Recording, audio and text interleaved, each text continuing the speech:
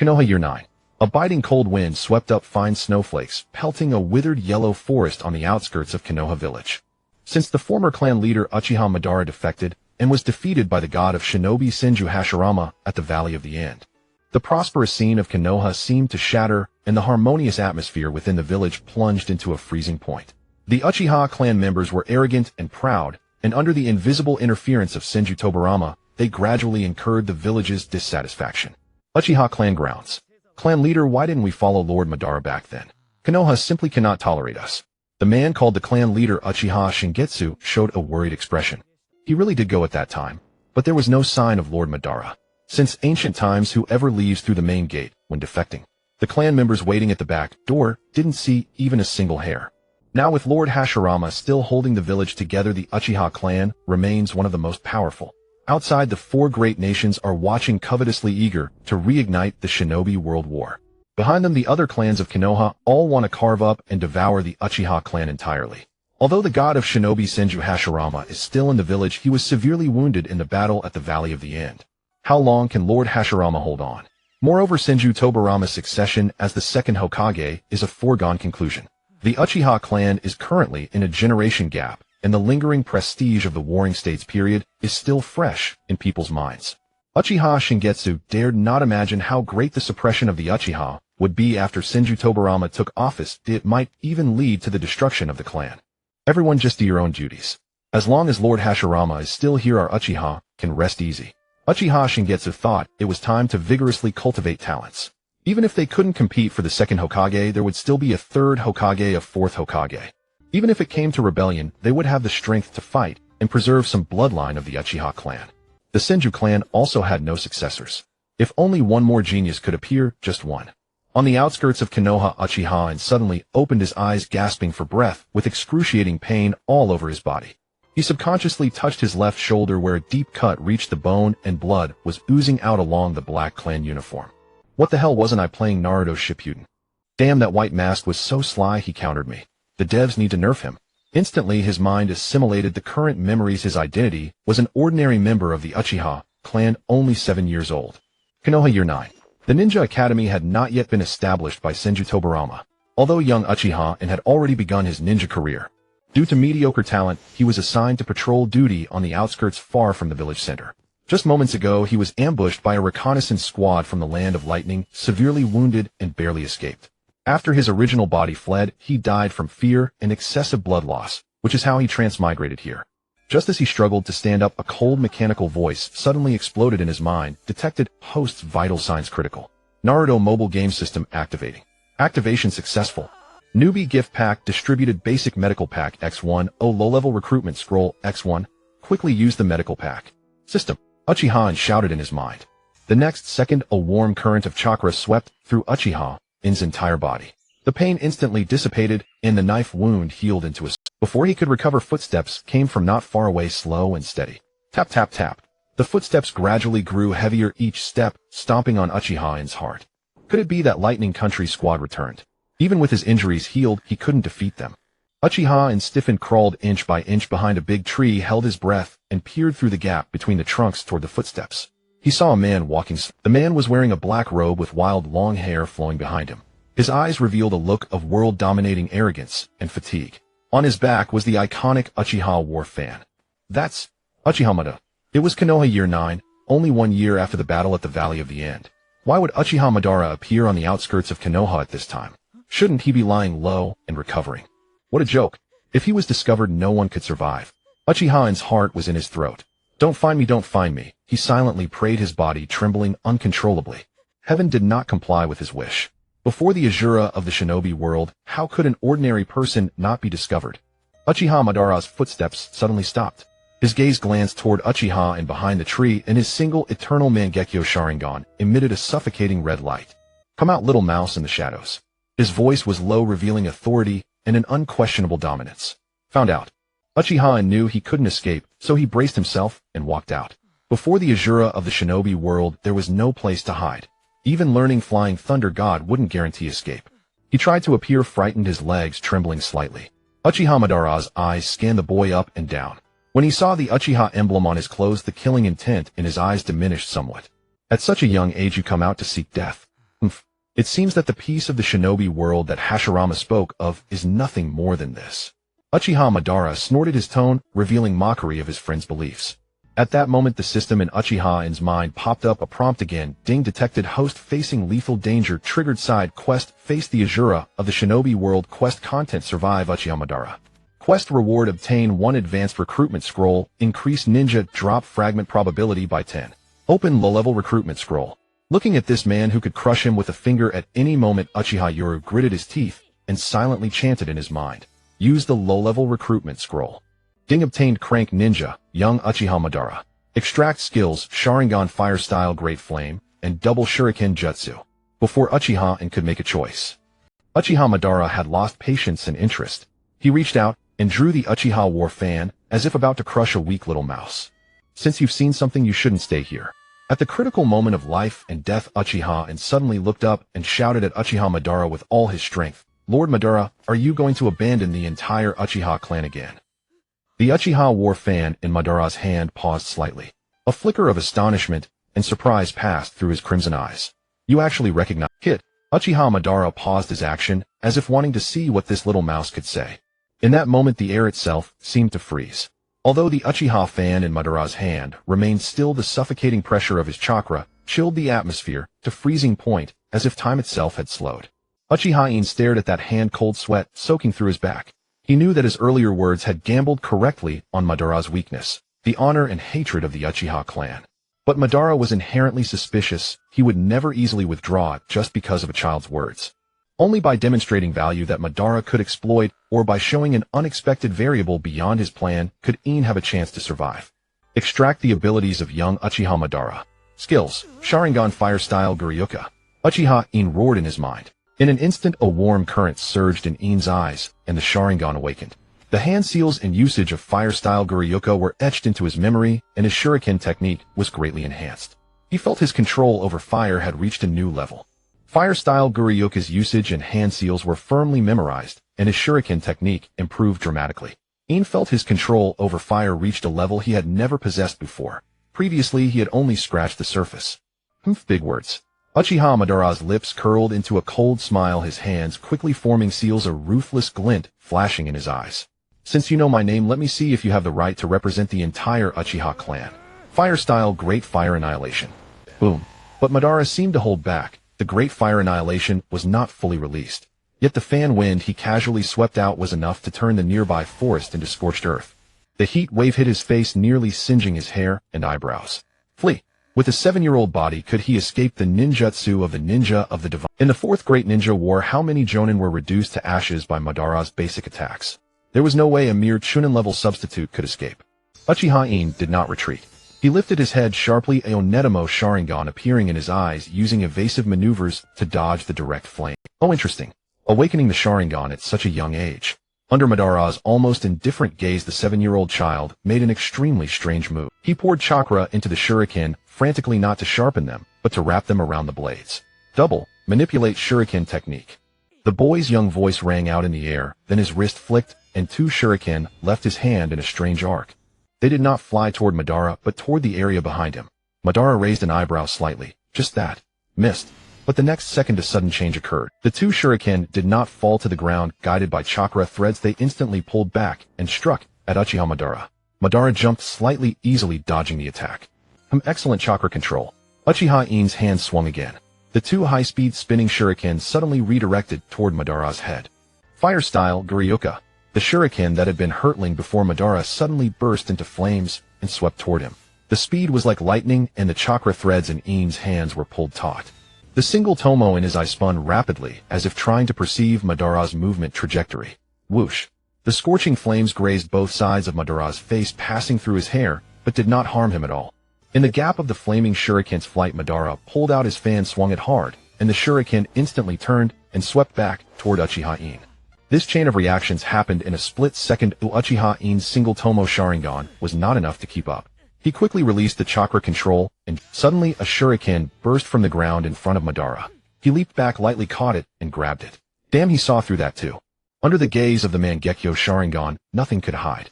The contempt in Madara's eyes finally vanished. He stood calmly looking at Uchiha In. The forest fell silent again, only the surrounding scorched trees still emitting black smoke.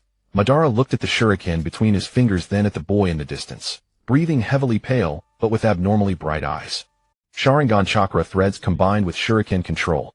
Madara casually tossed the kunai, a hint of amusement in his voice. Such a cunning and refined technique reminiscent of my younger days. You've mastered it so well at such a young age. Not bad. Uchiha In forced back the weakness of chakra depletion, straightened his back. Madara was silent for a moment, looking at the boy, as if seeing a young Izuna. He suddenly burst into laughter. Ha ha ha. Good boy. What's your name? Uchiha In. The laughter seemed to shake the snow from the treetops. Madara's playful smile faded. His eternal Mangekyo Sharingan stared at In, as if to see through his soul. You said earlier that I should abandon the Uchiha clan. Madara took a step forward this time, without killing intent, only a pressure of examining a fellow being. Kid, the Uchiha clan is no longer the Uchiha of old. They've become as complacent as Konoha. A system notification appears in his mind. Mission completed. Evaluation perfect. He used crank ninja skills to show combat intelligence beyond his age. Reward sent. Rewards issued: advanced summoning scroll and ninja fragment drop rate increased by 10. Additional reward: Uchiha Madara's favorability in. Uchiha In breathed a sigh of relief, but he knew the real test was just beginning. He needed to show Madara his value. He took a deep breath and threw out the bait he had prepared long ago, because I know Lord Madara has higher aspirations. I know Konoha has begun to rot. The Uchiha will eventually be consumed by their current complacency. I also know that only Lord Madara can end the wars of the ninja world. Uchiha In looked like a zealous follower showing faith before Madara. Madara's pupils contracted slightly. He couldn't understand how this boy knew so much. Lord Madara, I am willing to become your most loyal subordinate, leading the Uchiha clan to strive for your ambition. Uchiha In eagerly expressed his stance, because he also felt that the Uchiha had been living too meekly. A great clan from the Warring States period was willing to be suppressed by Konoha living in a corner. Talk about these things when you've grown. My eyes are everywhere. Show me your growth, kid. Don't reveal my whereabouts. With that, Madara turned and left. Madara seemed to believe In's words, willing to give this like-minded child a chance. After parting with Madara, Uchiha In washed away the traces of battle by the river, trying his best to make himself look less disheveled. Although the system had healed his fatal wounds, the weakness of nearly depleted chakra still made him feel unwell. Uchiha In now needed to hurry back to the Uchiha clan grounds. He feared that the Raikage squad might return. If they did now, he truly wouldn't be able to escape. Passing through the bustling streets of Mai and stepping into the Uchiha clan's territory, the atmosphere seemed frozen, as if it were a world apart from the outside. The towering walls isolated the Uchiha clan within, with the Uchiha fan clan emblem visible everywhere, along with the clan members' characteristic eyes tinged with pride and indifference. Such a bunch of stubborn tsundere, Uchiha In thought. As a prestigious clan of Mai, the Uchiha had founded the village together with the Senju clan. But in recent years, with a series of policies implemented by the second Hokage Senju, Tobirama, resentment within the clan had been brewing in secret. The conflict between clan members and ordinary Mai villagers grew increasingly intense, especially assigning the Uchiha clan to serve as the police force. How could they maintain good relations with the villagers? Yo, isn't this our patrol captain, Uchiha In? Just as he reached the fork leading to his own courtyard, a mocking voice blocked his path. 3 children dressed in Uchiha clan attire stepped out. The leader, about 9 years old, had a contemptuous look and was tossing a kunai in his hand. He was none other than the son of the clan's steward, Uchiha Taizo. In the original story, these people were just cannon fodder in the ninja war. Even if they survived by chance, they would be wiped out by the filial son Uchiha attack. I heard you were on patrol today. Why are you back so soon? You weren't neglecting your duty, were you? Uchiha Tetsu walked up to In and looked down at him condescending. A few surrounding clan members stopped to watch coldly, but no one spoke. In this clan that valued strength above all the weak, a few surrounding clan members stopped to watch coldly, but no one spoke. In this clan that valued strength above all the weak had no dignity. Uchiha In stopped, his expression frighteningly calm. Step aside, he said flatly, wanting only to return home quickly and sort out his thoughts. Huh, you're telling me to step aside? Uchiha Taizo looked as if he had heard a joke. As if the words had made him lose face, he instantly flew into a rage. Looks like I need to teach you a lesson so you know who's boss. Before he finished speaking, Taizo fiercely threw the kunai in his hand, aiming straight for In's vital point. His attack was so ruthless, completely unlike a 9-year-old child. In the eyes of onlookers, the kunai was as fast as lightning, and In was surely dead. But Uchiha In directly activated his Sharingan, and in his vision the kunai seemed to move in slow motion. He clearly saw the trajectory of the kunai and the floored battle stance of Uchiha Taizo. In chose not to dodge. He merely tilted his head slightly. The kunai grazed his cheek and struck the wooden pillar behind him, embedding deeply. Damn, acting so cocky. Uchiha Taizo was a bit bewildered, but his anger was even greater. In the moment Taizo was distracted, In moved. He didn't use any flashy ninjutsu. He simply dashed forward quickly, his body crouching low like a leopard, instantly closing in on top. Too slow. Taizo roared, raising his fist to strike In. Your center of gravity is too far to the right. In's voice was as cold as ice. He suddenly sidestepped, extended his left hand into a fist, and delivered a rising uppercut to Uchiha Taizo's chin. Ow! Uchiha Taizo let out a scream, instantly dizzy and disoriented, collapsing uncontrollably to his right knee. Taking advantage of the momentum, In turned his right hand into a knifey edge, striking with a whistling sound, intending to knock Taizo unconscious. Stop! Uchiha Jinyu's voice rang out, forcing In to withdraw his attack. The whole place fell into dead silence. The clansmen who had been waiting to see a joke now stood with mouths agape, staring in disbelief at the scene. That In, who was usually quiet and mocked as the dead last, had actually defeated Uchiha Taisho 2 years older in a In slowly straightened up, smoothing his slightly disheveled collar. He didn't look at Taizo on the ground. Instead, he turned his head and swept his gaze over the shocked clansmen around. Clan leader, it was Uchiha Taizo who provoked and attacked me first. I did all this in self-defense. Uchiha Jinyu looked at the young man's neither humble nor arrogant demeanor, momentarily lost in thought. In those black eyes there was no joy of victory, only a chilling indifference. I understand. I will deal with this matter seriously. Very well, clan leader. Next time you want to fight. In's voice was not loud, but clearly reached everyone's ears. Practice your lower body first. With that, he stepped over Uchiha Taizo's body and walked into the depths of the alley without looking back. Only after his figure disappeared did the onlookers burst into low murmurs. Was that the Sharingan just now? He's only 7 years old. Yes, and combined with taijutsu. Such precise attacks. When did this kid become so terrifying? Back home, he closed the door. Uchiha In leaned against the door panel and let out a long breath. That seemingly effortless strike had actually consumed the last of his stamina. Ding. Congratulations to the host for completing the Establish Authority achievement. Reward 500 gold coins. Detected that the host has an advanced recruit scroll. Do you wish to view the advanced recruit prize pool? Uchiha In walked to the mirror and looked at the slightly youthful yet determined-eyed boy in the reflection, a faint smile curling at the corners of his mouth. Activate, he murmured in his mind. Since I've come to this world, I will be the one who controls the chessboard, not a pawn. With his thought, a golden shimmering virtual wheel slowly unfolded before his retina. On it, familiar names were jumping. Youthful Might, Guy Divine Steed, Isuma Suratobi, Kurenai Yui. And even that dazzling golden flash. On it, familiar names were jumping. Youthful Might, Guy Divine Steed, Isuma Suratobi, Kurenai Yui. And even that, the wheel kept spinning, and In saw the pointer continuously passing by. Golden Flash, War Raikage 5 Kage, Summit Madara, and so on. It finally stopped at a rank Mangekyo Sharingan Kakashi. What the? You stopped right there? With so many strength characters, you give me a chakra deficient guy? Do you wish to extract the skills of a rank Mangekyo Sharingan Kakashi Kemui sealed and Raikiri? System, next time you draw a ninja, just extract it directly. Why make it so troublesome? Uchiha In pouted. The system was silent for a moment. Alright, auto-extracting abilities. Raikiri was indeed cool and a good thing. And strength jutsu with immense destructive, but it seemed his current chakra reserves were insufficient to use it even once. Wait, what does this sealed mean?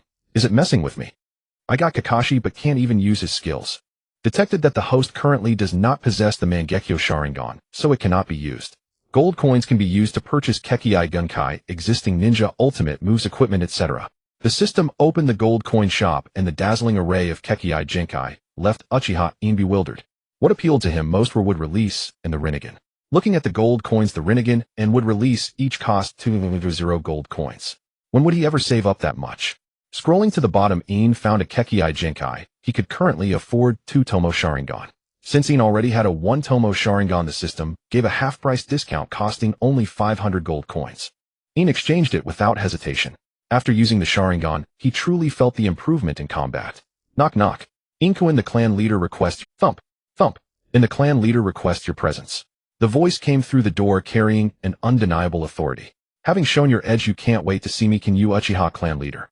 To awaken the Sharingan at the age of 7 was an undeniable prodigy within the Uchiha clan. Even the formidable Uchiha Ban had only awakened his Sharingan at 13, and he was 6 years ahead of Ban. Though there were still terrifying geniuses like Itachi and Shursui to come, for now he was but an uncut gem. Uchiha In gazed at his reflection in the mirror and drew a deep breath.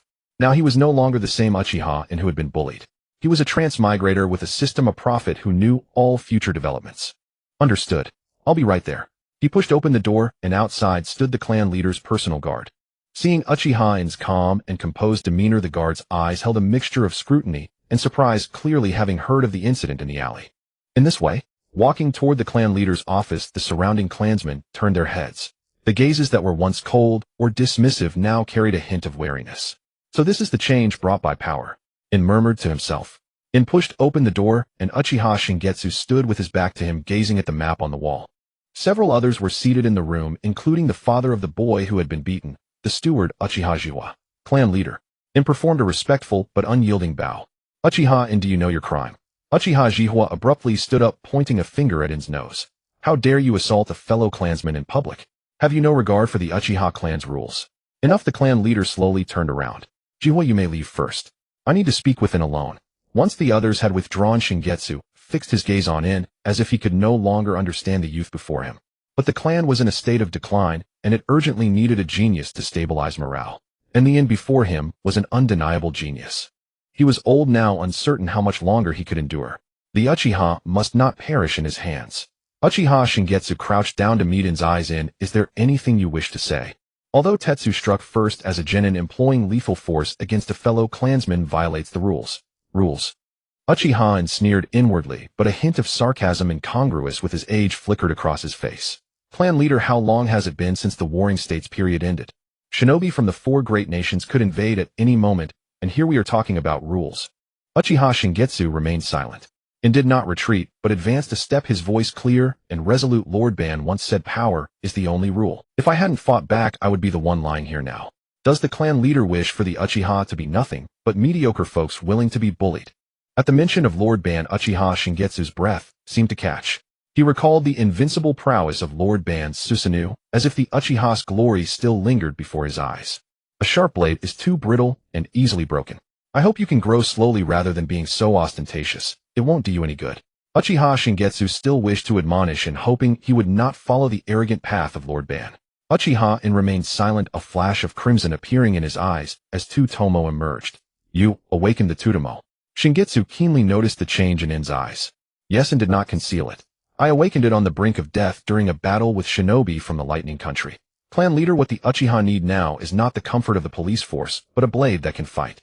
I can be that blade. Shingetsu was silent for a long time, then let out a soft sigh. You may go. I will deal with Jihwa. And starting tomorrow, come study under me. Let me see just how sharp this blade you speak of can become.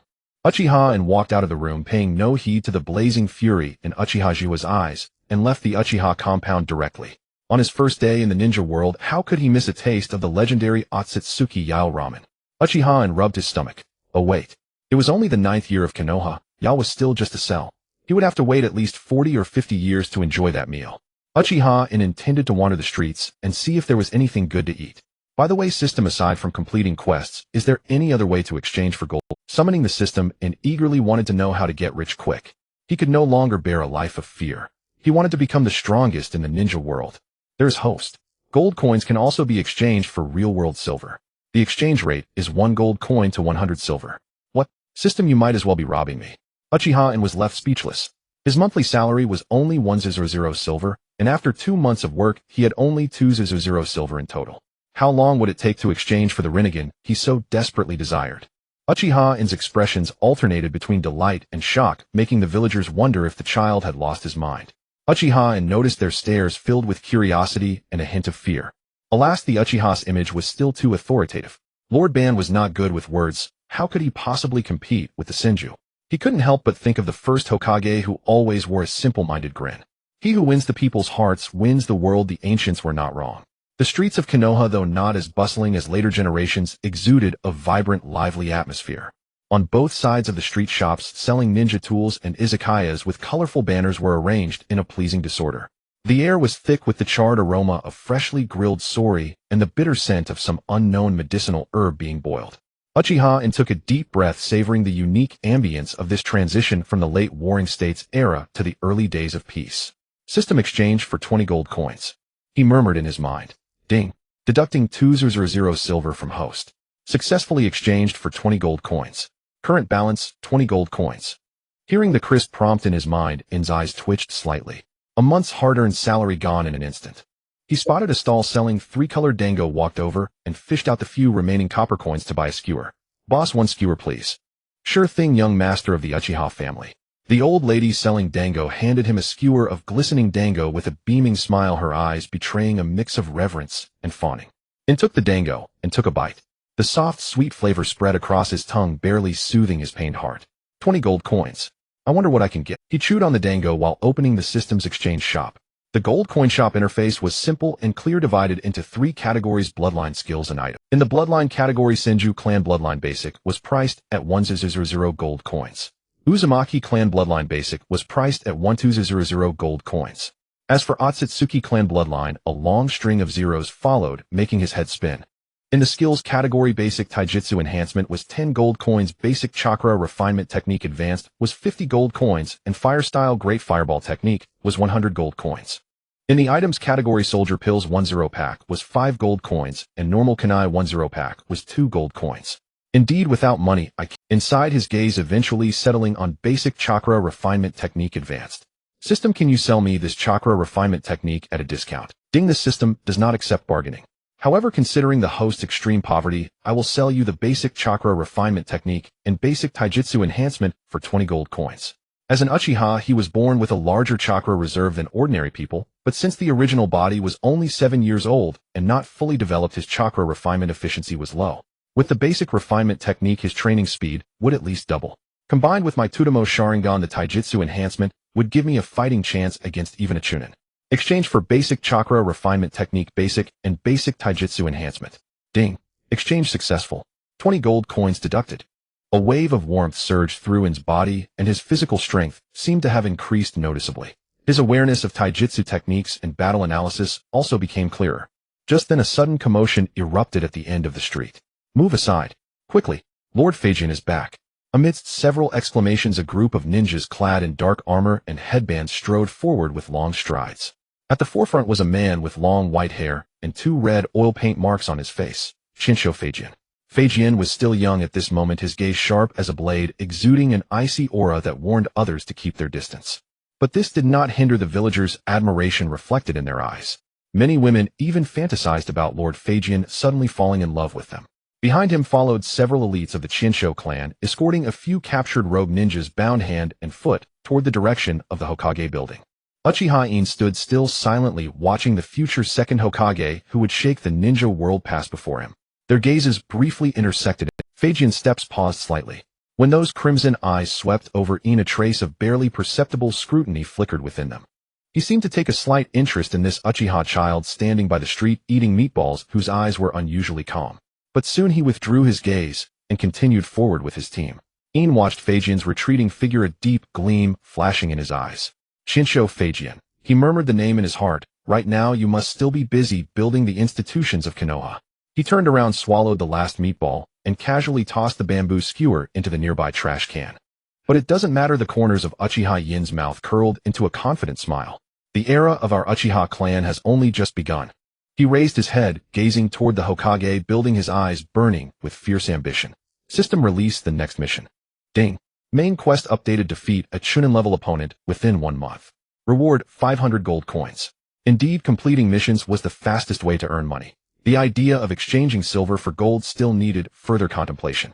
A Chunin. In licked his lips with no fear in his eyes, only anticipation. "Perfect, I'll use you to test my edge." The twilight glow spilled over the streets of Konoha, stretching the boy's shadow long. Night fell, and the depths of the Uchiha clan compound were exceptional. Uchiha In sat cross-legged on the tatami, slowly closing his eyes. As his breathing gradually deepened, the operation route of the basic chakra extraction technique unfolded clearly in his mind.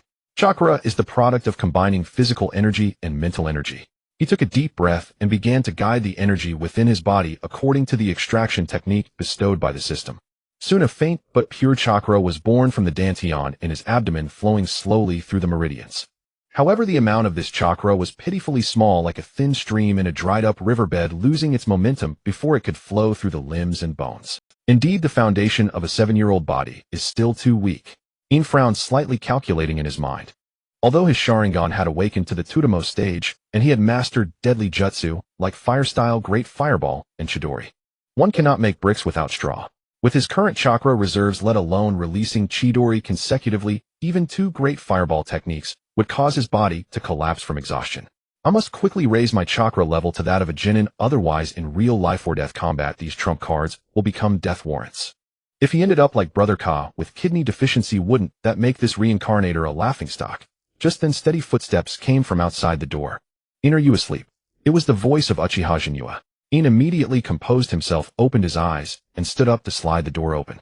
The Uchiha clan leader stood outside, holding an exquisite wooden box. "Clan leader." In bowed respectfully. Jinyu waved his hand, signaling him not to stand on ceremony, and then handed over the wooden box.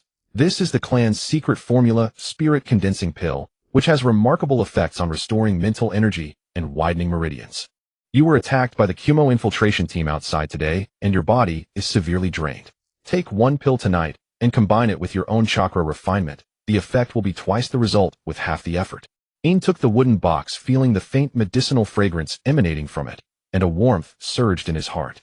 He knew that the clan leader was extending goodwill to him, and also investing in the future of the Uchiha clan. "Thank you for your cultivation, clan leader. Rest well. The future of Konoha, the Uchiha clan, still needs young people like you to uphold it." Jinyu patted Yin's shoulder and disappeared into the night. Back in his room, In swallowed 1 spirit condensing pill. A warm medicinal power instantly transformed into a vast mental energy exploding. He immediately closed his eyes, using this immense mental energy to once again activate the basic chakra extraction technique. This time the effect, the originally dry meridians seemed to receive rain after a long drought, and the rate of chakra generation was several times faster than usual. 1 strand, 2 strands, 3 strands. Chakra continuously gathered in his body, eventually forming a small vortex at the dantian. Ding. Detected significant increase in host chakra reserves. Current chakra storage has reached the initial genin level. Hearing the system's prompt in his mind, In slowly opened his eyes, revealing joy. Initial genin, still far from enough, but at least I no longer have to worry about fainting after using 2 techniques. He stood up, walked to the window, and looked at the bright moon in the night sky, a confident curve lifting the corners of his mouth. Chidori Great Fireball plus the Tutamo Sharingan. I should be able to take down an ordinary Chunin with the advantage of information asymmetry. Next, he would use his identity as a child to access more resources and earn more gold coins. Early the next morning, Uchiha In arrived outside Uchiha Jinyue's house. After waiting for a while, Jinyu opened the door and saw him. Without a word, Jinyu directly led In to the Uchiha training grounds. "In, let me first see your strength. Don't hold back, attack me with everything you've got." Jinyu stood with his hands behind his back, putting on an air of a lofty man. "Clan leader, underestimating me will cost you." In looked straight into Jinyue's eyes, his chest filled with unparalleled confidence. A crimson light rapidly swirled in his eyes, and 2 tomo spun wildly like ink in his pupils, stirring up a sharp gust of wind. "Oh." Activating the Sharingan directly. Jinyu raised an eyebrow, slightly a flicker of surprise in his eyes, but his figure remained still. In wasted no words, he stomped the ground and shot toward Jinyu like a blur. His movements were swift as lightning, and a kunai had somehow appeared in his right hand. Using the momentum of his charge, he carved a tricky arc upward, aiming straight for Jinyue's throat. Jinyu saw this as nothing but child's play. "Chidori." Jinyu's mental alarm bells clanged loudly. What the hell was that? "You're a genin." Bang. The moment Raikiri lightning blade struck Jinyu, the figure before him turned into a piece of wood. Didn't hit. In realized he had underestimated the clan leader. Truly, those who sit in such positions are no mediocrities. Too slow. Jinyu's voice drifted eerily from behind In. Startled, In spun around abruptly, only to see Jinyu still standing with his hands behind his back, as if he had never moved. "Your speed is decent, but your killing intent is too obvious," Jinyu said calmly, his gaze as placid as water. "The Sharingan can see through movements, but it cannot see through the human heart. You rely too much on your eyes, neglecting your Buddhist instincts. As long as I act natural and show off smoothly, he won't see through me." In gritted his teeth, and the tomo in his eyes spun faster. He took a deep breath, his hands swiftly forming seals. Fire release, great flame. A massive ball of flame erupted from his mouth, rushing towards Jinyu with a scorching wave of heat. The flames distorted the air, and even the withered grass on the ground was instantly reduced to ash. Jinyu still did not move, merely lifting his eyes slightly as his hands swiftly formed seals. Earth release, earth flow wall. The fireball burst against the earthen wall, but failed to breach the defense. Flames scattered in all directions, turning into sparks that fell to the ground. In's breath caught. Was his power still too weak? "Is this all you've got?" Jinyu slowly took a step forward. The ground beneath his feet trembled slightly. Confidence is a good thing, but too much confidence becomes arrogance. Sweat beaded on Ian's forehead, yet the fighting spirit in his eyes blazed even brighter. He stared intently at Zheng Yue's chest heaving violently, but he did not rashly attack again. Again he murmured, his voice hoarse but resolute. A faint, almost imperceptible smile tugged at the corner of Zheng Yu's mouth. Alright, that's enough for the test. That lightning blade, oi. Zheng Yu was somewhat puzzled. He had never seen this jutsu before. A lightning release-shaped transformation of this level. Even a Jonin might not be able to match. You a Jinin, where did you learn it? In was silent for a moment, then slowly stood up, brushing the dirt off his knees. I created it myself, he said calmly. Zheng Yu narrowed his eyes. Created it himself. At this age, he could create a lightning release jutsu of this level. Even the most talented shinobi in the history of the Uchiha clan could not have achieved this. Your chakra control far exceeds the ordinary. Zheng Yu's tone became serious. But Lightning Blade's flaw is also obvious. Its charge speed is too fast. Once you miss, it exposes a huge opening. In lowered his head, looking at his slightly trembling right hand. Zheng Yu was right. The essence of Lightning Blade was to concentrate all chakra into the palm, piercing the target with extreme speed and penetration. But precisely because of this, the user's body also suffers tremendous recoil. Once the attack is neutralized, they fall into a brief state of paralysis. So, Zheng Yu walked up to Ian, extending a finger and gently tapping his chest. What you need to learn is not how to release Lightning Blade, but how to judge when to. Good thing this kid didn't see through me. I almost didn't dodge it. I still need to temper his arrogance. Ian looked up, meeting Zheng Yu's eyes. When your opponent reveals an opening. Zheng Yu withdrew his finger and turned to walk toward the edge of the training ground. Not when you yourself are not. He stopped without turning around. Today's test ends here. Report at the same time tomorrow. Ian stood still, watching Zheng Yu's figure disappear into the morning mist, unmoving for a long time. He slowly clenched his right fist, feeling the lingering numbness in his palm.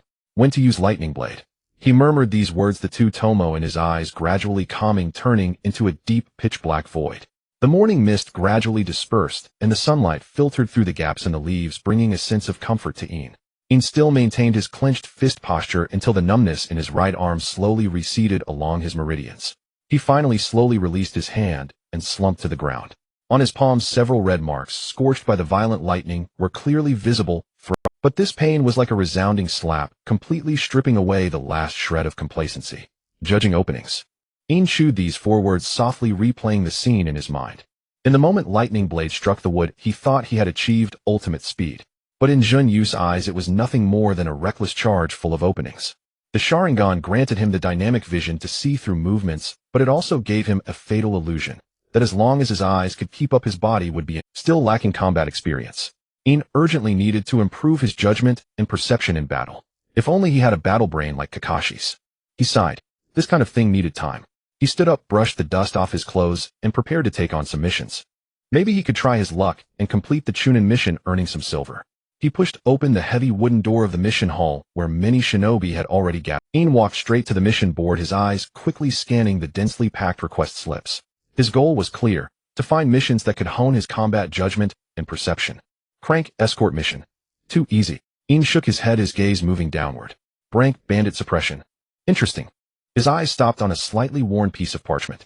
The mission description stated that a group of bandits had been active near the Land of Fire's border, attacking several merchant caravans, but they seemed to deliberately avoid Konoha's patrols, moving with elusive stealth. This mission suited him perfectly. It carried a certain danger, yet was within the capacity of a genin. More importantly, tracking and capturing a cunning enemy was an excellent opportunity to sharpen his battle instincts. Ian reached out and tore off the mission slip, then walked to the registration desk. "They'll take this mission," he said, handing the slip to the Chunin in charge. The Chunin looked up, saw the genin insignia on Ian's chest, and frowned slightly. "A brink suppression mission. Are you sure? Such missions usually require a jonin to lead, or at least a full squad." "He'll go alone," Ian replied calmly. The Chunin was taken aback, seemingly not expecting such an answer. He scrutinized Ian carefully, then finally stamped the mission slip with Konoha's seal. "Be careful. Don't overdo it." "Thank you." Ian took the mission slip and turned to leave. Stepping out of the mission hall, the sun had fully risen. Ian tucked the slip away and headed toward the village. Judging openings. He murmured Zheng Yu's words, his right hand clenching unconsciously. The lingering numbness in his palm still reminded him of the morning, but this time he would not make the same mistake. The Sharingan could see through movements, but true battle was never just a contest of eyes. Ian quickened his pace, his figure gradually disappearing into the dense forest leading to the border. The mission said this group of bandits appears in this area, but I've been here for 3 days and haven't seen so much as a bird feather. Uchiha In lay on the canyon rim below was the only route from the Hua country to the outside world. Thus this place was frequently robbed by bandits. In chewed on the soldier pill in his mouth, lamenting how terrible the food in this world was. If only he could bring over the 8 great cuisines from his previous life. Hey system, can you get me skills like cooking mastery? I could open a shop and make some money. System ninjas within the system do not possess culinary abilities, but in light of in-game food events, culinary skills can be provided. While the system actually has something to say, I remember in my previous life I grinded for gold coins every day, did events, and fed that fatso ding ci countless bags of chips, and opened ins many times. Great stuff system. After I finish this mission I'll go back and study it carefully. In was already envisioning the joy of opening a shop and earning a fortune to buy the sage body.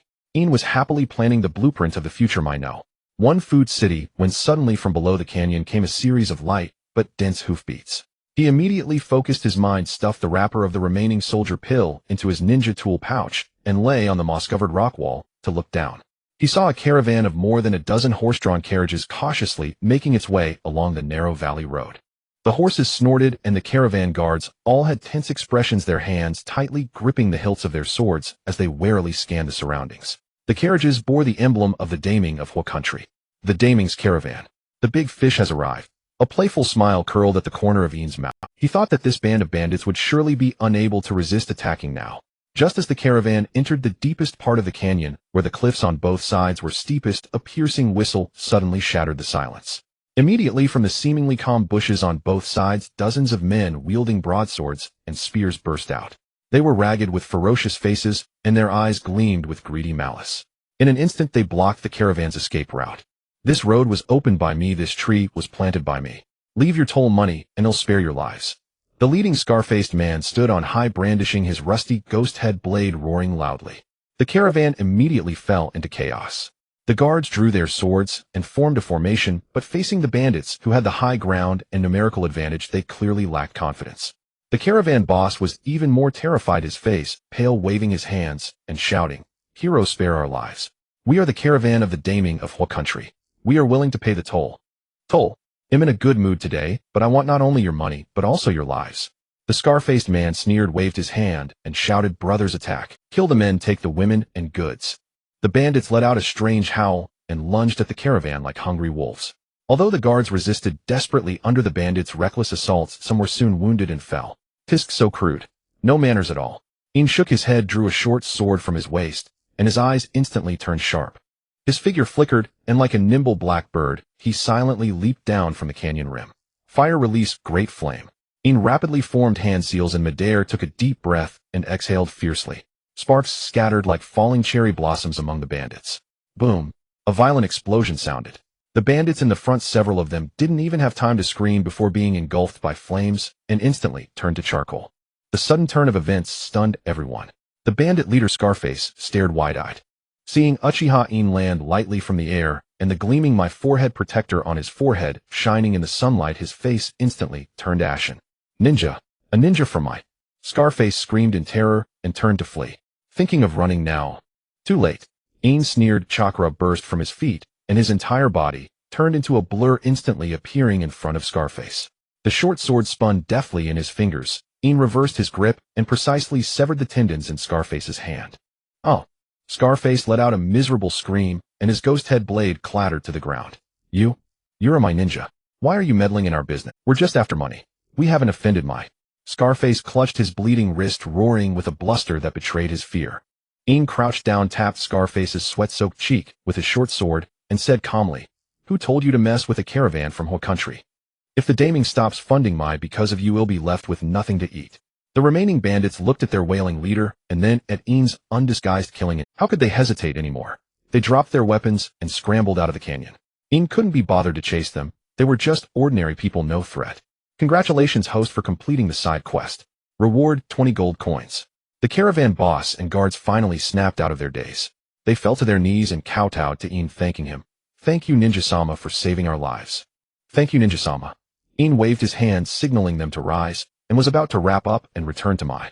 A red-haired girl jumped down from a carriage with a beautiful face resembling the later Xuanwejik Senai. She walked tremblingly up to Uchiha In and said, Ninja-sama, could you escort our caravan to a country? I can pay you. Host has triggered a hidden quest, escort the caravan to a country. Reward upon completion, 1 low-level recruitment scroll. In's foot, which had already taken a step, instantly froze in place. Those Uchiha eyes, which had just been showing off and seemed unfathomable, now uncontrollably lit up. He could earn 2 incomes. After all the rewards for bandit suppression missions issued by my village were notoriously stingy, that pitiful bounty was barely enough to buy 2 boxes of high-quality soldier pills, even with careful budgeting. But escorting a daimyo-level caravan was a lucrative fat job. Ahem. In immediately suppressed the gleam of a money grubber in his eyes and restored the characteristic aloofness and indifference of the Uchiha clan. He slowly turned around, scrutinizing the red-haired girl with a look of assessment, and said in a deep, dignified tone, "Escort you to a country. The journey is long, and the current situation among the nations is complex. This is no easy task." As he spoke, he extended his hand and lightly rubbed his fingers together. Seeing that In did not immediately refuse, the red-haired girl seemed to grasp at a lifeline.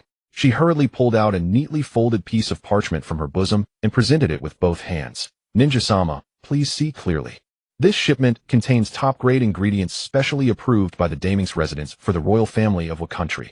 As long as you can escort us safely to the border of Wakountry, I'll take the liberty of paying you 3 million taels of silver." For escorting an ordinary caravan, the compensation was usually only around 30,000 taels of silver. This girl had just offered him 30 times that amount. In's Adam's apple involuntarily bobbed. It seemed this girl was of no small status. In forcibly suppressed the wild upward curve of his lips, pretended to ponder for a moment, and then nodded reluctantly. "For the sake of it being the Daiming's caravan, I Uchiha In accept." "Thank you, sir. Thank you, sir." The red-haired girl's face turned red with excitement. "Ninja-sama, this is a deposit of 5 million taels of silver. You'll receive the remainder upon arrival." The red-haired woman extended the check to In, nodded with satisfaction, and turned toward the caravan. He casually tucked the check for 250,000 taels of silver into his ninja tool pouch, and slowly walked toward the cargo at the rear of the convoy. "Princess, why did you pay so much money to such a young child?" The caravan leader quietly inquired of the beautiful woman beside him. She was none other than Kudo Seong, the princess of the Land of Fire, who was traveling to the Land of Whirlpools to visit her mother's clan. Kudo Seong gazed at In's back, her eyes sparkling with pink hearts. "He's so handsome. I really like him." Uchiha In remained utterly oblivious to. Uchiha In walked straight to a specially insulated carriage that exuded a faint chill. He yanked open the curtain. Instantly, a rich aroma of meat mingled with the salty tang of the sea air rushed toward him. Inside the carriage, a thick layer of ice crystals was spread out, upon which were neatly stacked pieces of top-grade Wagyu beef, its marbling as perfect as. Beside it lay sea fish wrapped in special seaweed, still gently blowing bubbles. What a treasure! In swallowed hard, his mind already transforming these premium ingredients into teppanyaki, sashimi platters, and sukiyaki. "System," he called silently, "how many gold coins for culinary mastery?" Ding! Culinary mastery requires 20 gold coins. In clicked his tongue in surprise. A culinary skill cost the same as chakra extraction technique. Exchange. Ding! Culinary mastery has been activated. System alert detected that the host is currently in an outdoor environment. It is recommended to activate fire release temperature-controlled barbecue mode for optimal cooking results. A confident smirk curled at the corner of In's mouth. He pulled a kunai from his ninja tool pouch and twirled it deftly between his fingers. "Hey boss," In called without turning around. "Go find me some flat stones and gather some dry firewood. Tonight's mission is cancelled. Let's have a good meal first before." The caravan leader was taken aback. He couldn't understand why this powerful Uchiha ninja would suddenly want to build a fire and cook in the middle of nowhere. He watched as Uchiha In casually picked up the top-grade Wagyu, his heart aching. But seeing In's unyielding silhouette, he quickly replied, "Yes, sir. They'll see to it immediately." The sunset's golden glow spilled into the canyon, casting Uchiha In's shadow long across the ground. He gazed at the premium ingredients before him, soon to become extraordinary delicacies, and made a silent vow this journey to the Land of Whirlpools would be the first step in making his Konoha's premier food city reputation known throughout the ninja world.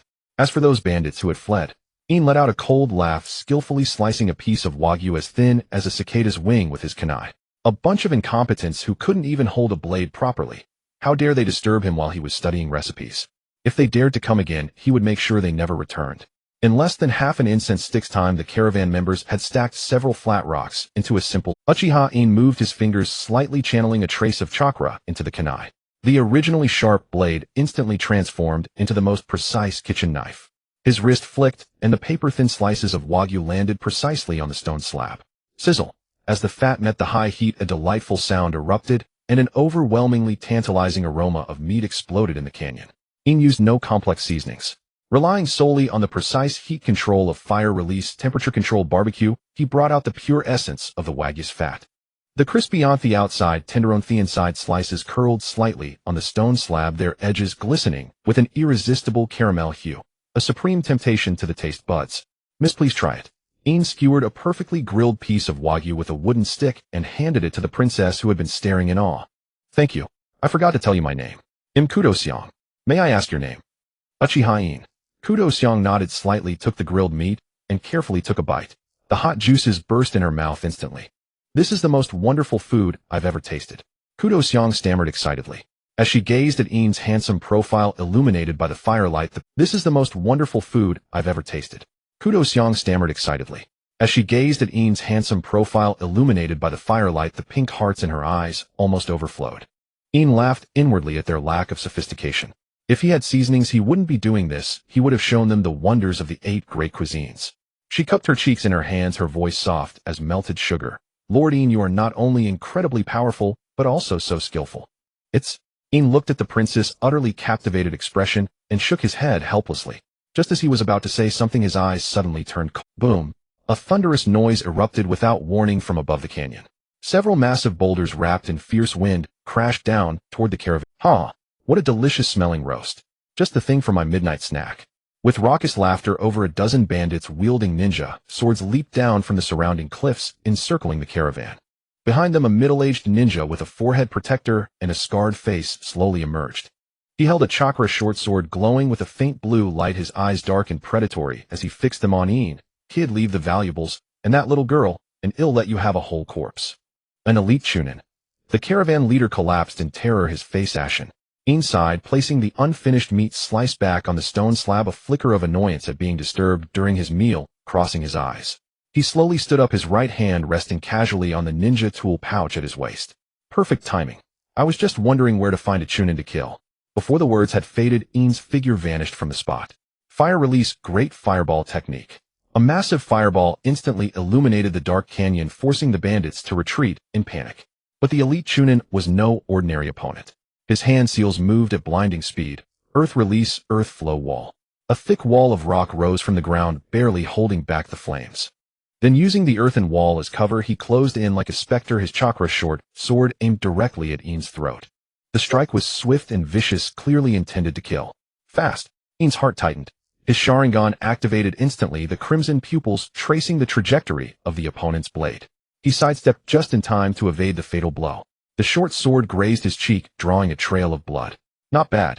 The elite chunin's eyes flashed with surprise, but his attacks grew even more ferocious.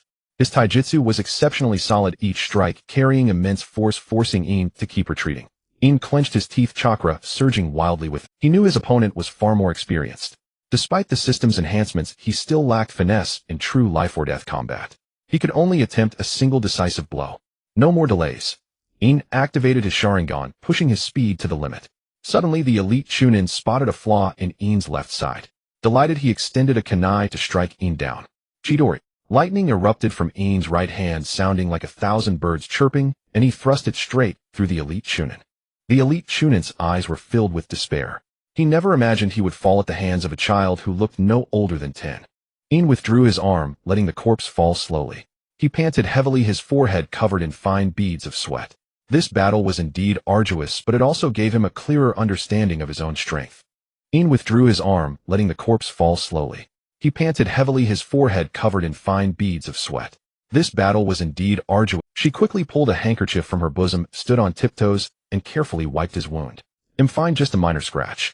In looked at the princess, concerned eyes, a warmth rising in his heart. He turned to see the remaining bandits, already terrified and scattering in all directions, and a cold smirk curled at the corner of his mouth. Boss, In called without looking back, clean up the ground. Well, continue eating. Yes, yes, my lord. The caravan leader, as if granted a pardon, scrambled to order his men to clear the battlefield. The campfire was rekindled, and the aroma of roasted meat once again filled the canyon. Kudo-karu sat obediently beside In, her chin resting on her hands, gazing at him with starry eyes. As if the thrilling battle just now had been nothing but a trivial episode. Lord In, she whispered, her voice full of admiration and adoration. The way you fought was so handsome. In smiled helplessly, picked up a piece of grilled fish, and placed it in her bowl. Eat yours, Keiru. These girls of the shinobi world mature too early. Kudo Keiru looked only 11 or 12. Ding, congratulations to the host for killing an elite chunin, exceeding the mission goal, and granting a special reward of 1,000 gold coins. Uchiha In thought to himself that his current strength should be comparable to an elite chunin, and his chakra reserves were slowly increasing. It was time to start sending signals to Madara. On the journey to the land of whirlpools, no more reckless bandits were encountered. In the bustling port city of the land of whirlpools, the sea breeze carried a hint of extravagance. As a distinguished guest of the princess of the land of whirlpools, Uchiha In received an extremely grand reception from the daimyo. However, what truly made the wealthy daimyo lower his stature and regard In differently was not his Uchiha clan identity, but the fact that he had prepared a table of delicious dishes. When In used fire-release temperature-controlled grilling to roast the deep-sea giant squid, a specialty of the land of whirlpools, until it was crispy on the outside and tender on the inside, and then added spices, the entire banquet hall fell silent. The daimyo picked up a piece of fish and put it into his mouth. The delicious flavor instantly exploded on his taste buds, as if awakening a sleeping soul. Wonderful. Absolutely miraculous. The daimyo exclaimed, slapping the table in excitement, looking at In as if he were a rare treasure. He immediately decided to invest a fortune directly funding the Konoha's first food city plan that In had proposed, and even promised to provide a continuous supply of top-quality seafood. Carrying ample sponsorship and a personal letter of recommendation from the daimyo of the land of whirlpools, In set out on his return journey to Konoha. At this moment, the system notification sounds kept echoing in his mind. Using the 1,000 gold coins from killing the elite chunin, he unhesitatingly upgraded his Sharingan to 3 tomo. As a slight stinging sensation passed through his eyes and his crimson pupils, 3 tomo slowly rotated like windmills, and the entire world became unprecedentedly clear in his vision. Open low-level recruitment scroll. Ding, congratulations to the host for obtaining Crank Ninja Gecko Hyade and acquiring the Jutsu Secret Sword Moon Shadow Secret Sword. Afterglow. Uchiha In's heart pounded after reading the skill description. Moon Shadow could perform 3 consecutive sword attacks using the body flicker technique, while Afterglow could dash toward the enemy and then execute multiple slashes. In touched his eyes, thinking that he might now have a fighting chance against the Jonin. His 3-tomo Sharingan locked onto a towering giant tree 100 meters ahead. His heart began to pound uncontrollably. A terrifying pressure, almost tangible, cascaded down from the crown of the tree like a tsunami. He took a deep breath, suppressed the palpitations in his heart, and slowly raised his head to look at the figure standing on the treetop. It was a man wearing a red layered armor with long black hair, cascading like a waterfall down his back. His arrogant and unruly demeanor exuded a domineering aura that looked down upon the world. He stood with one arm crossed, looking down at In from above. In his deep eyes there seemed to be an abyss that devoured everything. Uchiha Madara. In's breath caught in his throat. He never imagined that just as he was about to send a signal to him, the man would appear before him without any warning. When Madara's gaze fell upon In's crimson 3-tomo Sharingan, a flicker of surprise passed through his eyes, barely noticeable. Then a playful smile curled at the corner of his mouth. Kid. Madara's voice was low and magnetic, carrying an undeniable pressure. Your progress seems quite fast. Before the words faded, Madara's figure vanished like a ghost. Boom. In's vision blurred, and a terrifying force like a mountain crashing down slammed into his chest. He couldn't even fully capture Madara's movements with his Sharingan's dynamic vision. His entire body flew backward like a broken kite, smashing through 3 massive trees before plowing a deep furrow into the muddy ground. Cough. In spat out a mouthful of blood. His chest felt as if struck by a battering ram, and his internal organs churned violently. Cough. In spat out a mouthful of blood. His chest felt as if struck by a battering ram. Still with one arm crossed, his eyes revealed undisguised disappointment. The inside of the 3-tomo is an insult to these eyes in your hands. You can't even see my initial move. How can you claim to save the Uchiha? In gritted his teeth, enduring the intense pain as he struggled to his feet. He knew that Madara hadn't even used chakra, pure taijutsu, and speed were enough to crush him. Again. In shouted, his 3-tomo Sharingan spinning wildly, pushing his perception and speed to the limit. His hands became a blur as he instantly formed hand seat. Fire release, great fireball technique. A massive fireball roared forth, warping the surrounding air with its heat. However, facing this heat capable of melting steel, Madara only snorted disdainfully, without even dodging. A blue skeletal structure appeared on the surface. Susanoo. The raging fireball came to a halt half a meter in front of Madara, then like a tamed beast dissipated into sparks of fire. Ninjutsu. You're far from playing with fire in front of me. Madara's lips curled into an arrogant smirk, and his figure lunged again. In's pupils shrank as he locked onto Madara's trajectory with his Sharingan. This time he finally saw it. Secret Sword Moonshadow.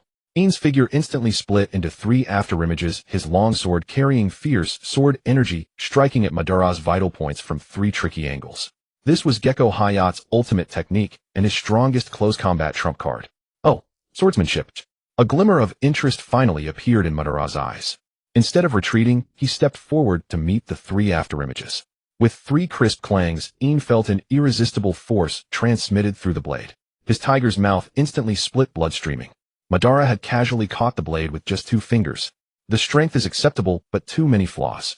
Madara shook his head slightly and flicked his finger. Bang! In's longsword flew out of his hand, and his entire body was sent flying again. This time Madara gave him no chance to catch his breath. His figure appeared above In's head like a shadow, and a heavy leg strike laced with terrifying chakra came crashing down like Mount Tai. In In's pupils the enlarging soul was reflected. The shadow of death instantly enveloped him. Secret Sword Afterglow.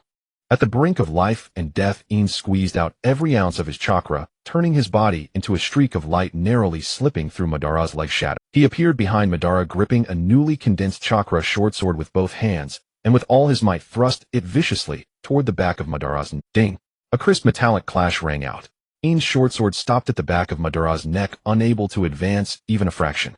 Madara didn't even turn around. The Susanu's defense was simply impenetrable. It's over. Madara's voice sounded in In's ear, carrying a cold. In's vision went dark as Madara's hand blade precisely struck the back of his neck. A strong dizziness hit him, his legs gave way, and he fell heavily to his knees, his vision gradually blurring. Before losing consciousness completely, he saw Madara turn around and look down at him. In those deep eyes most of the disappointment had faded, replaced by a meaningful scrutiny. 3 Tomo 2 sword techniques and decent combat instincts. Madara murmured to himself as if appraising a newly unearthed weapon. Barely you can be considered a qualified Uchiha.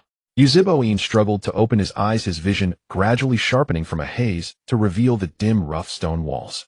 The overwhelming ache throughout his body surged like a tide, unceasingly reminding him of his plight. He had been attacked by Ban and, unable to resist, was ruthlessly knocked unconscious by a single chop from Ban's hand. Awake! A low, cold voice echoed from the depths of the cave.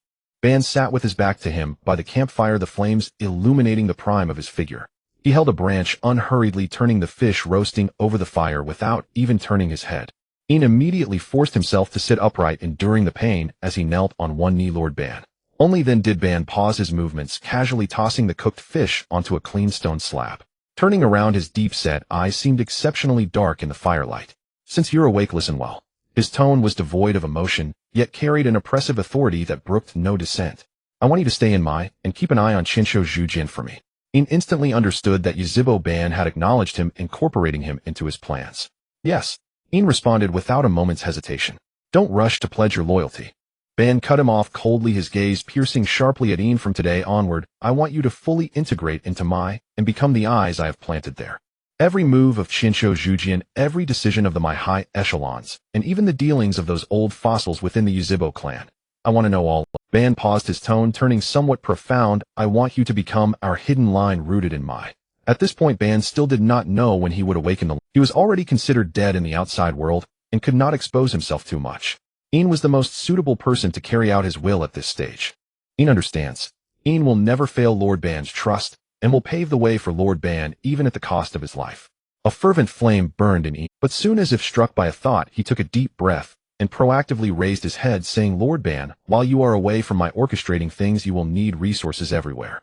Though In is weak in strength and cannot charge in a battle for you, I will use every means to earn money, providing Lord Ban with a steady stream of financial support to help you achieve your grand aspirations soon.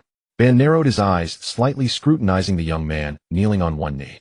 The youth's eyes held not only a thirst for power, but also a ruthless determination and spirit to achieve his goals by any means necessary. Earn money. Ban let out a low, cold laugh. You are far more clear-headed than those fools who only know how to fight and kill. Very well, I'll give you this chance. I am already invincible in this world. Fighting is something I can do with ease. Thank you, Lord Ban. In sighed with relief, then stood up and walked over to the campfire. Lord Ban, please rest for a while. They'll prepare a meal for you. You've been traveling and toiling. You can't keep eating such coarse food, can you? Ban's face darkened. These days he had been scouring for In's whereabouts and subsisting on soldier pills. Now he had finally roasted a fish, and it was being. Let me see what delicacies this brat can conjure. In quickly unpacked his seasonings and dry rations from his bundle, took the mess tin to the stream at the cave entrance, and fetched water. Soon the pot bubbled and the rich aroma of meat soup mingled with the pungent scent of spices spread through the cold cave. Ban sat by the fire watching the youth's busy silhouette in the glow. In's movements were deft and focused. Even with his injuries, he strained to demonstrate. Ban took the steaming soup In handed him, lowered his head, and sipped. The warm liquid slid down his throat, dispelling some of the night's chill. Amazing. He looked at the youth whose eyes were full of serving Lord Ban, and the taut string that had been drawn tight within him for so long seemed to loosen slightly at that moment. Perhaps on this road destined to be lonely and filled with betrayal, leaving behind such a spirited and clever pawn might not be a foolish choice. Not bad. Ban set down the soup bowl, his voice still cold, but his eyes held less of their usual killing intent. Eat your fill and rest early. Tomorrow morning you will return to my... Yes, Lord Ban. In nodded firmly, a resolute smile curling at the corner of his mouth. In packed up the mess tin, and while adding more wood to the fire broke the silence, as if casually... In packed up the mess tin, and while adding more wood to the fire broke the silence, as if casually. Lord Ban, what are your plans next? Ban was poking the embers with a branch. He paused slightly at the question. He lifted his gaze and gave In a deep, penetrating look. Plans. Ban repeated the word in a low voice, his tone unreadable. Wait. In keenly caught the word. Ban did not continue. Of course he could not tell In that he was waiting for a pair of eyes. Eyes that could see through life and death and control everything. Even he himself did not know how long it would take. Perhaps 10 years, perhaps longer. He believed half of what the Yuzhibo stone tablet said. The rest could only be verified by time. Some things cannot be rushed. Ban tossed the branch into the fire. Sparks flew up, illuminating half of his profile. You just need to remember that before the time is ripe, there must be no mistakes in my... In immediately lowered his head. In understands. Ban did not press further, only fell silent for a moment. Then he suddenly stood up, walked to a corner of the cave, and pulled out a long sword wrapped in cloth from a pile of odds and ends. He walked back and handed the sword to In. Take it. In received it with both hands. It was heavy in his grasp. The scabbard was dark purple, covered in signs of wear, clearly used countless times by its owner. He drew it half an inch, a cold gleam flashed, and the blade was so sharp it seemed to slice the air. This is Kwanai's sword. Ban's voice was very soft, as if stating the most ordinary thing. Your swordsmanship is very good like his. Rather than using those inferior blades, take this one. In's fingers tightened slightly. He knew well what this sword meant to Ban. It was one of the last traces of Yuzhibo Chuanai left in the world. Lord Ban, don't overthink it. Chuanzhong Taowai, your ninja dog, has a keen sense of smell, but your tactical coordination is lacking. In's Jinjutsu can create the perfect opportunity for your attack. Don't let it gather dust. In slowly pushed the sword back into the scabbard, fastened it solemnly at his waist, and knelt on one knee. Lord Ban, In will not betray your trust. Ban did not turn around, only waved his hand. Returning to Konoha, the first light of dawn was just breaking. In changed into a clean ninja outfit, concealing Kwanai's blade beneath his spacious coat, and walked along the familiar streets toward the Hokage building. His footsteps were steady, his breathing even, as if everything that had happened in the cave last night was merely a dream. Yet the moment he stepped through the entrance of the mission building, an elite jonin approached him. Uchiha In, the Hokage, and Lord Tobarama are waiting for you at the Hokage building. A faint stir arose in In's heart, but his face remained impassive as he replied, understood. Summoned as soon as he returned. Could it be that his secret meeting with Lord Madara had been discovered? He followed the Umbu through the corridor and stopped before the Hokage's office door. The door swung open. Senju Hashirama sat behind the desk, a half-read document still in his hand. He looked up at In and offered a warm smile. Meanwhile, Senju Tobarama stood by the desk, arms crossed, his red eyes sweeping over coldly. That wicked Uchiha brat. You're here. Hashirama set down the document, his tone as casual as if he were chatting with a junior.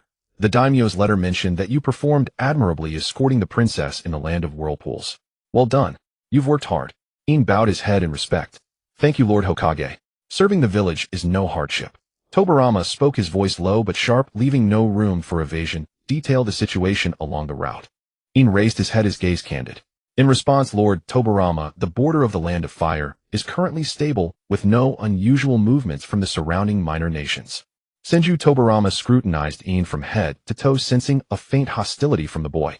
Cursed that Uchiha clan, still incorrigible after all. After listening to In's report, Hashirama tapped his fingers lightly on the desk, his eyes lingering on In before a smile suddenly broke out. In, I heard you took down an elite Chunin single-handedly in the land of whirlpools, and that you awakened the two Tomo Sharingan. In was slightly taken aback that the news had spread so fast, but he answered truthfully, yes, Lord Hokage. Hashirama nodded, then turned to Tobarama with a hint of deliberation in his tone. Tobarama, this child has exceptional talent, and he's from the Uchiha clan. How about you take him as your disciple? Tobarama's brow furrowed, instantly a flicker of displeasure flashing in his red eyes. Brother, what are you saying? I'm serious. Hashirama spread his hands, his tone growing earnest. Madara is no longer with us. You take him as your apprentice. It would both appease the Uchiha clan and send a signal to everyone else in the village that Konoha's stance toward the Uchiha remains unchanged. Tobarama fell silent for a moment, his cold gaze sweeping over In, his voice laced with undisguised reluctance. I don't need another Uchiha disciple. Hashirama wasn't upset. He merely smiled as if he had anticipated that response. Then how about this? I've been planning something recently, establishing a ninja academy. Let the village children study, train, and grow up together from an early age. What do you think? Tobarama was taken aback, apparently not expecting Hashirama to suddenly bring this up. He pondered for a moment, then nodded. This is a good idea. Having ninjas operate as separate clans indeed breeds estrangement. If children from different clans can grow up together, it might reduce some unnecessary conflicts. Then it's settled. Hashirama clapped his hands, grinning like a mischievous child. In, you'll join too, as classmates with Hiruzen Sarutobi, Shimura Danzo, and the others. Tobarama, you'll personally oversee the academy's establishment and instruction. Tobarama's face darkened instantly, his eyes coldly fixed on Hashirama. Brother, did you plan this all along? Hashirama blinked innocently. I just thought, since you don't want to take him as your disciple, let him learn discipline at the academy. Besides, students trained by you personally are far more reassuring than those taught by others. Tobarama took a deep breath, his gaze falling on In once more, his tone carrying a note of warning. Don't think entering the academy means you can slack off. Konoha has never produced a single waste. In lowered his head and replied respectfully, Yes, Lord Tobarama. Hashirama smiled with satisfaction, picked up the document on his desk, and continued reading as if nothing had happened. Tobarama turned and walked away. When he reached the door, he paused briefly, without looking back, merely uttering coldly, Report to the Ninja Academy at 7 o'clock tomorrow morning. If you're even 1 second late, don't bother coming. In raised his head, watching Tobarama's retreating figure, a faint, almost imperceptible curve tugging at the corner of his mouth. Lord Madara, the task you entrusted to me seems to be progressing rather smoothly. In stepped out of the Hokage building and walked along the familiar streets toward the Uchiha clan grounds.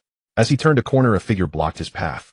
Hiruzen Sarutobi stood with his arms crossed, chin lifted slightly, his gaze carrying undisguised arrogance. Uchiha In, I heard you made a name for yourself in the land of whirlpools.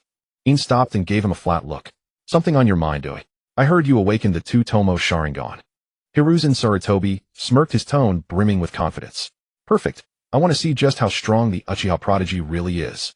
Come on, let's fight. In raised an eyebrow, but before he could speak, Hiruzen had already formed hand seals and launched his attack, fire-style fireball jutsu. A massive fireball roared toward him. In sidestepped, his hand already resting on the hilt of Kwanai's blade at his waist. Secret sword Moonshadow. Using the body flicker technique, he dodged the fireball instantly and thrust his blade toward Hiruzen. Hiruzen Sarutobi clearly hadn't anticipated such a swift reaction. After missing his strike, he immediately leaped back to create distance and rapidly formed hand seals, fire-style Phoenix Sage Fire Jutsu. Several fire bullets shot in from different angles. In moved through them like a phantom, his blades after images dazzling the eye.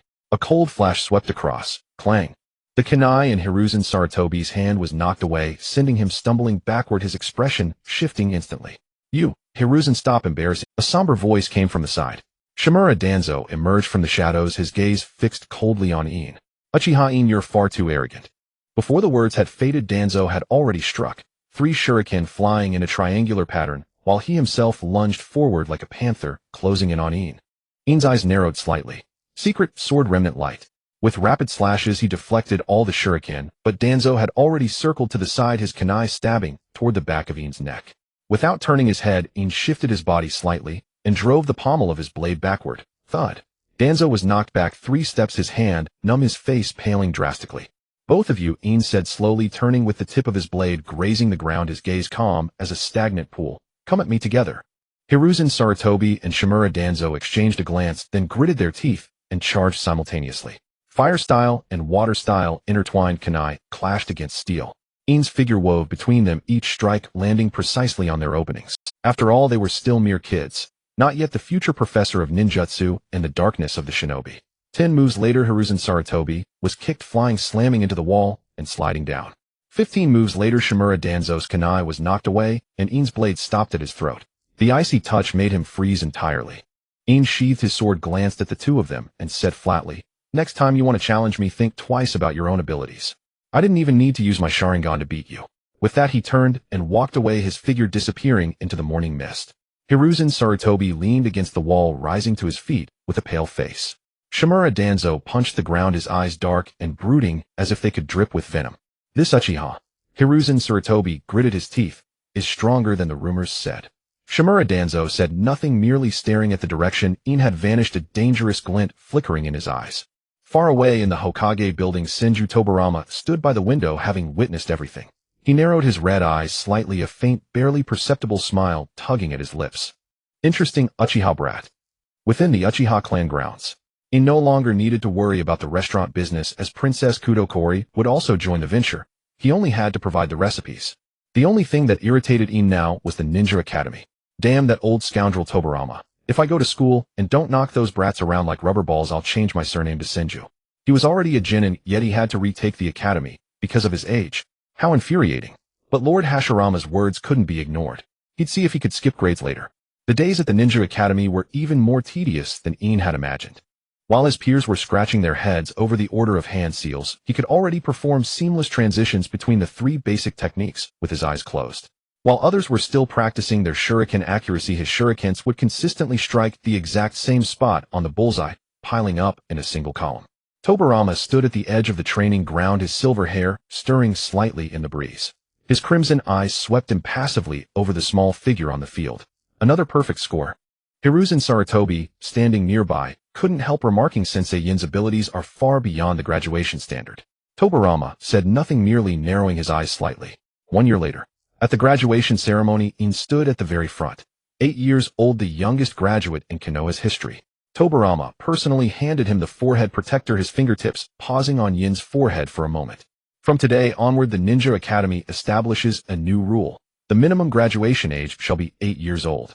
The entire hall erupted, and In took the forehead protector and looked up at Tobarama.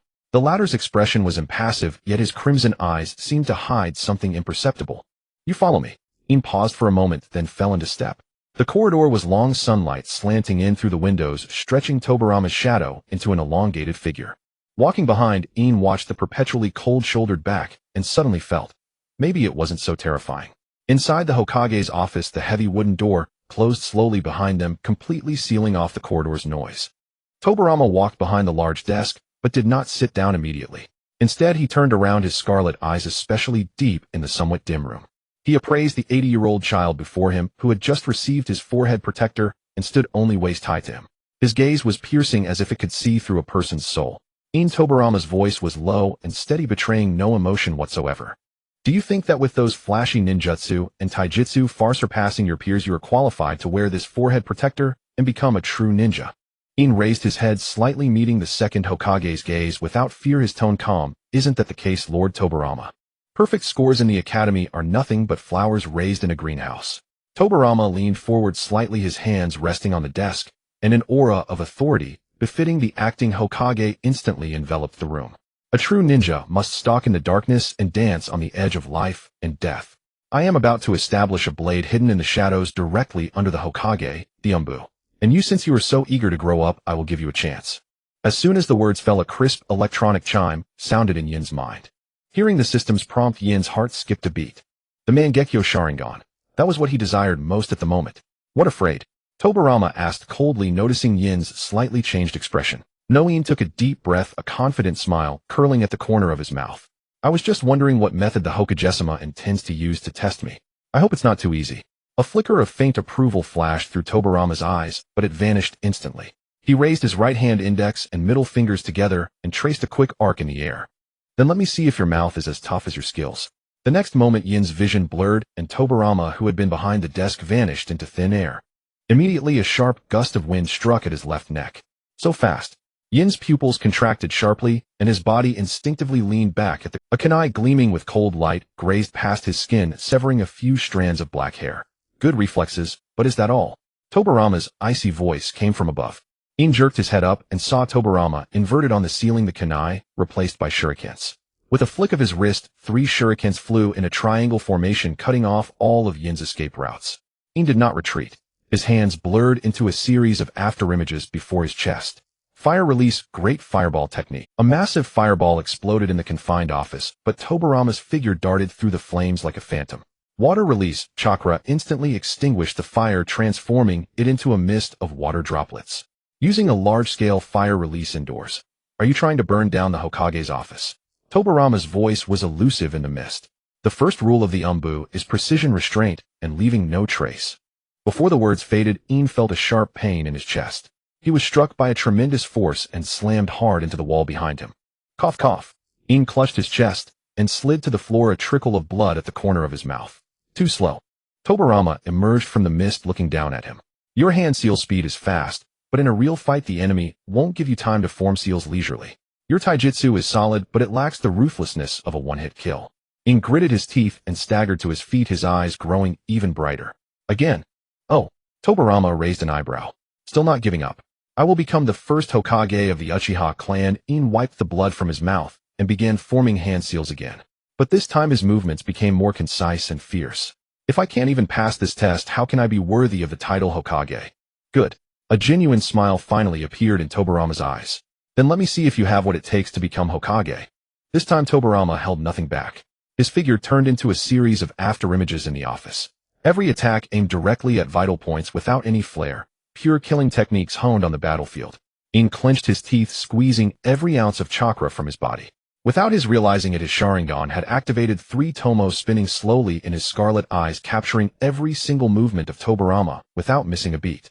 Now, at the instant when Tobarama's knife hand strike descended toward his neck, In twisted his body at an impossible angle. Not only did he evade the attack, but he also closed in, a short blade appearing in his hand from somewhere, thrusting straight at Tobarama's throat. Clang!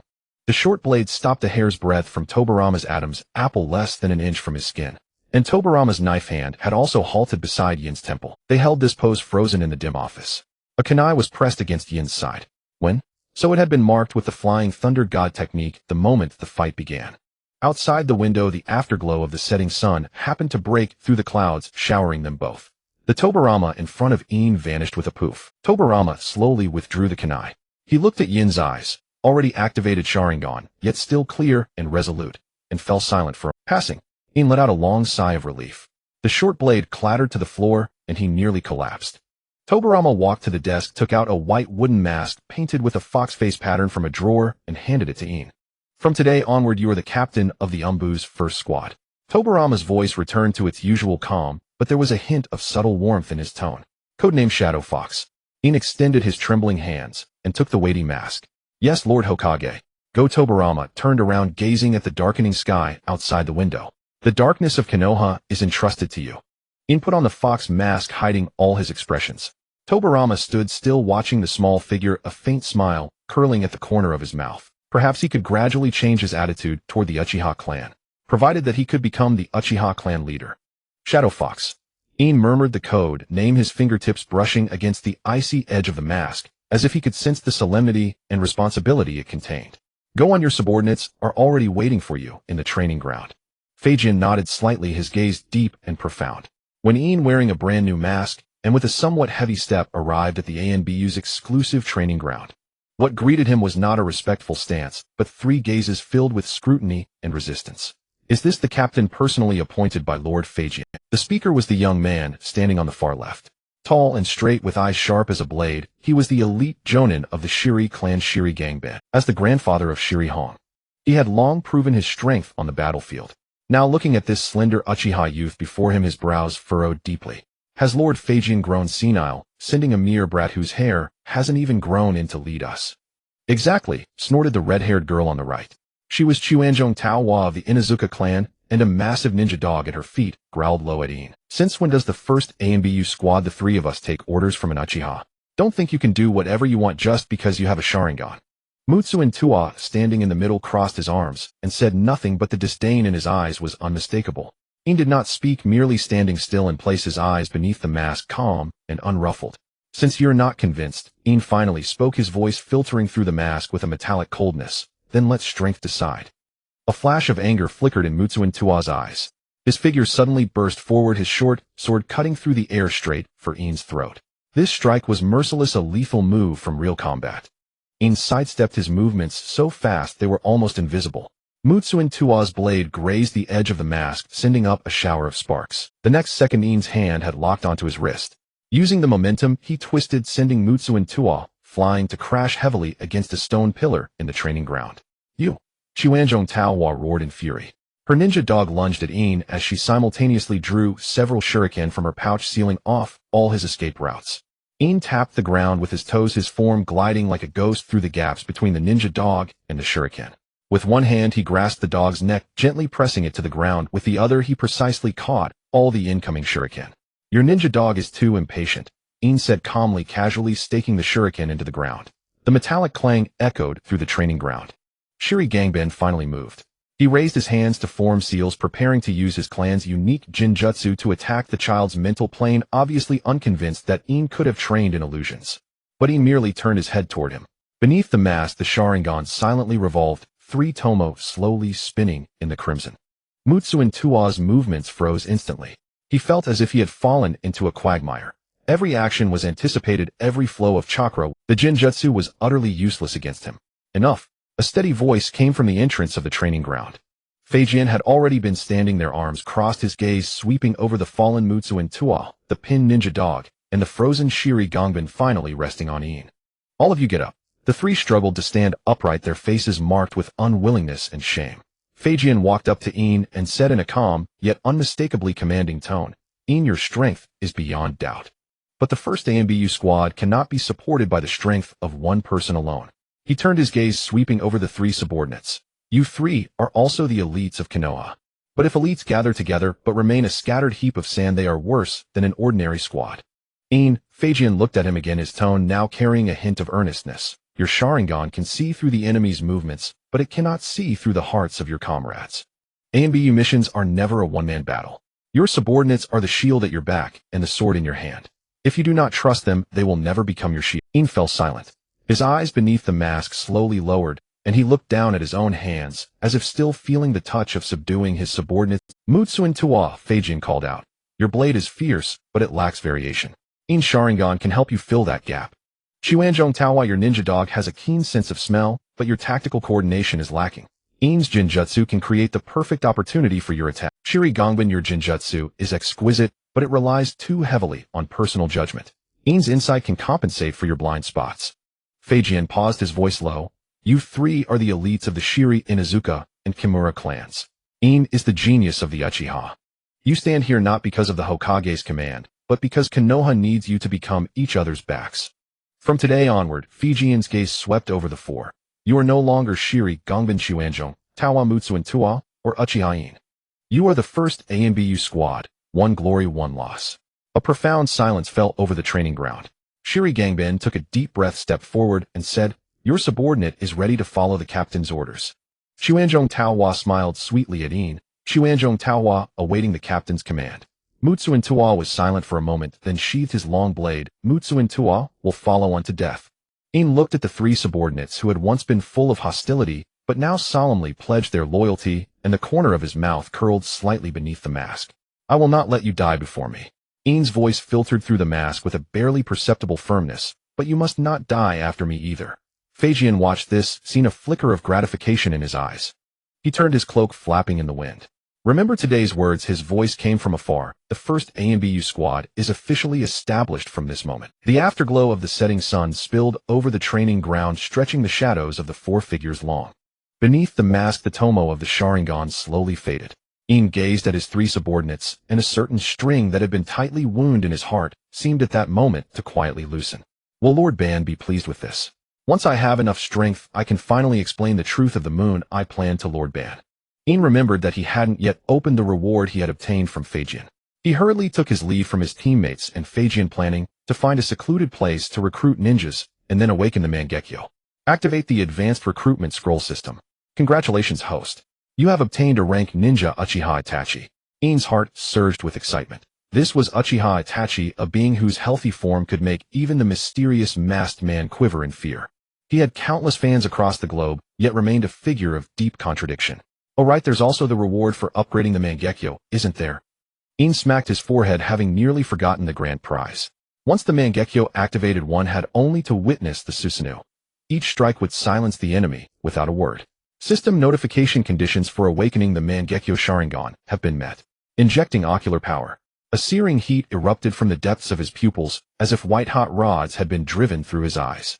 In dropped to one knee, his hands gripping the ground with white-knuckled force. His vision twisted and tore under the agonizing pain. The familiar contours of the room were swallowed by a sea of crimson. Ugh!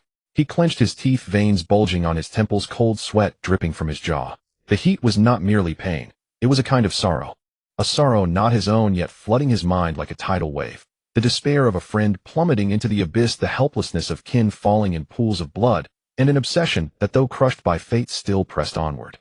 So this is the price of the Mangekyo, he murmured, his voice hoarse and alien. No wonder every member of the Uchiha clan who awakened the Mangekyo became so cold and ruthless. The crimson swirled and condensed in his vision, finally solidifying into a complex pattern of 3 interlocking tomo. The pain receded like a tide, replaced by an unprecedented clarity. He slowly lifted his head, and in the mirror a pair of dark red eyes stared back. The Mangekyo's pattern drifted silently across his irises like blooming spider lilies. Susanoo.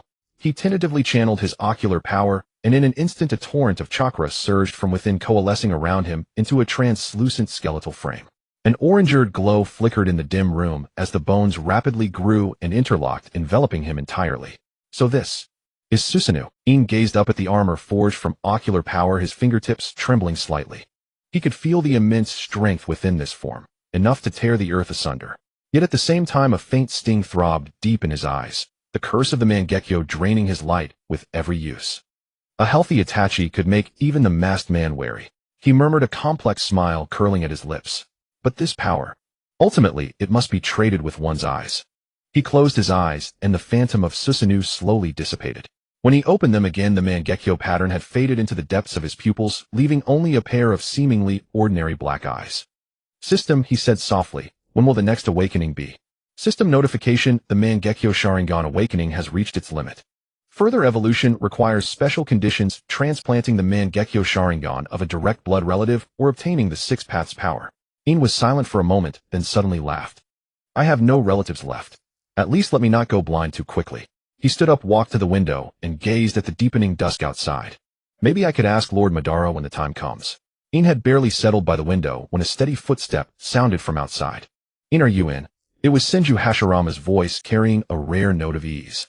In pushed open the door and saw the first Hokage standing in the courtyard, still wearing his iconic Hokage robe. Yet there was no battle-worn grimness in his brows. Instead, he radiated the warmth of an elder, probably here to check on the Uchiha clan. Lord Hashirama. In gave a slight nod. Don't be so formal. Hashirama waved his hand, his smile hearty. Nothing urgent today. Come over to the Senju compound for a while. Mito said we have a new family member. You haven't met her yet. In paused for a moment, then understood. Tsunade had been born. He followed Hashirama through the streets of Konoha. Villagers greeted them respectfully along the way, and Hashirama smiled and nodded in return. They reached the depths of the Senju compound, where an ancient residence stood before them. As he pushed the door open, a faint scent of herbal medicine mingled with milk wafted over. You're here. Uzumaki Mito emerged from the inner room, her red hair tied in a loose bun, clad in a simple kimono, her entire demeanor unusually soft. She smiled at In, lowering her voice. Tsunade just fell asleep. Be gentle. In tiptoed into the inner room. On the tatami mat lay a tiny He leaned down and saw a wrinkled little face, typical of a newborn. Her skin was faintly pink, eyes closed, lips slightly pouted, occasionally letting out a tiny breath. He leaned down and saw a wrinkled little face, typical of a newborn. Her skin was faintly pink, eyes closed, lips slightly pouted, occasionally letting out. Hashirama stood at the doorway, afraid to enter lest his armor make a sound. He gazed at the small life with an unprecedented gentleness in his eyes, as if looking at the hope of the entire world. When she grows up, Hashirama said softly, she'll probably be a very formidable ninja. In stared at the little face and felt something stirred deep in it. He reached out his fingertips, stopping at the edge of the swaddle, not touching, just watching for a long time. She definitely will be, he said. Mito smiled at him, then turned and said, don't just stand there. Stay for dinner. I made mushroom mixed rice today. Hashirama has been craving it for days. In didn't refuse. Mito brought out a few simple dishes, and the aroma of mushroom rice filled the air. Hashirama eagerly picked up his chopsticks, eating with utter satisfaction. Mito smiled at him, then turned and said, "Don't just stand there. Stay for dinner. I made mushroom mixed rice today." A white figure appeared on the veranda, silver white, hair gleaming coldly in the sunset. Senju Tobarama stood there, his gaze sweeping over the three at the table, finally settling on Hashirama, his expression blank. "Brother." Hashirama's chopsticks paused, his smile frozen. "Tobarama," he laughed dryly, "you're back. Perfect timing, want to eat something?" Tobarama's gaze shifted from Hashirama to In, then to the mushroom rice in Mito's hands. He was silent for 2 seconds. "No thanks." He turned to leave. "Wait." Mito set down her bowl, her tone calm but firm. "Since you're back, sit down. The meal is already prepared. Oh, one more pair of chopsticks won't matter." Tobarama paused. He turned back, looked at Mito, then at Hashirama's hopeful face, and finally at In. In gave a slight nod in greeting. "Excuse the intrusion." Tobarama finally spoke, walked to the table, and sat down, his movements stiff, as if carrying out a mission. The atmosphere froze. Hashirama tried to find a topic. "Tobarama, how was the village patrol today?" "Normal." "Oh." Mito picked up a piece of mushroom and placed it in Tobarama's bowl. "Eat." Tobarama looked down at the mushroom in his bowl, was silent for a moment, then picked up his chop. In ate quietly, occasionally glancing up at the brothers' interaction, finding it oddly amusing. Hashirama tried again. "Tobarama, what do you think about In's early graduation?" "Not bad." Tobarama replied curtly. Hashirama was taken aback, then broke into a smile. Mito glanced at Tobarama, her tone softening. "You came back late today? Anything the matter?" "Border Patrol report." Tobarama set down his chopsticks. "There's unusual activity from Kumogakure. I've already assigned Umbu to follow up. No need for concern." Hashirama nodded, not pressing further. The atmosphere at the table gradually relaxed. Mito added another half bowl of rice for Tobarama, who did not refuse. In watched this scene and suddenly realized that the so-called god of shinobi and cold second Hokage were under this roof nothing more than the most ordinary. After the meal, Tobarama stood to leave. "I'm going back." Mito nodded. "Take care." Hashirama stood up, wanting to say something, but finally just patted Tobarama's shoulder. "Good work." Tobarama did not look back, only gave a slight nod before disappearing into the twilight. In stood on the veranda watching the direction Tobarama had left, then turned back to look inside. Hashirama was crouching beside the swaddle, carefully extending a finger to touch little Tsunade's cheek, while Mito stood by shaking her head with a helpless smile. Tsunade had been born, so Orochimaru, the future renowned scientist of the ninja world, must have been born as well. If only he could take Orochimaru as his disciple or subordinate, combined with his foreknowledge of the future. He could have Orochimaru develop a perfect version of the impure world reincarnation, directly resurrecting Hashirama Senju Izuna, and so on. Then beating the Six Paths Madara and kicking Kaguya would be no trouble at all. Unfortunately, the 3 Sannin of Konoha were still too young now. It was only after the first great ninja war that Orochimaru's parents would die in battle. Given his current strength, he could survive the first great ninja war. The only thing to do now was to get in touch with Madara-sama and improve his own strength. In was wandering aimlessly on the street, thinking about how to send a message to Madara. Hashirama-sama. Going out. The villagers by the roadside warmly waved to Hashirama Senju, beloved by the villagers, making for a lively scene. In intended to step forward and greet him, but suddenly sensed a strange hostility. Who would dare to direct malice at Hashirama in Konoha? He scanned around and spotted a figure in the crowd with green bean-like eyes, wearing a mask, sneaking along after Hashirama-sama. Kakuzu. In nearly laughed out loud at the sight. Could this be the origin of the legendary throwing a shuriken from 800 miles away? In forcibly suppressed the twitch at the corner of his mouth, blending casually into the crowd, keeping a measured distance behind the sneaky figure. He wanted to see how this future member of the Akatsuki organization would glorify the legend of single-handedly taking on Hashirama Senju and escaping. After passing through several secluded alleys and reaching the woods on the outskirts of Konoha, the Kakuzu ahead finally stopped. He took a deep breath, a fierce glint flashing in his eyes. In an instant his hands formed seals, and several poisoned kunai shot, like vipers, striking at the back of the person he thought was Hashirama, who was facing away from him. Die first, Hokage. However, the anticipated scene of bloodshed did not occur. The moment the kunai pierced through the body of Hashirama, accompanied by a dull thud, the figure transformed into a rough wooden log scattering on the ground. Wood clone. Kakuzu's pupils contracted sharply, and cold sweat instantly soaked his back. He never imagined that his carefully planned fatal strike, after days of lurking, had only hit a decoy used for handling official duties. What a fine infiltration of Konoha and assassination attempt on the first Hokage. A cold voice sounded softly behind Kaku. In stepped out from the shadows, his Sharingan swirling subtly in his eyes, sealing off all of Kakuzu's escape routes. Kakuzu whirled around, glaring at the young Uchiha In before him. A mere brat dares to block me. He gritted his teeth knowing today's assassination was thoroughly exposed. He would kill this insolent little whelp and then flee. Just a kid thinks he can stop me, Kakuzu thought viciously. He made a snap decision, slapping his hands on the ground. Earth release. Earth-style wall. An earthen wall rose swiftly, and under the cover of dust he vanished into somewhere. Playing tricks. In snorted coldly, his form darting out like lightning. But In had no intention of fighting Kakuzu Hiden. His current strength was far from a match. In knew well how terrifying Tobarama Senju's flying thunder god technique was. If he could just stall for a moment, the second Hokage would surely arrive, following the fluctuations of chakra. To prevent Kakuzu's escape, In did not choose to clash Hiden during their exchange. His short sword only blocked Kakuzu's retreat path, merely obstructing his escape. The more Kakuzu fought, the more alarmed he became. This brat, not engaging me directly, does he have a backup plan? Though he held the upper hand, his battle-hardened instincts quickly sensed something amiss. What was this Uchiha kid waiting for? He couldn't delay any longer. You little brat, are you mocking me? Kakuzu roared, his eyes filled with humiliation and resentment. A playful curve tugged at the corner of In's mouth. Just as he was about to say something sarcastic, the temperature in the air plummeted to freezing point. Shing! A silver flash flared beside In without warning. In's heart jolted violently. He leaned backward almost instinctively. Boom! The lightning god's sword gleaming coldly sliced past In's side and struck down fiercely, carving a bottomless trench into the hard rock ground. Kakuzu hurriedly rolled into the nearby grass, barely dodging the attack. Tobarama Senju's stern face emerged from the flash, his crimson eyes locked onto Kakuzu ahead, emanating an undisguised, chilling, killing intent. What reckless assassin dares to assassinate my brother? You must be tired of living. Tobarama gave Kakuzu no chance to catch his breath. He activated the flying thunder god technique, his form vanishing instantly. The next second he appeared behind Kaku. The lightning god soared with a shrieking tear through the air, mercilessly pierced Kakuzu's left shoulder, pinning him firmly to a thick tree trunk. With a swift punch to Kakuzu's stomach. PFF. Kakuzu violently spat out a mouthful of blood, the excruciating pain causing his entire body to convulse. He lifted his head with difficulty, looking at the man before him, whose eyes were colder than a blade's edge. Only one thought remained in his mind: it's over. This time he was truly done for. Watching from the side, In observed Kakuzu being utterly dominated by Tobarama and helplessly spread his hands. It seemed that the legend of throwing a shuriken from 800 miles away wouldn't even get its start today. Hashirama Senju's figure swept through the forest like a gale, his Hokage robes fluttering noisily in the wind. He had just sensed the destruction of his clone, and then perceived a familiar chakra fluctuation. Tobarama's aura mixed with undisguised killing intent.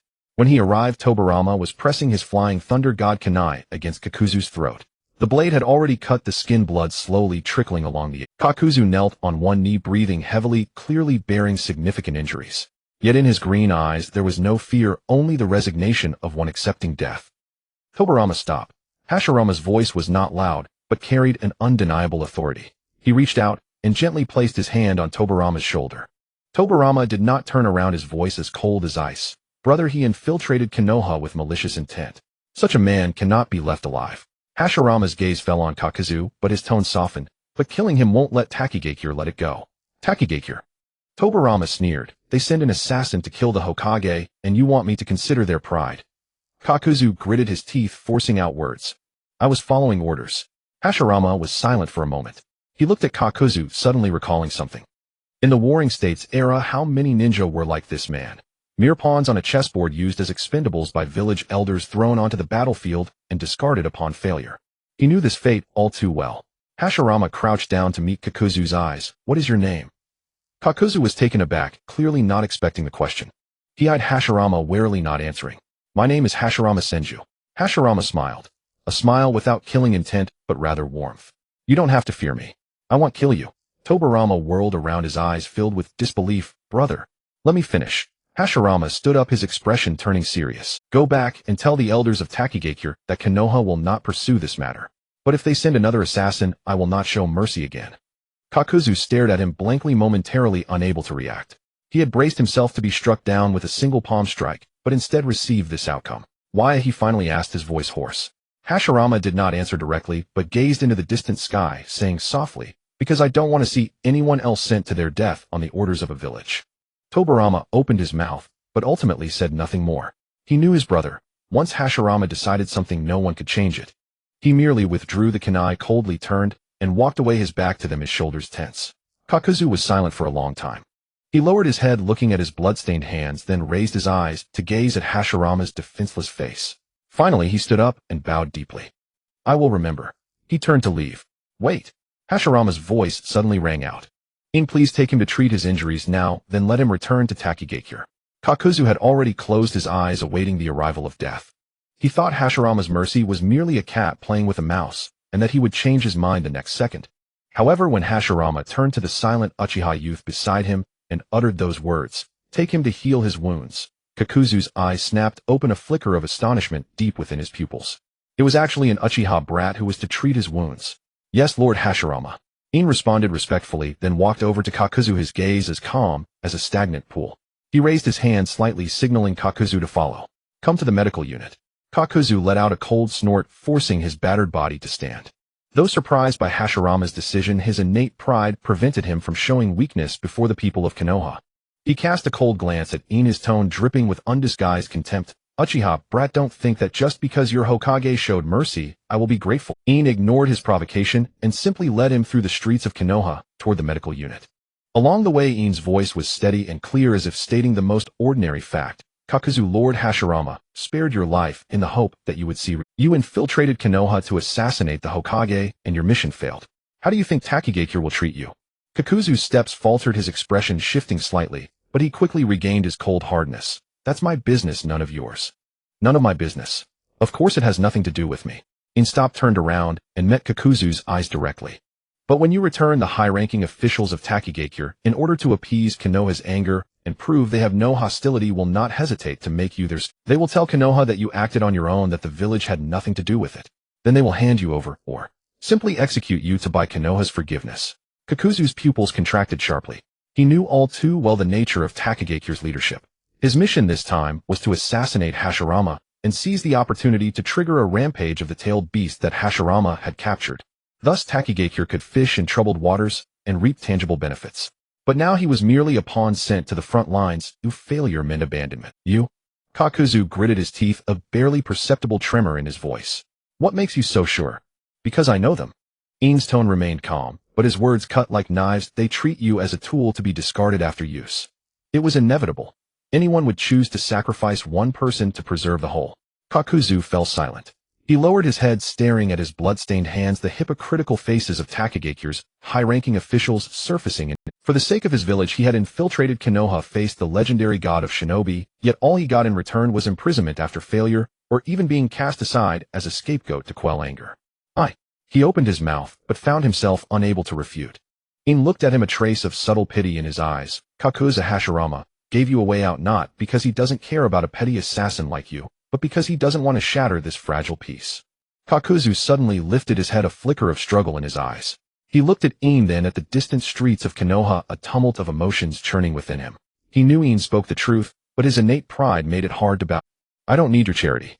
He finally forced out the words through clenched teeth. My life I will decide for myself. In did not persuade further. He merely cast a faint glance at Kakuzu, turned, and continued walking. The medical unit is here. As for your choices afterward, that is your own affair. If you ever find yourself with no way out, you can come to Konoha and find me. Inside the medical unit, accompanied by the faint hum of chakra, Kakuzu's fatal wounds gradually healed. Without a word, he dressed, cast a deep look at In standing in the shadows, and stepped out of Konoha's gate. Watching Kakuzu disappear into the forest, In prepared to report to Hashirama at the Hokage's office. Big brother, you really let him go. Tobirama crossed his arms, brows furrowed, his tone carrying his usual meticulousness and concern. Takigakure has always been driven by profit. Kakuzu's assassination attempt on you was tacitly approved by their leadership. Spare his life, and you'll only invite further encroachment. Hashirama stood before the wide desk, his gaze fixed on the distant horizon. He turned, his gentle expression fading, replaced by the depth and authority befitting the god of shinobi. Tobirama, killing Kakuzu is easy, but doing so will give Takigakure an excuse to continue antagonizing Konoha. Hashirama's voice was steady, and the Warring States period saw enough bloodshed. I founded Konoha not to create more hatred. What I want is true peace. He walked to the desk and slowly unfurled a scroll he had already prepared.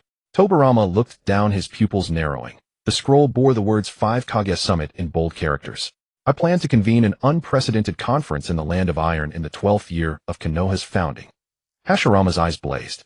I will invite the leaders of the 5 great nations to gather and distribute the tailed beasts evenly among the villages.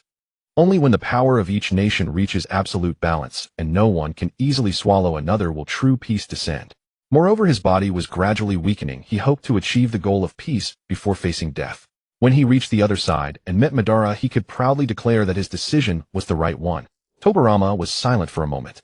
As Konoha's strategist, he instantly grasped the grandeur and risks of this plan. Tailed beasts were strategic weapons. Giving them away would be tantamount to weakening Konoha's foundation. But looking at his brother's resolute eyes, he knew this was the best way Hashirama could conceive to end the era of chaos.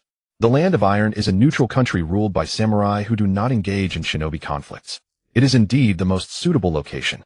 Tobirama nodded. Then he asked, but getting the Kage who are accustomed to scheming to lower their guard and gather in the Land of Iron is no easy task. Who will be responsible for this diplomacy? Hashirama smiled slightly, a glint of profound meaning in his eyes. This is exactly what I wanted to discuss. An ordinary envoy would likely be unable to intimidate those old foxes or convince them of Konoha's sincerity. I intend to send In and his squad to personally deliver the invitations to each nation. In. Tobirama raised an eyebrow. How old is he? Sending him to meet the Kage, isn't that too risky? Tobirama, you underestimate In. Hashirama shook his head, his tone filled with unreserved admiration. Though he is of the Uchiha clan, his mind is far more meticulous than ordinary people. This ability to read people's hearts is exactly what Konoha needs now. Hashirama walked over to Tobirama and patted his shoulder. Moreover, In is a man of Konoha. He represents. With him as the envoy, we can demonstrate Konoha's sincerity and also show other villages that Konoha possesses not only military might, but also a heart that embraces the world. I believe he can accomplish this mission. Tobirama pondered for a long time, finally sighing. Since you have decided, let him go. I believe he can accomplish this mission. Tobirama pondered for a long time, finally sighing. Since you have decided, let him go. Come in. Lord Hokage Kakuzu has left. In pushed open the door and reported to Hashirama. Hashirama's face lit up with joy at the sight of In. You've come at the right time. Hashirama Senju handed the scroll stamped with the Hokage seal to In, his smile growing warmer, yet his eyes held an unprecedented solemnity. This mission is no ordinary one. I want you to take your team and travel separately to Sunagakure, Iwagakure, Kumobikure, and Kirigakure, delivering this invitation personally to the hands of their Kage. Tell them that in the 12th year of Konoha in the Land of Iron, I, Hashirama Senju, await their arrival. In took the scroll with both hands, feeling the residual warmth of chakra on it, and knelt on one knee without hesitation. In will not fail Lord Hashirama's expectations. Go. Return to the camp first, and prepare. Your first stop is Sunagakure. Hashirama waved his hand, watching In turn and leave. Stepping out of the Hokage building, In quickly gathered his team members. Looking at the young faces before him, each bearing a hint of killing intent, In's voice was steady and resolute. Everyone pack your belongings. Bring 3 days' worth of rations and your ninja tools. 2 days from now at dawn we gather at the village gate. Our first destination is Sunagakure. Yes. Okamoto, Yuhi, and the others answered in unison, quickly dispersing. In also turned to go home and pack. However, he had only taken a few steps when a low, cold voice came from behind. Stop. In halted and turned around. There stood Tobirama Senju, who had appeared behind him. Without a sound, his crimson eyes fixed intently on In. Follow me. Without further words, Tobirama turned and headed toward the training grounds behind the village. In understood and immediately followed. He knew that the second Hokage, renowned for his rigor, would not summon him without reason. On the training ground, gusts of wind swept up fallen leaves. Tobirama stopped and turned to face In coldly. You are about to meet the Kage of the other 4 villages. Without sufficient strength, you won't even have the right to return alive. Let me see if your current skills are worthy of my brother's trust. In knew in his heart that this test was unavoidable. He had to give his all. His 3-tomo Sharingan activated, his dynamic vision instantly sharpened. Double Shadow Shuriken Jutsu. In flung the shurikens toward Tobirama, the blades spinning and flying at high speed. Tobirama vanished effortlessly from his position. In retracted the shurikens using chakra threads. A fierce gust of wind rushed from behind In. He couldn't dodge and was kicked flying. He rolled several times before stopping, lying motionless on the ground. Tobirama's eyes flickered with surprise and disdain. Is this all? I thought you might have become stronger. Raikiri. Accompanied by a piercing chirping sound, a blinding flash of lightning tore through the air. In's form turned into a blue bolt of lightning, striking toward Tobirama with overwhelming force. Yet the expected sensation of blade-piercing flesh never came. With a dull thud, Tobirama's body dissolved into a puddle of water under the lightning's impact, splashing in all directions. A water clone. In's pupils contracted sharply, a bad feeling rising in his heart. Too naive. An icy voice came from directly above In. Tobarama's real body had somehow appeared in the trees overhead, holding the thunder god sword looking down at In from above. In clenched his teeth, enduring the excruciating backlash from Raikiri, and lifted his head abruptly. Just as Tobarama was about to descend, In's three-tomo Sharingan suddenly spun, releasing an invisible wave of chakra. Genjutsu Sharingan. Tobarama's movement froze, his eyes losing focus for the briefest moment. Now, In, forcing his body, drew a short sword from his tool pouch, condensed all his chakra into the blade, and hurled it fiercely toward Tobarama. Clang! The short sword struck Tobarama's short blade precisely. The immense recoil sent both leaping backward. Tobarama landed steadily, staring at the panting In, a flicker of surprise in his eyes. He had thought that the boy Sharingan had only recently awakened and his mental strength wouldn't be that formidable, so he had arrogantly refrained from using the Bringer of Darkness technique. But he had indeed been affected by the Genjutsu for a fraction of a second, a significant opening for him. Creating an opportunity with Genjutsu, then striking with Taijutsu and tools. Tobarama sheathed his short blade, a hint of recognition in his tone. Though your technique is still rough, your combat intelligence is indeed commendable. In knelt on one knee, panting heavily, sweat streaming down his cheeks. Tobarama looked at him silent for a moment, then pulled a scroll from his robe and tossed it before In. This is... In looked up, his eyes full of confusion. The scroll for the Flying Thunder God technique. Tobarama's voice was calm and grave. Your tactic earlier was clever, but against true masters the weakness of Genjutsu is too great. You need greater speed, more unpredictable attacks. In's eyes widened, and with trembling hands he received the scroll. The Flying Thunder God technique. The legendary signature jutsu of the second Hokage and rank space-time ninjutsu capable of instantaneous movement. Space-time ninjutsu was extremely rare, only Tobarama Senju and the Yellow Flash Minato Namikaze were renowned for it. Take it. Train well. Tobarama turned his back to In. This mission to the other nations is fraught with peril. I don't want to return only to find your corpse. In clutched the scroll tightly, feeling its rough texture, an indescribable surge of excitement welling up in his heart. He took a deep breath and bowed solemnly. Thank you, Lord Tobarama. Uchiha In will not betray your teachings. He stared at the scroll in his hands, a resolute light gleaming in his eyes. 2 days later, when he set out for Sunagakure, the money he stared at the scroll in his hands, a resolute light gleaming in his eyes. 2 days later, when he set out for Sunagakure, the money he had on hand was only enough to unlock the basic level of the Flying Thunder God technique. On the Gobi Desert, at the border of the Land of Wind, Inuzuka Momo walked beside her Ninkin Akamaru, letting out a long sigh. As a ninja of the Inuzuka clan, her sense of smell was several times sharper than normal. In this extremely dry desert where not a trace of moisture could be wrung from the air, the only thing filling the atmosphere was the irritating smell of dust. This environment was pure torture for her senses, and even Akamaru had his ears drooping, listlessly sticking out his tongue. In, I can't take it anymore. Momo stopped rubbing her throbbing temples, her voice laden with exhaustion. This damn place is too dry. My nerves are about to snap. Akamaru is nearing his limit too. Can we find a place to rest? Uchiha In, who was walking at the front, stopped and turned to assess the team's condition. Yuhi Okamoto and Takuya Kimura were already covered in dust, their lips cracked. He glanced at the sky. The sun was beginning to set. In the desert, nighttime temperatures dropped sharply, making it unsuitable to continue traveling. All right. In nodded, studying the map in his hand. There's a small town not far ahead. We'll find an inn there to rest for the night and enter Sunagakure territory. Half an hour later, the group of 4 and 1 dog stepped into the small desert town on the border of the Land of Wind. The town was small, with a few mud-colored buildings looking dilapidated in the evening light. In quickly found a relatively clean-looking inn and pushed the door open. The inn's interior was dim, filled with the mixed smell of cheap ale and roasted meat. Only a handful of customers were in the lobby, mostly desert merchants in tattered robes, speaking in low tones. Boss, 2 rooms, and prepare some hot water. And In placed a few copper coins on the counter. The elderly, wrinkled boss took the money and pointed to a corner. Hot water and meals will be served shortly. Please take a seat, honored guests. In led his team to a table in the corner. Momo eagerly lay down on the table, and Akamaru curled up at her feet, soon letting out soft snores. Yuhi Okamoto looked around vigilantly, his hand never leaving his tool pouch. Just then, in the shadows of a corner in the inn, a figure in a tattered cloak caught In's attention. Kakuzu lowered his head. It had been some days since he fled from Takigakure. He had risked his life for the village's high-ranking officials, only to be repaid with a backstab. He had run to the outskirts of Sunagakure, but why did he have to run into this demon child? Had he already seen him? Kakuzu wished he could bury his head in the ground. At that time, and had told him he would be abandoned by the high-ranking officials. He had still clung to a sliver of hope. He was an elite jonin. How could he be discarded so easily? Yet the truth had unfolded exactly as Uchiha In had foretold. Hey Kakuzu, stop hiding. I spotted you ages ago, and shouted in Kakuzu's direction as if afraid he wouldn't hear.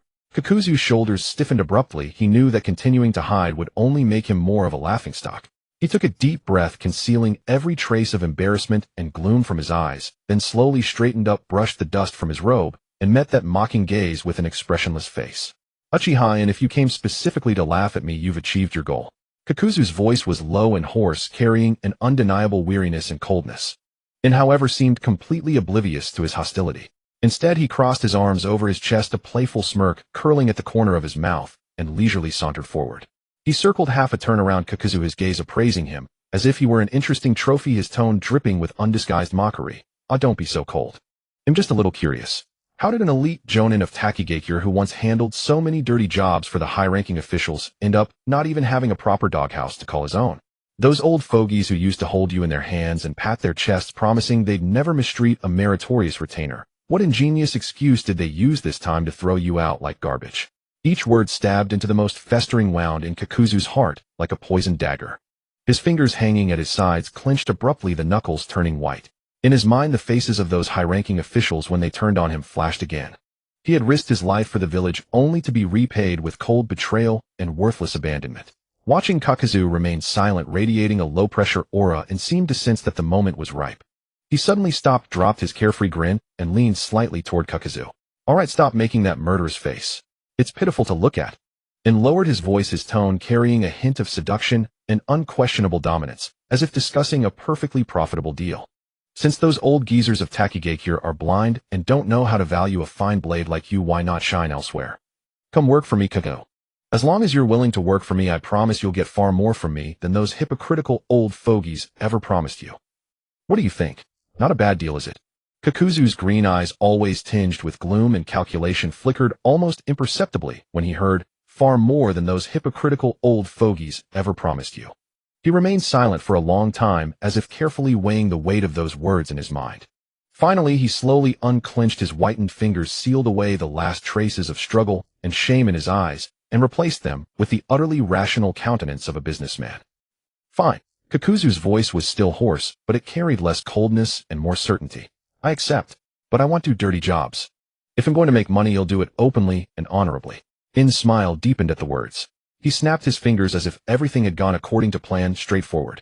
I want you to establish an unprecedented bounty hunter organization independent of any ninja village, free from the control of any daimyo or kage. In wanted Kakuzu to gather all the outlaws, rogue ninja, and wandering samurai scattered in the dark corners of the ninja world, binding them to his war chariot with money and contracts. I want this organization to become the largest underground bank and intelligence network in the ninja world. I want its accumulated wealth to be enough to shake the foundations of the 5 great nations.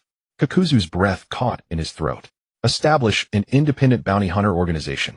This insane idea did not frighten him. Instead, like a key, it instantly ignited the long-dormant ambition within him. Yes, why should he continue to sell his life to others like a stray dog? He could set his own rules and control the flow of wealth himself. With this organization, he would no longer be a pawn to be slaughtered, but the one moving the pieces. I will do it, Kakuzu said in a low voice, his tone even carrying a faint trace of fervor. However, just as he was immersed in this grand vision, and suddenly let out the laugh was not loud, but it was like a bucket of cold water precisely dousing the flames of Kakuzu's newly kindled ambition. Kakuzu, don't misunderstand. In leisurely strolled back in front of him, tilting his head slightly, his eyes holding a condescending pity. I asked you to establish this organization to be my white glove, my money bag. Every penny you earn, every piece of intelligence you gather will ultimately flow into my pocket. In paused, his gaze piercing into Kakuzu's eyes like a blade, his voice soft, yet carrying suffocating pressure. You didn't really think that a rogue ninja abandoned by Takigakure could stir up such a storm in the ninja world on his own, did you? Guess what? Without the tacit approval and protection of Konoha, do you think the umbu of the 5 great nations would tolerate an uncontrolled underground empire rising right under their noses? Kakuzu's pupils contracted sharply, a chill shooting up from the soles of his feet to his spine, but he still retorted stubbornly. What right do you have to speak for Konoha? And stared at Kakuzu's beady eyes, let out a soft chuckle, and the pattern of the cross-shaped flower appeared in his eyes, exuding an eerie beauty. This is my confidence. And did not continue, merely patted Kakuzu's stiff shoulder lightly, then turned and walked away, leaving only a faint remark drifting in the wind. And my methods are 10,000 times more ruthless than those old geezers of Takigakure. Kakuzu stood frozen in place for a long time. The lingering glow of the setting sun stretched his shadow long like an unbreakable shackle. He slowly raised his head, gazing at the direction wherein had disappeared. The fervor that had just flickered in his eyes was completely extinguished, replaced by a calculation deeper and colder than before. He understood. He was not the one moving the pieces, he was still a pawn. Only this time he had exchanged for a more powerful and more dangerous master. But what of it? Kakuzu lowered his head, looking at his dust-covered hands, a faint icy curve forming at the corner of his mouth. As long as he could still make money, as long as he could still live, as long as he could still stand at the edge of power, what did it matter whose dog he was? In returned to his room to rest, no longer worried about money.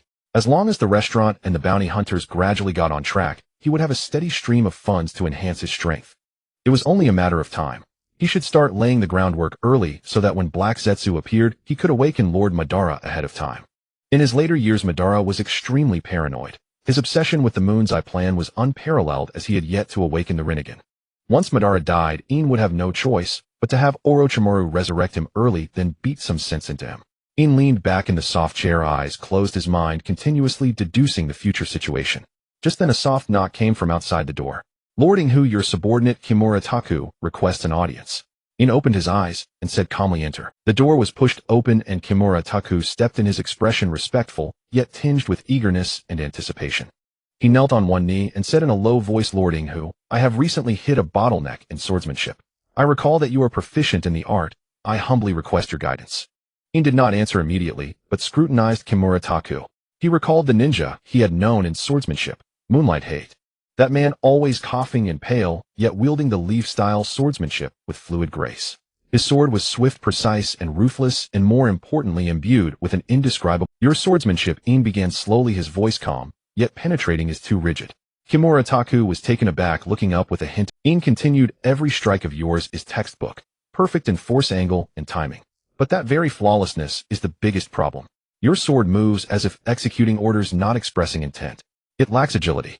Kimura Taku was silent for a moment, then murmured, I understand. But I don't know how to break through.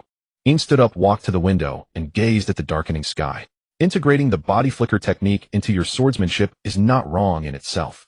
But you treat it merely as a means of movement, not as part of the sword's momentum. He turned around, his gaze sharp. True swordsmanship is not about the man moving and the sword following. It is about the sword moving and the man arriving. Your body flicker should be an extension of your sword strike, not its auxiliary. Make it so that your enemy can never predict from which direction, at what angle, or when your sword will strike. Kimura Taku's eyes gradually lit up with understanding, but then a troubled look appeared. How do I achieve that? In did not answer directly. Instead, he picked up a pen from the table and tossed it lightly. The pen spun slowly in midair. Before it could fall, In's figure vanished like a ghost. In the next instant, he appeared beside Kimura Taku, a short blade somehow in his hand, its tip lightly pressed against Kimura Taku's throat. The entire movement produced no sound, no fluctuation of chakra, and even Kimura Taku's perception failed. See, Yin's voice sounded beside Kimura Taku, calm, as if discussing the weather. Your body flicker moves from point A to point B. Mine turns every possibility between A and B into my sword. He withdrew the blade, stepped back, and said flatly, go practice. The day you can prevent your enemy from even forming the thought of dodging your sword will have gained agility. Kimura Taku took a deep breath and bowed deeply. I understand. In waved his hand, signaling him to withdraw. After Kimura Taku left, In sat back in his chair and again turned his gaze to the window. The night deepened and distant lights flickered on one by one like a vast net, slowly enveloping the entire ninja world. Moonlight Hate, he murmured under his breath, a faint smile curling at the corner of his mouth. Your sword was indeed formidable. A pity you were born too late. In had just removed his outer robe and draped it over the chair, preparing to blow out the candle on the table. But just as his fingers touched the lampshade, hurried and chaotic footsteps sounded again outside the door. With a dull thud, the door was flung open. Kimura Taku stumbled in, breathless, his forehead covered in cold sweat. Lord Inghu. Trouble. Kakuzu and that new puppet master are fighting. In's fingers paused, the candlelight flickering in his pupils. Without a moment's hesitation, he grabbed his robe, threw it on, and vanished from the room like a gust of wind. In the night, two figures clashed fiercely in the courtyard. Kakuzu's earth grudge glinted coldly under the moonlight, coiling like venomous snakes. His adversary, a sinister-faced puppet master, manipulated three grotesque puppets that darted and wove through the courtyard. The joints of the puppets emitted grating sounds, and every swing of their arms tore through the air with a sharp whine. Kakuzu, you renegade, who gave you the right to lord it over me? The puppet master's voice came from one of the puppets laced with undisguised malice. Why should you have the final say in this bounty hunter territory? Kakuzu snorted coldly, his fingers twitching. The earth grudge instantly unleashed a wind release, severing the right arm of one puppet. With chips and iron shards flew. His voice was low and icy, because I can make sure you don't live past this moment. You. The puppet master erupted in fury, and the remaining two puppets lunged simultaneously, one swinging a massive blade from the front, the other firing a volley of poison needles from the flank. Kakuzu shifted his stance slightly, and the earth grudge formed a web-like net intercepting all the needles. He yanked back, dragging the one-armed puppet and using it as a shield. The great blade struck the puppet, sparks flying. The puppet master's face turned livid. You're asking for death. He bit his fingertips, smearing blood on the puppet's forehead. The eyes of both puppets glowed crimson, and their chakra surged to a higher level. It was at that moment that In landed at the edge of the courtyard. He stood silently, his gaze sweeping across the battlefield. Kakuzu's chakra threads were fierce, but the puppet master's coordination was clearly superior. The two puppets moved in tandem, one attacking, one defending, sealing off Kakuzu's escape routes. Kakuzu's responses still bore the ruthless decisiveness of the hidden waterfall style, but under the puppet master's frenzied assault his movements betrayed a subtle hint of faltering. Enough. Yin's voice was not loud, yet it reached both combatants clearly. Enough. In's voice was not loud, yet it reached the ears of the two clearly. Upon hearing this, Kakuzu's fingers paused slightly, and the tendrils of Jiangsu retracted slowly, like living things, but they still maintained a vigilant posture. He turned his head, his gaze calm as he looked at In, offering no rebuttal, not even an extra expression, as if the life-or-death battle, just now, was merely an ordinary morning exercise. The puppeteer, however, like a cat whose tail had been stepped on, abruptly turned his head and glared at In, his voice emanating from the puppet's mouth with a grating, screeching sound. Who do you think you are? How dare you meddle here? He manipulated the remaining two puppets, their joints making a teeth-grinding click-clack sound, his crimson eyes fixed on In with utter contempt. A brat still wet behind the ears, and you dare to meddle in my affairs. Who do you think you are? Uchiha Madara. In did not move. He merely raised his eyes slightly, first glancing at Kakuzu, then fixing his gaze on the puppeteer, and said calmly, "I'm his boss." The air seemed to freeze for a moment. The puppeteer was stunned at first, then, as if he had heard the most ridiculous joke, the puppet's mouth twisted into a distorted grin. Laughter burst from the mouths of the three puppets, simultaneously echoing in the courtyard, piercingly harsh. Boss. You. He manipulated the puppets to step forward, the metallic soles thudding on the bluestone slabs. Kakuzu, when did you stoop so low as to be a dog for a little brat? He manipulated the puppets to step forward, the metallic soles thudding on the bluestone slabs. Kakuzu, when did you stoop so low as to be a... But he did not strike immediately. Instead, he looked at In as if waiting for his command. In merely shook his head gently, his gaze returning to the puppeteer, his tone still calm. You earn money as a bounty hunter to make puppets. Your craftsmanship is good, but your vision is too narrow. The puppeteer's laughter cut off abruptly. A crimson light flickered in the puppet's eyes, clearly enraged by the remark. What did you say? I said. In took a step forward, the moonlight stretching his shadow long. You lack an opportunity to earn more money and make more superior puppets. He stopped no more than 10 paces from the puppeteer, his gaze as calm as a deep pool. Join me. The puppeteer was silent for a moment, then suddenly laughed. The laughter was no longer the mechanical sound from the puppet, but squeezed out from his own throat, tinged with madness and disdain. Go with you. What for? Who do you think you are? He manipulated the two puppets to rise slowly, the giant blade and poison needles once again aimed at In, the fluctuation of chakra stirring in the night wind. You want me to fight for you? Before the words faded, the two puppets shot out like arrows from the string, one left and one right, sealing off all of In's. Before the words faded, the two puppets shot out like arrows from the string, one left and one right, sealing off all of In's escape routes. Kakuzu's brow furrowed slightly, the tendrils of Jiangsu instantly tensing, about to strike, but In raised his hand gently to stop him. In's voice remained calm, and he did not even assume any combat stance. He just stood there, his gaze fixed on the onrushing puppets, as if watching an irrelevant... The puppet's giant blade was already before his eyes, the poison needles tearing through the air with deadly intent. In formed no hand seals, drew no sword, and did not even dodge. An orange-eared Susanoo materialized around him, enveloping his entire body. The damage from the puppets was almost nil. Boom! An invisible force erupted from his eyes and a vortex appeared in the air. The two puppets were torn apart by this force before they could even make a sound. The puppeteer's face changed dramatically. His bitten fingertip was still dripping blood, but it was too late to control them. He watched helplessly as his prized puppets could not even get close to him and were directly reduced to scrap. Mu Siyu and Tua and Shiri Gang Ben exchanged a glance, their shock undisguised. How old was In? And he had already awakened the Mangekyo Sharingan. In withdrew his hand, his gaze falling on the puppeteer with a sudden whim, his tone still calm. Do you also want to dance? The puppeteer stood rooted to the spot, his face ashen, his lips trembling slightly. He looked at In's Bienhua Mangekyo Sharingan, and for the first time fear appeared in his eyes. The same eyes as Uchiha Madara. Trouble indeed. Kakuzu stood to the side, the tendrils of Jiangu slowly retracting. He glanced at In, the corner of his mouth twitching almost imperceptibly, then returned to his cold expression. Inwardly he thought he had chosen the right leader. In did not look at the puppeteer again. Instead he turned his back to him and said calmly, think it over. Come find me. Don't cause trouble for Kakuzu anymore. With that he stepped forward, walking past the puppeteer, his robes fluttering lightly in the night wind. Kakuzu followed closely, the tendrils of Jiangu coiling around his arm like snakes. As he passed the puppeteer he paused slightly and said in a low voice, remember what he said. The two of them, one after the other, disappeared into the darkness. In the courtyard remained only the puppeteer and the shattered remains of the puppets. He stood there motionless for a long time. The night wind blew, carrying the rustling of leaves from afar. He lowered his head to look at his still dripping fingertip, then raised his gaze toward the direction where In had disappeared, a complex glint flickering in his eyes. Interesting. It seems Konoha has produced another remarkable figure. He murmured to himself, his voice echoing in the empty courtyard, carrying a hint of barely perceptible anticipation. The morning mist had not yet fully dispersed when In's team set out on the road to Sunagakure.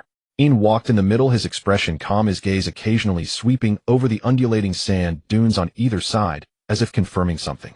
Behind the team, the two members maintained a vigilant distance, their chakra faintly dispersing, suppressing the entire team's presence to the minimum. The wind in Sunagakure was drier than elsewhere. Seen from afar, the village built in the desert resembled a crouching giant beast, its ochre city walls gleaming with a rough luster in the morning light.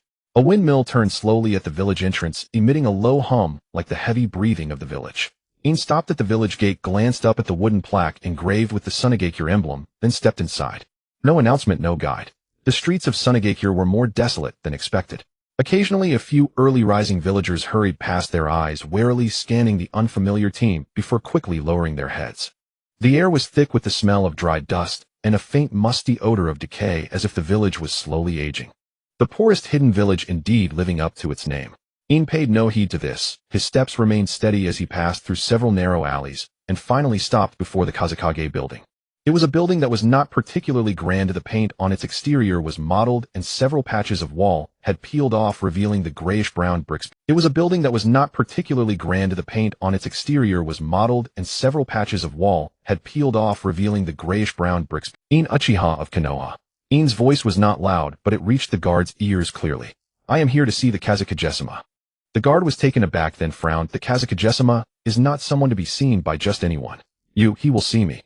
The guard was taken aback, then frowned. The Kazekage-sama is not someone to be seen by just... The guard opened his mouth as if to say something, but when met with In's eyes, calm to the point of emptiness, the words died in his throat. He hesitated for a moment, then finally turned and entered the building. In less than half a minute the guard hurried out, his expression shifting from vigilance to an indescribable complexity. He stepped aside to clear the path and said in a low voice, "The Kazekage-sama is waiting for you on the third floor." In nodded and walked in. The Kazekage's office was even more rustic than it appeared from outside. A large wooden desk occupied the center of the room, piled with several stacks of documents, and beside it sat a pot of tea that had long gone cold. The window was open and the wind and sand poured in from outside, rustling the papers on the desk. A man sat behind the desk. The first Kazekage Lido. I wonder what business the Leaf Village has sending such young brats here. Retu stared at the Leaf team before him. Uchiha and handed him the scroll written by Senju. Retu took the scroll, his fingertips touching the familiar chakra imprint, and his previously casual expression instantly froze. He slowly unrolled the scroll, his gaze lingering on Hashirama's forceful handwriting, and his pupils abruptly contracted. This? He looked up abruptly, his eyes full of disbelief and shock. As the founder of Sunagakure, he knew all too well what the tailed beasts meant to each great ninja village. They were the ultimate weapons capable of changing the course of war, the absolute trump cards that deterred all sides. The Leaf now possessed all 9-tailed beasts, its strength already surpassing all other nations, yet Senju Hashirama had actually volunteered to distribute these earth-shattering powers among the other 4 great ninja villages. For the sake of balancing the military power of each nation, he is willing to weaken the Leaf's absolute advantage. Retu murmured, his hand gripping the scroll slightly tighter. He knew well that 80% of the Wind Country's territory was desert, impoverished in resources. If he could leverage the upcoming 5 Kage summit to secure more land or financial aid for Sunagakure, it would greatly benefit the village's future. He took a deep breath, carefully stored the scroll away, and when he looked back at the leaf ninjas before him, his eyes had gained a hint of gravity and profundity. Convey this to the Hokage, Retsu said in a deep voice, his tone bearing the authority and resolve of the first Kazekage. Sunagakure will surely. Retsu properly stored the scroll, then turned to the puppeteer beside him. Ebizu, these honored guests from the leaf are in your care. Ebizu nodded slightly, his gaze falling on Uchiha, in a trace of barely concealed gloom flickering in his eyes. 2 days ago, when he had gone bounty hunting and clashed with Kakuzu, this young man had stopped him. He had even been intimidated by the latter's Susanoo. Now this very young man had become an envoy of the leaf, standing brazenly in Sunagakure's council chamber with Hashirama's scroll, leaving a thorn stuck in Ebizu's heart. Please follow me. Ebizu suppressed his emotions and led the three through the corridors of Sunagakure in a flat tone. But as soon as they stepped into a training ground, the air around them suddenly grew heavy. No footsteps, no fluctuations of chakra, not even the sound of wind stirring sand. 10 puppets emerged as if from the void, silently sealing off all escape routes. They were pitch black with azure chakra threads flowing at their joints. Each puppet assumed a different posture, yet all exuded an identical sense of oppression. In the very center of the 10 puppets, a slender figure was lounging lazily on the shoulder of a giant scorpion-shaped puppet. Chiyo crossed her arms, chin slightly raised, her gaze unabashedly scrutinizing Uchiha In from head to toe. She was considerably older than Ebizu, already recognized as a genius of puppetry in Sunagakure. Now looking at this leaf ninja, so much younger than herself, she curled the corner of her mouth into a half-smile.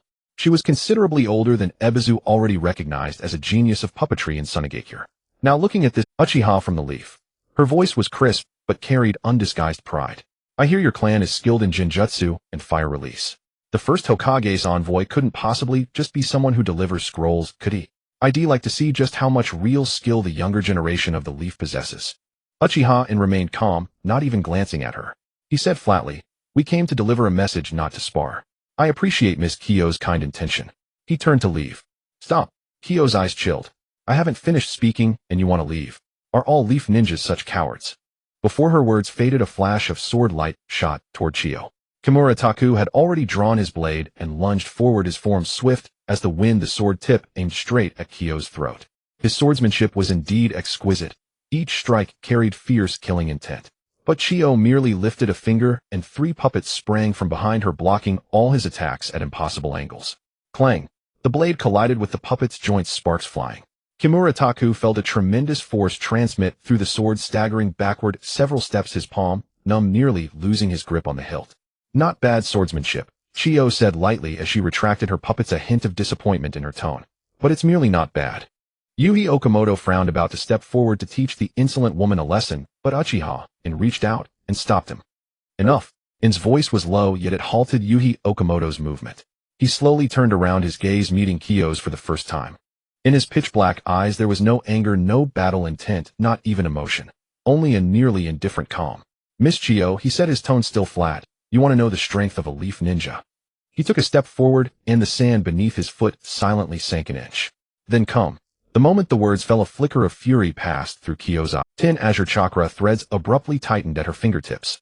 The massive white-robed puppet let out a grating creak as it drew from behind its back a pitch-black heavy blade larger than its own body. Arrogant. With a sharp cry, the puppet raised its arms, and the heavy blade, accompanied by a shrill wind howl that tore through the air, came crashing down upon Uchiha In with the force of an avalanche.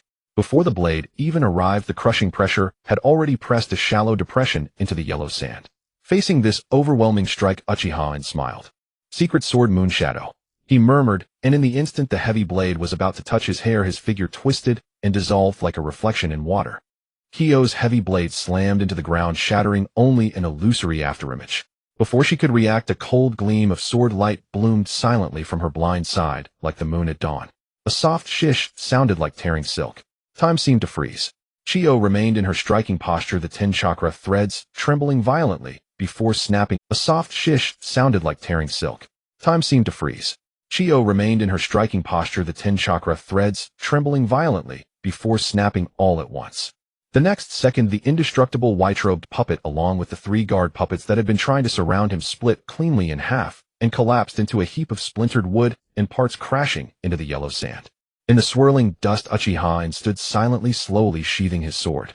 Not even the hem of his clothes was disturbed, as if the earth-shattering strike had merely brushed away a speck of dust. Dead silence filled the training ground. Kimura Taku's eyes shone with admiration. Why was his swordsmanship so superb and graceful? Ebizu's pupils contracted sharply, and he drew in a cold breath. He knew too well the defensive power of Kyo's puppet. Even a full power strike from a jonin could hardly scratch it. Yet this leaf brat had done it with a single sword stroke. Her pride and joy, her puppetry technique, was as fragile as paper before the Uchiha. Is this the leaf's secret sword? Her pride and joy, her puppetry technique, was as fragile as paper before the Uchiha. Is this the leaf's secret sword? She murmured, her voice stripped of its former arrogance, leaving only deep shock and disbelief. Uchiha In did not look at her.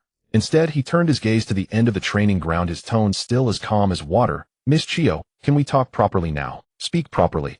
Chiyo stared fixedly at the mess strewn across the floor, her chest heaving violently. As a puppet prodigy unseen in Sunagakure for a century, when had she ever suffered such humiliation? Uchiha In's placid, indifferent gaze now seemed to her the ultimate mockery of her life's work. Fine. A fine secret sword of Konoha. Chiyo clenched her teeth, a mad obstinacy glimmering in her eyes. Let us see which is faster, your sword or the masterpiece of the progenitor of pup. Before her words faded, she bit her fingertip, her hands weaving an exceedingly complex seal. White secret technique, the 10 puppets of Chikamatsu. With a sharp cry, 10 exquisite white and purple scrolls flew from her ninja pouch, suspending in midair. The scrolls unfurled with a roar, and blinding chakra light surged skyward. 10 puppets clad in white robes and of diverse forms stepped forth, as if from the void, instantly sealing every escape route for Uchiha In. Have you lost your mind? Beside her, Ebizu, upon spotting those puppets, was terrified out of his wits, his voice cracking. Those were the masterpieces of the puppeteer progenitor Monzaemon. Each one a match for 1,000 soldiers, and this very technique had once conquered a city in the land of rain. Using it against a young Konoha envoy was practically lighting the fuse for a war between nations. Stop. Cease at once. Ebizu threw himself forward recklessly, trying to sever Kyo's chakra threads. But Chiyo was now completely consumed by her fury. Her 10 fingers danced, and the 10 puppets, wielding a devastating array of mechanisms, swept toward Uchiha In like a raging storm. Facing this inescapable lethal formation, Uchiha In finally halted. He slowly raised his head, and within those eyes, originally pitch black, a crimson hue spread like ink dissolving in water. 3 tomos spun madly, finally connecting end to end, forming a bewitching and icy pattern of a spider lily. Since you are so eager to meet your doom, I shall oblige. In's voice was as cold as ice. He stared at the 10 puppets rushing toward him, and deep within his right eye a pitch-black abyss stretched out. Amaterasu. No hand seals, no charge. A jet-black flame erupted spontaneously upon the 10 puppets. This flame bore no heat, yet it carried an overbearing force that incinerated everything, even distorting the air around it. The 10 indestructible 10 puppets of Chikamatsu did not even have time to emit the mournful sound of breaking mechanisms. Consumed by the black flame, they rapidly carbonized and disintegrated, and in just a few breaths they became a pile of ashes scattered by the wind. Within the training ground, a deathly silence fell. Chiyo remained in her controlling posture, her 10 fingers frozen in midair, her face as pale as paper. Her vaunted puppetry technique before absolute power had not lasted even a single round. Ebizu's legs gave way, and he collapsed to the ground, cold sweat soaking his back. Kimura Taku and Yuhi Okamoto gasped sharply, their hands trembling as they held their weapons. They knew all too well what the Mangekyo Sharingan meant. It was the legendary pinnacle of the Uchiha clan, a power capable of destroying an entire... So this is the ability of In's Mangekyo Sharingan. Terrifying. And Mangekyo. The ninja hound in Inazuka Momoka's arms whimpered, tucking its tail between its legs. Her eyes wide, she stared at the youth, who seemed about the same age as herself, her voice trembling. He has already awakened the Mangekyo Sharingan. The crimson in Uchiha In's eyes slowly faded, returning to that unfathomable pitch black. The crimson in Uchiha In's eyes slowly faded, returning to that unfathomable pitch black. He did not even glance at the ashes on the ground. Instead, he fixed his gaze on Chiyo, whose face was deathly pale, and spoke in the same placid tone. Now can we speak properly? Not far away on the second floor of the Kazakage's office, behind the thick glass window, Retsu stood silently. His tall figure was shrouded in shadow, his eyes piercing through the glass to take in everything that had happened in the training ground. When the jet-black flame erupted from nowhere and instantly reduced the 10 puppets of Chikamatsu to ashes, Retsu's pupils contracted sharply. He watched the young Uchiha slowly sheath his sword, his expression indifferent, and his fingers unconsciously tightened on the window frame, the knuckles turning white. An indescribable bitterness like an underground river dried up in the desert quietly flooded his heart. Just a few days ago, he had been full of ambition, plotting how to use the upcoming 5 Kage summit, with Konoha's distribution of tailed beasts, to take a huge bite out of the land of fire and secure a Just a few days ago, he had been full of ambition, plotting how to use the upcoming 5 Kage summit, with Konoha's distribution of tailed beasts, to take a huge bite out of the land of fire and secure a century's foundation for Sunagakure. But now, looking at the youthful Uchiha In, he suddenly felt that all those schemes were so pale, even laughable. Why? Why did the land of fire possess such fertile lands, yet still be able to nurture such an endless stream of suffocating geniuses? Involuntarily, Retsu's mind conjured those thunderous names: Uchiha Madara Senju Hashirama Senju Tobarama. Each name had once used overwhelming power to force the land of wind to bow its head at the negotiating table. He had thought that with the passing of those legendary figures, the land of wind would finally have a chance to catch its breath and catch up. But now, a youth not even 20 years old had already awakened the Mangekyo Sharingan. That power that incinerated everything, that calm disregard for Kyo's proud puppetry, clearly proclaimed that Konoha's depths were unfathomable. So this is a monster of the land of fire. Retsu murmured to himself, his voice so low that only he could hear. He took a deep breath, forcibly suppressing the surging bitterness and resentment in his chest. As the founder of Sunagakure, he knew better than anyone that before an absolute disparity in power, any tough negotiation or scheme was merely the struggle of the weak. If he truly pushed Konoha to the brink, and they suddenly attacked, the 80% desert of the land of wind might not even qualify as a battlefield. Retsu slowly closed his eyes. When he opened them again, the greed and scheming of a capitalist in his gaze had quietly faded away. Shadow Guard, he turned around, his voice regaining the steadiness and authority of the first Kazekage. Go tell Chiyo to withdraw her puppets. And then, treat these honored guests from Konoha well. He paused, his gaze once again falling on the barren yellow sand outside the window, his tone carrying a hint of reluctant compromise and resolve. The 5 Kage summit. It seems we cannot ask for too much. The air in the Kazekage's office seemed to freeze, the scorching sun outside the window still merciless, yet it could not warm Lido's gradually chilling hands. And on the training ground, the young man named Uchiha In slowly sheathed his short blade, the crimson Mangekyo Sharingan, gradually fading, returning to a calm black. But in Lido's eyes, that crimson mark was like a brand deeply etched into his retina, gradually overlapping with the suffocating, terrifying figure in his memory. It was Uchiha Madara. The one who alone had pushed the first Hokage Senju Hashirama into a corner at the Valley of the End, even capable of summoning the complete Susanoo at will, the shinobi no Shinsei Azura of the shinobi world. Lido still remembered the despair he felt when he first saw Madara, as if facing a natural disaster. In the face of absolute power, the wind release techniques of the land of wind were like a gentle breeze brushing against a mountain so feeble and laughable. Exactly the same eyes. Lido unconsciously tapped his fingers on the window frame, producing a dull sound. That kind of disdainful, cold indifference that looks down upon all living beings, treating everything as mere grass and dogs. Back then, Madara surveyed the battlefield with those eyes, now surveys Kyo's puppets with those eyes. Though immature, though his chakra reserves might not yet be as vast as Madara's, the brutality and dominance stemming from the depths of his bloodline were exact. Lido felt a deep sense of powerlessness. He had originally thought that with the death of Madara and the aging of Hashirama, the shinobi world's landscape would be reshuffled and the land of wind would finally have a chance to stand tall. But reality had dealt him a harsh slap in the face. Konoha, this great tree, not only had its roots unshaken, but had also grown new sharper thorns. Lord First, what are you looking at? Behind him came the respectful voice of Chinsha.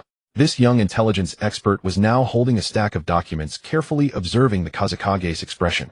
He had never seen this leader as solid as an iron tower wear such a grave expression. Lido did not turn around, only asked in a hoarse voice, Chinsha, does the intelligence division have any additional information about that Uchiha In? According to current intelligence, he is the greatest anomaly of the Uchiha clan in recent years. Chinsha quickly flipped through the documents and reported it is said that his talent even surpasses that of the current clan leader, and his relationship with Lord Senju Tobarama does not seem to be as irreconcilable as rumored. During this mission, although Senju Tobarama appeared cold on the surface, he actually tacitly approved many of In's overstepping actions. However, they seem unaware that Uchiha In has awakened the Mangekyo Sharingan. Tacit approval. Lido savored the word, a bitter smile curling at the corner of his mouth. This meant that the high-ranking officials of Konoha had reached a consensus. That calculating Senju Tobarama was willing to put this sharp blade on the table. This was not just a show of muscle, but a blatant intimidation. Should we take advantage of their ignorance and nip Uchiha In the bud? Lido turned around and walked back to the large desk looking at the map of the shinobi world. His gaze lingered on the border between the land of fire and the land of wind, finally settling on the predetermined location of the 5 Kage summit. Foolish. The 9-tailed beasts are all in Senju Hashirama's hands. If such a genius were to die in our Sunigakure, Konoha would go mad. Originally, he had planned to use the issue of tailed beast distribution at that meeting to demand the fertile lands near the coast from the land of fire, and even to request the opening of some commercial ports. That was the lifeline of Sunigakure's survival, the future he as the first Kazekage must strive for his descendants. But now, looking at the green representing the land of fire on the map, he hesitated. If due to a dispute over an inch of land, he provoked the sleeping beast or angered this monster with the Mangekyo, what would be the consequences? Although Sunigakure was easy to defend and difficult to attack, was the desert barrier truly reliable against a monster capable of manipulating Amaterasu's black flames and perhaps even possessing even more terrifying dojutsu? The shadow of the shinobi no shinsei has never dissipated. Lido let out a long sigh, picked up the brush on the desk, and drew a heavy X on the scroll that was originally filled with harsh conditions. Chinsha. Yes. Redraft a proposal. Lido closed his eyes as if having aged several years in an instant, but his tone regained the rationality and coldness of a politician. Reduce the land demands by 90%. As for the usage rights of the commercial ports, as a trade-off, we can proactively offer to assist Konoha in suppressing the bandits along the border. Ebizo looked up in shock. Lord, first. Reduce by 90%. Then we have no bargaining chips. Lido's eyes snapped open, sharp as a blade. At least not now. That Uchiha In is the blade Konoha has drawn. If I cannot resolve the issue through diplomatic means at the 5 Kage summit, that means we would even have to judge by the expressions of Senju Hashirama and that boy to have a seat at the table.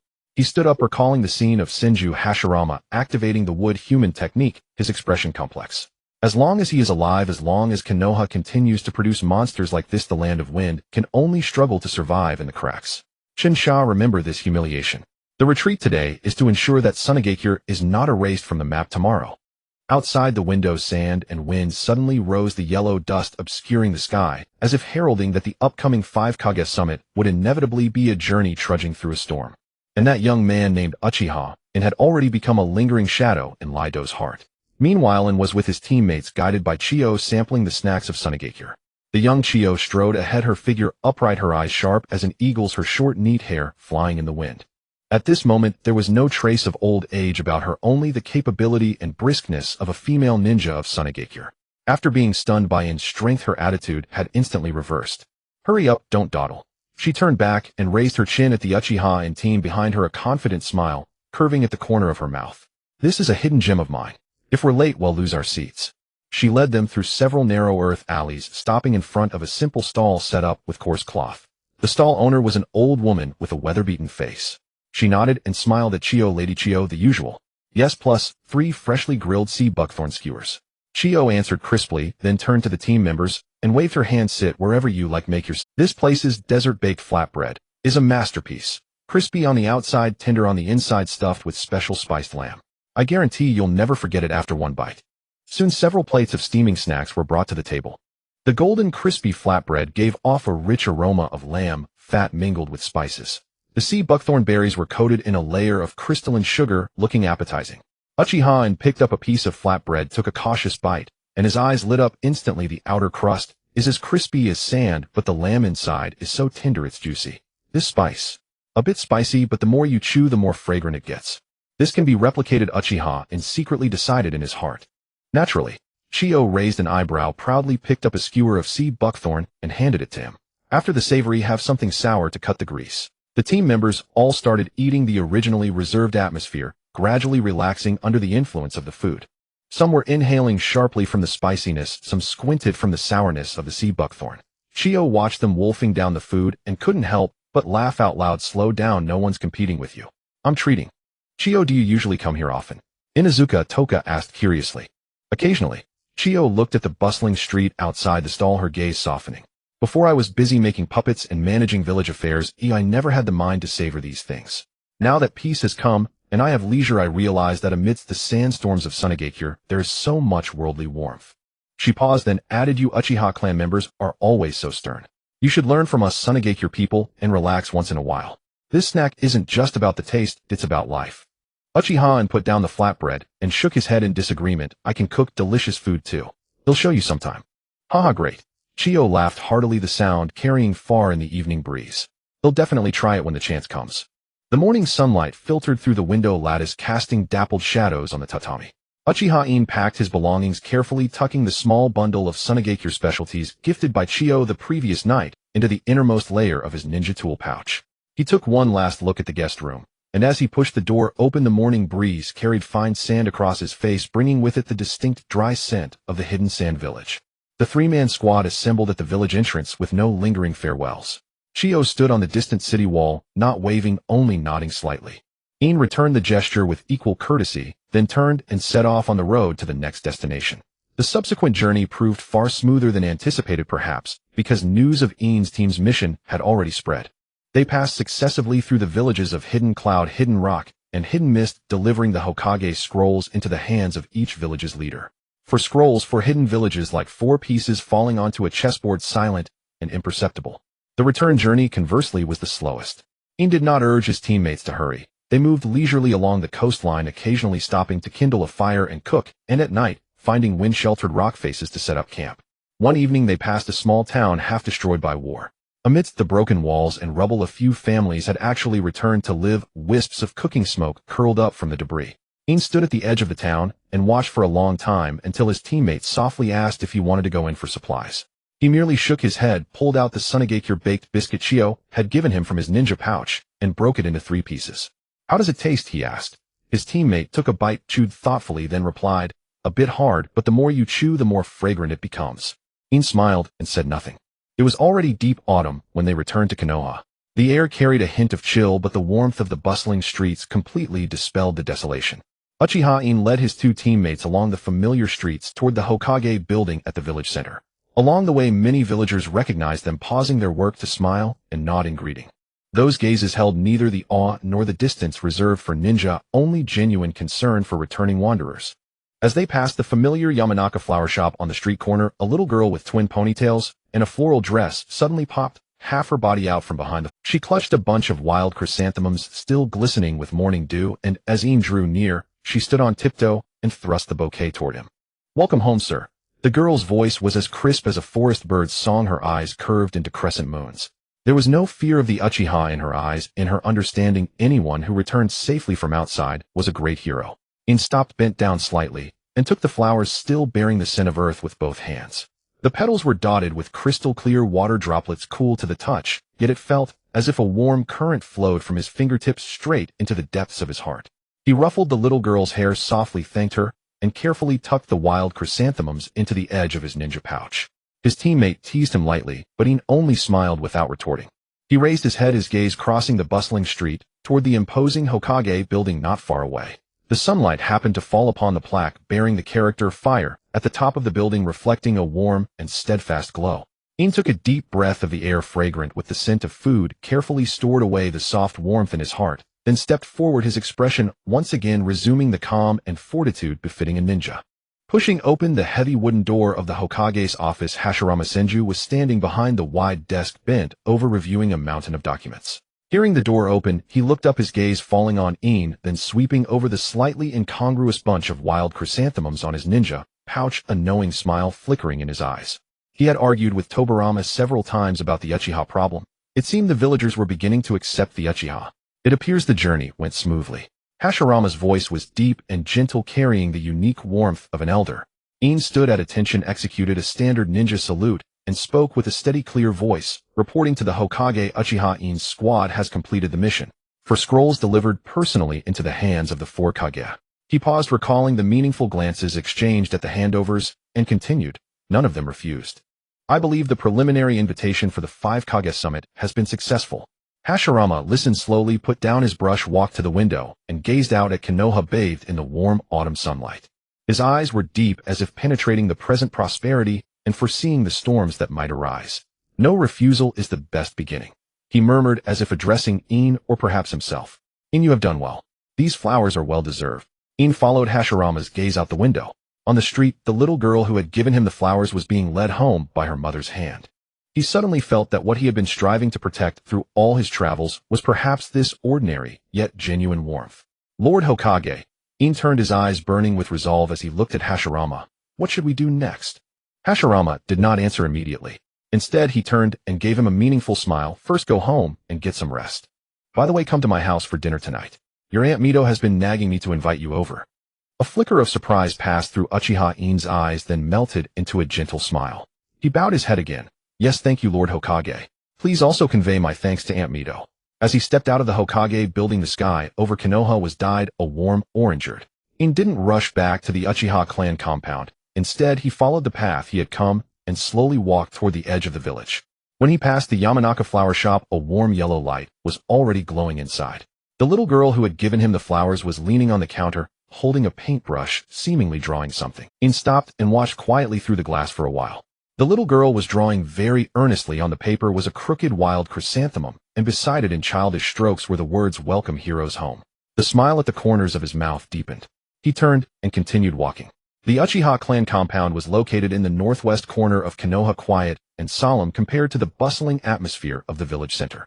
As soon as he stepped through the clan compound gate, he ran straight into a familiar figure.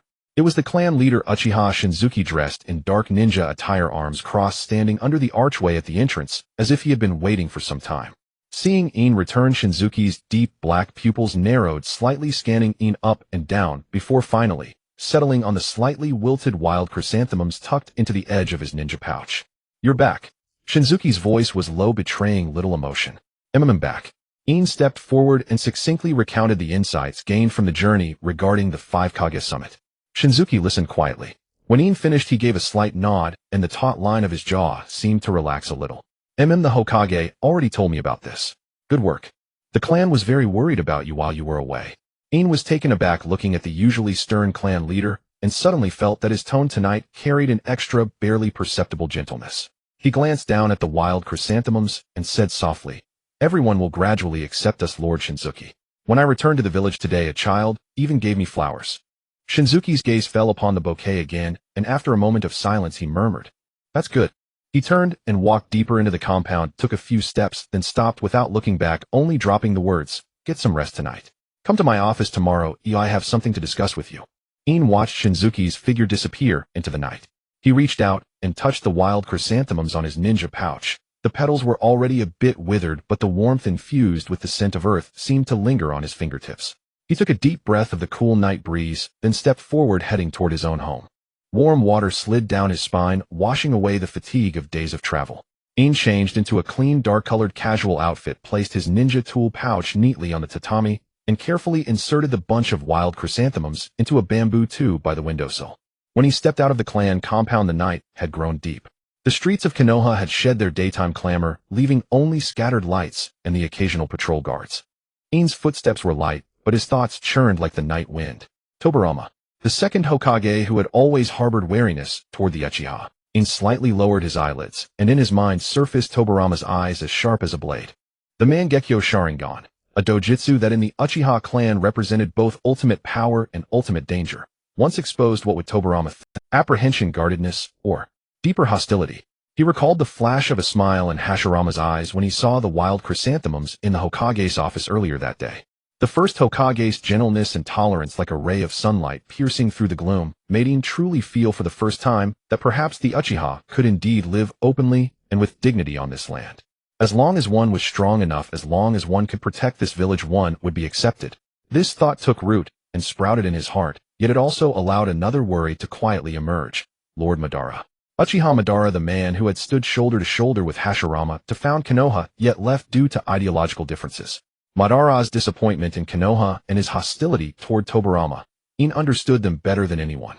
If Madara knew that he had gained recognition in Konoha and had even begun to believe in the path of protecting the village, what would he think? Relief or disappointment? In's footsteps halted in front of the Hokage's building. He looked up at the window glowing with warm yellow light and took 2 paths, 2 directions, yet both pointed to the same destination, the future of the Uchiha. He did not know if Lord Madara was still watching from some corner, but he knew he could not stop. He wanted to grasp both Hashirama's trust and Madara's expectations.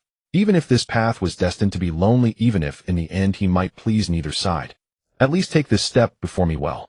In murmured to himself, raised his hand, and knocked on the door of Hashirama's house in the Senju compound. "Come in." Hashirama's deep voice came from inside, carrying a hint of amusement. In pushed the door open and entered immediately, seeing Hashirama sitting on the floor and standing beside him, arms crossed, an expression composed, was Senju Tobarama. Just as expected, In's heartbeat quickened slightly, but his face remained composed. He walked to the table, knelt on one knee, and performed a standard ninja salute. Lord Hokage, Lord Tobarama. Sit down. Hashirama pointed to the chair opposite, his tone as relaxed as if he were entertaining a junior. Mito is busy in the kitchen saying she'll make you her specialty red bean soup. In sat down as instructed, his gaze involuntarily sweeping toward Tobarama. Tobarama did not speak, only quietly watching him with those red eyes. That gaze held no obvious hostility, but neither was there any warmth. It was as if he were assessing or waiting for something. Silence stretched in the air for a few seconds. Hashirama seemed to sense something and broke the impasse with a smile. In, you did well on this mission to the fore, especially at Awakens. I heard you change Shi's attitude with just one sentence. In withdrew his gaze, focused his attention on Hashirama, and briefly recounted the details of his trip to Awakens. He deliberately avoided any phrasing that might arouse suspicion, stating only facts without any personal emotion. Tobarama never interjected, only nodding slightly when In reached the key points. That nod very light, yet it eased the stone in In's heart a little. In summary, none of the 4 villages refused the invitation to the 5 Kages. In finished the last sentence and bowed again. This is the detailed report scroll, please have a look, Lord Hokage. Hashirama took the scroll, casually placed it on the table, then leaned back in his chair and looked at In with a gentle gaze. In, what do you think is the biggest problem Konoha faces right now? Hashirama took the scroll, casually placed it on the table, then leaned back in his chair and looked at In with a gentle gaze. In, what do you think is the... He was silent for a moment. In his mind flashed the eyes in the village, some friendly, some indifferent, some wary, and the suppressed silent faces in the Uchiha compound, finally settling on the bunch of wild chrysanthemums on the windowsill. Trust, he answered softly. Between villagers and shinobi, between clans and the village, even between the Hokage and his own clan. Trust is what Konoha lacks the most. As his words fell, the room grew quiet again. In could feel that Tobarama's gaze had become even more profound. Hashirama did not respond immediately, he just looked at him quietly, a complex emotion flickering in his eyes. Relief, melancholy, and a trace of unspeakable heaviness. You are right. Hashirama finally spoke, his voice low and slow. Trust is the hardest thing to build and the easiest to break. He paused and turned his gaze to Tobarama beside him. Tobarama, what do you think? Tobarama was silent for a moment before speaking slowly, his voice cold as a spring. Trust needs time to be verified, and the Uchiha still need more time to prove themselves. These words were like a knife, precisely piercing the softest part of In's heart. When she saw In, her eyes immediately filled with warm affection. In, have a taste, it's freshly made.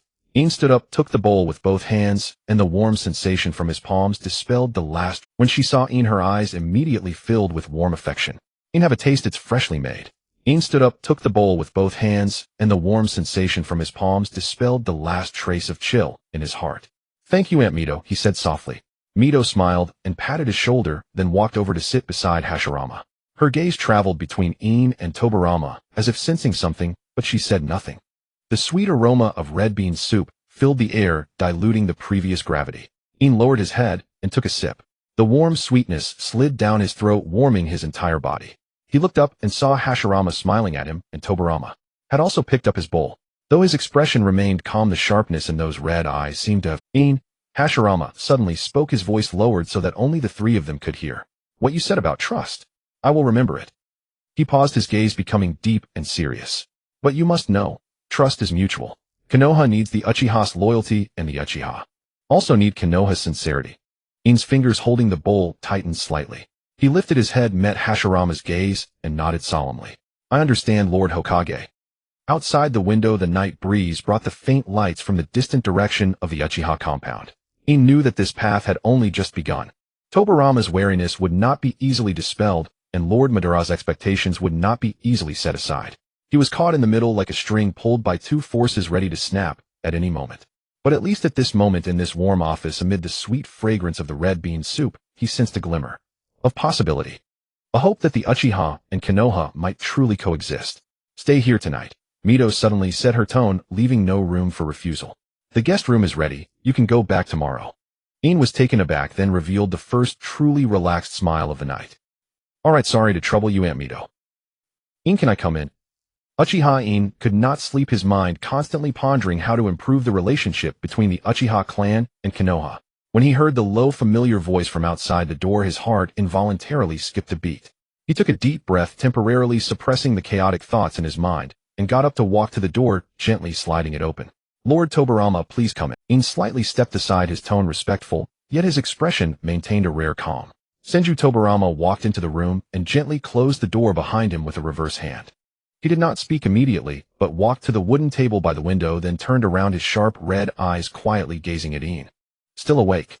Tobarama's voice remained cold, but with less of the scrutiny and pressure from the dining table during the day, and more of a calmness befitting an elder. "Thinking about some things, can't sleep," In answered truthfully, without concealing his thoughts. Tobarama nodded slightly, walked to the chair opposite In, and sat down, folding his hands on his knees. He was silent for a moment, as if organizing his words, then slowly spoke. "Shiri Gangbin reported to me today about your journey outside. He mentioned that in Sunigakure you awakened the Mangekyo to confront the puppet master. To protect your teammates you awakened the Mangekyo Sharingan." In's pupils constricted slightly. He had not expected Shiri Gangbin to report this matter directly to Tobarama. The Mangekyo Sharingan, a dojutsu that in Senju Tobarama's eyes represented both ultimate power and ultimate danger, once exposed would inevitably provoke the second Hokage's absolute vigilance. But it was fine this way. Tobarama would think he had awakened the Mangekyo Sharingan to protect his teammates. Yes. In did not deny it, nor did he attempt to justify himself. He met Tobarama's eyes directly and admitted frankly the situation was urgent. I had no other choice. Tobarama gazed at him quietly with neither anger nor fear in his eyes, only an unfathomable scrutiny. "The Mangekyo Sharingan," Tobarama repeated in a low voice, his tone complex. "I have studied the Uchiha Dojutsu. This I is a curse born from the pain of losing love." He paused, then changed the subject. "But Shiri Gangbin also said that after you awakened the Mangekyo you adapted remarkably well. You calmly dealt with the enemy, reassured your teammates, and even took the initiative to handle all the guard duties on the way back." Tobarama's gaze grew profound. "I listened to what you said at the dinner table today with my brother." In listened quietly without interrupting. He knew that Tobarama's visit tonight was far from merely confirming the matter of the Mangekyo. "In." Tobarama finally voiced his true intention for the night, his voice low and solemn. "I have indeed been wary of you and the Uchiha clan. That is a fact, I won't deny it. But vigilance does not mean I will forever push you to the opposite side." He looked into In's eyes and spoke deliberately. "If you truly, as my brother said, are willing to restrain your power for the peace of Konoha, and willing to become the bridge connecting the Uchiha and the village, then I can promise you this." He looked into In's eyes and spoke deliberately. "If you truly, as my brother said, are willing to restrain your power for the peace of Konoha, and willing to become the bridge, I will grant you and your clan the respect and trust you deserve." He paused, his expression turning utterly serious, "but only on the condition that you prove yourself worthy of that trust. You must prove that the Uchiha's power is meant to protect, not to overthrow." A long silence fell over the room. This opportunity was built upon his own will and choices. "Lord Tobarama." In finally spoke, his voice steady and resolute. "I understand." He stood up and bowed deeply to Tobarama. Tobarama gazed at him quietly, and after a long moment, he gave a slight nod. "Good." He rose, walked to the door, and stopped without turning back. "Remember what you said tonight.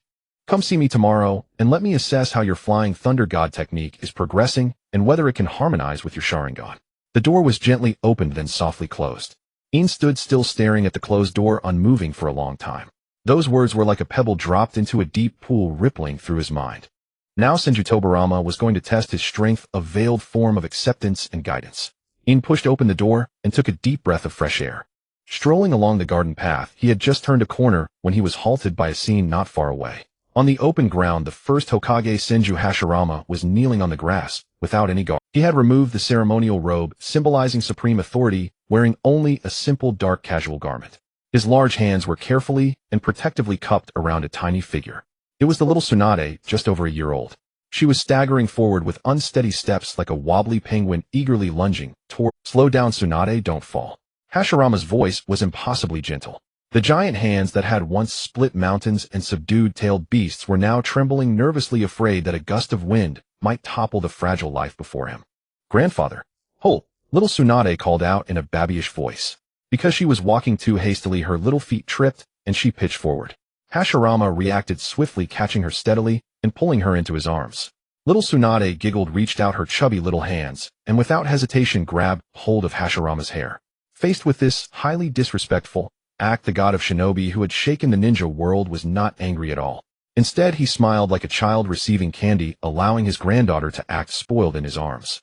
Witnessing this heartwarming, almost surreal scene, In stood still, and the tension that had been tightening his heart, due to Tobirama's words, miraculously eased. This was Senju Hashirama.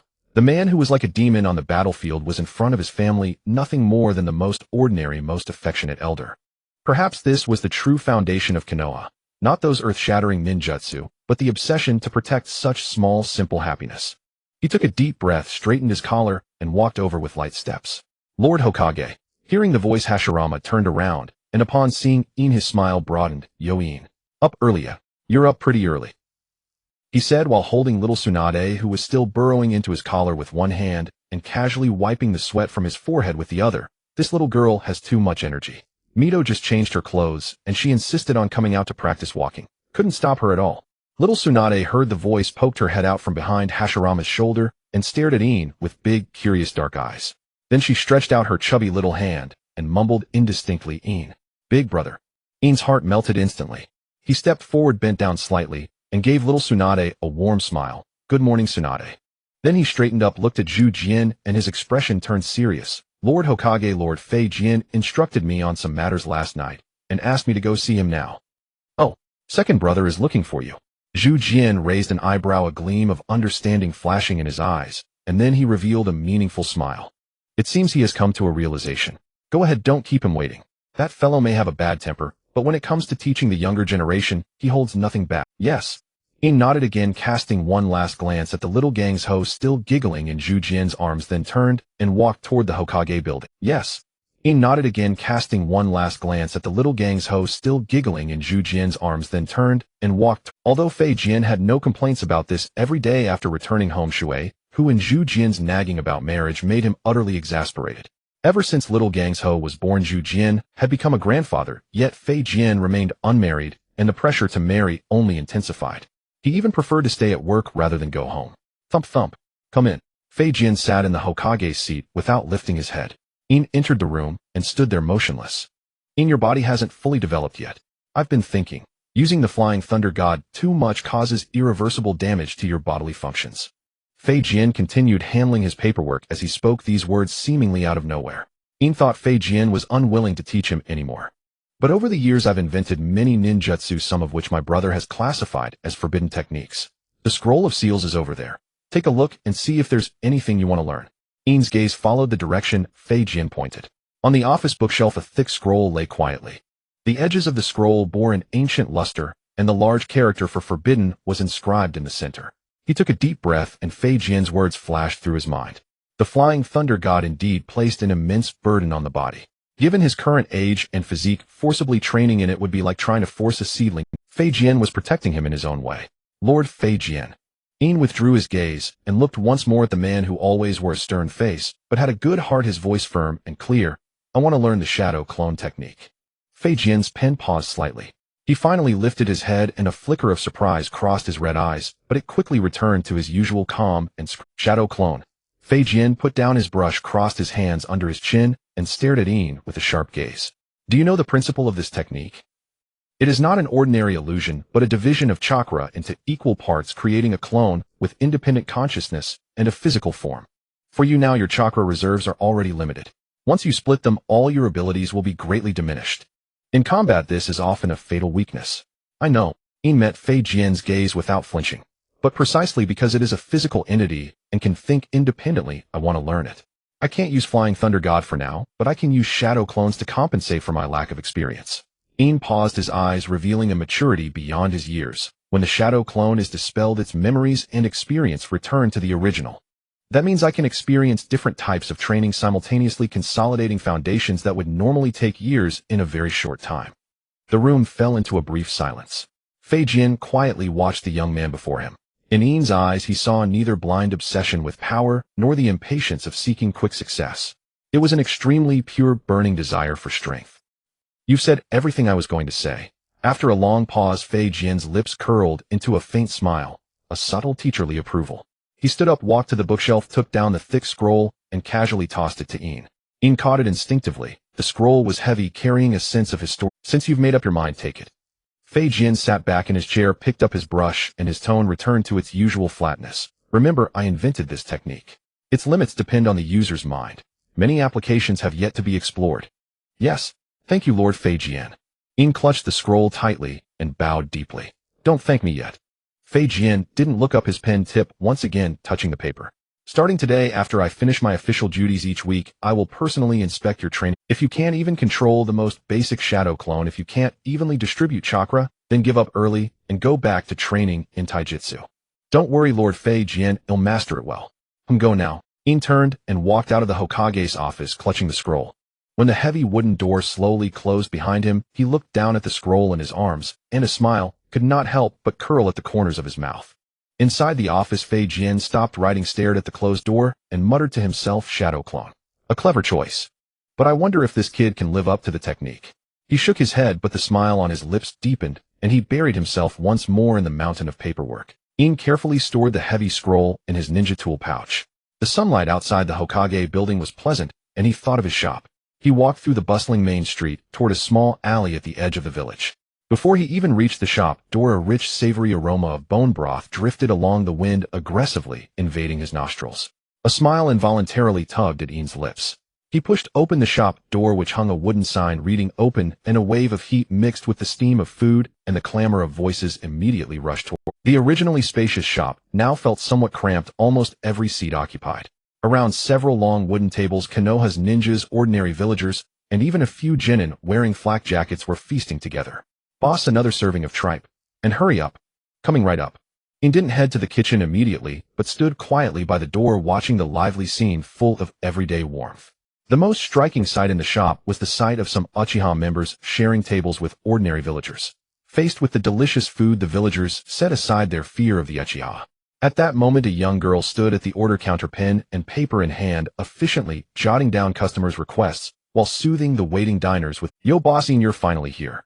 A chunin who was a regular customer waved at Ian a bowl of steaming noodles in his hand, his face beaming with satisfaction.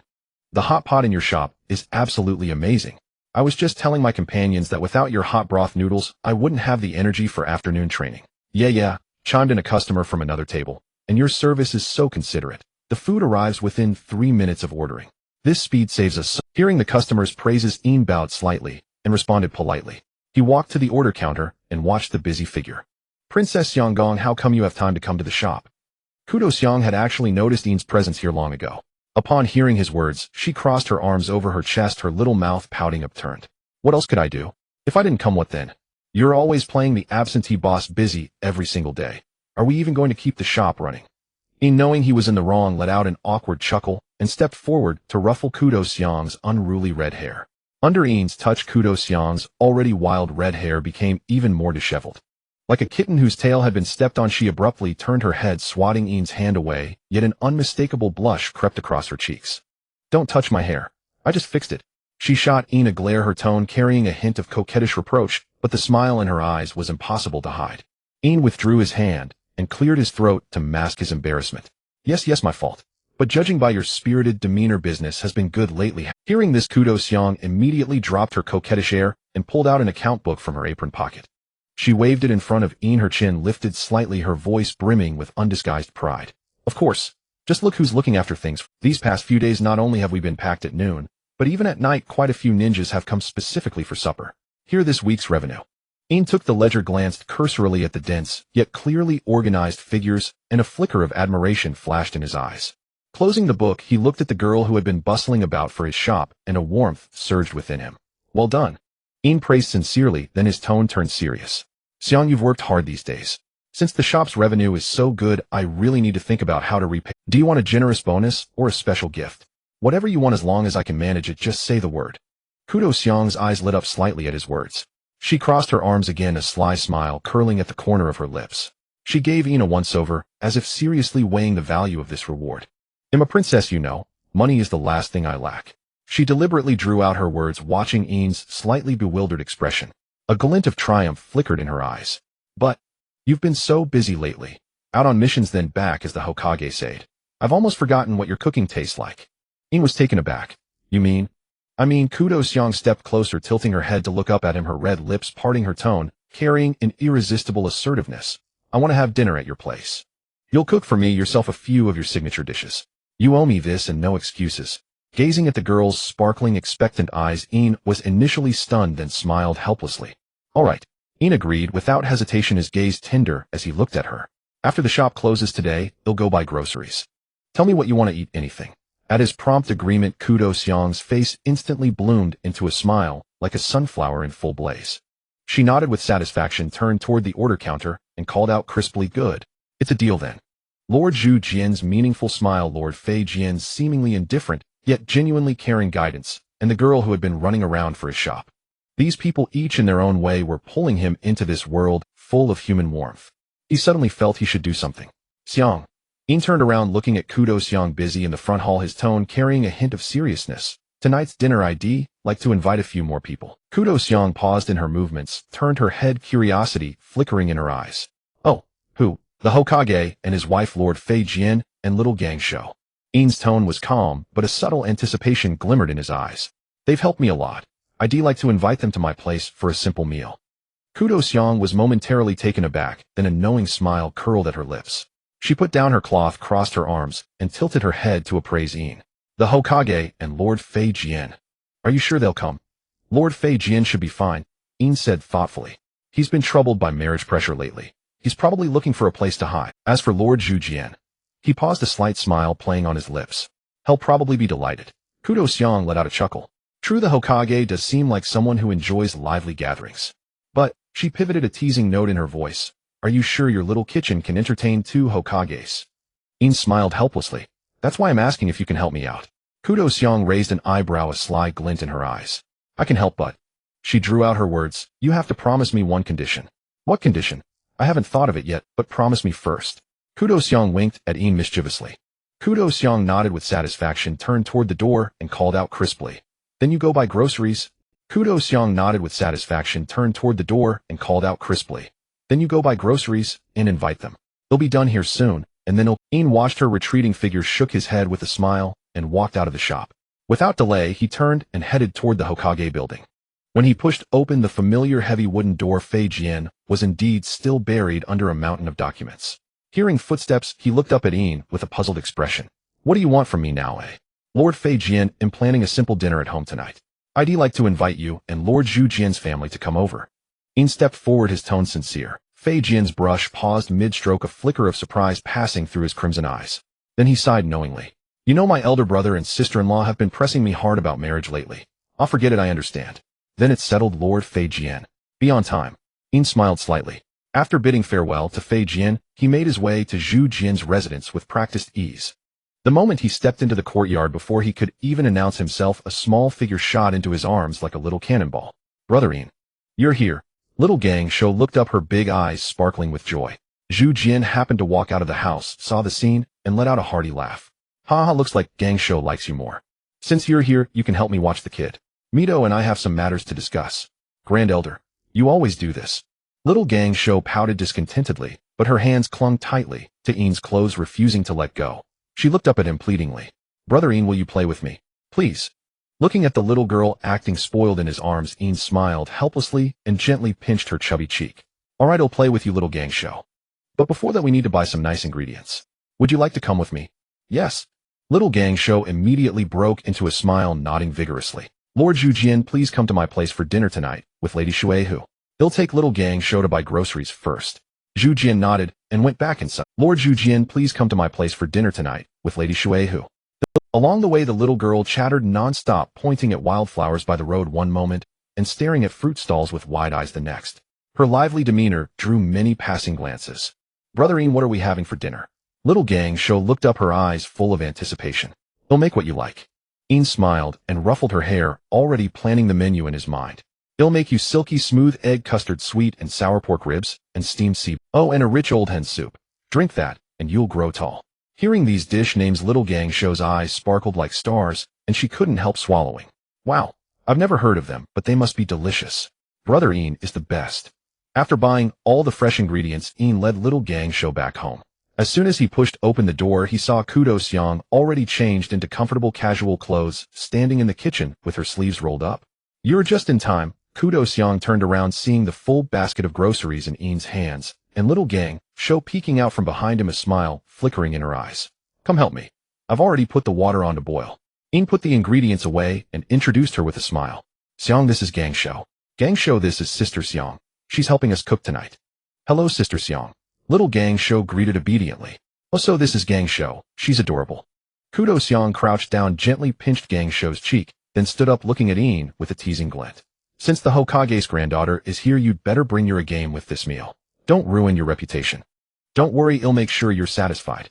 In smiled confidently, rolled up his sleeves, and walked into the kitchen. Soon the rhythmic sound of chopping and the gentle clatter of pots and pans echoed from the kitchen.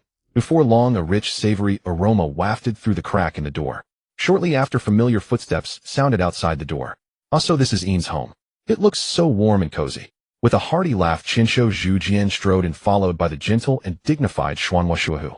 Shuehu smiled and patted little Gang's house head, causing the little girl to giggle. Then Chinsho Feijian also walked in, arms crossed with a calm expression. He scanned the room and gave a slight nod. The arrival of the Hokage and the second Hokage instantly enlivened the small courtyard. The commotion naturally alerted the nearby Yuzhibo clan leader, Yuzhibo Jinue. He had originally come to check on the scent of food and the commotion, but he never expected to stumble upon such a scene. Just as he was about to bow and take his leave, In smiled and stepped forward, pulling him in. Clan leader Jinue, you've arrived just in time. Everyone's here today, why not join us for a meal? Unable to refuse such hospitality, Jinue took a seat. At the dining table, the atmosphere was incredibly harmonious. Zhu Jian raised his wine cup, smiling broadly at Jinue. Jinue, I must toast you properly this time. Your Yuzhibo clan has produced a remarkable genius, truly a cause for celebration. Feijian, though still wearing a stern face, nodded in rare agreement. Indeed, such talent and temperament are truly rare among the younger generation. Hearing such high praise from the two lords, Jinyu's face flushed with excitement. He raised his cup repeatedly in thanks, his heart filled with pride. As for the bowl of steamed egg custard that In brought to the table, it became the center of attention. So eggs could be made this way. Little Gangsho took just one bite, and her eyes sparkled like stars. She held the bowl and ate heartily, praising it with the other meticulously prepared dishes were also quickly devoured. Everyone praised them endlessly, and even Feijian quietly added half a bowl of rice to it. After eating and drinking their fill, everyone rose to take their leave. Zhu Jian and Shuehu led the reluctant little Gangsho away, while Feijian and Jinue departed separately. The once lively courtyard finally returned to tranquility. After cleaning up the dishes, In pushed open the door and entered the bedroom, ready to rest, but suddenly his steps halted. The dim room was unlit. The cold moonlight streaming through the window outlined a tall figure reclining on the windowsill. The visitor had wild flowing black hair, and his black robe was as dark as ink in the night. His deep abyss-like eyes looked down at him, filled with undisguised scrutiny and mockery. It seems you've been having quite a pleasant time here in my village. Yuzhibo Ban's voice rang out in the silent room, low and dangerous. Like a poisoned blade, it precisely pierced the warmth of the room. Facing this sudden pressure, In was momentarily stunned, then a flicker of well-timed surprise flashed in his eyes. Not only did he show no fear, but he quickly stepped forward. A delighted smile blossomed on his face, as warm as a spring breeze. Lord Ban, why have you come? Please have a seat. They'll brew you a pot of fine tea right away. He eagerly brought the most comfortable chair and deftly poured a cup of hot tea, his movements smooth and flawless. Yuzhibo Ban had originally worn a cold face prepared with a bellyful of harsh words, but In's impeccable warm reception left him completely blocked. He looked at In's flawless demeanor, furrowing his brows slightly. The fierce killing intent actually dissipated somewhat, as if he had punched cotton, nowhere to vent. In keenly caught the subtle shift in Ban's mood, and he sat down opposite Ban, speaking with sincerity and warmth. Lord Ban, you've come at just the right time. Actually, I've been looking for an opportunity to report to you. During this time, my interactions with Lord Zhujian and Lord Feijian have been quite harmonious. You see, the ice between Mai and the Yuzhibo is melting. The dawn of peace is right before us. As long as we... Enough. Ban coldly interrupted him, setting the teacup down heavily on the table, splashing a few drops of tea. He leaned forward, his eyes, as if they could see through a person's heart, fixed on In, his tone filled with undisguised disappointment and mockery. Naive. Do you think a few meals and polite words can erase hundreds of years of blood feud between our clans? You've been comfortable for too long, like a frog boiled in warm water in Mai. You've almost forgotten the pride of the Yuzhibo. In tried to persuade him further, but Ban suddenly stood up. He looked down at In and issued an unquestionable command, word by word. Put away your ridiculous... Pack your things. Tomorrow you leave Mai with me. In was stunned. Where to? Outside. Ban's gaze passed over the window lattice, looking toward the pitch-black night sky beyond my village, his voice low, as if from hell. To see the real shinobi world. To see the refugees without village protection, to smell the bloodstains on the battlefield that can never be washed clean. I will take you out for a year to let you see with your own eyes that as long as human greed and fear exist, war will never stop just because a village is founded. When you crawl back from the mountains of corpses and seas of blood, you'll know how foolish your current thoughts are. Facing Ban's overwhelming pressure, In made no further pointless arguments. He quietly looked at Ban, the layer of deliberately feigned gentle smile fading from his eyes, replaced by a profound, unfathomable calm. He slightly lowered his eyelids, concealing the complex emotions surging beneath, and replied softly, but firmly, "All right, I will follow Lord Ban." Ban was slightly taken aback, seemingly not expecting In to agree so readily. But soon he snorted coldly, flicked his sleeve, and turned around, leaving his back to. The next morning, before the morning mist of Mai had fully dissipated, In knocked on the door of the Hokage's office. Facing Uchiha In respectfully requested to go out for training and travel the shinobi world. No, absolutely not. Uchiha's reaction was even more intense than expected. He suddenly stood up from behind the desk, slamming his hands heavily on the table, his brows furrowed, his eyes filled with undisguised worry and anxiety. In the outside world is too dangerous. The current shinobi world is full of undercurrents, and the major villages are all scheming for their own interests. In his view, even though In's strength was top-notch within my village, once he left the village's protection and encountered real desperados, he would be unable to protect him. I can't stand by and watch you take risks. Looking at Uchiha's anxious expression, as if he wanted to shelter In under his wings. In's heart stirred, but he remained gentle and restrained on the surface, patiently explaining his considerations. Just as the two were at an impasse, Feijian, who had been standing nearby reading a scroll, closed the document in his hand. He raised his sharp red eyes, scanning between Uchiha and In, then spoke in his usual hoarse voice. "Big brother, I agree with In's decision." Feijian's voice was not loud, but it carried undeniable rationality and certainty. He walked up to the two, looking straight into Uchiha's eyes. "Big brother, you're always used to protecting everyone with your wood style, but true strong people never grow up relying on others' protection." Moreover, in his view, In had now learned his flying thunder god and awakened the Mangekyo Sharingan. As long as no cage-level powerhouse made a move, In would not encounter any trouble.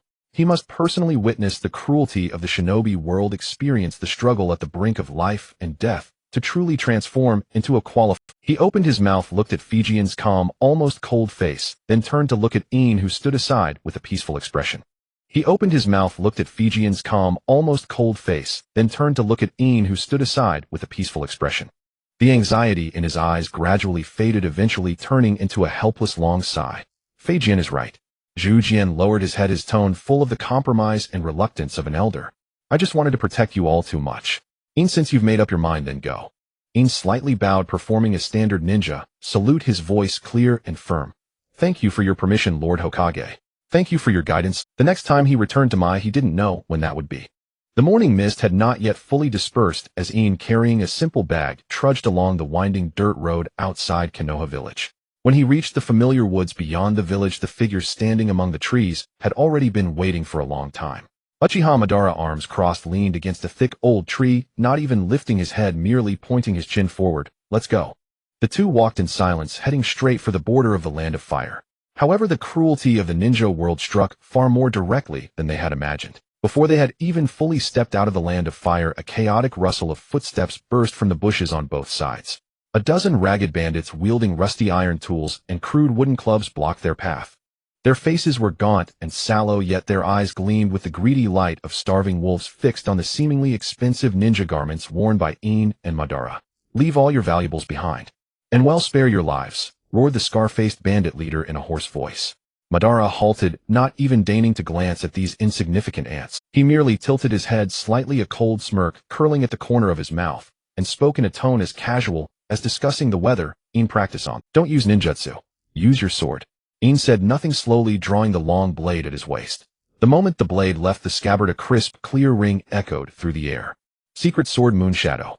The instant the words fell, In's figure blurred into a faint crescent moon.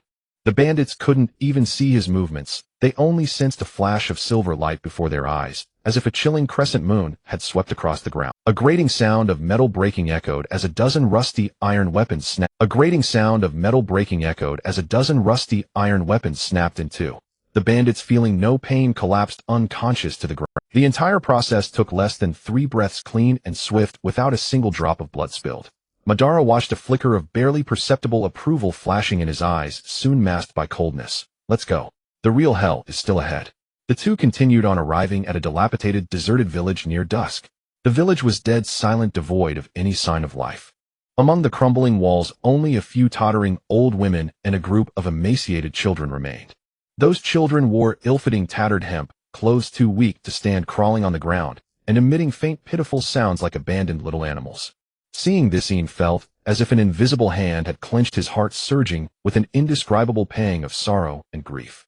He stepped forward, crouched down, and tried to make his voice as gentle as possible as he asked the deeply wrinkled old woman about the situation. The old woman's cloudy eyes were filled with numbness and despair. She spoke tremblingly, her voice like a leaky bellows. War. Our home was burned down. The men went out to find food. They haven't come back for 3 days. Suddenly she clutched Ian's sleeve tightly, a glimmer of hope flickering in her cloudy eyes, as if grasping at the last straw.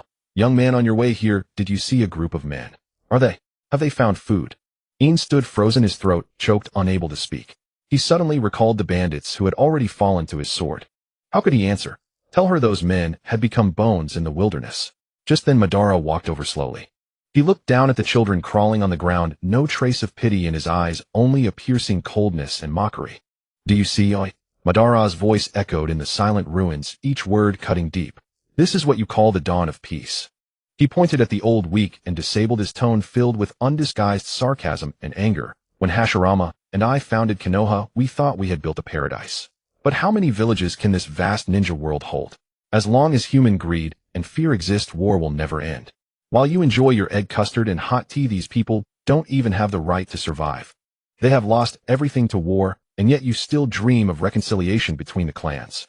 Madara whirled around, fixing his gaze on Ian, his deep eyes burning with infinite fire. Now do you still think your naive ideals can save them? Ian stood there watching the old woman's hopeless eyes, listening to the children's faint whimpers, with Madara's harsh accusations ringing in his ears. He could not answer. There would always be wealthy places where people waste food, but the poor before him would never vanish. Madara's deep eyes narrowed slightly, his gaze locked onto Ian as if trying to see through him. The air seemed to freeze, a heavy pressure surging like a tide. I heard. You have awakened the Mangekyo Sharingan. Madara's voice was low and calm, yet carried an undeniable authority. Ian did not flinch. Meeting that oppressive gaze, he nodded slightly, his voice calm and firm. Yes, Madara-sama. I have indeed awakened the Mangekyo. At these words, a flicker of barely concealed astonishment flashed in Madara's eyes. He looked up and down at the young man before him, a storm rising in his heart. The Mangekyo Sharingan. A cursed eye awakened only through the death of a loved one, in the depths of extreme negative emotion and despair. Even he, Uchiha Madara, had only truly grasped that power after his younger brother Izuna sacrificed his eyes. Yet Ian at such a young age had entered this realm. His talent and resilience were unheard of. Good. Very good. A proud, wild grin curled at the corner of Madara's mouth, his eyes blazing with fiery ambition. A prodigy of such brilliance, if he could be made an ally, would be a tremendous asset to his Eye of the Moon plan. He resolved silently to bind Ian firmly to his war chariot, to become his sharpest blade, to trample the hypocritical ninja world. Ian would become his black glove. Even if it took him another decade or more to awaken the Rinnegan, and his strength waned, Ian's would still be at its peak. Madara could never have imagined that his Rinnegan would only awaken decades later. Since you have awakened the Mangekyo, Madara took a half step forward, his tone laced with scrutiny and expectation. Tell me, what abilities has your eye awakened? Ian took a deep breath, his expression becoming utterly sincere. He knew that before Madara, any lie or reservation was futile. Only honesty could earn the trust of this Uchiha overlord. Madara-sama. Ian looked directly into Madara's eyes, his words resolute and clear. My left eye commands the black flames that consume all things. Amaterasu, my right eye, holds the power to warp space and traverse realities. Kamui. As his words fell, the air around them fell into a dead silence. After a brief moment of shock, Madara threw back his head and erupted into a low, unbridled laughter. The laughter reverberated through the empty space, shaking the heart. Ha ha ha. Amaterasu and Kamui. Formidable abilities. Well done, Uchiha In. Madara abruptly stopped laughing, his eyes filled with fervent admiration and undisguised recruitment intent. Your talent surpasses the vast majority of mediocrities in this world. Staying in this rotten place will only bury your brilliance. Stay by my side, In. Let these eyes sever the karma of this world and create a new world without sorrow, only peace. Uchiha In furrowed his brow. The cruelty of the shinobi world was evidently not lost on him. Yet in his eyes, as long as he could master the supreme power of the world and protect what he cherished, that would suffice. Madara-sama, where are we headed next? Uchiha In was now desperate to know whether Uchiha Madara had let down his guard toward him. After all, his plan was to earn Madara's trust. Otherwise, even if he told Madara about Black Zetsu's conspiracy right now, Madara would arrogantly dismiss it, believing he could accomplish the Moon's Eye plan on his own. Uchiha Madara did not answer immediately. He merely tilted his head slightly, a fleeting chill glinting in his eyes barely perceptible. He had naturally detected the probing and urgency Uchiha In strained to conceal in his words. But in his eyes this was nothing more than the insignificant struggle of a weakling trying to survive. As long as the other party still had value, he didn't mind giving a sliver of illusory hope. The land of rain. Madara's thin lips parted, uttering the three words in a low, icy tone as if laced with an eternal chill. In the battle at the Valley of the End, he had lost to Senju Hashirama. The world believed Uchiha Madara was dead, but he had crawled back from the abyss of death, using his Izanagi. And the land of rain. A barren land perpetually shrouded in clouds and downpours wedged between the three great nations, was the perfect lair for his hibernation. The two traveled under the stars, crossing dense forests, and finally set foot in the land of rain. The moment they entered, a relentless drizzle like fine needles swept over them, and the air was thick with the musty smell of wet earth. Uchiha In wiped the rain from his face, but his heart stirred with turmoil. Gazing at Madara, who walked ahead without even a hood, he couldn't help asking, "Madara-sama, there is one thing I do not understand. Since you left Konoha, how have you always been so well informed about the movements of the village's leadership, even the undercurrents within each clan?" Madara stopped, turned around, and let the cold rain drip from his wild black hair. He looked down at In with a sneer of utter contempt. "Foolish." Madara's voice pierced the rain curtain. "Do you think a few rats hiding in the shadows can sway the fate of the shinobi world?" He raised his hand, slightly pointing at the ninjas of the hidden rain village who shivered under broken eaves, their eyes as cold and venomous as serpents. The land of rain has been ravaged by constant war. The great nations treat it as a battlefield. To survive, its ninjas have carved assassination and stealth into their very bones. They are masters of moving in the shadows, of leeching information silently like leeches. Madara's eyes gleamed with the arrogance of one who controls all. "I merely gathered these forsaken hyenas of the world, turning them into my fangs, scattered across every corner of the shinobi world. If I so wish, there is no corner of this world I cannot see." In's heart jolted. He finally understood just how vast and terrifying a web this. Madara withdrew his gaze, looking at In as if appraising a blade to be honed. "As for you, Uchiha In, since you crave power and wish to protect, then put away your ridiculous probing. From now on you will remain in this land of rain and train under me." Madara turned and strode deeper into the rain toward the hidden stronghold, leaving only a spine-chilling silhouette and an unassailable command. "I will show you what true power is. I want you to shed this weakness in the shortest time and become strong enough to earn the right to be a piece in my plan." Ding system triggered task. Please follow Uchiha Madara's training. "Not that ongoing system you've been missing for days. Don't you have any compensation for me?" Uchiha In kept complaining about the system's inactivity. His power was still so weak. What if Madara found him a hindrance to his plan and decided to kill? Without the strength to oppose Madara, he was nothing but fish on a chopping block at any moment. Ding, in light of the system's inaction, special compensation is granted to the host. Compensation will be issued together with the reward upon task completion. Rewards: advanced recruitment scroll 1, Uchiha Madara's chakra amount. Madara's performance in the Fourth War was terrifying. With his monstrous chakra, the brink technique, Great Fire Annihilation, felt like a forbidden art in his hands. Now In eagerly anticipated the 2.5 years ahead. "System, aren't you a Naruto Mobile Game System? Why are you giving these things?" Ding, the system has top-level permissions. No matter how In called, afterward the system would not respond. 2.5 years stretched infinitely in the land. The rain never ceased here. The cold downpour scoured every inch of the land, and also washed away the youthful naivety and weakness from Uchiha In. The youth who once could barely withstand Madara's pressure now stood firm amidst the raging storm, his blade and chakra flow perfectly integrated. Boom! A deafening roar tore through the rain curtain. The violent shockwave uprooted giant trees for hundreds of meters around. Two terrifying chakras collided midair, sending out visible ripples. "Not bad. Better than last month." Madara's voice came from the dust, still carrying that lofty indifference. He looked at In, who was slightly panting yet maintained a perfect defensive stance, and a flicker of approval, barely discernible, passed through his eyes. In had long shed his immaturity.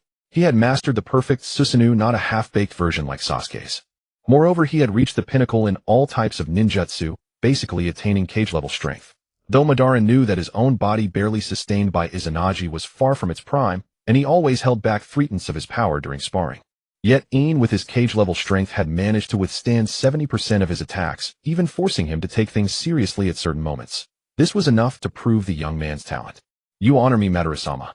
In slowly sheathed his blade and wiped the trace of blood from the corner of his mouth. His eyes were far deeper than 2 years ago. Having witnessed too much pain and separation, he had grown accustomed to it all. Your blade is still too merciful. Madara turned his back to him, his voice drifting in the rain.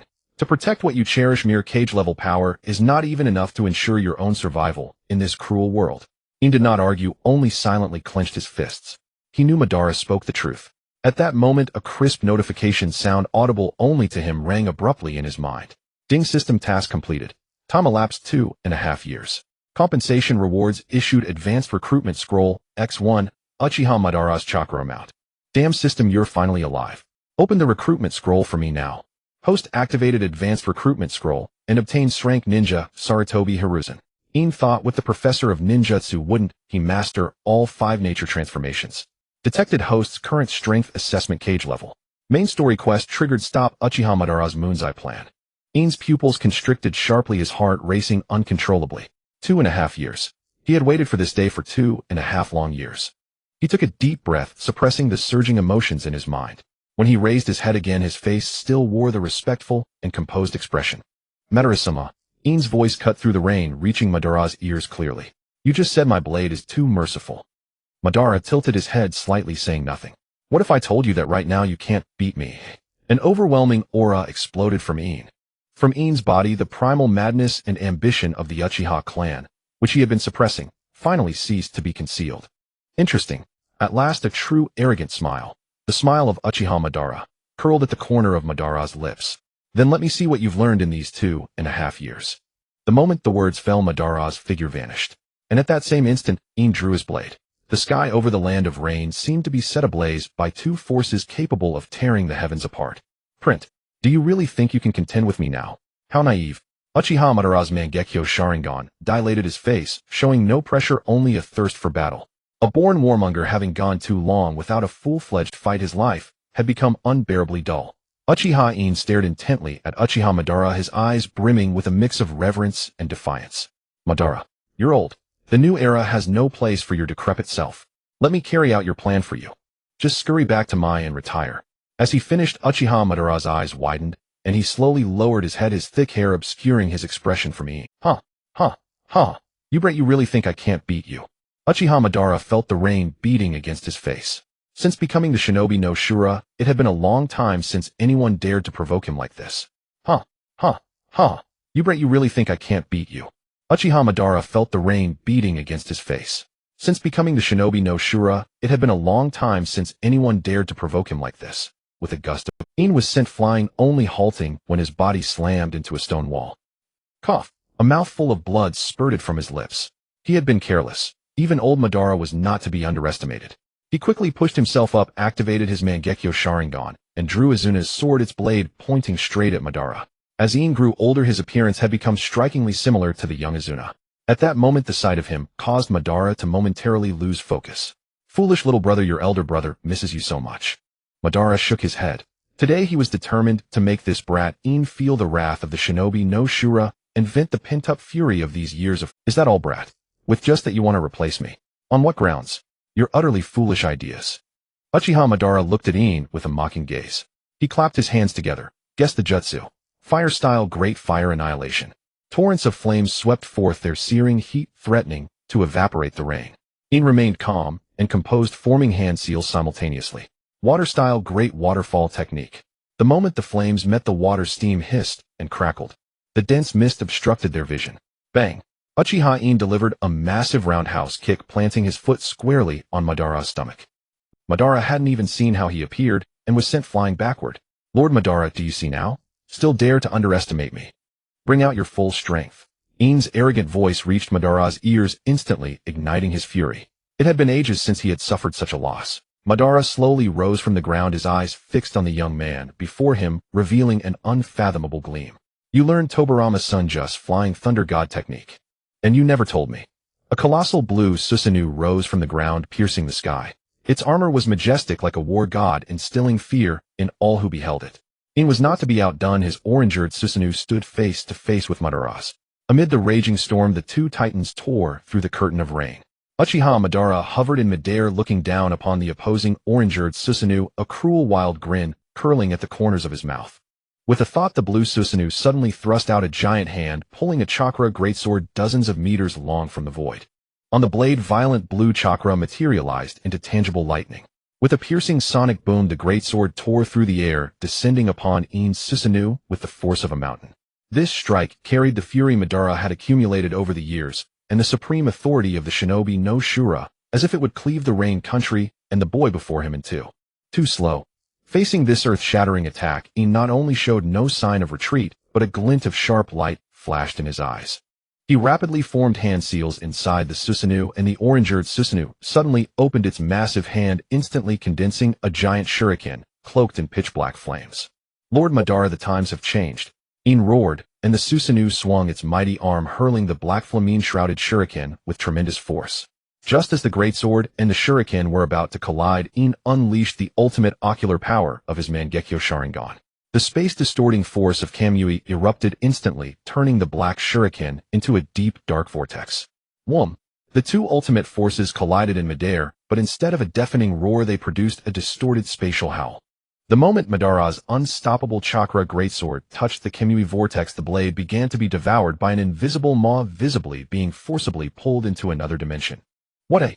Madara's pupils constricted sharply, and for the first time his face showed an expression of disbelief. He watched helplessly as the greatsword in his Susanoo's hand was literally sucked away, leaving only an empty hilt. The immense recoil even caused the Susanoo to lurch violently. You've combined Kamui with the Susanoo.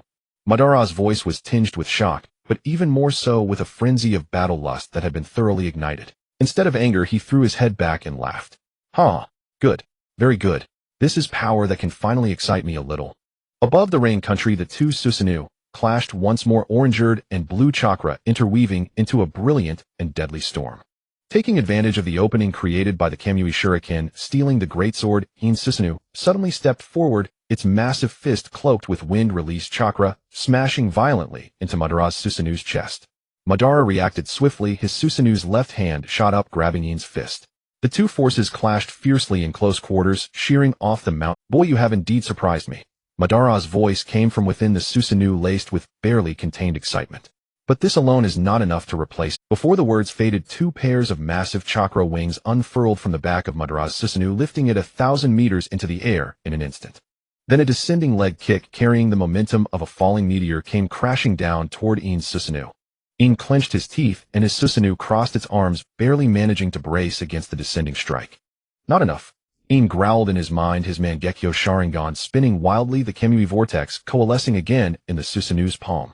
Not enough.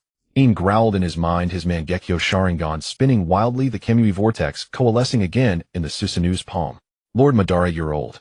Your chakra, your reflexes, they can't keep up with this era anymore. He lifted his head abruptly, and the orange-haired Susanoo's eyes burned with an unyielding flame. Today let me use these eyes to end your legend. The rain fell even harder, and this fated battle of the Uchiha had only just begun. Uchiha Madara observed the defiant gleam in In's eyes, as if the young man was certain he had already secured victory. A cold sneer escaped Madara's lips. After decades of battle and countless slain foes, could he really be defeated by this brat? The blade of the complete Susanoo began to re-solidify. Before the vast ocean of chakra, In's earlier assault seemed to have accomplished nothing. Old. Ha ha ha. Madara's maniacal laughter pierced the heavy curtain of rain, causing the very air around him to tremble. There was no hint of offense in that laughter, only the absolute arrogance of one who had long stood at the pinnacle looking down upon the world. He gazed at the struggling In from above, his eyes like those of a man watching an ant try to shake a mighty tree. Boy, you know nothing of true power. The moment the words left his lips, Madara's wild demeanor instantly gave way to a bone-chilling coldness and murderous intent. With a mere thought, the Susanoo's blade, which had been slowly solidifying, turned completely solid in an instant. It was a colossal azure chakra blade, hundreds of meters long, its surface swirling with a suffocating, terrifying pressure. Madara gripped the hilt with one hand, no fancy opening stance, just pure strength and technique, and from above he swung the blade horizontally toward In's head with a deceptively simple strike. Whoosh! There was no deafening explosion, only a sharp screech as if space itself were being sliced apart. This strike's speed and power had surpassed the limits of sound. Where the blade passed, the falling raindrops were frozen midair, then split cleanly in two along the smooth cut. So fast. This is the power of Madara's Sharingan. In's own Sharingan could no longer track the blade. Madara had amplified his speed to the extreme. Kamui. Before my absolute might, your spatial distortion is nothing but a child's trick. Madara's voice was as cold as the ice of the deepest abyss. In the instant the giant blade descended, In gritted his teeth, his Mangekyo Sharingan spinning wildly as he tried to open a Kamui vortex to swallow the attack. But Madara reacted too quickly. Just as the blade was about to touch the vortex, he redirected the slash toward In's side. With a devastating, ruinous aura, it slammed into In's orange-eared Susanoo. Crack! A sickening, shattering sound exploded in the rain. In's seemingly indestructible, semi-complete Susanoo armor under that single blow became covered in a spiderweb of cracks like fragile porcelain. The violent chakra shockwave poured down like a tsunami, flipping In's Susanoo over and crashing it to the ground. Inside the Susanoo, In spat out a mouthful of blood. His arms trembled violently from the unimaginable force, and the skin of his palms had split open. He clenched his teeth, his eyes filled with unwillingness and shock. His proud Kamui before Madara's unrestrained sword seemed so pale and feeble. It's over, boy. Madara's voice came from above, devoid of any pity. He pressed his wrist down, driving the Susanoo blade another inch deeper. The azure tip was now less than 3 inches from In's forehead. The shadow of death enveloped In completely. Your era ended the moment you drew your sword against me. But just as Madara thought victory was his, the corner of In's mouth curled into an eerily sinister, Lord Madara, you are too overconfident. In's voice, though weak, carried a desperate madness. He lifted his head abruptly. His Mangekyo Sharingan, which had dimmed, now blazed with an unprecedented blinding light. Who told you that my Kamui just now was for defense? Madara's pupils constricted. In's fractured Susanoo suddenly abandoned all defense. From the vortex of Kamui, his own Susanoo giant blade emerged forcibly, pushing Madara's blade back. What a... Madara's expression finally changed. He never expected this brat would dare to use his Kamui to return the absorbed object. Boom! 2 extreme chakra forces, azure and orange-eared, detonated in the confined space. The spatial distortion of Kamui attached to the blade was pushed to its limit, tearing a gaping black hole hundreds of meters wide in the surrounding space. The violent shockwave blasted Madara's Susanoo back dozens of meters, and a crack appeared on its azure armor. Madara hovered in midair, looking down at the slowly healing crack on his Susanoo's chest, then at the blood-soaked youth below, who still stared at him with There was no anger, no killing intent in his eyes. Only a long-lost ecstasy that seemed to make his blood boil. Good. Good. Excellent. Madara laughed to the sky, his laughter shattering the dark clouds. He slowly dispelled his Susanoo and landed on the ground. Boy, you have pleased me. Madara's voice was like the whisper of an ancient demon god, carrying a pressure that could make the whole world tremble. As the enormous oppressive chakra skeleton of Susanoo shattered like glass, Madara's feet firmly planted on the scorched earth. His dark red armor dissolved into streams of light, merging back into his body. He rolled his neck slightly, bones cracking with a sickening sound. Without the mountain-like weight of the Susanoo, he became like a peerless demon sword that had just shed its sheath and fully awakened. No chakra shield, no dojutsu threat. Madara slowly raised his hands, assuming an ancient and steady fighting stance, his eyes filled with contempt. This is the true form of a ninja. Let me see if those eyes that can see through my defenses can keep up with these fists. Before his words faded, Madara's figure vanished into thin air. No hand seals, no charging. Just pure extreme physical explosive power. Boom. A dull shockwave exploded in front of the youth. Madara's right fist, like a cannonball, tore through the air straight at the youth's face. This punch had no flashy chakra enhancement, but carried enough kinetic force to shatter mountains. The youth's pupils shrank, and his body instinctively rolled to the side on the edge of life and death. Pure taijutsu, and you are using Mangekyo enhancement. Boom. The ground where he had stood instantly collapsed into a deep crater several meters wide with web-like cracks spreading wildly. Before the rubble even settled, Madara's left leg swept in like a battle axe, accompanied by a shrill sonic screech. The youth couldn't get up in time, so he crossed his arms to protect his chest. Thud. The overwhelming impact surged like a tidal wave. The youth was sent flying like a broken kite, tumbling through the air dozens of times before he managed to drive the Kusanagi blade into the ground, plowing a long furrow to stop himself. Too slow. Madara's voice echoed like a ghost in the youth's ear. Somehow he had appeared above the youth like a shadow, and a powerful downward kick smashed down with the force of a mountain. The youth gritted his teeth, twisting his waist at the last moment, pushing off the ground and leaping backward in an extremely awkward manner. Madara's kick grazed his nose and slammed into the ground, causing the entire battlefield to tremble violently. Good reflexes, but not enough. Madara straightened up, a cold smile curling at the corner of his mouth. Your taijutsu is too mediocre. No spirit, just routine. Real combat is the clash of bone and blood. The youth gasped heavily, sweat and blood streaming down his cheeks. He stared at the demonic man before him, but his eyes showed no sign of retreat. He slowly straightened his body, bent his legs, slightly lowered his center of gravity, and clenched his fists, assuming the same fighting stance as Madara. Madara's fighting spirit boiled. Good. Then let me see how many rounds you can last under my fists. Two figures clashed again amid fist against fist, leg against leg. Each collision accompanied by the dull thud of flesh and splattering sweat and blood. No earth-shattering ninjutsu, no dazzling dojutsu. Only the most primitive, cruel, and pure taijutsu combat. Each of Madara's strikes was textbook perfect, yet carried the deadly intent of 1,000 refined techniques simplified to the extreme. His elbow strikes, knee strikes, and whip kicks rained down like a storm, tearing the youth's defense to shreds. And the youth, on the verge of being pushed back and knocked down again and again, clung to Madara's rhythm with a near-insane obsession. His movements might not have been perfect, perhaps still a bit raw, but every punch, every block was transforming at a visible rate. Thud. The youth's whip kick was blocked by Madara's forearm. The immense recoil made his entire right leg tremble. But he didn't retreat. Instead, using the rebound, his left fist shot out like a venomous snake, aiming for Madara's ribs. A flicker of approval passed through Madara's eyes. He dropped his right arm, precisely catching the youth's fist. Getting better.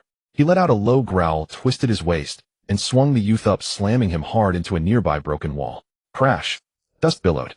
Madara didn't pursue, just stood quietly waiting for the dust to settle. After a moment, a slightly staggering figure emerged from the rubble. Blood trickled from the corner of the youth's mouth. His left arm hung limp at his side, but his eyes were brighter than ever. He slowly raised his right hand again, assuming the same fighting stance.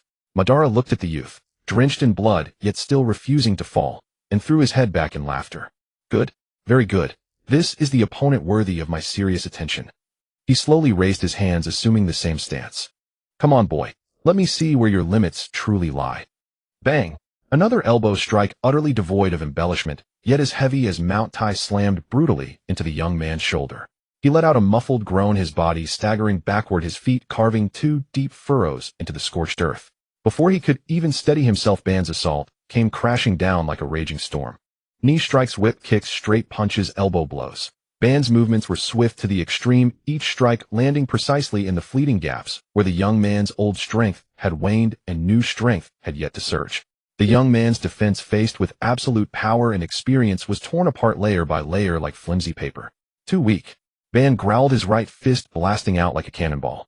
The young man gritted his teeth and raised his arm to block, but the immense impact numbed both his arms. His entire body was sent flying, crashing heavily into the broken wall behind him. Boom. Rubble flew, dust billowed. The young man struggled to rise from the debris, blood seeping from the corner of his mouth, staining his collar red. His breathing was rapid and erratic, his arms trembling so violently he could barely clench his fists, and his legs quaked uncontrollably. Yet he still. Ban stood 10 paces away, breathing heavily, but his eyes burned with an insatiable fervor. He slowly raised his hands, assuming a fighting stance, still standing. Then let's continue. Let me see your limits.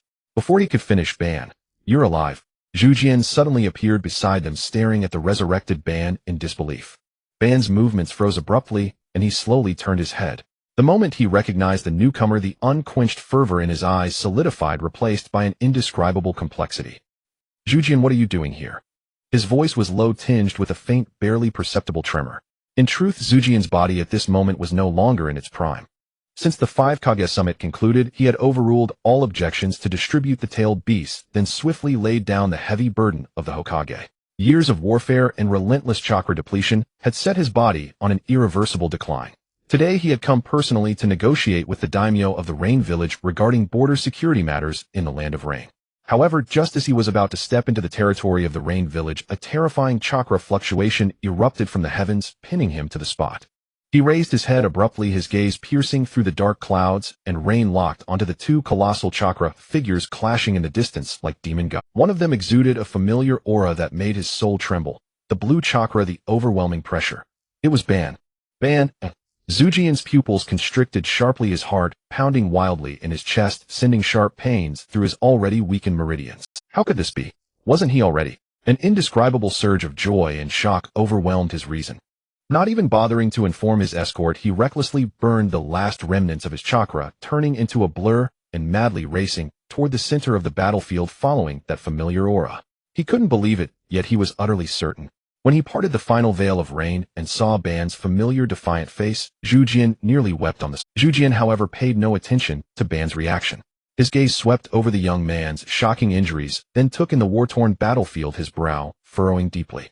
Ban, Zhu Jian's voice suddenly rose, filled with reproach. How can you bully a kid like this? He strode quickly to the young man's side, reached out to steady his swaying body, and turned to glare at Ban. How old is he? Did you have to go all out? Ban was silent for a moment, his mouth twitching as if he wanted to say something, but in the end, he just snorted and turned his head away. Humph. He insisted on fighting me. That doesn't mean you fight like that. Zhu Jian refused to back down, his tone laced with anger. Look at him. You nearly broke every bone in his body. Leaning against Zhu Jian, the young man lifted his head with effort, a weak smile tugging at the corner of his mouth. First Hokage. I'm fine. Shut up. Don't talk. Zhu Jian glanced down at him, his voice softening, then turned back to glare at Ban. Ban, you're coming back to my with me. Ban's pupils shrank slightly.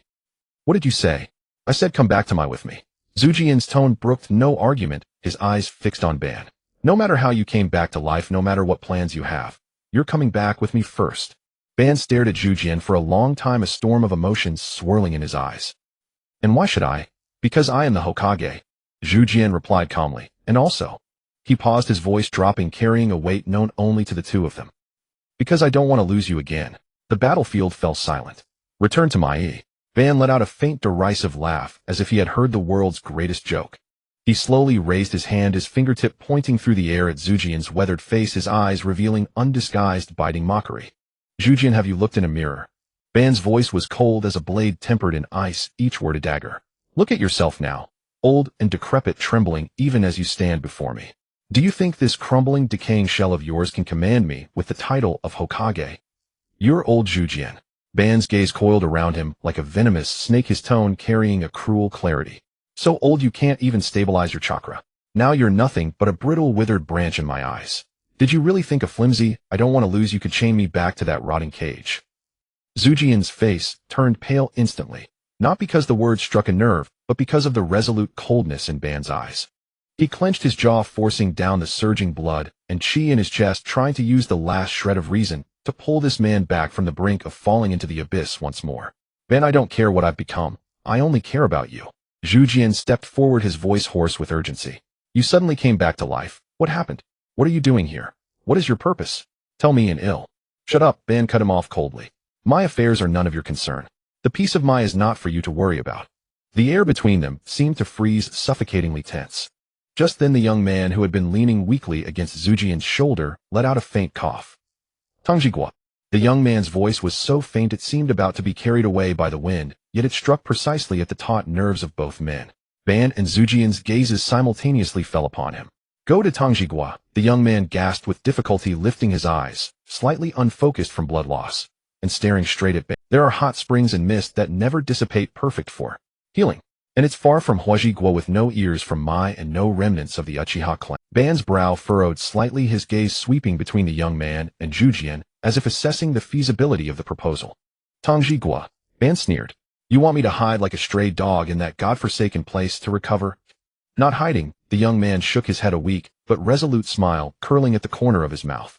It's a trade.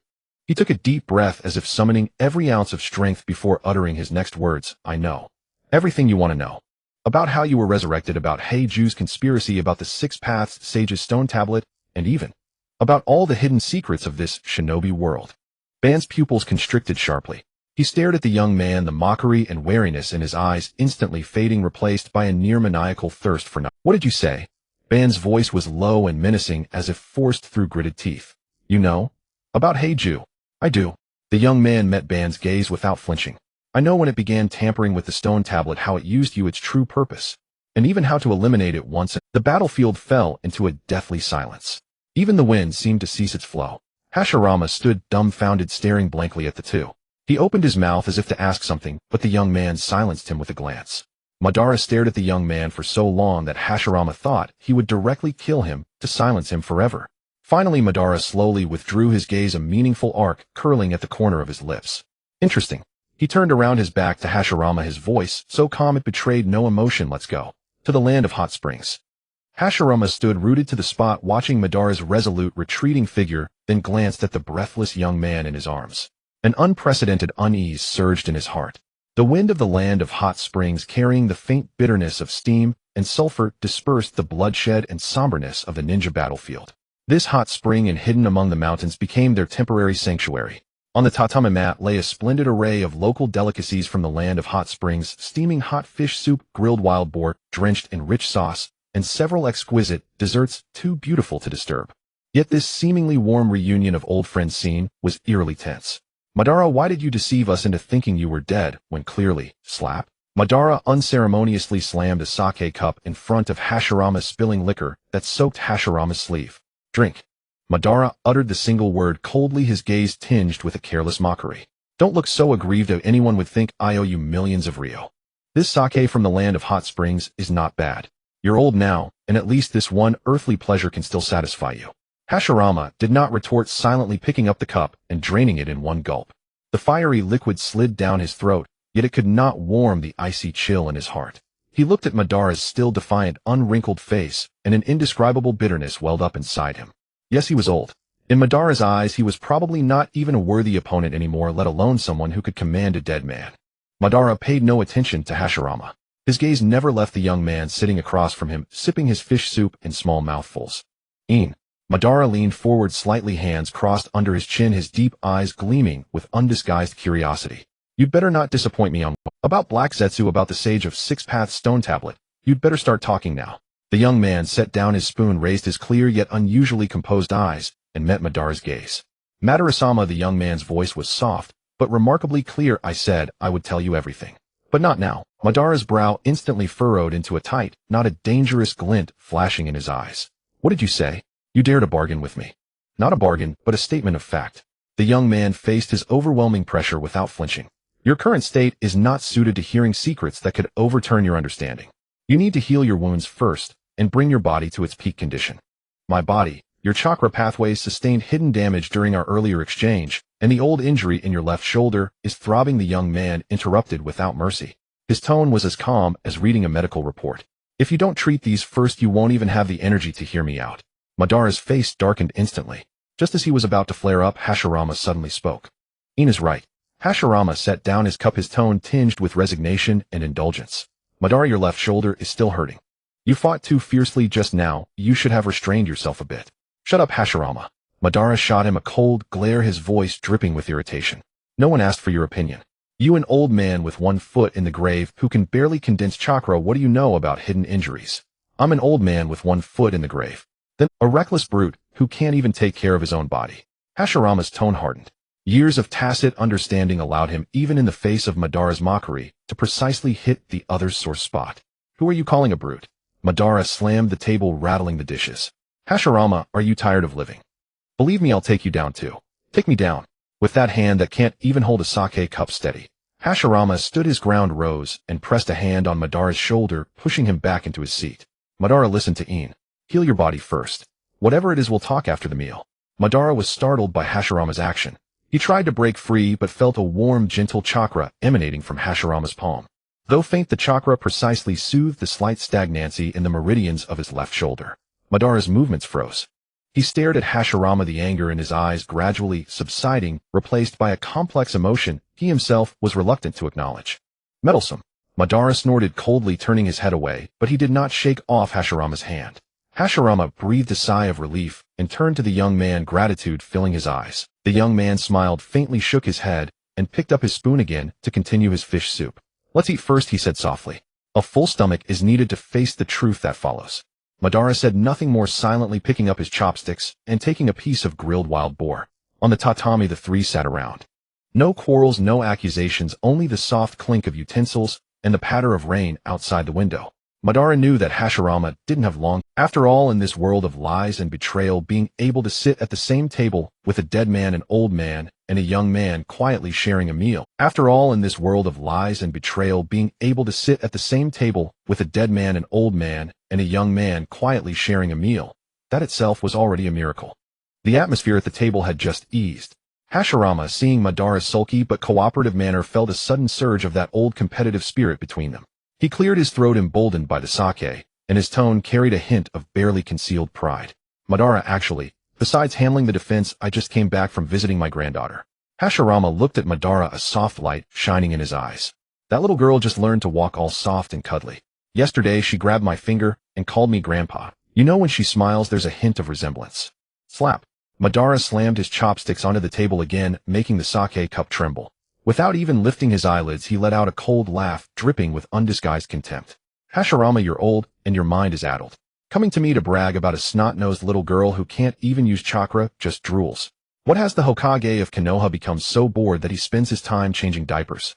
Hashirama was taken aback, but looking at Madara's still youthful face, exuding an air of inviolability, he didn't get angry. He just shook his head helplessly and took a sip of sake. Madara, you don't understand.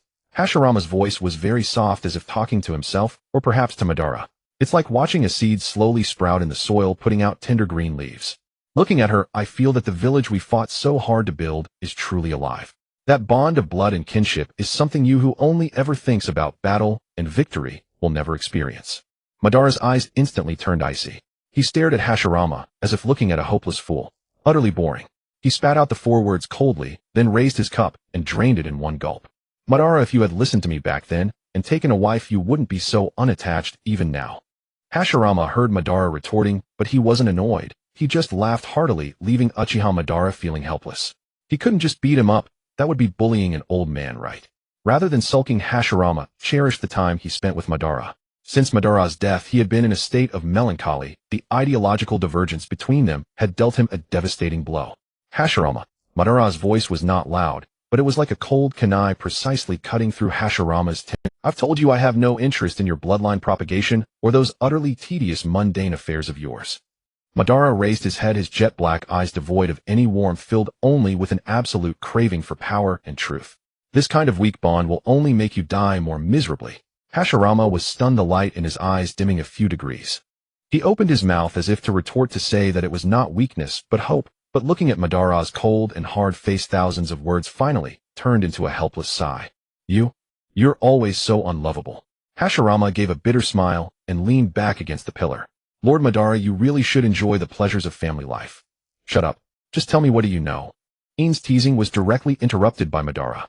Madara's fingers tapped incessantly on the table, clearly indicating that his patience was nearly exhausted. Facing Madara's icy rejection, Uchiha In was not intimidated by his aura.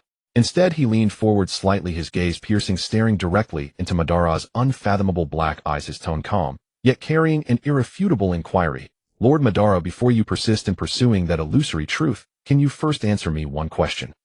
Madara narrowed his eyes slightly, not answering immediately, but sizing up this reckless junior with a scrutinizing gaze.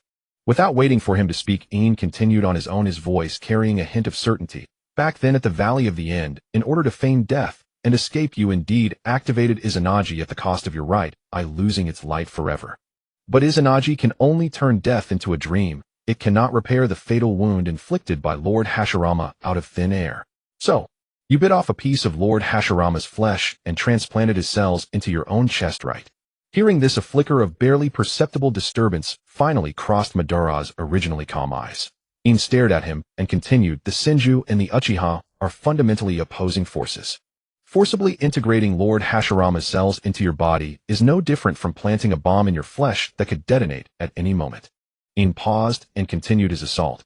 You are indeed terrifyingly powerful now, but every night, when that Senju vitality rampages through your body, clashing with your chakra, that excruciating rejection reaction like 1,000 knives cutting you, does it keep you awake all night? At these words, the air seemed to instantly freeze. Not far away, Hashirama Senju abruptly raised his head, his face, which always wore a carefree smile, now filled with unbelievable shock. He stared intently at Madara, his lips trembling slightly, his breath even halting for a moment. Madara, you. Hashirama's mind went blank. He finally understood why back then at the Valley of the End, he had personally ended Madara's life, yet the body was nowhere to be found. He only knew that Madara had lost one eye, but he never imagined that Madara, in order to survive and for that so-called greater dream ahead, would actually go so far as to forcefully embed his flesh into his own chest. Why did you do this? Hashirama's voice was hoarse, his eyes filled with pain and confusion. My cells are poison to you. You could have died a clean death in battle, so why endure this torment and turn yourself into this grotesque state? Madara did not look at Hashirama. He slowly raised his hand and pressed it against his chest. Through the thick fabric, there seemed to come a burning pain. He felt the domineering and tenacious Senju chakra within his body, and a cold, slightly self-mocking smile curled at the corner of his mouth. Because if I didn't do this, I would never be able to touch the supreme power. Madara's voice was low and calm, as if stating a simple fact. Hashirama, your naivety cannot save this world. Only by completely merging our opposing forces can I reach the true end. This pain, compared to the despair I have seen, is utterly insignificant. Uchiha In looked at Madara's unyielding demeanor, and a deeper smile appeared at the corner of his mouth. He crossed his arms, his gaze passing over Madara, as if seeing through that tormented shell, reaching the ambition deep within his soul. Merely to touch power. Lord Madara, you are underestimating your own ambition, and also underestimating my information. In's voice echoed in the empty hall, carrying a certainty that saw through everything. You have gone to great lengths to merge the two forces, enduring inhuman rejection, pain, not for mere survival, but to awaken the god's eye that exists only in myth, the Rinnegan. You intend to use that supreme dojutsu to truly rule this corrupt ninja world, right? These words struck like a thunderbolt, once again shocking Hashirama, who stood nearby, as if struck by lightning.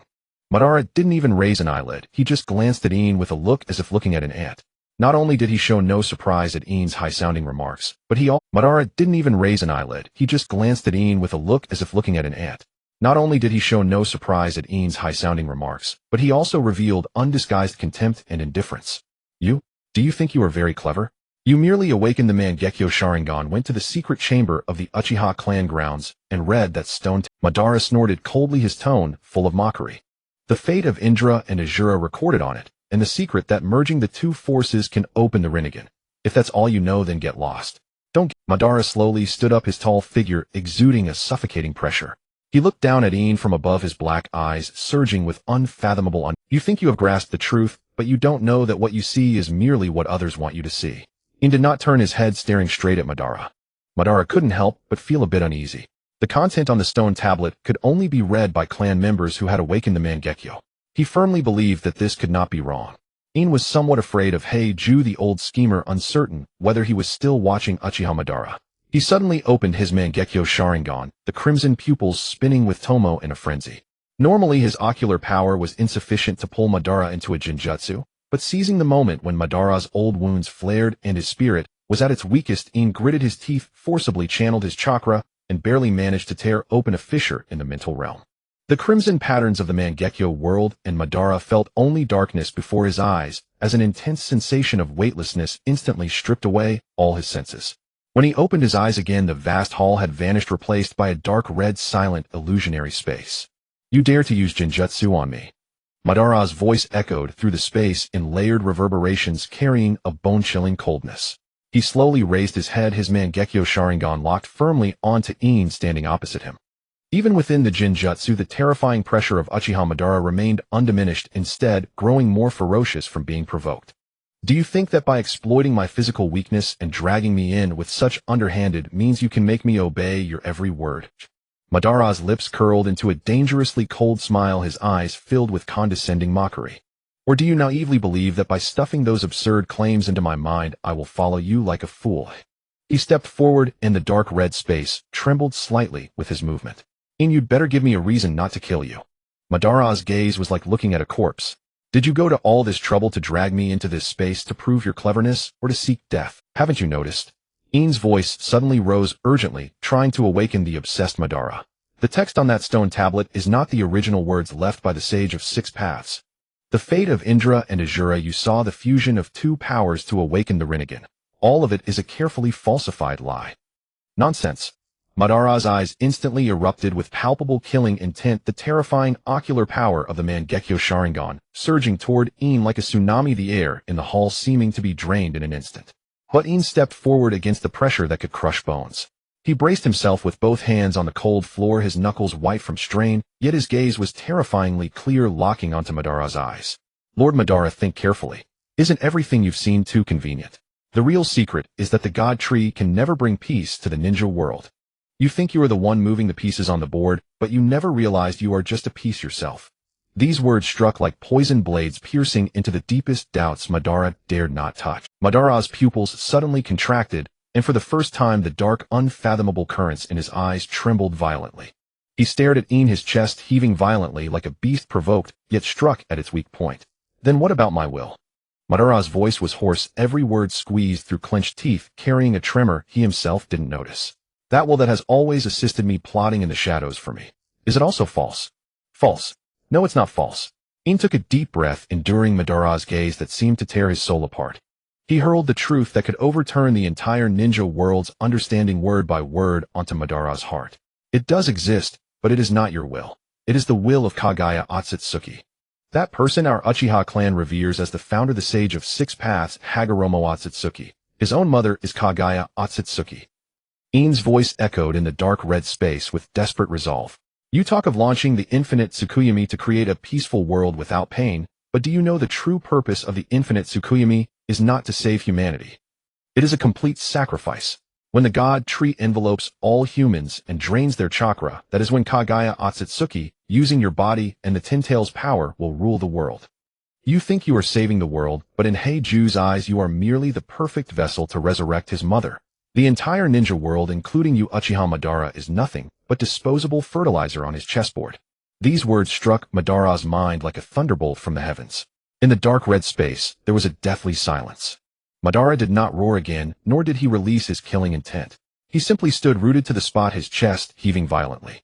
In his eternally proud and arrogant Mangekyo, Sharingan bloodshot, veins now appeared swirling with unprecedented confusion, rage, and disbelief. For an illusory peace, he had betrayed Hashirama, born the stigma of a rogue ninja, lingered in endless darkness, and endured the torment of old wounds. Yet in the end his self-righteous salvation was merely a ritual to resurrect his enemy. Madara's Adam's apple moved with difficulty, his voice trembling with fear. Why?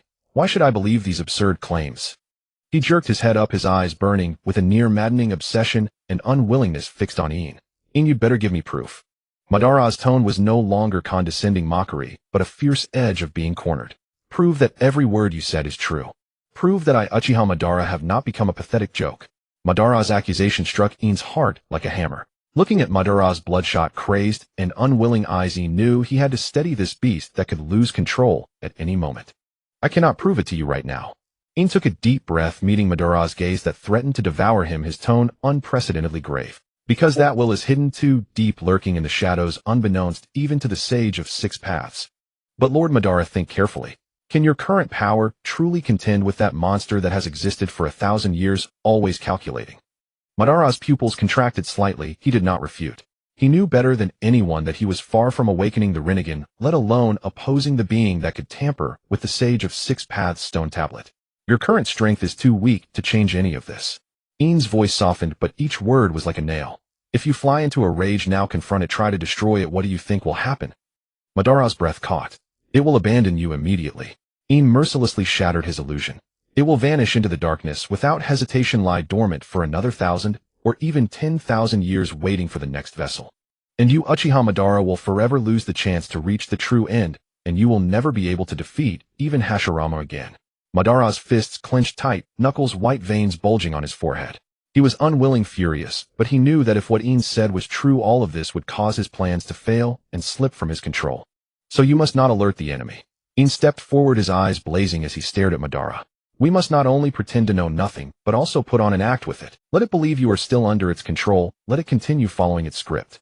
What we must do is secretly gather power, and when I drag that will out of its hiding place, deliver a fatal blow. Madara was silent for a long time, so long that the dark red space began to tremble slightly. Finally, he slowly unclenched his fist, the madness in his eyes gradually settling into a deep, unfathomable coldness. An act. Madara repeated the 3 words in a low voice, a dangerously sharp curve forming on his lips. Good, very good. Madara knew that he could not awaken the Rinnegan in a short time, so he would use this to verify whether In's words were true or false. With a mere thought from In, the dark crimson space shattered like a cracked mirror, peeling away piece by piece. In the real world, within the vast empty, Hashirama remained in a guarded stance, his eyes fixed intently ahead. Yet the cataclysmic upheaval he anticipated did not occur. Madara and In simply sat silently on the cold floor, neither speaking nor moving. An oppressive silence hung in the air. Madara hung his head low, his expression unreadable, yet in those once arrogant eyes a deep, unfathomable undercurrent now settled. Hashirama's brows furrowed tightly. He keenly sensed that Madara's aura had shifted. It was not anger, not killing intent, but a bone-chilling calm. Madara. Hashirama finally couldn't help but speak, his voice laced with a hint of barely perceptible concern. Madara paid him no heed. He slowly lifted his head. Those eternal Mangekyo Sharingan swirled with an eerie crimson radiance in the dim light. His gaze pierced through the walls of the hall, as if he could see the very veins of the entire shinobi world. My eyes see far more than you can imagine. Brat. Madara's voice was low and calm, yet carried an unshakable certainty. All the secrets of the shinobi world lie within my sight. My goal is true eternity. With that he stood up and walked straight past Hashirama, not even sparing him a glance. Hashirama stood rooted to the spot, watching Madara's resolute back, the unease in his heart growing ever stronger. He did not know what Madara was plotting, but he could feel that the man who once stood shoulder to shoulder with him on a cliff discussing their dreams was now heading down a path of no return in a way he could not comprehend. Madara. Hashirama finally burst out, his voice carrying a suppressed anger. What exactly are you trying to do? Awaken the Rinnegan. Then what? What do you intend to destroy with those eyes? Madara's footsteps paused slightly, but he did not turn back. Hashirama. Madara's voice drifted from a head as light as a sigh. You don't understand. Hashirama suddenly stepped forward, a violent surge of chakra erupting around him. The pressure of wood style was almost enough to crush the empty hall. He reached out, trying to grasp the hem of Madara's robe as it was about to merge into the darkness. Stop right there. Explain yourself. Yet Madara's figure merely flickered, then vanished like a shadow, slipping through Hashirama's fingers without a trace. He simply disappeared into thin air, leaving behind only a dead silence, and Hashirama's hand trembling slightly, suspended in midair. At the same time, deep beneath the cold hard floor of the hall, a pitch-black shadow lurked silently. Black Zetsu's yellow eyes narrowed slightly in the darkness, listening to Madara's fading footsteps above. On its faceless visage a human-like, relieved smile emerged. During the confrontation between Madara and the two, it had been tensing every nerve, fearing that the brat called In had truly seen through the truth behind the stone tablet and unraveled its thousand-year scheme. But now, hearing Madara's dismissive "You don't understand," Black Zetsu let out a disdainful sneer in its heart. So this was just another quarrel of clashing ideal. Heh! Black Zetsu sneered inwardly. I thought there was someone in this world who could see through my script. It seems I overestimated this insolent brat. Since even Madara is kept in the dark, how could a mere child become an obstacle to my mother's resurrection? Having confirmed that Madara was still following the predetermined path toward the despair-filled moons, I planned. Black Zetsu was completely at ease. It no longer regarded the boy named In as a threat. Like a true viper, it merged back into the shadows of the earth, continuing to lie in wait for the next opportunity to emerge. Above ground, Hashirama remained frozen in his reaching gesture for a long time before finally lowering his arm in defeat. He turned to look at In, who had been standing not far away. Those eyes, now growing weak, were filled with confusion and anguish. In. Hashirama's voice was hoarse. He stared intently at In as if he were the last lifeline. What did you see just now? What has happened to Madara? In met Hashirama's gaze, which seemed to burn into him. He opened his mouth, but found himself utterly unable to explain. How could he tell the god of shinobi that the eternity Madara saw was merely a lie meticulously altered over 1,000 years? And how could he tell Hashirama that the seemingly irreconcilable conflict between them had been orchestrated by another invisible hand? 1,000 words stuck in his throat, eventually condensing into a heavy sigh. In lowered his gaze, avoiding Hashirama's eyes, and said in a low voice, "It's still impossible to reason with him. The obsession in his heart is too deep, so deep that even he can't tell whether it's a dream or a shackle placed on him by someone else. Impossible to reason." Hashirama repeated the words, dully, feeling as if his chest was stuffed with waterlogged cotton, suffocating him. From skipping stones by the river to the life and death battle at the Valley of the End, and now to this suffocating silence. He had strained every fiber to hold on to the man who once stood beside him, only to watch him walk step by step into the abyss, without even the right to pull him back. A sharp pain pierced his heart. The scene before him began to sway violently and blur. Already in poor health, Hashirama had expended too much of his life force trying to forcibly detain Madara. A thunderous roar echoed in Hashirama's mind, and an irresistible darkness engulfed his consciousness. Lord Hashirama. In's pupils contracted sharply as he saw Hashirama's tall figure, as if drained of all strength, fall straight backward. He instinctively flashed forward, catching the heavy body. Under his touch, Hashirama's skin was ice-cold, his breath so faint it was almost undetectable. Damn it! In cursed under his breath, without a moment's hesitation, forming hand seals to activate the Flying Thunder God technique. Shoo! Space twisted, leaving only an afterimage and the crisp sound of a kunai hitting the floor in the hall. Both figures vanished without a trace. Konoha Hospital. Hashirama lay quietly on the hospital bed, his face as pale as paper, his breathing weak and heavy. Having drained his life force for years, and now forcibly channeling chakra, his body was on the brink of exhaustion. The ward door was flung open and Tobarama strode in his white Hokage robe, billowing with a sharp wind as he moved. He glanced at his unconscious elder brother, his brows tightly knit, then turned his gaze like a blade toward In, who stood by the bedside. Explain. Tobarama's voice was as cold and hard as a blade forged in ice, leaving no room for negotiation. Why were you with my brother? Why did he collapse? In stood by the bed, his back ramrod straight. He kept his eyes downcast, not daring to meet Tobarama's scrutinizing gaze. At this moment, the image of Madara vanishing flashed through his mind. Madara was still alive, walking down a path of utter ruin. He could not reveal the truth now. In took a deep breath, suppressing all the complex emotions within him. When he raised his head again, his face, he could not reveal the truth now.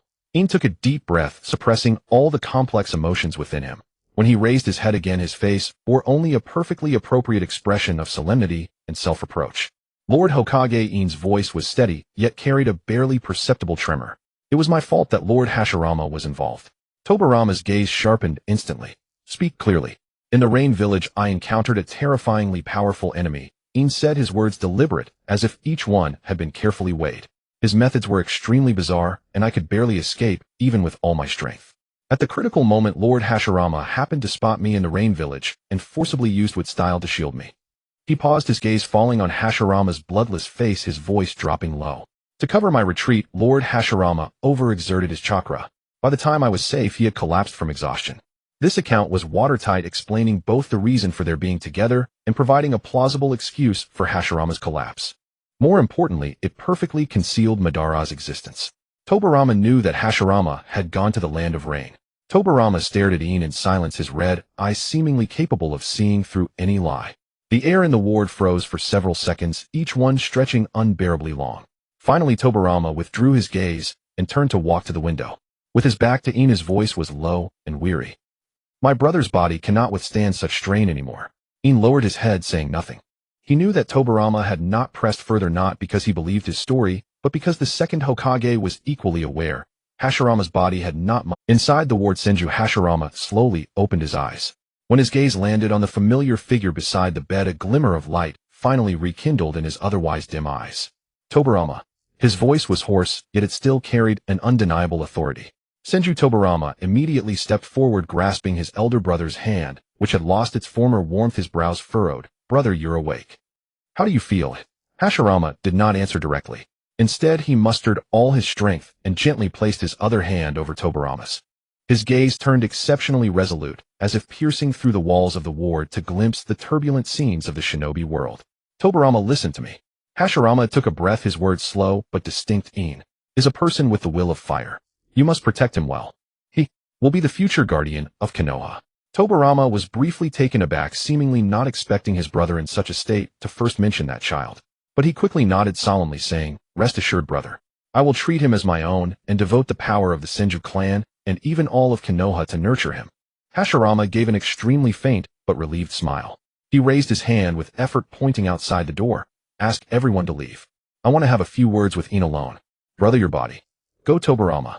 Hashirama's tone softened, yet carried a strange, soothing power. I just have some heartfelt words to tell. Tobarama took a deep look at his brother and finally did not insist.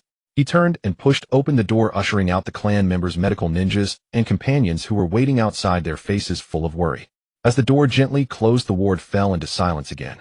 Soon the door was pushed open once more, and a young boy with a slight build entered. It was In. He walked to the bedside, knelt on one knee, and looked up. His clear eyes were filled with worry and reluctance. Hashirama gazed at the young face before him, his eyes gradually softening. He reached out and gently ruffled In's hair, his movements as tender as if touching a fragile treasure. In. Hashirama's voice was so low that only the two of them could hear. You must protect yourself. In's eyes reddened instantly. He bit his lower lip, tightly, nodding frantically. Tears welled up in his eyes, but stubbornly refused to fall. In's eyes reddened instantly. He bit his lower lip, tightly, nodding frantically. He was silent for a moment, as if making a final struggle and weighing the options. Finally, he lowered his voice and spoke slowly. In, about Madara. I haven't told Tobarama nor anyone else. In raised his head, gazing intently at Hashirama, waiting for the secret that might change everything. Hashirama's fingers tightened, slightly gripping In's sleeve. His voice was laden with deep weariness and helplessness. I didn't tell Tobirama. Because after I die, Konoha cannot afford any more chaos. If this news gets out, the village will fall into panic, and the trust and peace we've worked so hard to build will collapse in an instant. Tobirama already carries too much. I cannot let him be consumed by hatred and suspicion. He took a deep breath, his eyes burning as he stared at In, as if pouring his last strength and will into those eyes. So In, you must stop him in my place. Hashirama's voice trembled, yet it carried an unyielding resolve. If one day you truly reach that point, when it becomes absolutely necessary and unavoidable, then tell Tobirama about this. But until then, you must guard this secret, and also guard Konoha. In's tears finally broke free, streaming down his cheeks and falling onto Hashirama's pale hand. He nodded vigorously, his voice choked, but firm. Lord Hashirama, I promise you, I will protect myself, and I will also protect Konoha. Hashirama looked at him, and finally a truly relieved smile curved at the corners of his mouth. He slowly released his grip, as if setting down a 1,000-pound burden, or as if gently placing a spark into another's palm.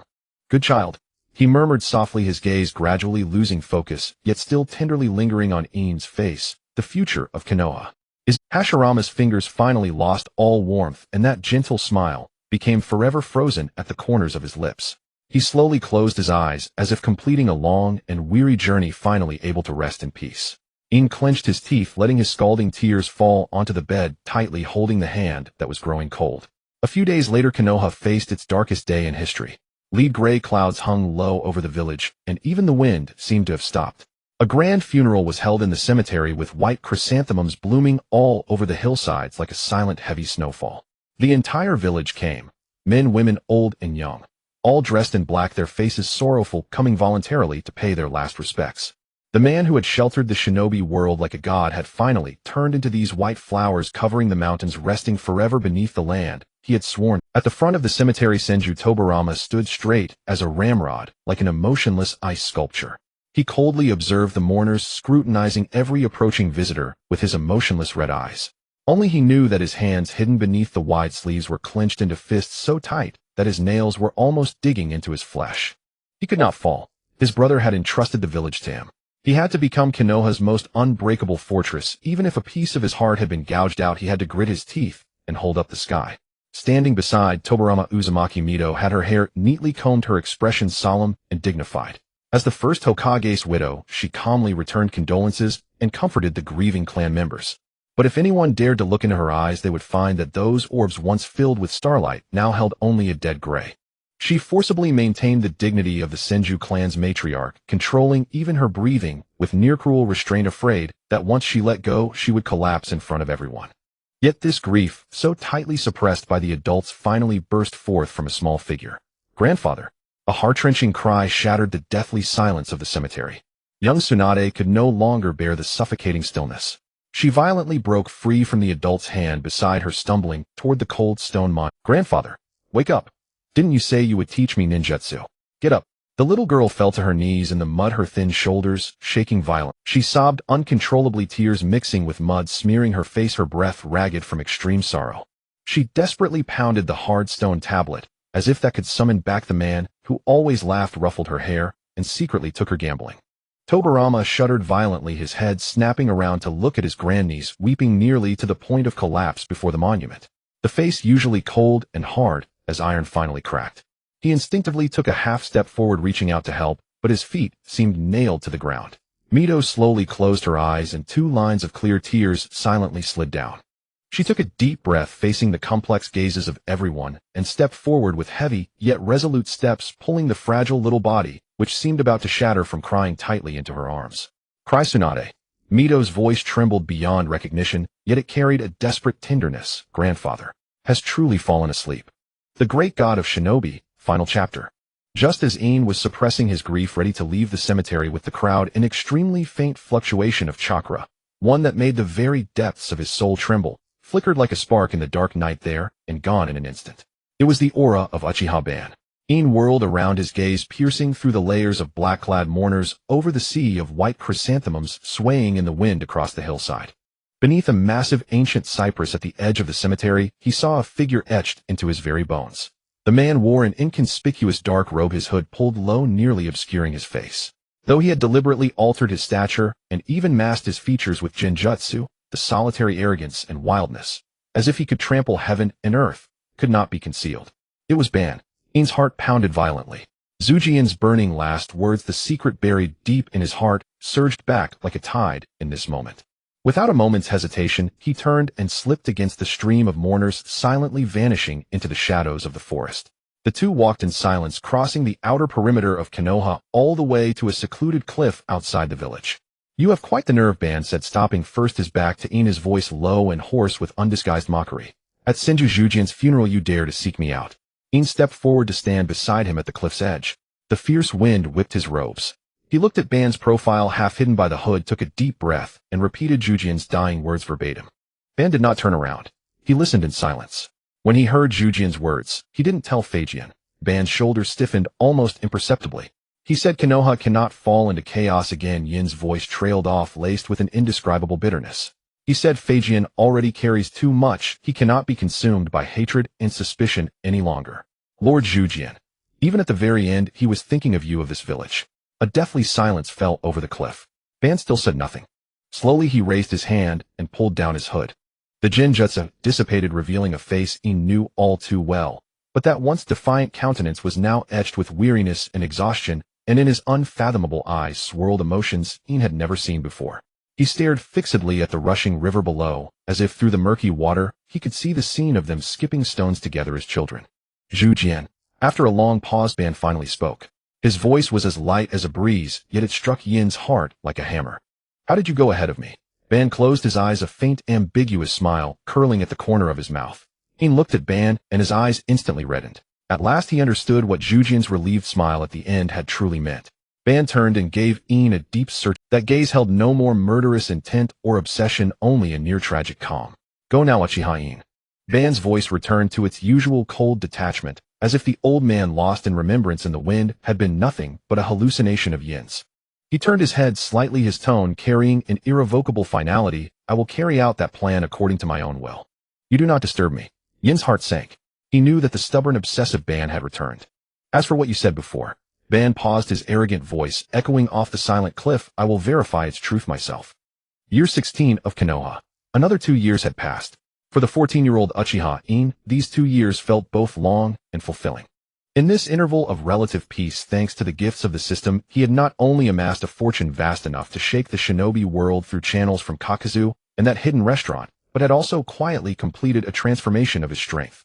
He had earned 2 advanced recruitment scrolls from the system's quests. The man who once furiously denounced the White Mask, the dragon-slaying youth who ultimately became the very dragon. How he wished he could obtain the ability of intangibility.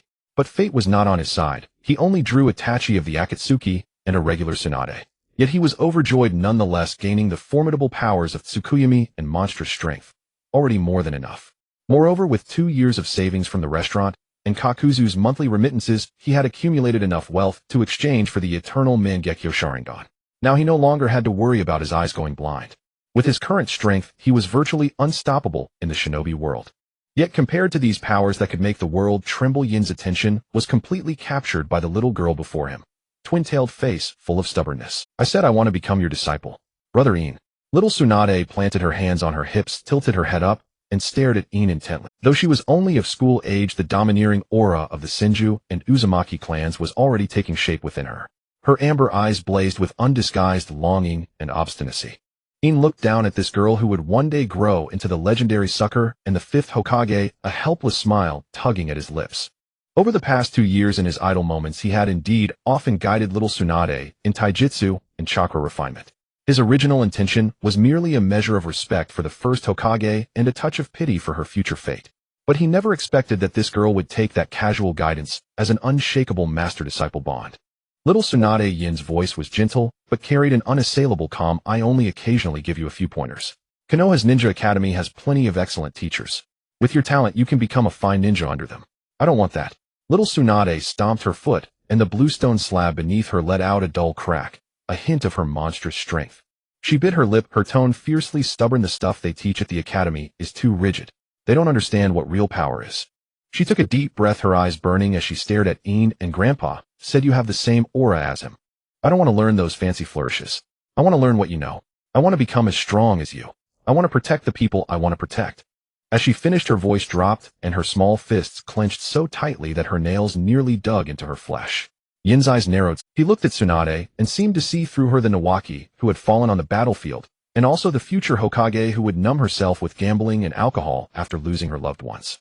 He paused for a moment, then slowly crouched down to meet Tsunade's eyes at eye level. The people you want to protect. In spoke softly with a seriousness he himself hadn't noticed. Do you mean your younger brother, or this village? Tsunade was taken aback for a moment, then nodded firmly. Both. In looked into her clear, resolute eyes, and a soft place in his heart was gently touched. He paused, his gaze growing deep. This path is far harder than you imagine. Are you sure you want to walk it? Without a moment's hesitation, Tsunade straightened her back and shouted with all her might, I'm sure. The granddaughter of the Hokage is absolutely not afraid of hardship. Good. He stood up and extended his hand to Tsunade. From today on, you are the disciple of me, Uchiha In. Remember your name. Remember your oath. Tsunade's face instantly broke into a brilliant smile. Not far away in the shade of a tree, a cold-faced youth silently watched everything. Hiruzen Sarutobi beside him stood the equally silent Danzo Shimura. That Uchiha brat. Danzo's voice was low and sinister, taking the granddaughter of Senju Hashirama as his disciple. His ambition is no small thing. Sarutobi said nothing, only quietly watching the backs of In and Tsunade as they walked away side by side. Sunlight filtered through the leaves, casting dappled shadows on the two figures. Perhaps Sarutobi finally spoke, his voice carrying an elusive nuance. He simply wants to teach a ninja who can truly protect Konoha. Danzo snorted coldly, turned, and disappeared into the shadows. In was unaware of the dealings between Danzo and Hiruzen Sarutobi. Even if he had known, it would not have mattered. With him around, those two could not stir up. Gazing at the young girl Tsunade before him, In felt a headache coming on, unsure what to teach her. In the original story, Tsunade possessed immense talent in medical ninjutsu and taijutsu, and she developed splendidly. She had also invented powerful techniques like the strength of 100 seal and the heavenly foot of pain. But now In did not plan to teach her the strength of 100 seal. She was still too young, and the technique placed an excessive drain on the body. In the original story, if not for Tsunade storing chakra with the In seal over the years, she could not have maintained her youthful appearance past 70. I'll do a few more missions and try my luck with the lottery. Maybe I'll draw a legendary Tsunade, or something, he mused. In nodded slightly, and turned his gaze back to Tsunade, who was looking up at him with eager anticipation. Tsunade, before I teach you those flashy techniques, you must first understand one principle. Yin's voice was steady and serious, carrying an undeniable authority. Ninjutsu, medical ninjutsu, and the pinnacle of taijutsu. They all share the same. They all require exceptionally precise chakra control. Tsunade nodded, half understanding, her clear eyes fixed intently on In.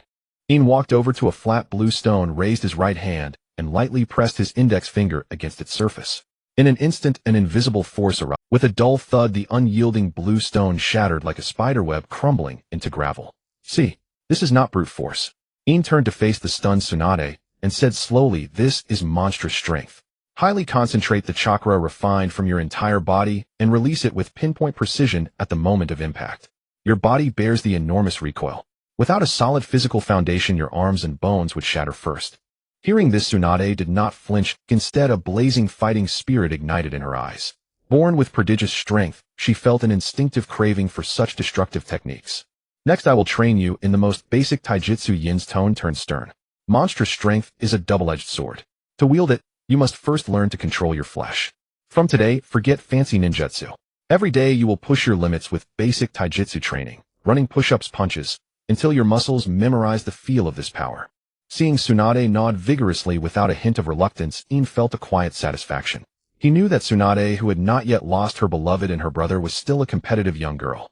Good. Start with basic punches. In gestured toward an open space. Punch 10,000 times, not one less. I will watch over you to make sure you don't collapse, but the pain and exhaustion you must bear on your own.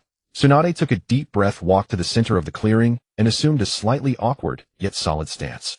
Yes. With a crisp shout, Tsunade began her first punch. Sweat quickly soaked her clothes, but her eyes grew brighter and brighter.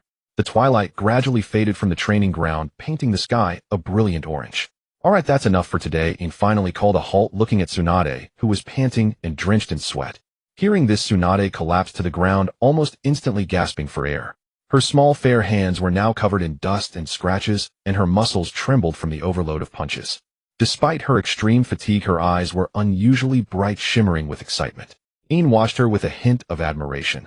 This girl was destined to become one of the legendary Sannin and the 5th Hokage. With a thought, he took out 2 ancient scrolls from his system storage space. Here he said, walking over to Tsunade and handing them to her. These are the training scrolls for monstrous strength and heavenly foot of pain. Your punches today have let your body begin to adapt to chakra bursts. Now is the perfect time to learn the heavenly foot of pain. It won't cause irreversible damage. But leave the monstrous strength for later. Tsunade raised her hands with difficulty and took the scrolls. Feeling their heavy weight, she nodded firmly and clutched them tightly to her chest. By now the sky had completely darkened and a chill crept into the night breeze. Tsunade looked up at In and said, "Teacher, it's so late. Why not come to my house for dinner? Grandma made your favorite dishes." In frowned slightly, instinctively wanting to refuse. He never liked such gatherings, nor did he want to expose himself too much in front of Konoha's higher-ups. "No, I have things to do." Before he could finish, Tsunade's eyes sparkled and a sly smile curled at the corner of her lips. She deliberately drew out her words, "But Grandpa Tobarama said he hasn't seen you in a long time and would like to have a chat." Hearing the words, Grandpa Tobarama Yin's step, which had been about to move, came to an abrupt halt. He sighed helplessly, looking at Tsunade's triumphant expression, knowing he had been tricked by this little girl. "You little rascal." In shook his head, but his tone carried no reproach, only indulgence. He turned and walked side by side with Tsunade toward the Senju clan compound. The night breeze rustled the leaves, and their shadows stretched long under the moonlight. Inside the Senju estate, the house was bright. The moment In stepped inside, he met the gaze of Tobarama Senju, who was seated in the place of honor. The 2nd Hokage, renowned across the ninja world, lifted his eyelids slightly, his eyes sweeping over In. Then he frowned, his voice dripping with undisguised disdain and Sundara pride. "What brings you here? The Senju compound is no place for a brat from the Uchiha clan." Before In could respond, Tsunade eagerly jumped in. She grabbed Tobarama's arm, looked up, and declared with pride, "Grandpa Tobarama, don't say that. Brother In is now my teacher. I specially invited him to dinner." Hearing the word teacher, Tobarama's mouth twitched, and his already stern face darkened. He looked at In disbelief, then at the excited Tsunade, and snorted, his voice brimming with the absolute confidence of the 2nd Hokage teacher. "Tsunade, do you know my strength is far greater than his? You have the strongest ninja in all of Konoha right here, and you go to an Uchiha. If you want to learn ninjutsu, I'll teach you myself. Why go through someone else?" "No way," Tsunade retorted without hesitation, shaking her head like a rattle. She mercilessly exposed her grandfather's weakness. "As the 2nd Hokage, you have to deal with so much government work every day, plus watch over the Umbu. You don't even have time to sleep. When would you have time to teach me?" Seeing Tobarama choked, silent, Tsunade raised her chin triumphantly. Then she pulled out the scrolls In had given her from her pocket, brandishing them like treasures. "And brother, In already taught me some awesome moves today. Look, monstrous strength and heavenly foot of pain. He said if I focus chakra in my hands and feet, I can unleash incredible destructive power. If you taught me, you'd probably make me memorize boring chakra theory again." Brother Yin's lessons are way more fun. Listening to Tsunade's rapid-fire speech, Tobarama felt his temples throb. He looked at the 2 unfamiliar taijutsu scrolls in her hands, then at In, who stood nearby, with an amused smile. It felt like someone had showed off right in front of him. "You." Tobarama pointed at In, his finger trembling slightly, before finally letting out a helpless sigh. He glared fiercely at In and ground out between clenched teeth, "Fine, you've got some skill. But Tsunade carries the blood of Senju and Uzumaki. If you dare teach her any of those Uchiha dark arts, I'll have your head." In bowed slightly, a composed smile, curving his lips. "Lord Hokage, rest assured. Since I've taken Tsunade as my disciple, I will teach her nothing but the best." However, he paused, his gaze sweeping over the richly laden table, and said in a light tone, "Since you don't mind, shall we eat first? Tsunade has been chattering all the way about how Grandma Mito's cooking is the best." Tobarama snorted and turned away, but did not refute. He picked up his teacup to take a sip, hiding his expression, though his eyes kept darting to the scrolls in Tsunade's hands, as if contemplating what was so special about this so-called monstrous strength. Seeing this, Tsunade immediately grabbed Yin's hand and cheerfully pulled him toward the dinner table, chattering about her 10th Sanpunch experience. The originally tense atmosphere in the room gradually softened, warmed by the aroma of food and the girls' bright laughter. In sat at the table watching the scene and felt a quiet amusement. He knew that despite his harsh words, Tobarama doted on his granddaughter more than anyone. After all, an Uchiha teaching the heir of the Senju clan. That was unprecedented in Konoha's history. "In is here, come in." With a hearty laugh, Uzumaki Mito walked out of the kitchen, carrying a plate of steaming grilled fish. She looked at In with a face full of affection, warmly greeting him, her eyes brimming with the care of an elder for the younger generation. Under her bustling arrangements, the initially somewhat restrained atmosphere instantly became harmonious and joyful. Tobarama looked at his sister-in-law like this and helplessly shook his head. Picking up his teacup, he was about to get down to business, In lately outside the village. Slap. Before Tobarama could finish his sentence, Mito unceremoniously tapped the back of his hand with her chopsticks, glaring at him with mock anger. Tobarama. Little In is a guest today. When eating, just eat properly. Don't always bring up official matters, no manners. Yes, sister-in-law. The dignified second Hokage dared not utter a single word of rebuttal in front of Mito. He could only cough dryly and silently pick up a piece of green vegetable to put into his mouth. Watching Tobarama suffer in silence, In couldn't help but laugh inwardly. Meanwhile, Tsunade, sitting beside In, was shoveling rice into her mouth while excitedly sharing her news. Grandma, Grandpa, Tobarama, I met two really interesting friends while I was out playing recently. Oh, which family's children are they? Mito asked with a smile. One is Jiraiya, who has a loud voice. He's always clumsy, but he's really brave. The other one is called Orochimaru. He's so amazing, knows so many strange things, and even taught me how to catch snakes. Tsunade gestured animated. Upon hearing the name, Orochimaru, In's movement of picking up food paused slightly, and a faint, barely noticeable glint flashed in his eyes. Orochimaru had finally appeared. In began calculating in his mind. In the original story, Orochimaru, driven by his parents' death in battle and his desire for immortality, eventually strayed onto the wrong path and became one of the greatest antagonists of the ninja world. But now that he had intervened and taken Tsunade as his disciple, he absolutely could not allow this seedling of a ninja world scientist to grow crooked. Orochimaru's desire to explore the truth and the essence of ninjutsu was extremely precious. With just a little guidance redirecting his obsession with forbidden techniques toward the righteous path of chakra science and medical ninjutsu, might cultivate a top-tier research genius for Konoha. Is that so? Making like-minded friends is a good thing. In replied with a smile, patting Tsunade's head while mentally putting Orochimaru on a special watch list. After a satisfying meal, In glanced at the deep night outside the window and stood up to take his leave. Hokagesama Maida-sama, it's getting late. He'll be going now. In bowed slightly and was about to turn and leave when Tobarama's low voice came from behind. In, wait a moment. In stopped and turned around. He saw Tobarama with his arms crossed, his expression having returned to its usual solemn severity. His tone carried an undeniable implication. Come to the Hokage building tomorrow morning. I need to talk to you face to face about some village matters. Understood. A composed smile tugged at the corner of In's mouth as he nodded in agreement. Bidding farewell to the warm lights of the Senju clan compound, Uchiha In walked alone along the quiet path back to his residence. The night breeze was cool, blowing away the scent of food clinging to his clothes and allowing his thoughts to gradually settle. Just as he turned a street corner, a slender figure stepped out from the shadows. Yinsama, are you done? It was none other than Kudo Kaori. She had just finished the accounting settlement at the Konoha Merchant Guild, carrying a small cloth bag in her hand.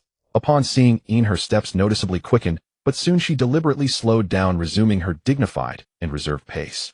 As a princess of the daimyo's residence, Kudo Kaori had been raised since childhood under the strictest aristocratic etiquette, with every action and gesture engraved with the mark of dignity. She should not have been so forward, nor should she have called out to a man on the street late at night. But ever since coming to Konoha and managing In's business affairs, she found herself increasingly unable to control where her gaze wandered.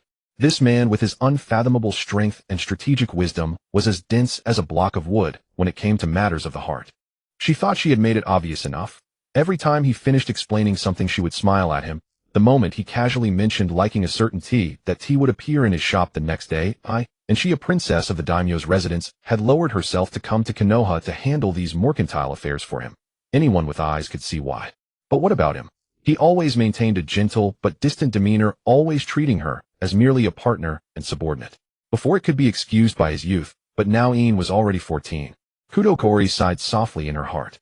Well, since he couldn't see it, she would have to take matters into her own hands. Miss Kaori, why aren't you resting at this late hour? In stopped in his tracks, his tone as gentle and polite as ever. Kudo Kaori looked up, the moonlight falling perfectly on her face, clearly illuminating the complex emotions in her eyes. Instead of bowing slightly as usual, she looked straight into In's eyes, her voice soft, yet carrying a hint of stubbornness. The accounts have been settled. This month's profit is 30% higher than last month's. I have something I want to tell you in person. In was slightly taken aback, keenly sensing the unusual seriousness in her tone. He looked at Kudo Kaori's slightly reddened ears in the moonlight, and at her fingers clutching the cloth bag until the knuckles turned white. Suddenly he realized that this matter must be very important to Kaori. Go ahead, he said, softening his voice. Kudo Kaori took a deep breath as if she had made up her mind. She took a small step forward, closing the distance to In until only a hair's breadth remained close enough for him to smell the faint spring sakura-like fragrance emanating from her. Yinsama. She looked up, her gaze burning as she stared into his eyes, her voice not loud, but each word crystal clear. I came to Konoha not just to help you with. The night breeze swept by, stirring the stray hairs at her temples. Looking into In's eyes, she finally shed the last layer of her reserved shell. I only wanted to be closer to you. After uttering these words, it was as if she had exhausted all her strength. Her cheeks instantly flushed crimson, but she stubbornly refused to look away, quietly and obstinately waiting for his response. The night breeze seemed to halt in that instant. Uchiha In stood frozen in place. The man who usually orchestrated battles with ease and handled any challenge with composure now found his mind as blank as if struck by the most advanced genjutsu. He gazed at the girl before him, her cheeks flushed crimson, yet her eyes burning with an astonishing intensity. Kudukori.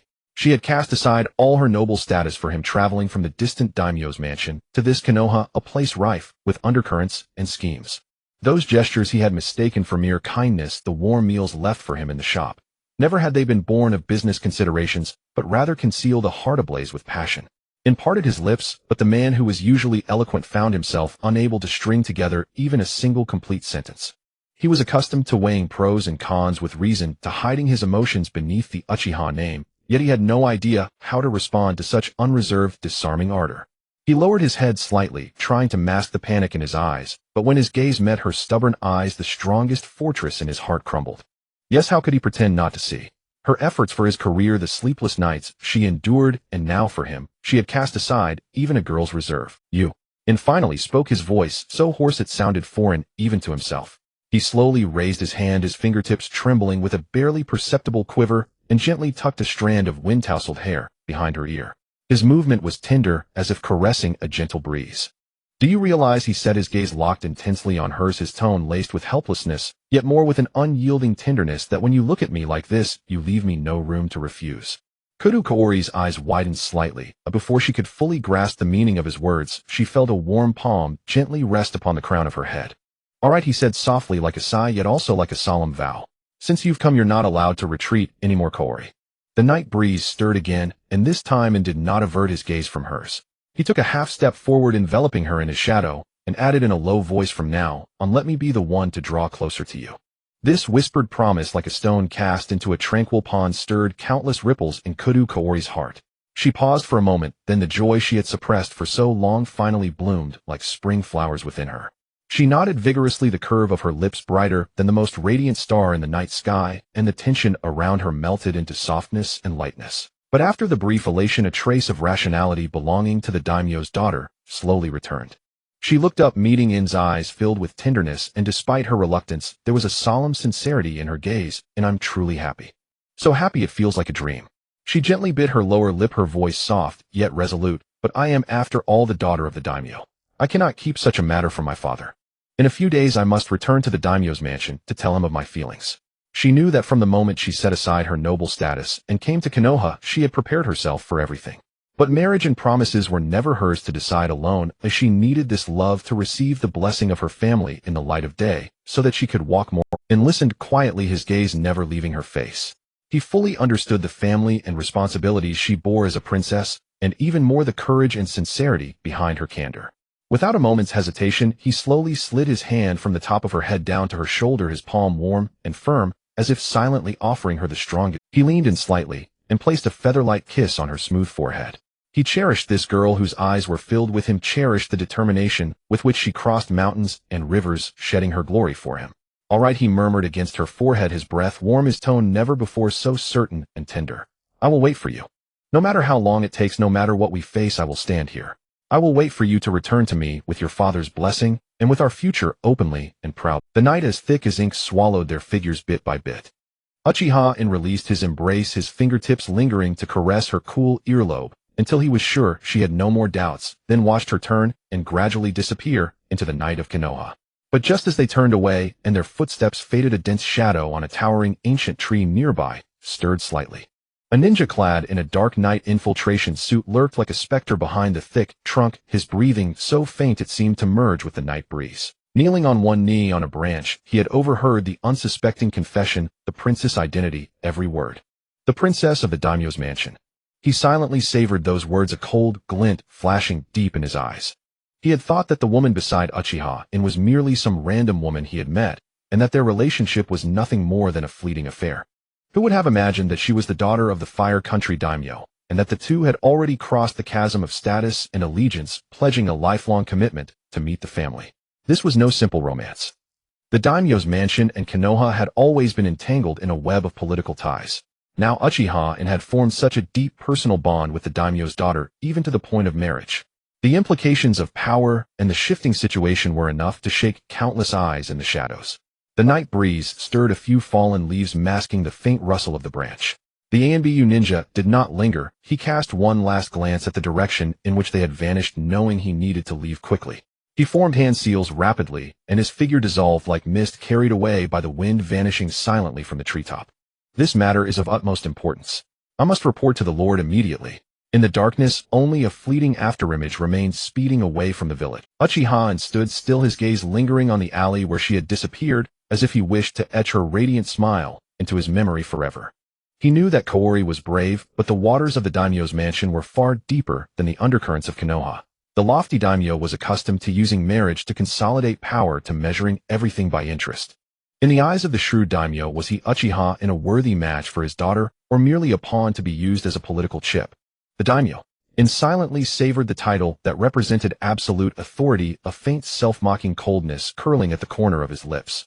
In slowly raised his head, gazing at the brightly lit Hokage's building deep within Konoha. Since Kaori was willing to shed her luxurious robes and lay down her pride as a princess, then he, Uchiha In, would pave a path of light for her. Entrusting his daughter to Uchiha In was not losing a noble princess, but gaining for the entire daimyo's mansion the most unshakable ally. "Wait for me, Kaori," he whispered into the wind, as if making a promise to her. The next morning, the Hidden Leaf village was enveloped by a thin layer of morning mist. Uchiha In straightened his dark uniform, adopting a cold, stern expression befitting a ninja. He skillfully navigated the familiar streets, heading straight to the heart of the village, the Hokage building. Pushing open the heavy wooden door, the office was filled with a faint scent of tobacco. Senju Tobarama was seated upright behind his desk, flipping through several urgent scrolls that had just been delivered. Hearing the sound, the second Hokage, known for his calmness and strictness, lifted his head, and a trace of barely perceptible weariness flickered in his sharp red eyes. Hearing the sound, the second Hokage, known for his calmness and strictness, lifted his head, and a trace of barely. He casually pushed the scroll in his hand to the edge of the desk, tapping his fingers lightly on the surface, signaling In to come forward. In stepped up, his eyes scanning the contents recorded on the scroll, and a surge of anger welled up in his heart. "The sky will rain, and a mother will remarry." Tobarama stood up, walked to the window, and gazed out at the vast forest beyond the Hidden Leaf village, his tone carrying undisguised coldness. "It has been only 2 years since my brother passed away, and already some in the ninja world think the blade of Konoha has dulled. They are getting restless. Let them come. No matter how great the risk, we must shield the villagers from it." He turned around, looked at In, and said word by word, "The 4 great ninja villages have long been coveting the resources in our hands. Who knows how much they secretly crave this fat piece of meat? In the past 2 years, they might have still been wary of the first Hokage's reputation, only daring to make small moves in the shadows, testing our limits. But now they have actually dared to show their claws and bare their teeth at us." Tobarama let out a cold laugh, a smile full of the Senju clan's pride and killing intent. "In the past half-month alone, 3 Konoha trade caravans have been plundered at the border. The perpetrators acted swiftly and cleanly, leaving no survivors. Even the escorting ninjas had their throats slit. This is definitely not bandits. It is highly likely ninjas from the 4 great ninja villages coming to seize supplies." In listened in silence and understood in his heart. The trade caravans represent the economic lifeline of the daimyo's palace. Plundering the caravans is like choking Konoha. This matter has already alarmed the daimyo's palace. Tobarama's gaze fell on In again, his eyes growing profound. The daimyo is greatly shocked and furious about the turmoil at the border. He demands that Konoha must provide an explanation as soon as possible, resolve this matter, and guarantee the absolute safety of the trade routes. Otherwise, he will cut off our financial support. At this point, Tobarama paused slightly, his tone becoming meaningful. The daimyo's palace's trust in Konoha is being tested. At this moment, any slightest disturbance could trigger greater political turmoil. Therefore, we must use force to deter these petty villains and make them know that Konoha's dignity cannot be violated. In, do you understand my meaning? Of course he understood. He raised his head, meeting Tobarama's gaze. There was no trace of flinching in his eyes, but instead a sharp edge kindled within them. "I understand, Lord Second Hokage." In's voice was steady and forceful, carrying the unique confidence and determination of the Uchiha clan. "The safety of the trade route is Konoha's face, and also the daimyo's money bag. Since someone dares to reach out, we'll chop off their claws. He leaned forward slightly, his tone revealing a composed strategist's calm. Leave this matter to me. I will make those rats hiding in the dark know that Konoha's blade is not only not dull, but even sharper. I will do better than Uchiha Madara. Tobirama's eyes flickered with surprise when he heard In mention Uchiha Madara. But he still nodded and said in a deep voice, good. I grant you the authority to mobilize the Umbu. Whatever resources you need, just ask.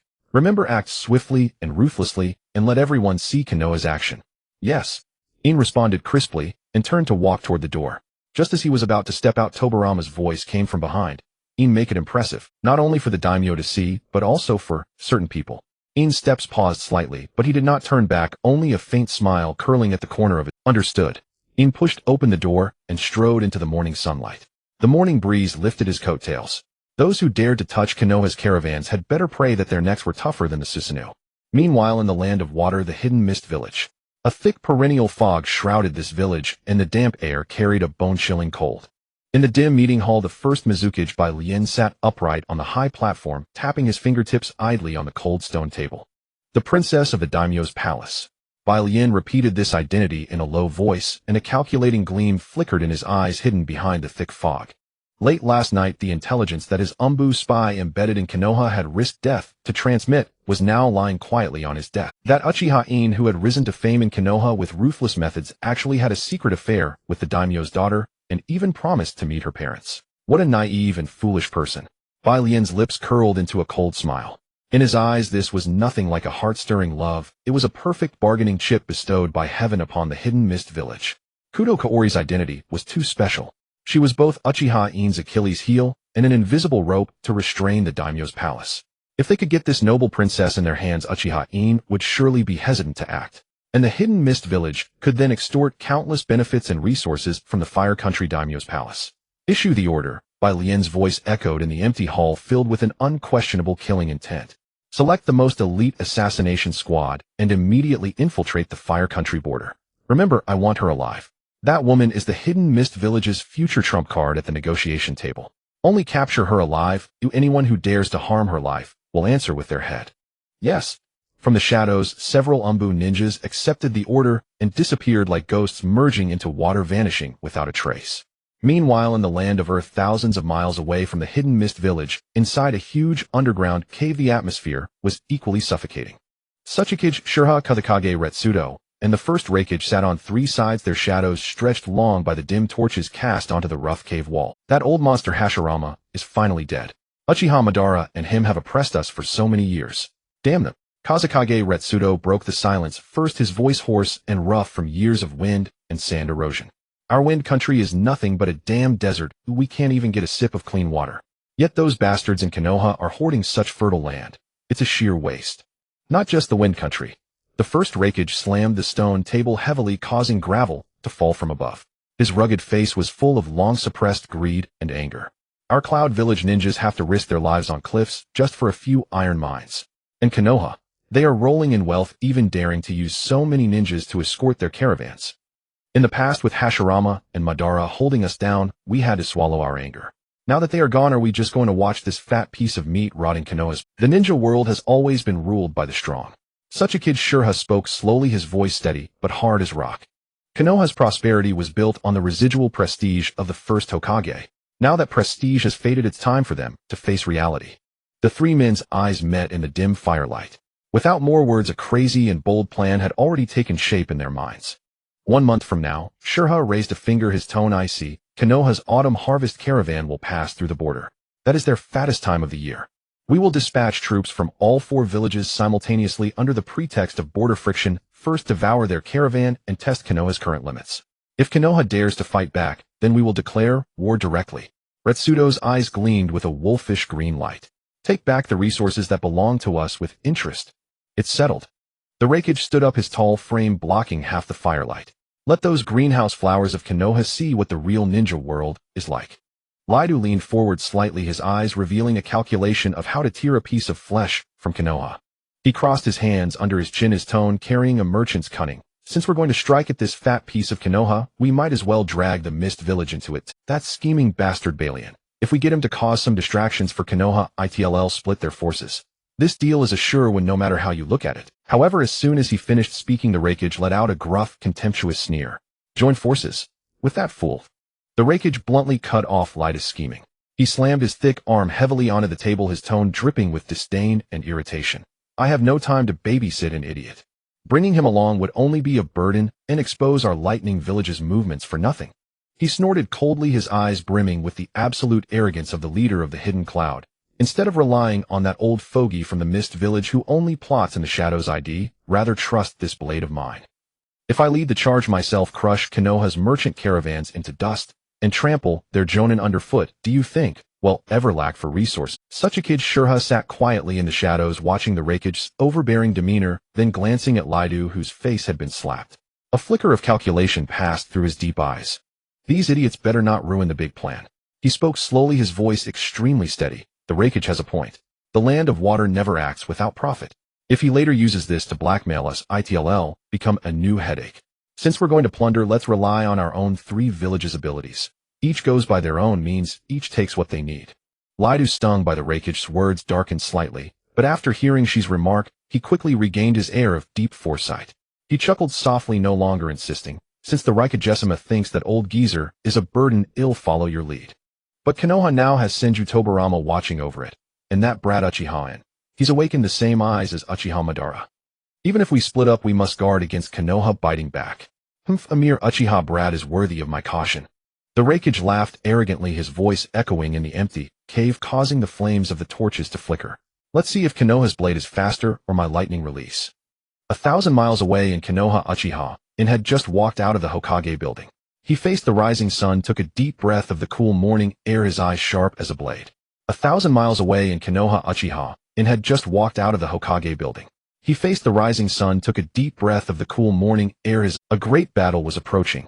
Spread the order, and whispered to the Umbu following behind him, his voice calm, yet carrying an undeniable killing intent. All caravans heading to the border are to be escorted at the highest level. Also have the intelligence division investigate every unfamiliar face that has entered and left the land of fire in the past month. I want to know who exactly is stirring the winds behind the scenes. Yes. The Umbu accepted the order and left, and raised his head, his gaze piercing through Konoha's bustling streets toward the distant sky.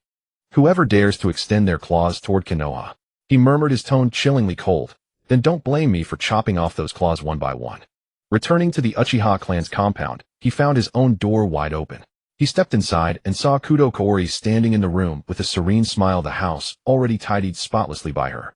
Kudo Kaori had changed into a simple, elegant dress, no longer wearing the luxurious attire of the daimyo's mansion from yesterday, yet her brows still carried an indomitable resilience. She stood quietly before him, her eyes filled with the morning light, but also bearing a hint of reluctance before a long journey. I am ready to return to the daimyo's mansion to see my father. Her voice was soft, as if mentioning something trivial, and looked at her, a faint, imperceptible ripple passing through his eyes. He was silent for a moment, his gaze falling on her slender shoulders, his voice low and firm. I'm sorry, I can't go with you this time. Or should I escort you back? No.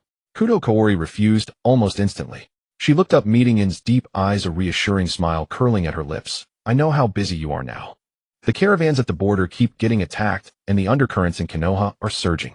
Tobarama has entrusted you with such a heavy burden, you can't afford to be distracted at this moment. She took a half step forward, reached out her slender fingers, and gently straightened an imaginary wrinkle on his collar, her movements as natural as if they had been together for countless days and nights. Besides, this is the land of fire. Her tone carried the pride and ease of a daimyo's daughter, and she winked playfully at In. Within these borders, who would dare touch me? Have you forgotten that I'm a famous princess? With you here, no one would dare. In listened quietly, his gaze locked onto her radiant and resolute face. Seeing the unreserved trust in her eyes, the deepest string in his heart was finally gently plucked. Yes, she was Kudo Kaori, the most noble daughter of the daimyo's mansion. She was braver and more perceptive than he had imagined. He took a deep breath, suppressing every last trace of worry in his eyes, replacing it with unwavering tenderness and resolve. All right, he answered softly, his voice hoarse as a sigh. He raised his hand, tucking a stray strand of hair blown by the morning breeze behind her ear, his fingertips lingering on her warm cheek, as if to etch her warmth into his palm forever. Then take care on the way, he said in a low voice with a solemnity he had never shown before. He'll wait for you to return in Konoha. Kudo Kaori nodded firmly, her smile blooming like spring flowers. She gave him one last deep look as if to take his image with her, then turned and walked with light, yet resolute steps toward the gate of the Uchiha compound. And stood still, his gaze still fixed on the direction where Kudo Kaori had disappeared, the lingering tenderness yet to fade from his eyes. And she's long gone. A low familiar voice sounded beside him, breaking the silence. Uchiha Jinue had somehow appeared at his side, his gaze sweeping over in still slightly dazed profile, his tone carrying the helplessness and teasing of an and snapped back to reality, realizing he had been standing there for a long time. He paused for a moment, then a faint blush crept up to his ears, quickly spreading to his cheek. He cleared his throat, quickly concealing the emotions in his eyes, trying to hide this momentary lapse, but the embarrassment of being caught by an elder was impossible to hide. Jinue took in his reaction, a knowing smile curling at the corner of his mouth. He didn't tease further, but turned to stand shoulder to shoulder with them both, gazing toward the Hokage, building his tone, turning solemn and profound. And I won't ask what you were just thinking. But remember, this mission to deal with the border caravan attacks is the Hokage's trust in you. Entrusting you with such an important task is not just to eliminate the enemy, but to make Konoha's name known. Don't let personal feelings jeopardize the bigger picture. And listened quietly, his expression gradually returning to its usual cold composure. He understood the weight of Jinyu's words. This was not just a military operation, but a game of chess that determined the village's future. Jinue paused, turning his head to gaze deeply at In. In those eyes that had weathered many storms, there was no usual authority, but rather a sense of relief and expectation. And his voice was low and steady, each word carrying immense weight. After this incident settles, I plan to step down as clan leader. In turned his head sharply, a flicker of shock in his eyes. He looked at Jinue, his lips moving slightly, but for a moment, he didn't know what to say. Jinue looked at him, slowly shaking his head, his tone carrying the wisdom of one who has seen through the world. I'm old. Some things I can no longer carry. But you are still young. You have ambition, methods, and more importantly, he paused, his eyes revealing undisguised admiration. You have something you want to protect. He reached out and patted In's shoulder heavily, his palm warm and firm. This position will be yours sooner or later. I hope you will take it and lead our Uchiha clan to forge a path truly our own in this chaotic age of shinobi. In quietly felt the weight on his shoulder. It was not just the responsibility of the clan leader, but the fate and future of the entire family. He took a deep breath, suppressing all the turmoil in his eyes, replacing it with unprecedented resolve. I understand, he said in a deep voice, not loud, but carrying an undeniable force. Jinue nodded with satisfaction and turned to walk deeper into the clan. The morning breeze lifted his slightly aged cloak, his silhouette appearing exceptionally calm in the light of dawn. Kudo Kaori walked alone along the forest path. She had deliberately refused the close escort of the guards, claiming the mission was confidential and she wished to avoid drawing attention. Yet this very discretion now became the force pushing her toward the abyss. The birdsong around her had vanished without a trace. As an ordinary person with no combat ability, Kaori instinctively halted. She tilted her head slightly, casting a wary glance over the seemingly The air carried a faint, almost imperceptible scent of sea salt, an aroma foreign to the land of fire, more fitting for a coastal region. Before her thoughts could fully unfold, a sudden anomaly struck. The once dry ground began seeping water, instantly transforming into thick white mist that spread through the forest at an alarming speed. Her vision was stripped away in the blink of an eye, leaving only a world of stark white. Who's there? Kaori cried out, her voice trembling with barely concealed fear. She stumbled back 2 steps, her hands clutching her clothes so tightly that her knuckles turned white. The only response was a deathly silence, punctuated by faint, ghostly sounds of slicing air from all around. Whoosh, whoosh, whoosh. Several dark figures emerged faintly in the mist, clad in ninja vests and wearing ceramic masks with intricate patterns. The Umbu of Kirigakure. Kudo Kaori, by order you are to come with us. A cold, muffled voice distorted by some technique echoed from the depths of the mist, utterly devoid of emotion. Help! Kaori screamed with all her might, trying to summon the guards. But the only reply was a series of dull thuds as bodies hit the ground. Thud! That was the sound of her most trusted guards falling. She hadn't even seen how the Umbu had struck. Only a few flashes of cold light, and her battle-hardened guards collapsed like rag dolls into pools of blood, without even a cry. Kaori's mind went blank. What should she do? If only she had let Incan accompany her, this wouldn't have happened.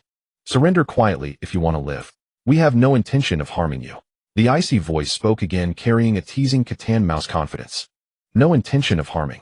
Kaori's heart sank. If they had wanted to kill her, the earlier attack would have torn her apart. Their goal was clear: capture alive. This meant a conspiracy aimed at those behind her. You? Don't come any closer. Her voice quivered uncontrollably. She grabbed a branch from the ground, holding it clumsily in front of her like a cornered animal. Damn it, the leader said not to hurt her. Go easy. The lead Umbu frowned, then shot forward like lightning. Kaori saw only a blur. The branch was knocked away by immense force. Then a cold hand clamped onto the back of her neck, forcing her to her knees on the wet, cold earth. Ugh! Kaori groaned in pain, her stomach churning. The mist began to thin slightly, revealing several Kirigakure. They surrounded her, weapons aimed, but deliberately, avoiding vital spots. Miss Kudo, give up. The lead looked down at her, his eyes behind the mask cold and piercing. Your guards are all dead. To avoid unnecessary suffering, come quietly to the land of water. Kaori rubbed her aching neck, breathing heavily. To avoid unnecessary suffering, come quietly to the land of water. Kaori rubbed her aching neck, breathing heavily. This place was too far from Konoha, no distress signal could reach. And Uchiha In. He was still at the clan compound handling affairs, unaware of what was happening. Was she truly to be taken to Kirigakure, a bargaining chip against others? No. Kaori's gaze hardened. She looked at the Kirigakure ninja before her, a fierce unwillingness rising in her heart. You want to take me to the land of water? She wiped the dirt from her cheeks, shrugged. Though her legs trembled violently, her spine remained straight. She fixed her eyes on the lead, a sad, yet resolute smile spreading across her face. Then see if you can take me alive. Before the words had faded, she pulled a smoke bomb from her sleeve, hidden all along, and smashed it against the ground. No, she's going to kill herself. Boom. Thick black smoke exploded, denser than the water mist, with a pungent, acrid smell. Don't let her escape. Take her alive. The Kirigakure rushed into the smoke in panic. But when it cleared, Kaori was gone. Only a deep drag mark led toward the cliff deep in the forest. The lead face, hidden beneath the mask, turned grim. After her. Don't let her jump. If she dies, the mission fails. The group vanished into blurs, chasing madly toward the cliff. Kaori was now stumbling through the brambles. Sharp branches cut her face and arms, blood seeping out, but she felt nothing. Her stamina was utterly spent. Each breath felt like her lungs were on fire. Ahead lay the cliff, the final dead end. She stopped, looking back at the blue figures closing in. Despair flickered in her eyes, but more than that, a fierce determination to die unyielding. In. She whispered his name in her heart, clutching a flying thunder god kunai against her chest. If you can sense this, please come to see me off. In my next life, I wish to be your woman. The wind rose, tangling her hair and blowing away her last retreat. Behind a distant bush, the guard Torai-chan covered her mouth, holding her breath to the utmost. She had only slipped away to relieve herself in the forest, never imagining that brief absence would become her only chance to survive. She dared not make a sound, dared not step forward, lying like a coward in the mud, trembling all over. After an eternity, the figures were drawn away by Miss. She dared not make a sound, dared not step forward, lying like a coward in the mud, trembling all over. After an eternity, the figures were drawn away by Miss. Torai-chan crawled out of the bush, scrambling toward the carnage. Captain! Oh no! The thick smell of blood mixed with lingering moisture hit her. She knelt in the mud, reaching out to press on the captain's chest wound, but the cold blood seeped through her fingers. He was already gone. Miss Kaori was taken. Overwhelming fear and grief transformed into a primal urge to survive. Torai-chan knew she had to bring the news back. Gritting her teeth, she rose and sprinted toward Konoha. In the Hokage's office at my bang, the heavy wooden door was violently shoved open, the frame groaning under the strain. Hokage-sama! Xiao Niaojiang almost tumbled into the office, her clothes soaked through with mud and blood, her entire appearance in disarray. Her legs gave way and she knelt heavily before the desk, her voice hoarse beyond recognition. Something terrible has happened. Miss Gongtung has been captured by the of Wuyin village. Seated behind the desk, Qinsho Feijian abruptly raised his head, a terrifying gleam erupting in those crimson eyes. The brush in his hand snapped with a crack, splattering ink across the desk. What did you say? Feijian rose to his feet in an instant, and an oppressive aura of the second Hokage swept through the entire room. He strode over to Xiao Niaojiang in a few steps, grabbing her by the collar and lifting her up, his voice low and icy. Speak slowly. What exactly happened? Where is the guard? Where is Miss Gongtung now? The guard, all wiped out. Xiao Niaojiang's tears mingled with mud and splattered on the floor as she stammered out the account. I just went to the restroom, and when I came back I saw the carnage. They used water-style jutsu and Wuyin Zumbu.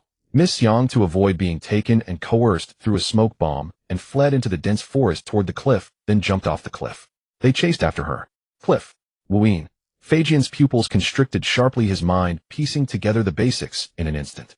For Wuyin village to risk infiltrating the heart of the land of fire at this critical moment, sparing no expense to capture Gong Tungxiang alive, was no simple kidnapping.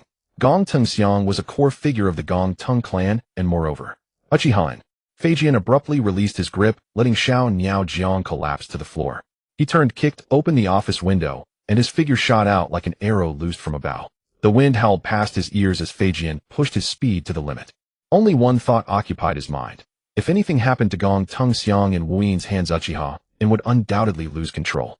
In mere tens of seconds, Feijian landed heavily in front of the main gate of the Uchiha clan compound. Uchiha In. Deep within the compound in the study handling clan affairs, Uchiha In's hand paused abruptly. He heard Shinsho Feijian's urgent voice and was taken aback. What could make the usually composed second Hokage so tense? In instantly activated the Flying Thunder God technique and appeared in the front courtyard of the clan compound. Hokagesima, what's happened? Are the 4 great ninja villages attacking my? In asked, a puzzled expression on his face. To him, nothing else seemed worth worrying about. Feijian looked at the Uchiha genius known for his calm demeanor, took a deep breath, and recounted the situation Xiao Niao Jiang had described in the briefest, most precise words. She eventually ran toward the cliff and jumped. The Wu Yin ninja are pursuing her. Feijian stared fixedly into In's eyes, speaking each word deliberately. She was carrying your Flying Thunder God Kanai. At that moment the air seemed to freeze. In's face turned deathly pale, drained of all color. His mind exploded. Xiang's face, always wearing a gentle smile, and the slightly reluctant look in her eyes before she left. Along with the image of her clutching the Flying Thunder God Kanai tightly to her chest, when he had given it to her, flashed before his eyes like a whirlwind. Cliff. In murmured, his voice so faint it could be scattered by a breeze. But the next second, a violent surge of chakra erupted from within him, distorting the very space around him, and then vanished in an instant. His once pitch-black eyes had now turned a deep crimson, with 3 tomo spinning wildly in the depths, finally linking together into a pattern of a spider lily, the Mangekyo Sharingan. She won't die? In's voice was terrifyingly low, each word forced through clenched teeth, carrying a chilling malice and obsession. She promised me. She said she would come back. By the river below the cliff, the icy water washed over the large blue stones. Several Wu Yin Umbu were stumbling through the muddy riverbank, searching. Damn it, the current is too strong. If she fell in, she'd be swept away by now. Stop babbling. The leader said, see the living or see the corpse. The leading Umbu gritted his teeth, drawing a black kunai, stained with blood, from his belt. Just moments ago, when they reached the cliff edge, they had only glimpsed a slender figure plunging resolutely into the abyss, and this kunai inscribed with a strange Flying Thunder God seal stuck in a rock by the riverbank. This thing. The leading Umbu was examining the kunai in confusion when suddenly a change occurred. Boom. Without any warning, a vortex slowly tore open in the air, and a terrifying pressure descended like a mountain. Who? The Umbu members turned in shock. There in the air behind them, a figure like a divine being appeared, hovering silently a few feet off the ground. It was a man. What chilled them to the bone were his eyes. A bewitching, beautiful spider lily danced within his black irises. Where is Xiang? The man's low voice seemed to come from the depths of hell, carrying a murderous intent that felt almost tangible. Enemy attack. The leading Umbu's pupils shrank as he tried to shout, but found he couldn't move a single finger. Tsukuyami. In's right eye glowed with a flash of bloodlight. Time seemed to stretch infinitely.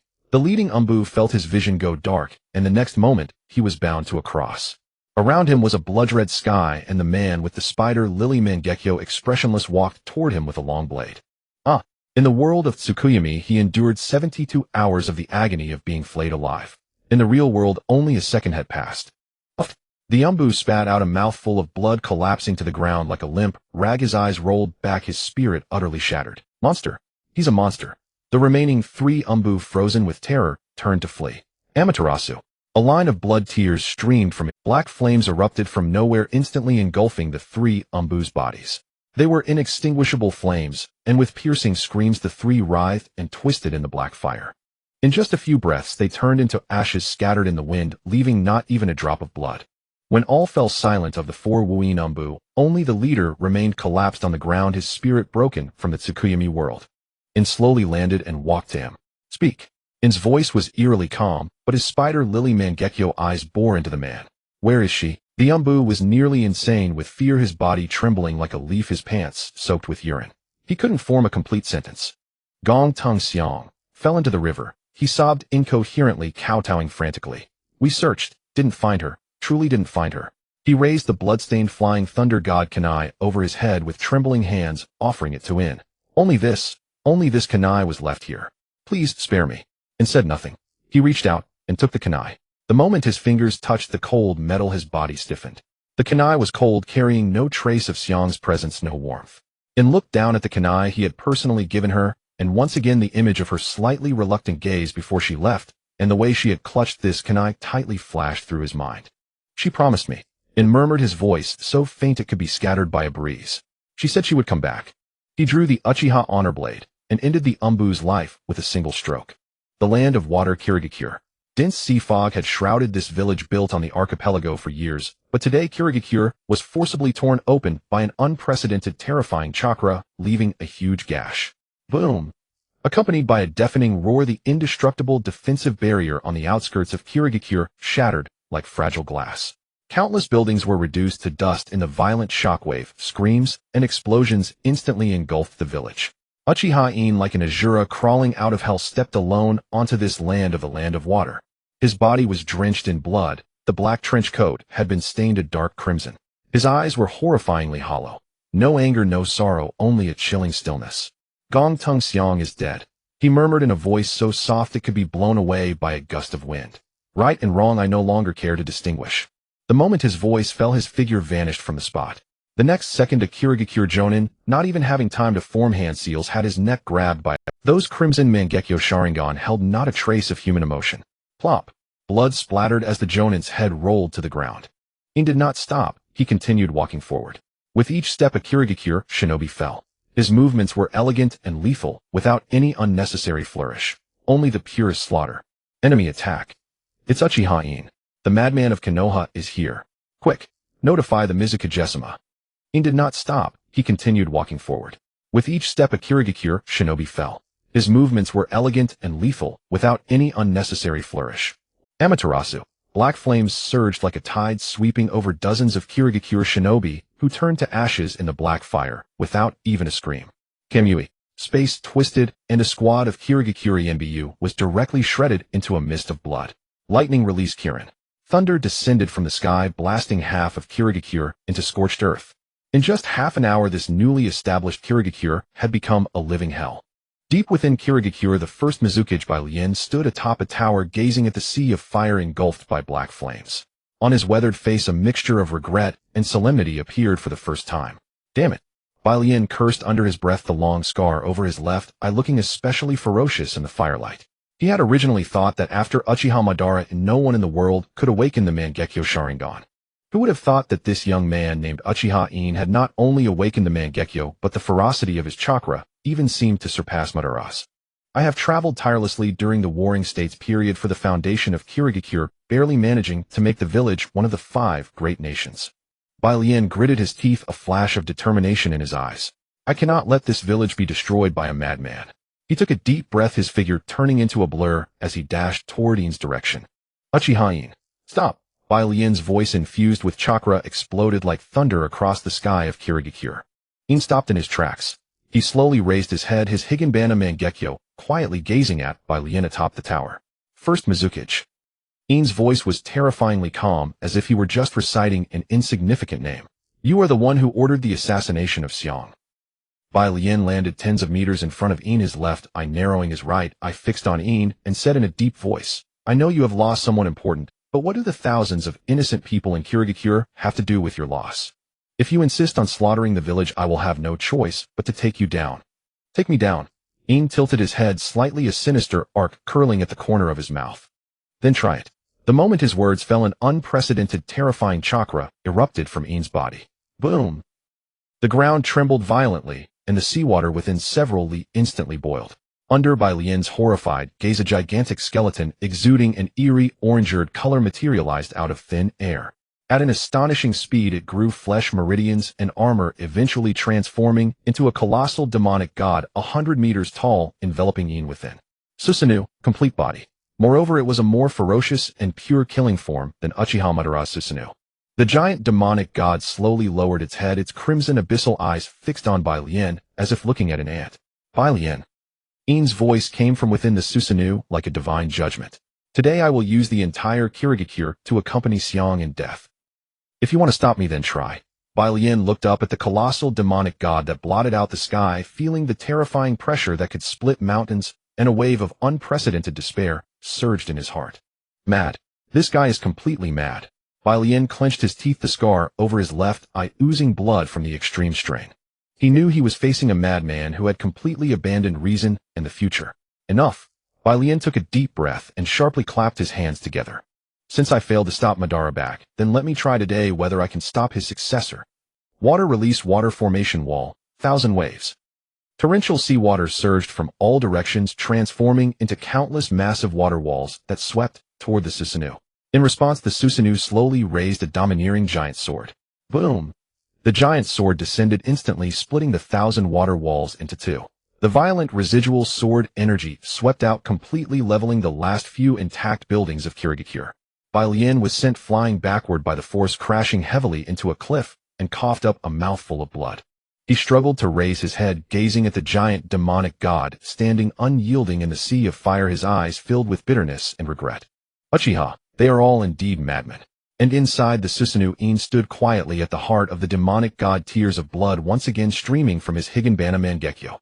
The orange giant sword was raised high in the void, and the violent chakra turned into a tangible storm, pushing all the surrounding seawater away. If this sword fell, the entire Kirigakure would be completely erased from the map. However, just as this world-destroying pressure was about to descend, a silver-white figure, like lightning tearing through space, suddenly appeared before the Susanoo's enormous head. Uchiha In. Stop right there. Shinsho Fijian's eyes were wide open, veins bulging on his forehead, his roar infused with thick chakra, like a thunderclap from the heavens. It forcibly pierced through the Susanoo's chakra barrier, directly striking In's eardrums. The Susanoo's movement abruptly halted. In slowly raised his head, his Mangekyo Sharingan, with the pattern of spider lilies coldly fixed on the silver-haired man before him. Lord Tobarama. In's voice echoed from within the colossal demonic form, carrying a suffocating chill. Are you here to plead for them? Or perhaps you don't want them to atone for Kaori's life with their own? I'm here to stop you from becoming a mindless monster. Tobarama stared intently at In, shouting loudly. The Ambu of Kirigakure kidnapped Kudo Kaori and deserve their fate, but there are still thousands of innocent civilians in the village. If you slaughter the mist today, Konoha will become the enemy of the entire shinobi world.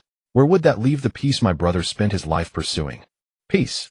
In seemed to hear the greatest joke, a cruel and desolate smile, curling at the corner of his mouth. When Kaori died, who gave her peace? She was just an ordinary woman, powerless to defend herself. What did she do wrong? The peace you speak of, was it to let her fall into the icy river in despair? Since the rules of this world couldn't protect her, I'll use this sword to shatter this rotten rule along with this village. As his words fell, the giant sword in Susanoo's hand swung down violently, aiming straight for Byakuren's head. Boom! Byakuren formed hand seals his figure, turning into a blur as he barely dodged. The giant sword struck the sea, instantly raising a tsunami hundreds of meters high, leveling several distant islands. In, calm down. Tobarama landed on the sea surface, took a deep breath, and spoke with unprecedented gravity. I came here not to stop you from avenging Kaori, but because of an urgent military matter. In's movements paused again, a flicker of impatience in his scarlet eyes. Military matter? What does that have to do with me? The three great ninja villages, Kumogakure, Iwagakure, and Sunagakure, have gathered their forces, preparing to launch a joint assault on Konoha. Tobarama stared at In, speaking each word deliberately. According to frontline reports, while you were slaughtering the mist, they attacked from 3 directions simultaneously. Konoha is now in imminent danger. In's pupils suddenly constricted. What did you say? The Raikage of Kumogakure is leading the charge in person, while Ishikawa of Iwagakure and Retsu of Sunagakure have also approached the border of the Land of Fire. Tobarama exclaimed loudly. Konoha currently lacks high-level combat power. No one can hold back Kumogakure and Iwagakure on the front lines. I alone can't be everywhere at once. If you annihilate the mist today, Konoha's rear will be vulnerable. Once the 3 great ninja villages breach our defenses, the dead won't be just Kudo. Do you want the Konoha that Kaori sacrificed her life for to also become a pile of rubble? Inside Susanoo, In's body trembled violently. The First Shinobi World War. Yes, why couldn't he have been more careful and forgotten this critical point? If he had remembered, Kaori wouldn't have died. Kaori's face appeared in his mind again. She always smiled, gently saying to him, Inkuin Konoha is home. You must protect it well. In closed his eyes. In those Mangekyo Sharingan, with the pattern of spider lilies, tears silently fell, but this time, they were no longer pure. After a long while, Susanoo's massive form slowly dissipated, turning into countless purple specks of light. In landed again on the sea surface, his face as pale as paper, his eyes hollow, as he stared toward the direction of Kirigakure. Get lost. He spat out a single word to the trembling mist ninja behind him. Take your Mizukage and return to your village. Consider yourselves lucky today. With that, he turned and looked at Tobarama. Let's go. Tobarama gave him a deep look and nodded. Let's go. Both figures turned into blurs, speeding toward the Land of Fire. Behind them atop the ruins of Kirigakure, the first Mizukage Byakuren slumped to the ground, gazing at the two disappearing silhouettes on the horizon, letting out a long sigh. I survived. He looked down at his still trembling hands, his eyes filled with the relief of surviving a calamity. Uchiha In, that madman. Two blurs swiftly traversed the dense forest at the border of the Land of Fire. In, Tobarama spoke in a low voice while leaping between tree canopies, his tone carrying an unshakable resolve. The three great ninja villages are pressing hard, and the Reikage of Kumogakure is personally leading the charge. Konoha's high-level combat strength is stretched thin.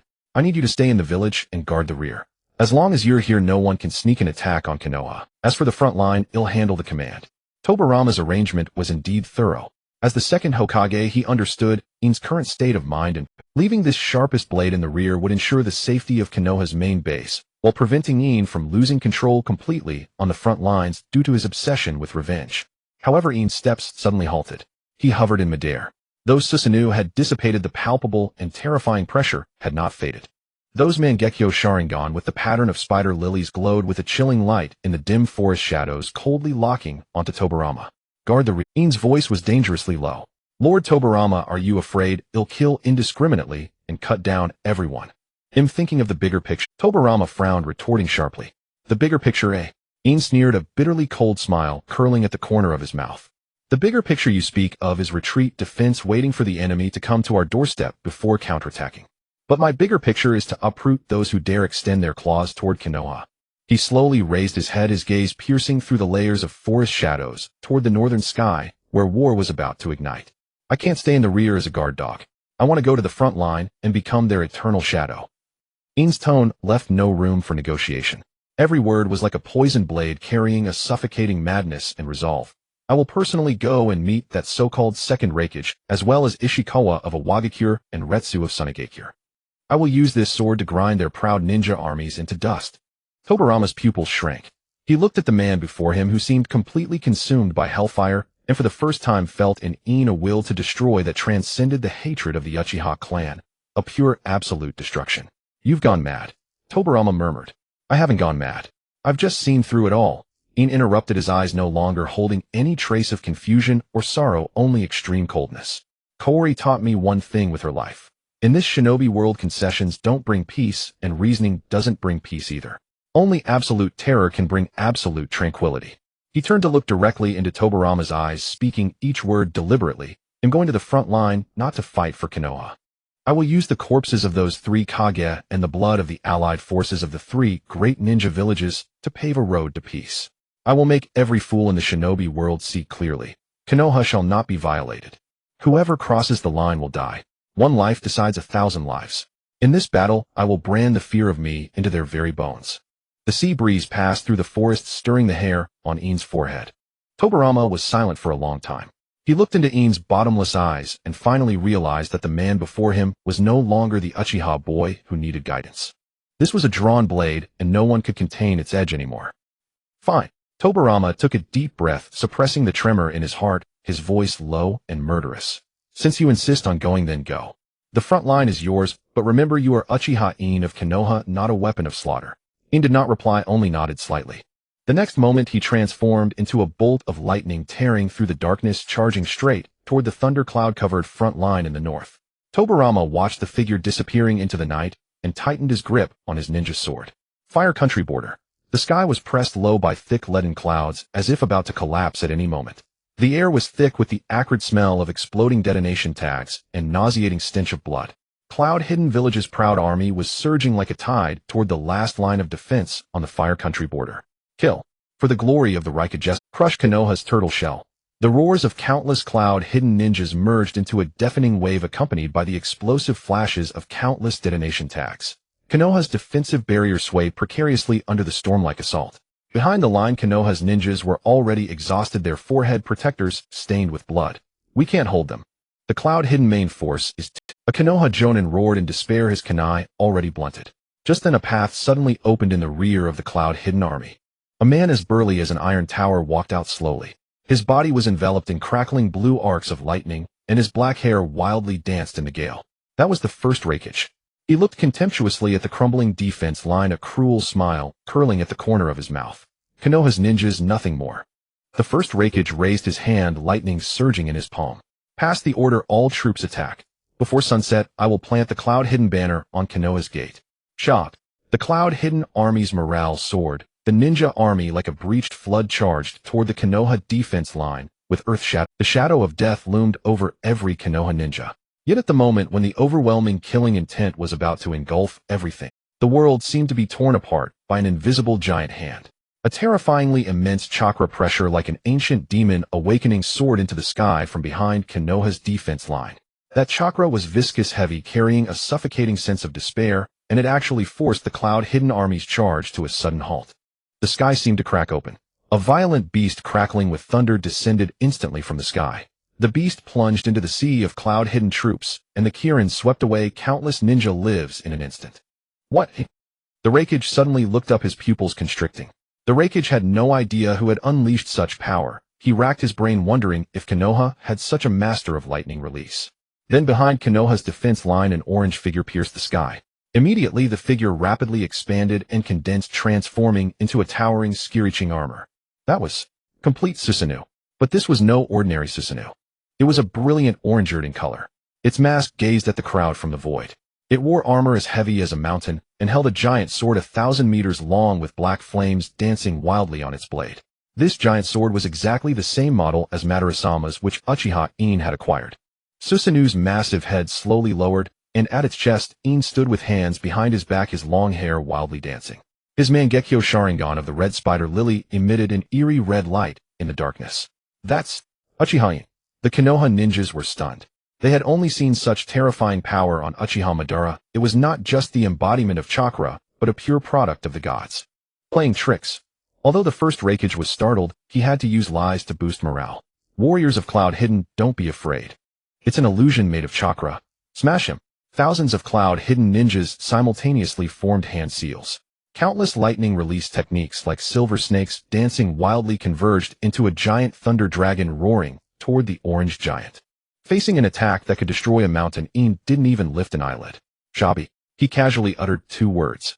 Susanoo's giant arm slightly raised, and with just a single sword swing, a visible orange shockwave swept out. Boom, boom, boom, boom.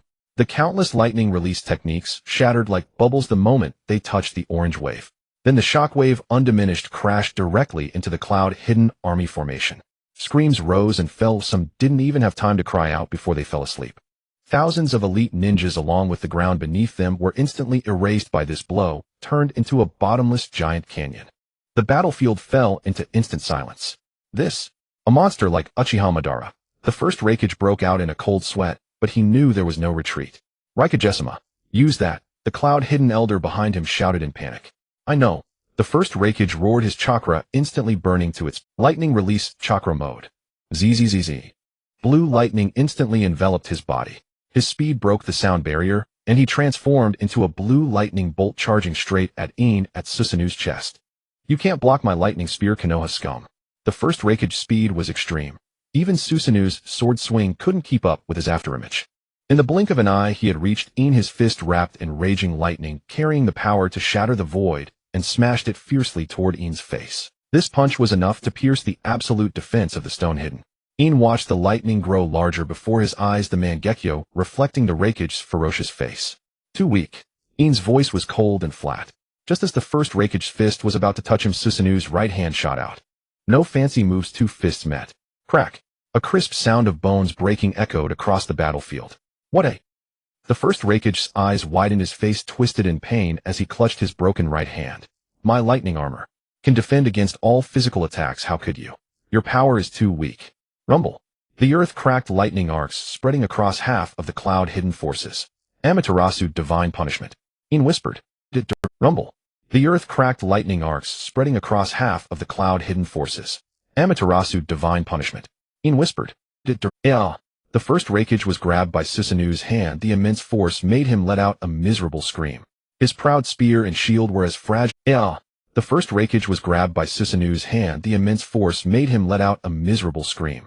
His proud spear and shield were as fragile as paper in front of In. The first Raikage was grabbed by Susanoo's hand. The immense force made him let out a miserable scream. His proud spear and shield were as fragile. Boom. The first wreckage crashed heavily into the ground, creating a huge crater, his fate unknown. In stood on Susanu's chest, his gaze sweeping over the surviving cloud-hidden army, completely terrified, and the stone and sand-hidden forces watching from. His voice was not loud, but through chakra resonance it clearly spread across the entire battlefield, echoing in everyone's ears. Tell the Kage of the other two villages. Come at me together, it'll save time. If you don't want to die, get out of the fire country and surrender obediently. Otherwise this will be your fate. No one in the field dared to speak. The Konoha ninjas were stunned, watching in disbelief. He was only 14. On the battlefield the air was thick with dust and the scent of scorched earth. What? There's a reward for killing ninja system. Why didn't you say so earlier? So selfish. Ding, the system reserves the right to remain silent. Do you wish to open the recruitment scroll? In glanced at the situation on the battlefield and decided to keep it for the remnants of the defeated Yunin village army, gazing at the first lightning shadow whose face was charred beyond recognition like a tattered doll by the Amaterasu black flame, had already lost all will to fight. Retreat. Retreat now. Several elite ninjas from Yunin rushed into the giant pit, using chakra sealing techniques to contain the inextinguishable black flame, and dug the dying first lightning shadow out of the rubble. The distant Yunin and Shine troops, witnessing this cataclysmic scene, dared not linger for a moment. They immediately ordered a full retreat, fearing that the monster would change his mind and annihilate them all. In the lightning country at the headquarters of Yunin village, the gravely wounded first lightning shadow lay on his sickbed, his body wrapped in bandages, his breath as faint as a gossamer thread. He looked at AI, who knelt before the bed with eyes full of resentment and killing intent, and with his last ounce of strength, he gripped Ace's wrist tightly. AI, remember this humiliation. The first lightning shadow's voice was hoarse and heavy. My power is too weak, but Yunin must not be weak. From today on, you are the second lightning shadow. You must lead Yunin to become stronger. Strong enough to tear apart that Susanoo monster. Father, no, First Lord. AI's eyes bloodshot bowed deeply. I swear in this life I will trample my and avenge you. Under the first lightning shadow's dying command, AI took over Yunin village with lightning force. However, the radical faction within the village, the brothers Jinjiao and Injiao, sneered at this. They wielded the Six Paths Sage's tools, ambition burning in their hearts. By seniority, the lightning shadow seat should have been one of theirs. How could a young upstart like AI become the second lightning shadow? They even openly challenged him during the succession ceremony, declaring that AI was unworthy of the name Lightning Shadow. Facing their provocation, AI said nothing. His lightning release chakra surged, and with overwhelming dominance, he punched the two brothers viciously into the wall. In the face of absolute power, any conspiracy is a joke. AI looked down at the two brothers, blood spilling from their mouths, his gaze as cold as a blade. If you don't want to die, shut up. Right now, Yunin needs obedience, not internal strife. Under Ace absolute might, Jinjiao and Injiao could only swallow their anger and bide their time. AI stepped on their dignity, officially succeeding as the second lightning shadow. Months later, in a hidden valley, the wind howled and three figures stood facing each other. Apart from the stern-faced second lightning shadow AI, the other two were the first earth shadow Shurha of Yunin village and the first wind shadow Lidu of Shine village. That brat named In and Mai. AI broke the silence, first his fists crackling, his eyes blazing with revenge. I never thought that after Hashirama Senju and Madara Uchiha died, Mai would still have someone this strong. But if we join forces and attack together, we might still turn the tide. The first earth shadow Shurha stroked his chin, a shrewd glint in his eyes. Indeed, that In is terrifying, but he's just one member of Mai. As long as we can gather the power of the four great nations, even if he possesses heaven-defying abilities, he can never stop our combined forces. Shine is willing to join. The first wind shadow Lidu spoke coldly, his voice like wind-blown sand. Mai occupies too much land and resources. The ninja world's landscape must be redrawn. The three did not intend to give up their attack because of a single defeat. AI raised his head sharply, his eyes burning as he looked at the other two. Good. Now we only need the final piece, Wuyin village. Once we bring in Wuyin, our four-nation alliance can crush Mai completely. Then it's settled. Shurha nodded. He'll send someone to contact the water shadow of Wuyin. The moment Wuyin agrees, we launch our attack on Mai. In the water country Wuyin village. In a secret underground council chamber, the first water shadow Balian sat slumped in the main seat. He clutched a cup of long cold tea, his knuckles white from the excessive force. His eyes were hollow and vacant, his mind haunted by the Uchiha youth named In and the terrifying black flame that seemed to ignite the Lord Water Shadow. Lord Shurha of Yunin has arrived. A dark force ninja appeared silently in the shadows, reporting in a low voice. Balian shuddered violently, as if waking from a nightmare. He took a deep breath, forcing down the barely concealed fear in his eyes, and put on a somber, imposing expression. Let him in. The heavy stone door slowly opened, and the first earth shadow Uchiha walked in with steady steps.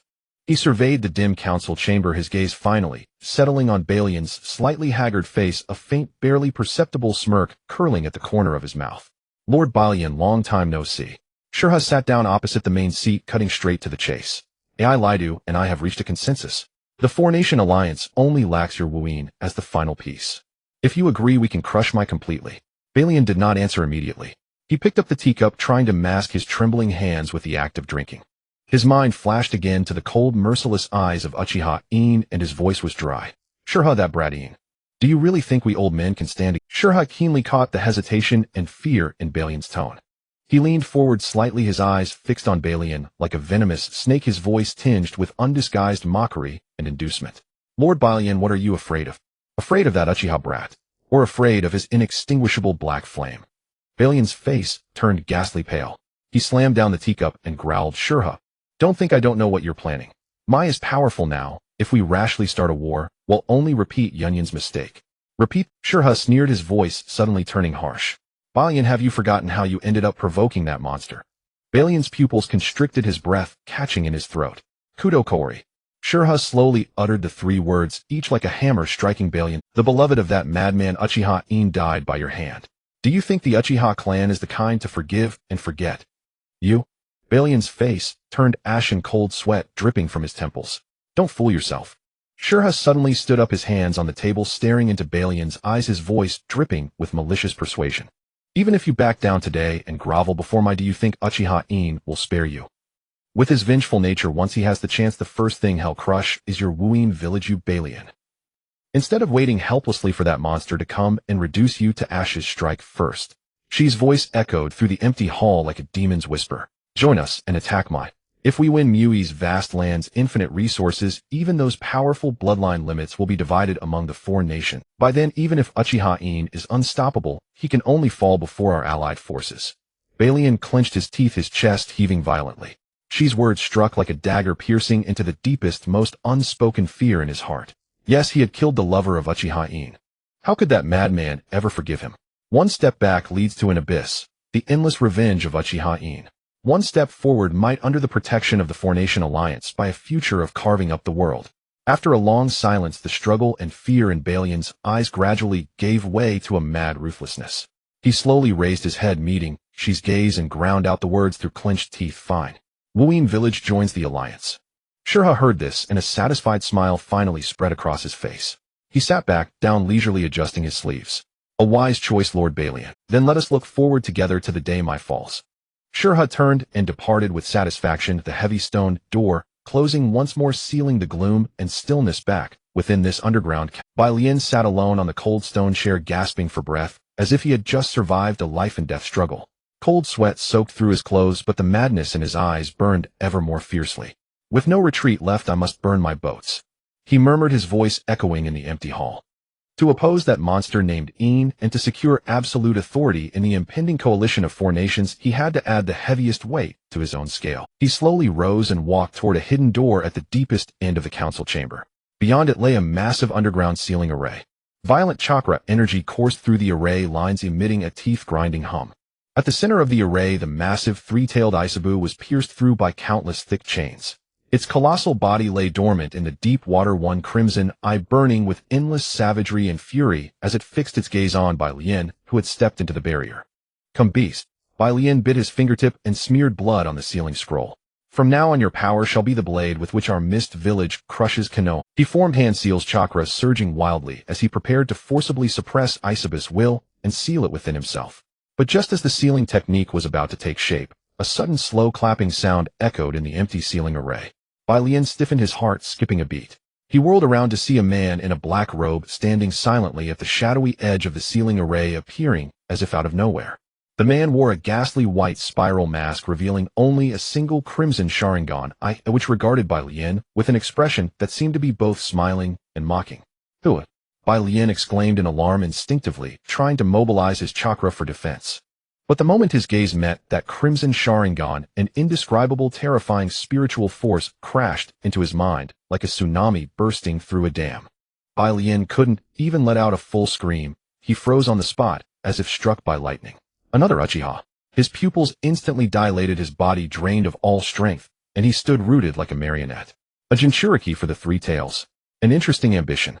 The masked man's voice was low and hoarse, carrying a seductive coldness that seemed to come from the deepest abyss. But unfortunately, your capacity is not worthy of this power. Bai Lian's consciousness struggled frantically in the endless dark abyss. He wanted to roar, to resist, to form hand seals, but he realized with horror that he couldn't even move a single finger. That spiritual force was too vast, too profound, like a mortal trying to stop the fall of a star with bare hands. There was nothing but despair. He could only watch in a posture of utmost humiliation as the masked man strode calmly to the center of the ceiling array. The masked man didn't even glance at the raging Isabu. With a single look, the three tails quieted down, its eyes turning red. "He'll take this guarantee for you." The masked man tilted his head slightly, that crimson Sharingan locking onto Bai Lian's eyes filled with fear and resentment. Then he pulled out a sealing scroll and sealed the three tails inside. "Enjoy your despair, Bai Lian. The true hell has only just begun." With those words, the masked man's figure melted into the air, like smoke, vanishing along with the three tails without a trace. Only when the suffocating spiritual pressure completely dissipated did Bai Lian collapse onto the cold floor. He gasped for breath, cold sweat mingling with tears, his eyes filled with the terror of surviving a disaster and boundless humiliation. He stared at the spot where the masked man had disappeared, trembling uncontrollably. Only when the suffocating spiritual pressure completely dissipated did Bai Lian collapse onto the cold floor. He gasped for breath, cold sweat mingling with tears, his eyes filled with the terror of surviving a disaster and boundless humiliation. The land of rain forever shrouded in gloom. At the deepest part of this forgotten chamber, a bone-chilling stillness pervaded the air. A drop of water fell from a stalactite, splashing onto the cold operating table. Uchiha Madara stood silently before the table, his face deeply lined and weathered, devoid of any emotion belonging to the living. He was slightly stooped, his withered hands resting on the edge of the table. His ancient eyes, which should have been clouded, now burned with a chilling light. On the operating table lay a woman. Her face was as pale as paper, utterly bloodless, like a delicate porcelain doll that had long lost its vitality. Yet on her left arm grew an incredibly bizarre face, the face of Hashirama Senju. The face's eyes were tightly shut, its features identical to Hashirama's, but it seemed like some parasitic organism deeply embedded in her pallid flesh. It was Hashirama's cells. How pitifully fragile. Madara's dry lips parted slightly, letting out a raspy whisper like the friction of dead wood. His gaze seemed to pierce through time, returning to that cliff under the pouring rain. He had been watching this woman, named Kudo Kaori, for a long time. As the beloved of Uchiha In, her body held extreme value that Madara coveted. When she fell from the cliff, her chest pierced by sharp rocks, and her life force was about to extinguish, Madara made his move. He took her away like picking up an interesting toy. To keep her alive, Madara unsparingly implanted precious Hashirama cells into her broken body. The Senju clan's cells displayed terrifying devouring and healing abilities, pulling her back from the brink of death. But she is too weak. Madara's eyes grew cold and cruel, his tone filled with undisguised contempt. Even fused with the first Hokage's flesh, your feeble soul and body cannot withstand this power. You are nothing but a failed vessel. He extended his withered fingers, gently stroking the face of Hashirama on Kudo Kaori's arm, a ghastly sneer curling at the corners of his mouth. But that doesn't stop you from serving your final purpose. In Madara's mind, the image of Uchiha In rampaging like a demon on the battlefield surfaced. The youth with the Mangekyo Sharingan commanding endless black flames. In, your talent truly amazes me, but your weakness is equally fatal. Madara's eyes flickered with madness and calculation. Anything you cherish becomes a blade to destroy you. Then you'll have no choice but to obey my plan. Even if the truth is false, what does it matter? With you and me together, no woman will stand in our way. He slowly turned and walked toward the sealing scroll placed in the corner of the chamber. Inside the scroll, the three-tailed Isabu slept with closed eyes. Since you care so much about her, I'll return her to you. Madara's voice echoed in the empty chamber like a demon's whisper. But this time she will no longer be the fragile woman who hides behind you. I will seal the three tails inside her body. Let the first Hokage's flesh, the three tails' fury, and her burning hatred for you fully merge within her. Madara walked back to the operating table, looking down at the unconscious Kudo Kaori. When you open your eyes again, you will no longer be Kudo Kaori. You will become a monster that knows only slaughter. You will personally tear apart Konoha, tear apart everything you once loved. In the power you pride yourself on will ultimately be destroyed by the one you love most. Even if you can control the three tails, what does it matter? This woman is just an ordinary person. This despair is the finest offering I have prepared for you. The chamber was left with only the muffled breathing of the three tails in its tank and Madara's hopeless laughter, as if rising from the depths of hell. An excruciating pain. It felt as if every bone in her body had been crushed into dust, then crudely reassembled. Kudo Kaori regained consciousness amidst a bone-chilling cold. She tried to open her eyes, but her eyelids were too heavy, allowing only a sliver of light. The sound of drizzling rain filled her ears, the eternal backdrop of the rain country, yet it seemed distant and muffled. Awake! A hoarse, aged voice sounded beside her. Kaori guessed the speaker was very old. She discreetly surveyed her surroundings, taking in the dim stone ceiling and a swirling mask. Uchiha Madara loomed over her, his eyes devoid of any warmth, only a cold, scrutinizing gaze, as if observing an experiment. Who are you? Where is this a? She tried to speak, but her throat was parched, producing only broken whispers. A place where you can be reborn. As for who I am, you need not know. Madara's voice was terrifyingly calm. Kudo Kaori instinctively tried to move, but was horrified to find her left arm heavy as lead. She turned her head with difficulty, her gaze falling on her own. In that instant, her pupils constricted sharply, a chill shooting from her soles to her crown.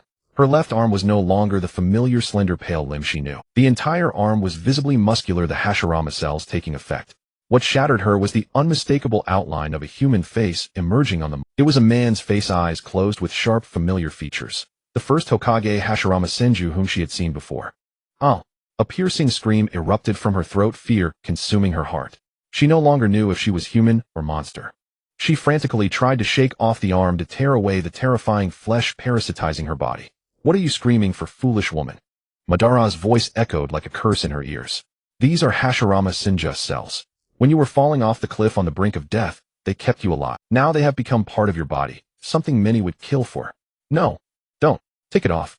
Take it off. Kudo Kaori was weeping and hysterical, her spirit completely broken. She thought of In, the boy who always held her hand gently. If In saw her now, what expression would he wear? Would he think her a monster? Would he loathe her? In, she murmured, helplessly uttering her lover's name. Hearing that name, Madara's lips curled into a cruel smile. It seems you haven't forgotten him yet. He slowly raised his hand, his Mangekyo Sharingan fixed on Kudo Kaori.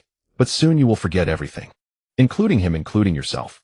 With Madara's gesture, Kudo Kaori felt an immense, suffocating chakra forcibly awaken from the depths of her being. It was not the gentle chakra she knew, but a violent, bloodthirsty force that seemed to devour everything in its path. Roar! A dull, beastly roar exploded inside her, rattling her spirit. Her skin began to crack, and dark red chakra spewed from the fissures like behind her. A tail formed from chakra slowly emerged, followed by a second, a third. Feel this power, Kudo Kaori. Madara's voice grew grand and majestic, as if from an ancient deity. This is the chakra of the three-tailed beast Isabu. It will wash away your weak soul and forge you into a true weapon. No. Don't. In. Save me. Kudo Kaori's consciousness blurred rapidly under the erosion of the Hashirama cells and the impact of the three tails chakra. Her vision began to tinge with red. The memories of In, the warm, sweet, and sorrowful moments, were being replaced by a surging, murderous desire. She saw In reaching out to her in a sea of fire, but the next second his gentle face twisted into a demon lunging at her with a gaping maw. Kill him. Kill everyone. A voice echoed in her mind, the will of the three tails and the raging life force of the Hashirama cells. Aya! Kudo Kaori let out a final inhuman roar. Her eyes lost all focus, her black pupils replaced by beastly slits, the whites filled with a blood-red hue. Her body floated in midair, three enormous chakra tails thrashing wildly behind her, each swing creating a piercing sonic boom. On her arm, Hashirama's face seemed to form a sinister smile. Uchiha Madara was quite satisfied with the result. Just stay calm now. Madara instantly used his Sharingan to control the rampaging Kaori. He looked at the half-tailed beast self-lost Kudo Kaori and nodded with satisfaction. Good. He slowly withdrew his hand, his gaze piercing the layers of rain beyond the chamber, as if seeing the young Uchiha boy far away in Konoha. In, your beloved is dead. Now standing before you is the nightmare that will destroy you. What will you do? The reign of the rain country was cold and gloomy, but not as much as Uchiha Madara. He gripped the nape of Kudo Kaori's neck like a lifeless doll, his figure vanishing into a blur in the rain. Bang! With a dull, heavy thud, Kudo Kaori's body was slammed into the mud. Splashing mire mixed with rain instantly soaked her clothes. This was the dense forest bordering Konoha. Madara looked down at the still twitching body on the ground, his crimson Sharingan swirling with an eerie light in the darkness. He slowly released the absolute suppression over her mind, allowing the violent nature of the three tails and the frenzy of the Hashirama cells to flood back into every part of her like a breached dam. Further unleashing the Three Tails chakra, he pushed Kaori's tailed beast transformation into its complete form. Go let Konoha see how their proud future is torn apart. Madara's figure dissolved into the darkness like mist dispersed by the wind. Freed from the Sharingan's restraint, Kudo Kaori jerked her head up. Roar! An earth-shattering, beastly roar tore through the quiet of the rainy night. Her three dark red chakra tails lashed out like mad pythons, snapping thick ancient trees in half. Who goes there? Enemy attack. At the sound of the roar, the border sentries were instantly alerted. Several agile figures leaped from the canopy, surrounding the tailed beast Kudo Kaori. They were Konoha's border ninjas clad in the familiar green vests, wielding kunai, their eyes filled with vigilance and shock. No matter what it is, we cannot let her set foot in my formation. The leading jonin barked, his hands moving in a blur of seals. Earth release, no matter what it is, we cannot let her set foot in my formation. The leading jonin barked, his hands moving in a blur of seals. Earth release, With a thunderous rumble, a thick earthen wall rose from the ground, attempting to block the rampaging beast. Yet in response, there was only the grating sound of tearing that set one's teeth on edge. In Gong Tung Xiang's vertical pupils filled with a crimson hue, there was not a trace of human rationality. In her field of vision, these people in my uniforms were no longer former comrades, but prey reeking of blood. The savage voice in her mind screamed maniacally, kill. Kill them all. She violently shattered the earth beneath her feet, and the massive chakra cloak instantly transformed into a giant claw that with a piercing sonic boom slammed heavily into the earth wall. Crack! The seemingly indestructible earthen wall shattered like brittle cookies. The violent shockwave mixed with debris and rain sent the two chunin at the front flying. Fall back. This monster cannot be stopped. The jonin's eyes were wide with fury as the kunai in his hand turned into a silver flash, aiming straight for Gong Tung Xiang's throat. Gong Tung Xiang's movements were incredibly fast. Without even turning her head, one of the tails behind her shot out, like lightning arriving before the attack, and precisely coiled around the jonin's wrist. Crack! The sound of bone snapping was especially clear in the rainy night. The jonin didn't even have time to scream before he was slammed into the ground by a tremendous force, creating a deep crater, and immediately fell unconscious. Blood mingled with rain spread across the muddy ground. The intense smell of blood completely ignited the last thread of rationality within Gong. On her arm, the silhouette of a face belonging to Qinsho Zhujian flickered in and out of the dark red chakra, as if silently mocking. She slowly turned her head, and on her face, covered in mud and blood, a sinister and cruel smile curled at the corners of her mouth. Kill! She squeezed out broken syllables from her throat, which then turned into an even more piercing roar. On all fours like a true beast, she lunged at the remaining Mai ninja, who were trembling in fear. Meanwhile, on a towering ancient tree deep in the dense forest, Yuzebo Ban stood silently in the rain, letting the cold raindrops soak his pitch black. He watched the one-sided slaughter below, listening to the desperate screams of the Mai ninja, a cold and pleased smile curling at the corner of his mouth.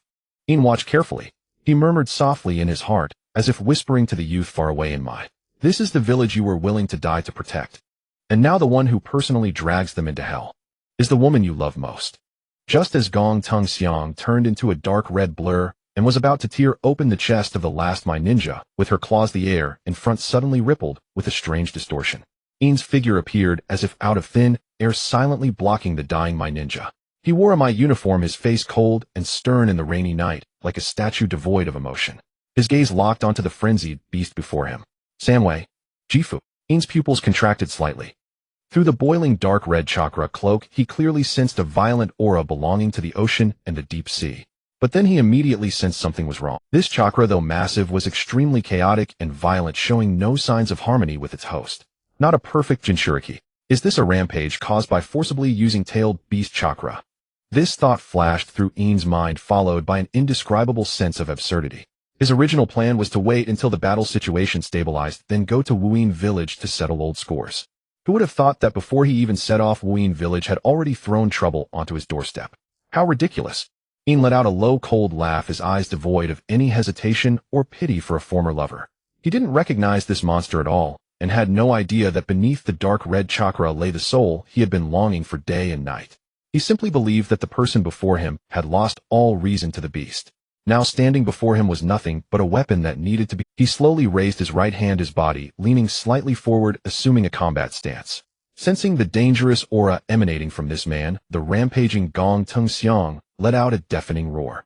The three chakra tails behind her instantly intertwined and coiled, converging in front of her into a massive high-density sphere of black energy. The surrounding rainwater was instantly vaporized by this terrifying energy, turning into a vast white mist. Roar! With a piercing roar, the tailed beast ball capable of leveling an entire mountain shot toward In with devastating heat and pressure.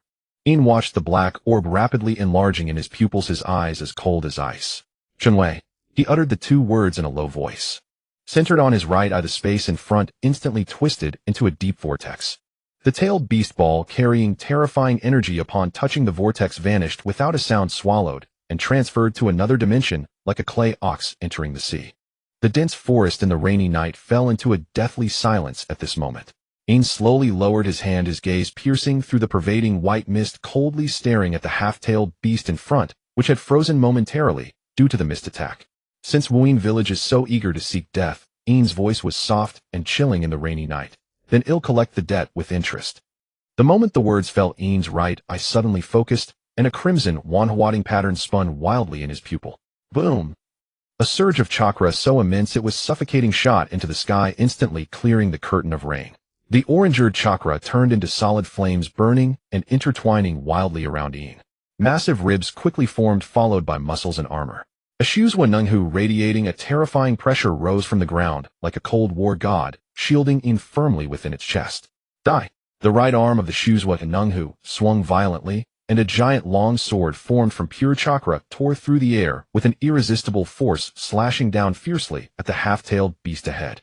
The rampaging Gong Tung Xiang let out a piercing scream, and the three chakra tails behind her instantly intertwined, forming a massive flesh shield meeting the slashing strike. Heaton. Boom! The orange-eared and dark red terrifying forces collided violently in the rainy night, and the violent shockwave uprooted the towering ancient trees within 100 meters, turning them into dust.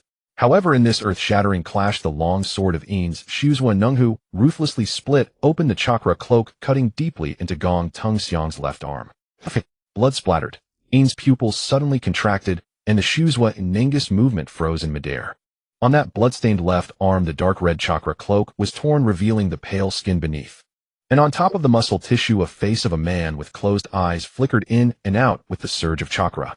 That face had strong features and distinct contours.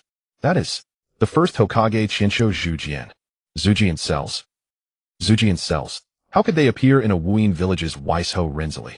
He stared fixedly at that face, which seemed to come alive in the dark red chakra, an unprecedented chill surging from the soles of his feet straight to the crown of his head. This is by no means an ordinary rampaging Renzili. This is a weapon deliberately crafted by someone. Who is behind this mischief? In clenched his teeth, the deep crimson in his eyes suddenly bursting forth. Calm down. With a low shout, a vast and icy dojutsu power like an invisible tsunami violently crashed into the raging dark red chakra along his line of. The essence of the Wanhwating Xiaolunyan's illusion is to forcibly inject one's own chakra into the target's body, disrupting and taking over the flow of the opponent's chakra. If it were an ordinary Weisho under the pressure of these eyes, it would have probably collapsed instantly like a poultry with its neck wrung. However, in the next second, In's pupils contracted sharply to the extreme. How is this possible? His proud dojutsu power, the moment it touched the dark red chakra, vanished like a stone dropped into the sea. Not only did it fail to suppress it, but it was ruthlessly crushed by an extremely domineering force brimming with endless vitality. That chakra not only contained the ocean-like heavy water-natured chakra of Sanwei Jifu, but also interwoven with a terrifying power he knew all too well, Muduin. The almost perverse vitality and assimilation ability of Zhujian cells were frantically devouring and merging with Sanwei's chakra, forcibly transforming the originally pure Weisho power into a monster that possessed both the savagery of a Weisho and the unceasing vitality of Muduin. Roar! In the spiritual world, the Sanwei, which had been enveloped by the Wanhwating illusion, let out a deafening roar.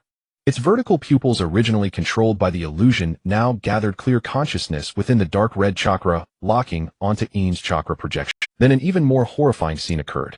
The face that flickered in and out of the dark red chakra slowly opened its eyes. Those were eyes belonging to a human, yet they exuded an inhuman coldness and indifference. Beside it, the figure of a girl lay quietly. Xiang.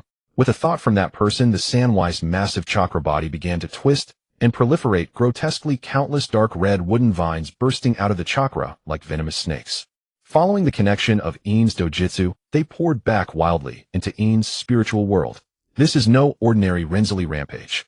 In felt a sharp pain in his brain and a faint stinging sensation from his wanwading Xylunion. He finally realized that the mist ninja before him forcibly implanted with Zujian cells was none other than Gontu Xiang. I must sever the connection. In made a prompt decision, forcibly reversing his dojutsu power, attempting to sever the chakra resonance between himself and the Sanwei.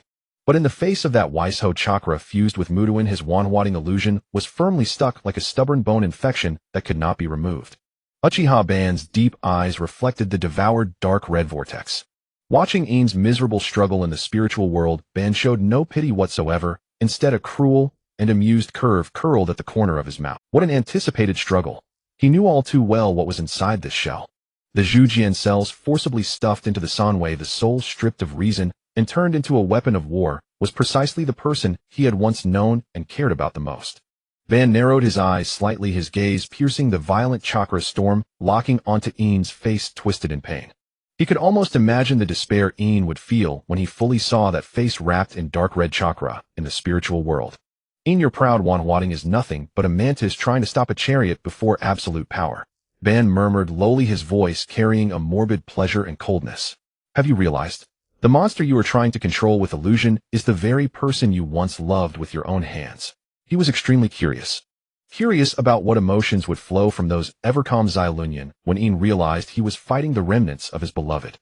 Curious whether In's proud rationality would collapse instantly when he discovered he had to sever this last bond with his own hands and completely annihilate his beloved. Will you choose to be devoured by this power and become her burial offering? Ban's gaze grew sharper, like an invisible blade cutting through the deepest defenses of In's heart. Or will you choose to bear the sin of killing her yourself and protect your so-called might? Come in. Ban slowly raised his hand, his fingers slightly curled, as if controlling the direction of this cruel drama. Let me see what kind of light will bloom when your wanwading is stained with the blood of your most beloved one. Xiong. A broken whisper escaped In's throat. His wanwading Xylunion trembled violently in their sockets, as if about to shatter at any moment. He stared fixedly at the figure of the girl lying quietly in the spiritual world, his heart, as if squeezed by an invisible hand, aching so much he could bear. No. Cannot just watch her be devoured. The dojutsu power of the wanwading had completely failed. The power generated by the fusion of Zujian cells and Sanwei chakra was simply not something these eyes could suppress. Continuing to forcibly resist would only result in complete backlash from that power, dragging Xiang's lingering soul into the abyss. Only Zujian's Muduin. A thought struck In's chaotic consciousness like lightning. The reason Zujian's cells went out of control was that they lacked the true origin. Only Chinsho Zujian's own Muduin was the sole master of this power. Only by using the true Muduin to suppress and guide could Xiang be peeled away from this runaway shell. System. In let out a nearly roaring thought in the spiritual world. Detecting the host's strong will system responding. A cold mechanical voice sounded in his mind like a lifeline. Detected target Sanwei Rensselaer Zujian cell fusion body. Current host's wanwading Xylunion dojutsu power is insufficient to suppress the recommended plan. Activate high-level recruitment scroll. Without any hesitation, In said activate. Congratulations, host, you have obtained Huitu Chinsho. Boom. An unprecedented power like a flood bursting through a dam instantly filled every limb and bone of In. Water and earth chakra merged and collided within him in an unprecedented way, finally transforming into a green energy filled with endless vitality bursting forth from every cell of his body. The surging vitality rampaged through his body, the chakra of water and earth grinding violently within his meridians. It brought a tearing pain, yet in the next moment transformed into a warm, soothing current that mended the hidden wounds left by the Mangekyo's overexertion. Ino suddenly opened his eyes. The once crimson Mangekyo had faded, replaced by a deep abyssal black. Wood human technique. The ground beneath Uchiha Ino instantly receded as a colossal wooden giant stood at his feet. He slowly raised his right hand, and in his palm an ancient and vigorous character seat quietly emerged, radiating a chilling with style pressure. Quan Newton Suishu. With a low chant, Ino pressed his right hand engraved with the seat character precisely and gently onto the massive frenzied shell of the three tails. In an instant, a gentle yet irresistible wood-style chakra surged through his palm into the three tails body. The originally raging and destructive three tails chakra before this life-forging power was drained of its strength and rapidly calmed. The three tails' crimson vertical pupils gradually dilated, its massive body crashed to the ground, falling into a deep slumber. Meanwhile, the system power within Ino's body activated, drawing out and absorbing the vast chakra overflowing from the berserk Hashirama cells within the three tails. As the chakra was stripped away, Ko, who had been trapped in the berserk state, lost her support, her eyes rolling back as she fell into unconsciousness. Ino swiftly caught her descending body, holding her firmly in his arms. Not far away, Uchiha Madara stood frozen, as if struck by lightning. He stared intently at the lingering seat character on Ino's palm, his usually impassive face revealing extreme shock and disbelief. What style? Quan Newton Suishu. Madara's pupils constricted violently, his mind reeling in turmoil. This was undoubtedly Senju Hashirama's exclusive secret technique, the ultimate trump card he used to suppress tailed beasts. But how could this brat flowing with Uchiha blood possibly perform such a technique? Impossible. Madara muttered to himself, his gaze darting between Ino and the unconscious Ko. An absurd thought sprouted wildly in his mind. Could it be that bastard Hashirama with his thick eyebrows secretly got involved with an Uchiha woman behind my back? How is that possible? This is absolutely impossible. While Madara was lost in self-doubt and wild speculation, the Konoha ninjas on the outskirts of the battlefield, who had been in despair, erupted in deafening cheers. It's with style? Lord Ino used with style. Heavens, he subdued the berserk-tailed beast with style. That's the first Hokage's technique. Heaven blesses Konoha. This is a miracle bestowed upon us. The surviving ninjas wept with joy, gazing at Ino's godlike figure, as if witnessing the rebirth of the first Hokage. In their eyes, Uchiha Ino's awakening of what style was undoubtedly heaven's most generous gift to Konoha. The cheers echoed like waves over the battlefield, but Ino had no mind to enjoy the joy of survival. He lowered his eyes, looking at the dying Ko in his arms, his brows tightly furrowed. With the system forcibly extracting the three tails, chakra, Ko's body seemed like a withered tree instantly drained of vitality. Her once rosy cheeks were now pale as paper, her faint breathing becoming intermittent. Fortunately, though the Hashirama cells were violent, they had protected her heart meridian at the critical moment. Otherwise, when the tailed beast chakra was completely stripped away, she would have perished instantly. Must treat her immediately. Without hesitation, Ino held Ko steadily with one arm, chakra surging beneath his feet, his figure turning into a blur as he sped straight toward the Konoha medical. Inside the medical station, Ino gently placed Ko on a bed, quickly and urgently briefing the medical ninjas on her condition. Only after watching the medical team begin performing medical ninjutsu and confirmed Ko's breathing gradually stabilized did Ino's tense nerves relax slightly. He took a deep look at the unconscious girl, then turned and walked out of the ward. After handling Ko's crisis, Ino wasted no time and went directly to the ceiling barrier where the Three Tails was imprisoned. The Three Tails was still in a deep slumber, its massive body firmly bound by thick wood style vines, utterly powerless. Ino gazed at the colossal creature, a hint of solemnity flashing in his eyes. The Three Tails rampage was no accident. The hidden danger behind it must be thoroughly investigated. And in all of Konoha, only one person had the ability and was most suitable to take over this hot potato. Perhaps it was time to let Tobirama know about Madara. Lord Tobirama. Ino's voice rang out in the empty barrier. With a spatial fluctuation, Senju Tobirama's figure appeared silently beside Ino. The second Hokage's gaze swept over the Three Tails, suppressed by what style, then landed on Ino, a trace of subtle scrutiny flickering in his eyes. You did well, Ino, Tobirama said bluntly, his voice low and authoritative. But this Three Tails condition is unusual. Yes, Lord Tobirama. Ino nodded and reported truthfully. Ko had Hashirama's cells fused into her body, causing the Three Tails chakra to go berserk. I suppressed it with wood style and extracted the excess chakra, but the source and mutation of this power require your judgment. Tobirama's gaze shifted between the Three Tails and Ino, finally settling on him. You awakened wood style? His tone carried a hint of inquiry, but more of a Hokage's calm rationality. Ino did not conceal it, nodding slightly yes. In the critical moment, it was my will that allowed me to master this power. He skillfully avoided mentioning the system, attributing it to the awakening of will. Tobirama was silent for a moment, his gaze deep. Unlike Madara, he did not fall into absurd speculation, but quickly made a decision. Good, Tobirama said solemnly. Since you can suppress it with wood style, I will take charge of transferring it to the Senju clan's underground sealing chamber. I will personally set up the barrier, completely isolating it from the outside. As for Ko's condition, he paused, looking at Ino. I will personally oversee the medical team. The matter of my brother's cells must be investigated. Ino nodded, understood. He turned around and once again activated his wood style chakra. He directly compressed the Three Tails chakra, turning the entire tailed beast into a small doll-like form. Outside the barrier, having just properly handled the Three Tails, Ino's tense nerves finally relaxed slightly. Just as he was about to turn and leave, Senju Tobirama's sharp eyes swept across his left arm like an eagle's. There the wound originally torn by the Three Tails was now oozing bright red blood, soaking a large patch of his black combat suit. Don't move. Tobirama spoke firmly, his tone carrying an unquestionable authority. He strode forward, took out medical gauze and medicinal powder from his ninja pouch, and began to work with practiced movements. Ino was slightly startled, instinctively trying to withdraw his arm. Lord Tobirama, it's just a superficial wound, I can. A Konoha ninja who can't even protect his own body. How can he talk about protecting the village? Tobirama interrupted him, bluntly gripping Ino's left wrist firmly. Tobirama's fingers were long with thin calluses from years of sword practice, and his grip was steady. He lowered his head slightly, his expression focused and serious, cutting away the bloodstained clothing. Then layer by layer he wrapped the gauze soaked in medicinal powder around Ino's wound. His movements seemed rough, but were extremely precise, neither too tight to hinder blood circulation, nor too loose, stopping the bleeding perfectly. What style consumes far more than you imagine, Tobirama said, while tying a firm knot in his usual calm, almost cold tone. This power is a double-edged sword. Before you fully master it, don't overexert yourself. Konoha doesn't need a genius who only shows off and then collapses. With the final knot tied, Tobirama released his grip and glanced at him casually. It's bandaged. Go back and rest well. Ino looked at the perfectly wrapped gauze on his left arm, a complex emotion surging in his heart.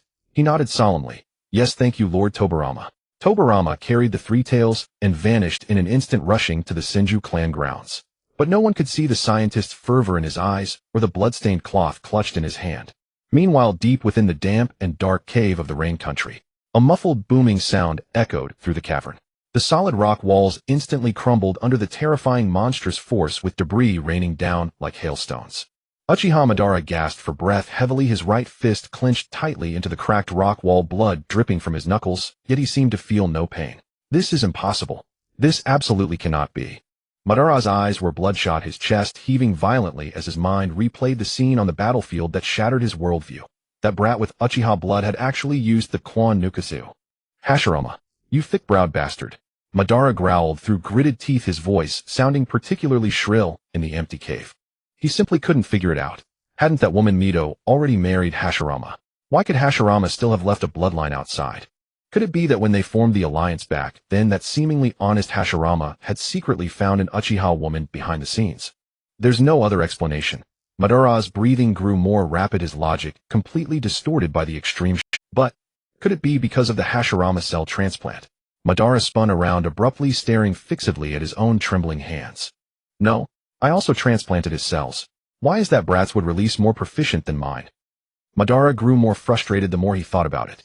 He had spent his entire life through endless pain and despair, barely managing to achieve a 50-50 split with Hashirama.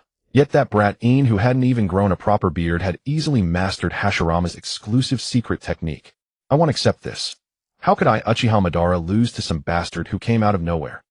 Madara let out a roar of unwillingness, his Mangekyo spinning wildly, before finally transforming into a pair of deep cold Rinnegan. Whether you are Hashirama's illegitimate son or some monster, Madara's voice was low like a demon's murmur. You'd better pray you never fall into my hands. In the depths of the cave, only Madara's heavy breathing remained, along with his sensation of the changes in his eyes. I, Madara, have succeeded.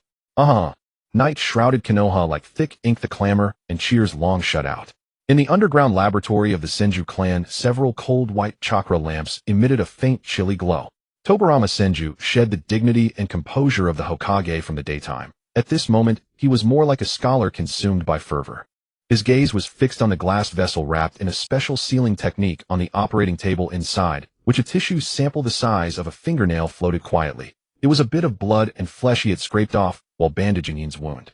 The fusion ratio of water and earth nature chakra completely defies conventional chakra conversion. Tobirama muttered to himself, his long fingers rapidly forming hand seals on the complex instruments. As chakra was injected, the cell structure under the microscope was magnified to the extreme.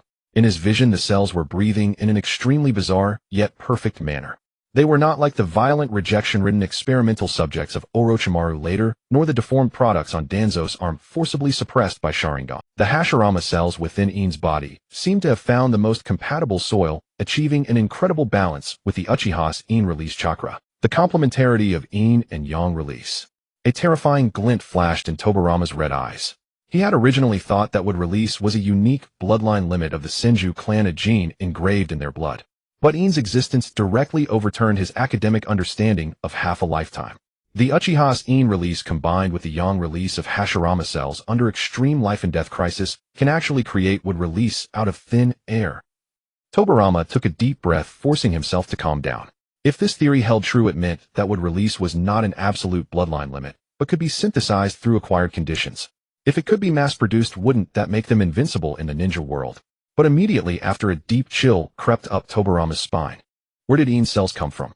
Were they innate, or were his brother's cells implanted later? If they were innate, could that seemingly honest, thick-browed brother of mine have left a bloodline outside? No, impossible. I know my brother's character best. He would never do such a thing. Tobirama immediately dismissed this absurd thought.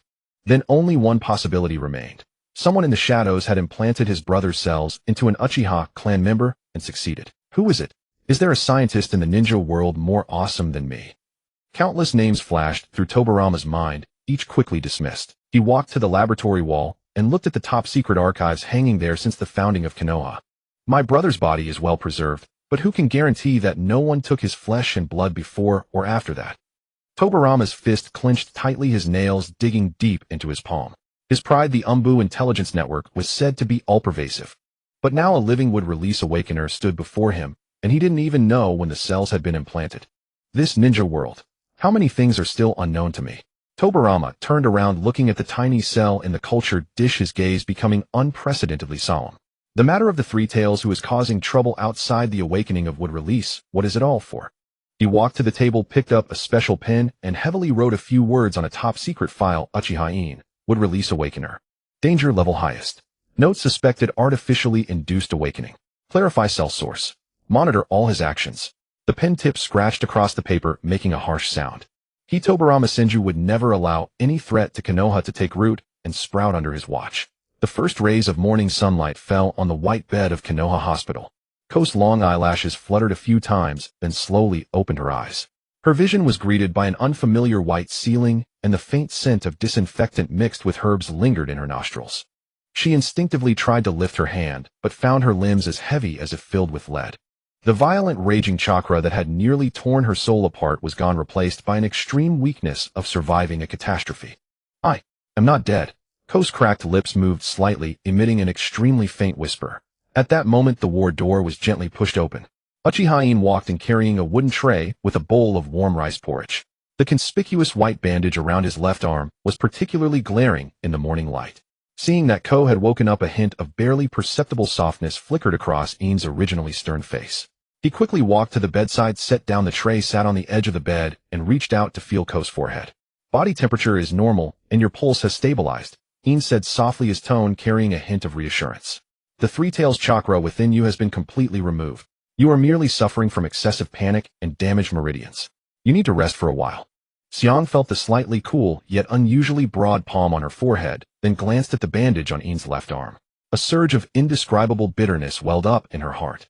She remembered the despair that seemed to devour her before she lost consciousness, and even more vividly, she recalled attacking In violently when her mind. I thought I would never see you again, In. Xiang's gaze lingered on the bandage, her voice trembling slightly. And I even made you get hurt. It's just a superficial wound, nothing serious. In brushed it off lightly, picked up a spoon, scooped up some warm rice porridge, and brought it to Xiang's lips. Eat something first. You don't even have the strength to speak, so stop worrying about me. Xiang obediently opened her mouth and swallowed the warm. A warm current slid down her esophagus into her stomach, and the heart that had been suspended in midair finally settled back into place. She looked at the young man before her who had exhausted his Mangekyo and even awakened would release to save her. Her gaze gradually turned both resolute and tender. In, Xiang called softly. Thank you. If it weren't for you, I might have become a monster. In paused slightly, then continued feeding her the porridge, a faint smile tugging at the corner of his mouth. I told you I would wait for you to return to Konoha. Since I promised, I won't break my word. The ward fell into a momentary silence, broken only by the crisp sound of the spoon occasionally clinking against the porridge. The sunlight stretched their shadows long, overlapping each other, exuding a warmth and tranquility of having survived a disaster. The door of the ward was pushed open again. This time a little girl in a green vest with twin blonde pigtails walked in. Brother In. As soon as Tsunade entered, her brown eyes lit up. She walked straight to the bedside and looked back and forth between Xiang and In. Tsunade sat down on a round stool by the bed, resting her chin in her hands, shifting her gaze from Xiang. Noticing the confusion in In's eyes, she explained, the village's casualties are growing heavier. The front lines desperately need personnel. So our batch of students was forced to graduate early. But Grandpa Tobarama and the teachers are still trying to protect us. They haven't sent us directly to the battle. She paused, a trace of stubbornness flickering in her eyes. I don't want to just hide in the rear. I've already started learning medical ninjutsu. I want to master it quickly and go to the front lines to heal our injured comrades. In looked at her, a hint of admiration in his eyes. At this age, they should be frolicking carefree in the ninja academy, but the cruelty of war had forcibly matured these children. Medical ninjutsu is a good choice, In said softly. Hands that can save lives are more worthy of respect than blades that only kill. Upon hearing this, Tsunade's lips curled into a hint of smugness, but soon the smile faded. She lowered her head, looking at her delicate hands, her voice filled with deep disappointment and confusion. But, Brother In, why can't I awaken with release? She looked up, her brown eyes full of unwillingness. Grandfather is the first Hokage, and my veins also flow with Grandpa Hashirama's blood.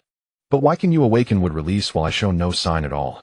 This question dropped like a heavy stone into the silent ward. Xiang also stopped drinking the porridge and quietly looked at In. In put down the porcelain bowl, picked up the towel by the bed, gently wiped the corner of Xiang's mouth, then turned to look at Tsunade. His gaze was warm and profound, as if he could see through the confusion in this little girl's heart. In looked at Tsunade's eyes filled with unwillingness, but did not answer immediately. He simply reached out and gently ruffled her soft blonde hair. Tsunade, his voice was low and gentle, even though he himself didn't know how to explain the matter of having a system. Fate is like a never-ending river. Everyone has their own riverbed. The reason I could awaken with release might simply be because at a certain fork fate favored me with a bit more luck. He paused, his gaze meeting Tsunade's brown eyes, and his tone gradually turned serious. But that doesn't mean you are inferior to others. Wood release is certainly powerful, but it is never the sole criterion for measuring a ninja. You carry the bloodline of Lord Hashirama. That inheritance itself harbors boundless possibilities. I will teach you everything I know without reservation. But you must remember that the improvement of power never happens overnight. It cannot be rushed. True strength requires the sedimentation of time, and even more, an unyielding heart. Tsunade nodded, half understanding, and the confusion in her eyes was gradually replaced by a hint of determination. Just then the door of the ward was pushed open again. Tobarama Senju walked in with steady steps, his usually stern face now etched with gravity. He first glanced at Xiang on the bed, then turned his gaze to In and said bluntly, In, since Xiang has awakened, there is something I must discuss with you. In tilted his head, slightly motioning for him to continue. Tobarama's voice was low and forceful, carrying an unquestionable decisiveness. The situation at the front is urgent. The power of the Three Tails must not fall into enemy hands. But currently no one in Konoha can withstand its chakra. Xiang has Big Brother cells inside her. That is her greatest advantage. After she recovers, I want to use a sealing technique to reseal the Three Tails within her body. The air in the ward instantly froze. In's brows furrowed sharply, and a flash of undisguised resistance flickered in his eyes. He knew too well what it meant to become a Jinchuriki. Endless pain, loneliness, and the constant risk of being devoured by the tailed beast. He had exhausted every effort to pull Xiang back from the abyss. He would never allow her to be thrust into this cage again. No, In said, his voice not loud, but carrying a resolute finality. She has just undergone extraction. Her body and soul have been pushed to the limit. Sealing now would be equivalent to sending her through the gates of hell once more. Let me become the Jinchuriki of the Three Tails. I can endure it. In. Just as In was about to argue further, a slightly cool hand gently tugged at the corner of his clothes. Xiang leaned against the headboard, her face still pale, but her eyes were unprecedentedly clear and resolute. She looked at In, shook her head gently, and spoke in a weak yet distinct voice. In, I heard you. I will become the Jinchuriki. In turned sharply to look at her, his eyes full of shock and sympathy. I don't want to be your burden anymore, nor do I want to just hide behind you and watch you bleed and get hurt for me. Xiang's gaze locked tightly onto In's eyes, her persistence seemingly melting him. I want to stand by your side and fight together with you. If becoming the Jinchuriki of the Three Tails allows me to stand with you, then I am very willing. Tobarama looked at the two young people before him, a flicker of complex emotion in his eyes. He did not mention the ceiling again, but instead turned his gaze back to Xiang, his tone becoming deep and probing. Miss Xiang, before we discuss the seal, I need to clarify one thing. He narrowed his eyes slightly, his gaze piercing. How did you come to have Hashirama's cells inside you? Xiang lowered her eyelids, her long lashes quivering slightly, as if she had once again fallen into that hazy and painful memory. I don't know. She murmured, her voice laced with a hint of bewilderment and lingering fear. After falling off the cliff, my consciousness became completely blurred. When I woke up again, I found myself confined in a dark, damp cave. She furrowed her brow slightly as if trying to piece together the broken fragments. That place was freezing cold, and even breathing brought a bone-chilling sting. Then, a person appeared. He wore a swirling spiral mask on his face, revealing only one eye that stared at me intently. Xiang took a deep breath and continued. He kept muttering strange things, something about eternal peace, some grand plan. I couldn't understand a word, nor did I know who he was. All I remember is that the way he looked at me wasn't like looking at a person, but more like assessing my worth, just to use me. She lifted her head, meeting the gaze of In and Fujin, her eyes filled with helplessness. I truly don't know what he did to me, nor were the Hashirama cells in my body. I only felt every bone in my body being crushed and remade inch by inch, the pain so excruciating I couldn't even scream. By the end her voice was trembling. The room fell into dead silence again. Fujin did not speak immediately. He paced back and forth with his hands behind his back, brow furrowed, as if racing through all the clues about the vortex mask and Hashirama cells in his mind. A swirling mask. He muttered under his breath, a note of caution in his tone. Uchiha Madara is dead, but this undercurrent never seems to truly settle. He stopped, looking back at Xiang, his probing gaze now transformed into a heavy scrutiny. Miss Xiang, what has been implanted in your body is far more dangerous than that person went to great lengths to turn you into this. He wouldn't just make you a simple Jinchuriki. He paused, his voice growing heavier. The matter of sealing the three tails must wait until you recover. Before we uncover the true origin of the Hashirama cells in your body, no one is to touch you again. In's tense shoulders finally relaxed slightly. He turned to look at Xiang, his eyes brimming with barely concealed pain. They didn't know who the masked man was, but how could In not? Right now In wanted nothing more than to blast a massive lightning bolt at this stubborn old man. Xiang didn't look at him, but merely nodded gently, a faint smile curling at the corner of her lips. Lord Fujin Inkoen. I'm not afraid. No matter who that person is, no matter what he left in me, I won't let him succeed. She reached out gently, placing her hand over In's. Her fingertips cool, yet resolute. Together, we'll find the truth. Fujin said no more, only gave them a long, deep look. In that gaze was the calculation of a Hokage and the helplessness of an elder. He turned his white Hokage robe, sweeping a sharp arc through the air, stirring a cool breeze. Rest well. With those 4 words, he pushed open the door and walked out. The heavy wooden door slowly closed behind him, swallowing the bright light from the corridor bit by bit, leaving only a narrowing slit that finally sealed off the outside world. He turned his gaze locked onto Xiang's pale, yet stubborn face, his voice lowered to a whisper tinged with an almost imperceptible tremor. Xiang, what you said in front of Lord Fujin just now. He turned his gaze locked onto Xiang's pale, yet stubborn face, his voice lowered to a whisper tinged with an almost imperceptible tremor. Xiang, what you said in front of Lord Fujin just now. I won't allow it. I can protect you. I'm strong. He stepped forward, placing his hands on the edge of the bed, caging her in his shadow. You know better than anyone how dangerous it is to become the Three Tails Jinchuriki. The tailed beast's chakra is violent and full of resentment. If the seal loosens, or your will is consumed, you'll die for sure. This isn't fighting side by side. It's gambling with your life. In's eyes were bloodshot. He clenched his jaw, his tone resolute. I'm going to see Lord Fujin right now and explain.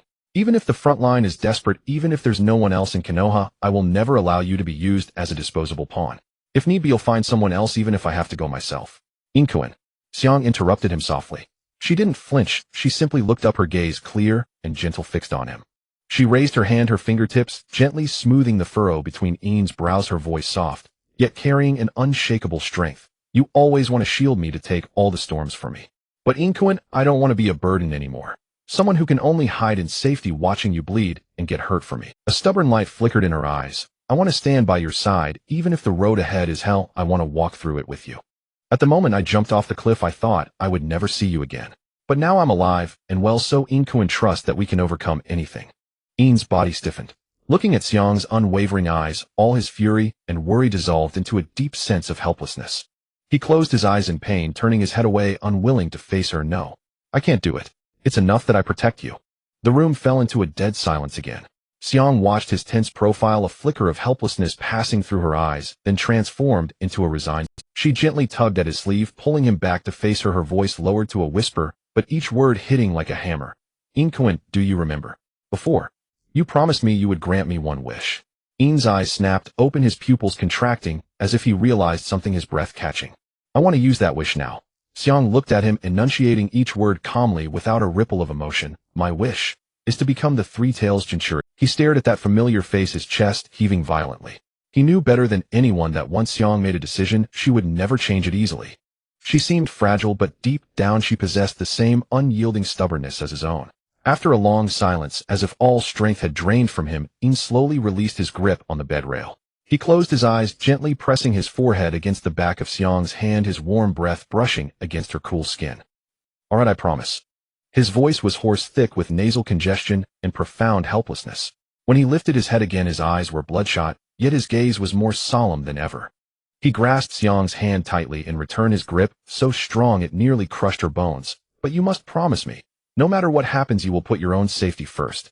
This promise still seemed to echo in their ears, but the cruel reality left them little time for tenderness. Just a few days later, the piercing wail of alarms tore through the tranquility over my. Intelligence reports flew into the Hokage's office like snowflakes. The allied forces of the four great nations had assembled their dark masses of troops, like storm clouds pressing down, with the momentum to crush everything advancing straight toward the my front lines. The smell of gunpowder from the flames of war could be clearly detected from dozens of miles away. Inside the frontline command post, the atmosphere was suffocating. In stood before the massive sand table, glaring fiercely at the glaring red markers representing enemy forces. His usually handsome face was now covered in frost, and a nearly tangible ferocity surged in the depths of his eyes. What lingered in his mind was Xiang's pale, yet stubborn face, that treacherous scum wearing a mask with a spiral pattern, and above all Uchiha Madara, who manipulated everything from behind the scenes and tried to use Xiang as a pawn. "Ban!" In gritted his teeth and savored the name in his heart, his fists clenched so tightly that his knuckles turned white and veins bulged on the back of that damned old man lurking in the shadows, barely clinging to life. For now he couldn't find his traces and couldn't strike him. But In suddenly raised his head, his gaze sweeping past the sand table toward the dust clouds rising far beyond the window. "If I can't strike that old bastard, can't I at least vent my anger on you scums?" A terrifyingly immense pressure erupted from him, causing the tables in the entire command post to tremble slightly. The surrounding ninjas stopped breathing, feeling a chilling, killing intent scrape past their skin, as if a ferocious beast had finally bared its fangs. He was just stewing with nowhere to vent his rage. This reckless allied force was simply a perfect target delivered to his doorstep. Lord In, the front line. An Umbu ninja was about to report the enemy situation. "No need for words." In interrupted coldly, his voice like a blade quenched in ice. He grabbed the sword on the table, turned around, and strode swiftly. His white cloak fluttered wildly behind him, stirring up a gust of murderous wind. "Pass my order. All forces advance." He stood outside the command post, the wind whipping his hem, gazing at the allied forces of the four great nations surging like a tide on the distant horizon. A cruel and icy smile curled at the corner of In's mouth. "Since you're so eager to die, don't blame me for using you to sharpen my blade." However, just as he was about to head to the battlefield to wreak havoc, two familiar figures landed beside him. Uenfei Risen, Uchiha Kagami, and Jitsuin Tawanzang, travel-worn, had clearly rushed from my village day and night. The three of them wore extremely grave expressions. Uenfei Risen, panting heavily, hastily spoke. "In, Lord Feijian has ordered that the front line is critical. You must not go deep alone. Let us fight alongside you." In's figure abruptly halted, his raging chakra swirling around him, kicking up a storm of sand and gravel.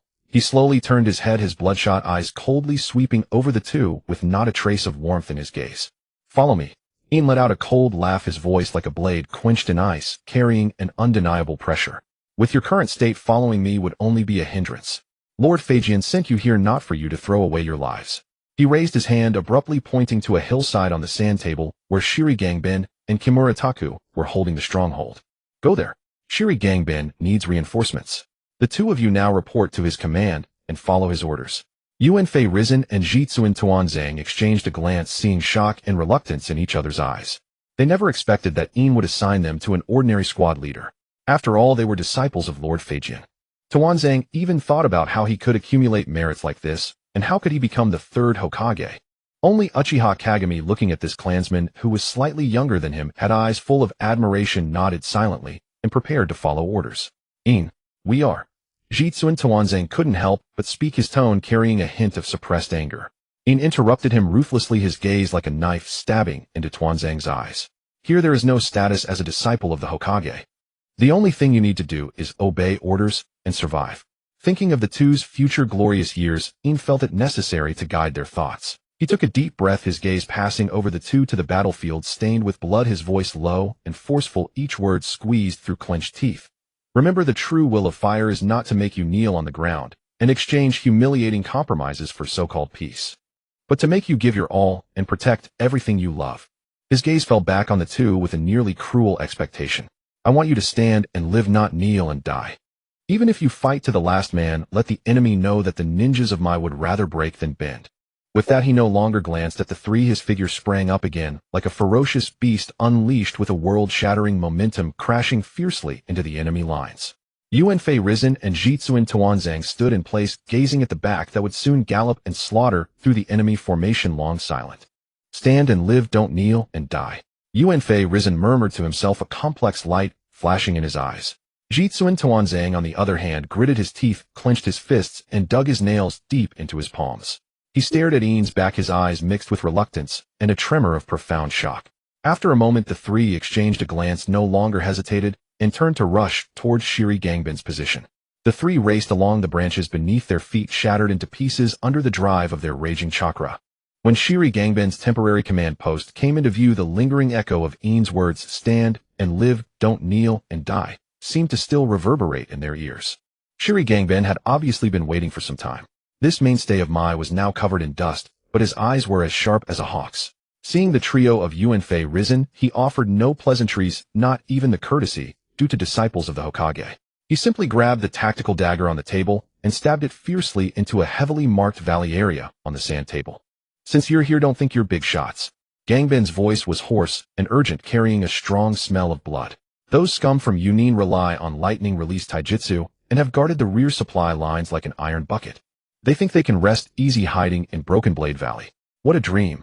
He raised his head abruptly, his gaze fixed firmly on Yuanfei, risen Uchiha Kagami, and Jutsu In Tuanzang, his tone carrying an unquestionable finality. I want you three to immediately put on the disguises of Lane and infiltrate Broken Blade Valley.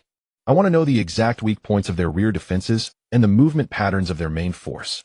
After gathering intelligence, don't engage in battle, retreat immediately. Gangban clenched his fist, a flash of ruthlessness in his eyes. Once the intelligence is in hand, I will personally gather all the explosive tags and fire release squads. Destroy the rear headquarters of Yunin in one fell swoop and bury these scum completely in the valley. Understood. Sarutobi Hiruzen responded without hesitation, his voice low and firm. He knew all too well the brutality of this battle.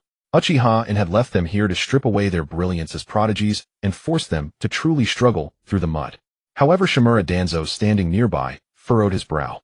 He glanced at the Broken Blade Valley, marked on the map, a flicker of gloom and reluctance in his eyes. Captain Okamoto, the rear of Kumogakure must be heavily guarded. Sneaking in with just the three of us is far too risky. Why not send an elite squad for a frontal feint while we coordinate from the shadows? Because a frontal feint would only alert the enemy, causing Kumogakure to tighten their defenses in advance. Okamoto retorted bluntly, staring straight into Danzo's eyes, speaking each word deliberately. Danzo, Lord, and ordered you to follow my command, not to teach me how to fight. Here you only carry out orders, don't say unnecessary words. The atmosphere instantly froze. Uchiha Kagami, seeing this, immediately stepped forward, patted Danzo on the shoulder, and advised in a low voice, Danzo, don't be impulsive. Captain Okamoto is thinking of the bigger picture. We just need to follow. Danzo gritted his teeth, his chest heaving violently a few times before finally swallowing his resentment.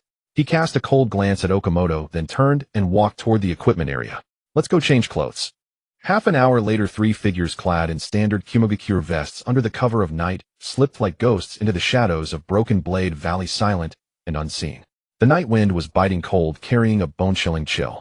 Sarutobi Hiruzen lay prone on a towering rock, holding his breath, his gaze fixed on the camp below where torches flickered. He could clearly hear the sound of his own heartbeat and the heavy footsteps of the Kumogakure patrol. 3 patrol groups, 4 men, each alternating at intervals of 15 breaths. Hiruzen counted silently in his mind. Just then a sudden change occurred.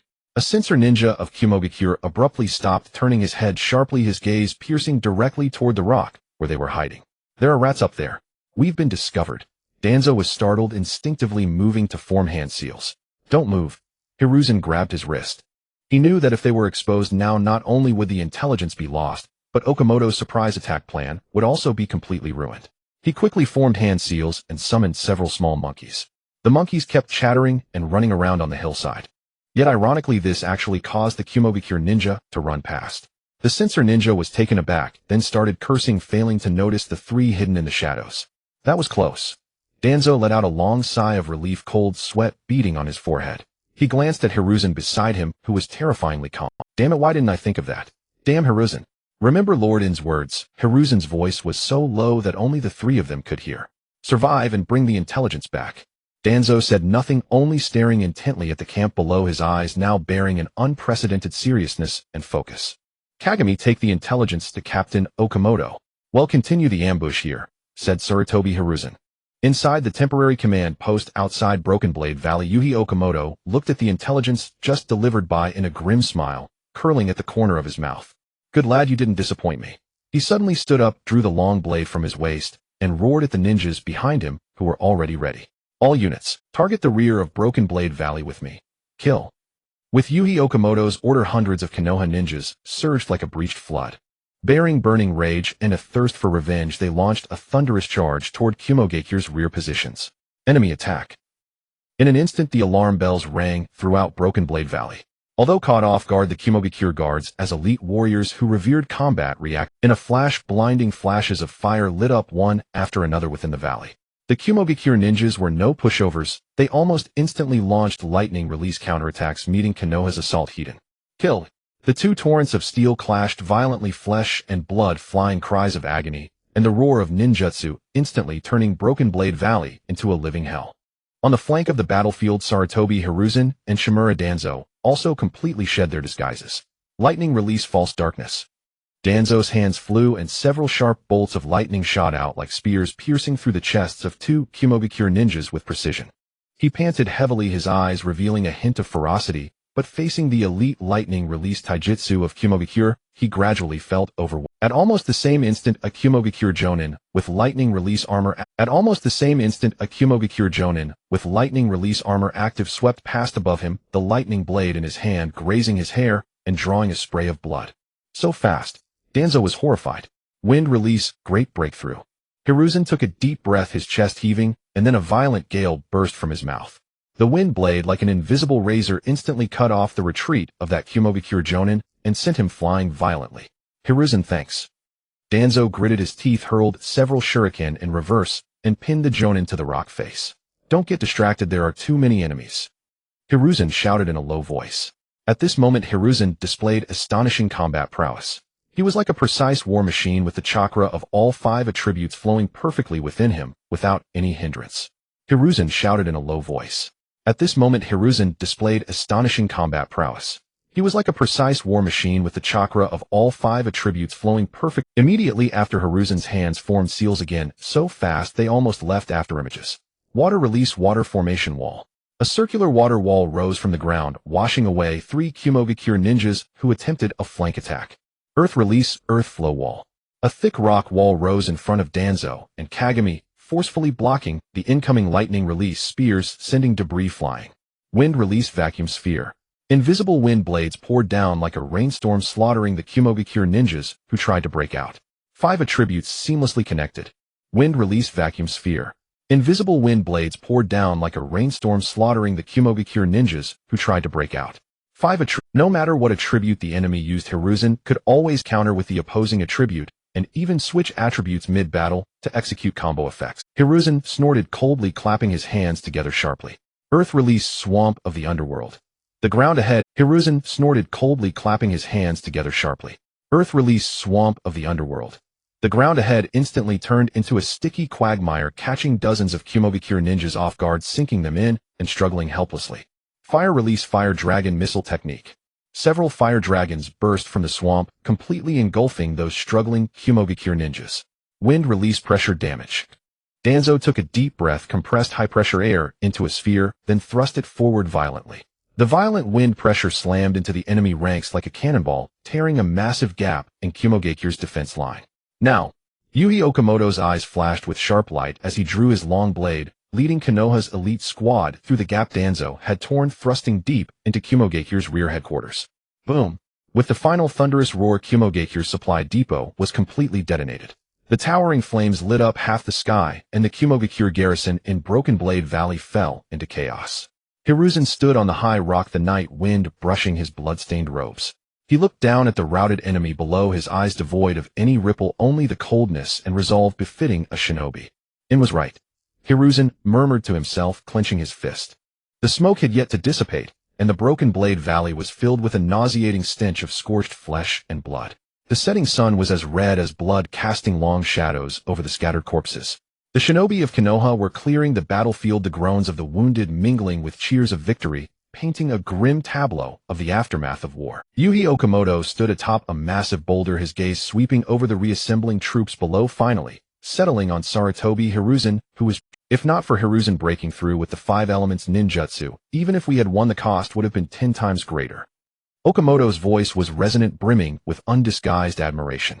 He stepped down from the rock, approached Hiruzen, and gave his shoulder a firm pat. Good lad, truly worthy of Lord In's favor. This combination of the 5 elements, even among jonin, few can execute it with such fluidity. The first merit of today belongs to you, Sarutobi Hiruzen. The eyes around them instantly converged, some in admiration, some in envy, and naturally some in jealousy. Shimura Danzo stood aside, his face as dark as a storm cloud, ready to drip with resentment. He lowered his head to look at his own vest covered in dust and dried blood, then glanced at Hiruzen, surrounded by the crowd, his nails digging deep into his palm. The 5 elements ninjutsu. Humph, nothing but showing off. Danzo sneered inwardly, the shadows in his eyes growing heavier. If I hadn't pinned them down on the flank, his jutsu wouldn't have been so easy to land.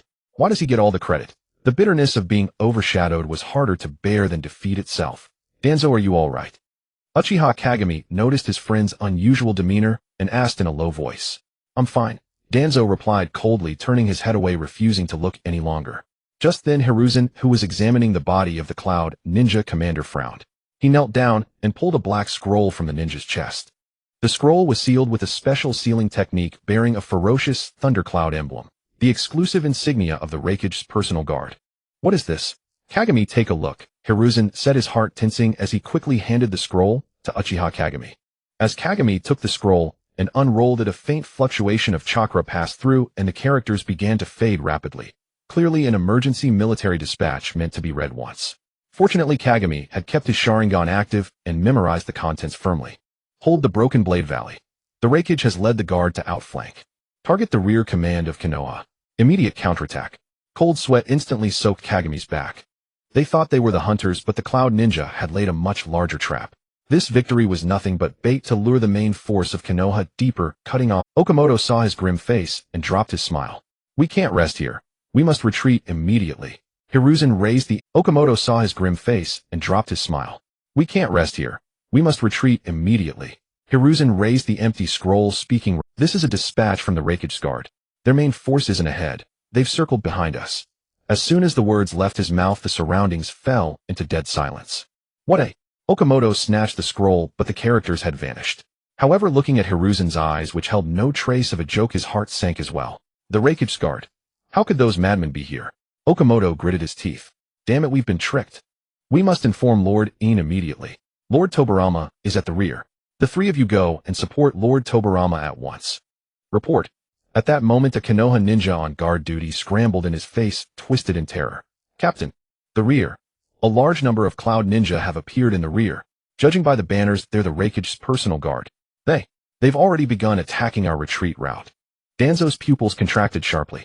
The jealousy he had felt moments ago was instantly replaced by a chill. If Hiruzen hadn't discovered that scroll, they would be celebrating their victory, now only to be caught like rats in a trap. Danzo's pupils contracted sharply. The jealousy he had felt moments ago was instantly replaced by a chill. If Hiruzen hadn't discovered that scroll, they would be celebrating their victory. Okamoto took a deep breath, forcing down his panic, a fierce glint flashing in his eyes. Pass the order. Abandon all supplies. The lightly wounded help the heavily wounded.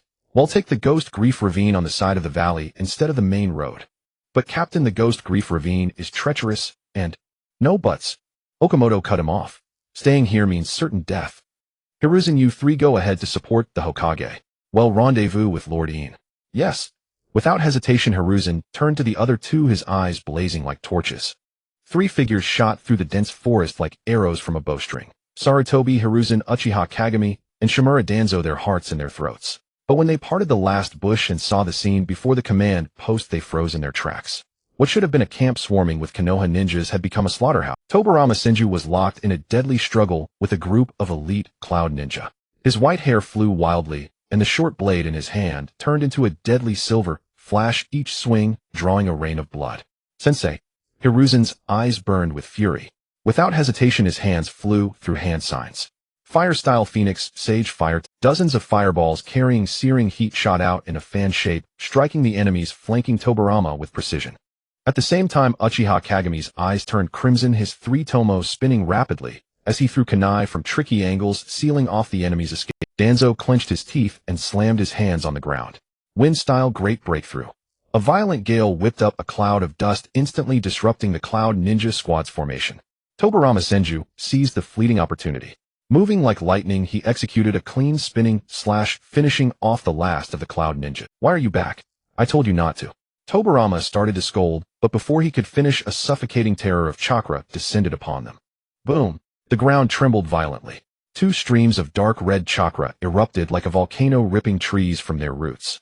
The violent shockwave sent Hiruzen Kagami and Danzo flying, crashing heavily onto the ground. As the dust settled, two figures resembling demon gods slowly emerged. Their bodies were cloaked in a dark crimson-tailed beast coat, their faces twisted and contorted, exuding a nauseating aura of bloodlust and brutality. They were none other than the Six Paths disciples of Konoha, Kinkaku and Ginkaku.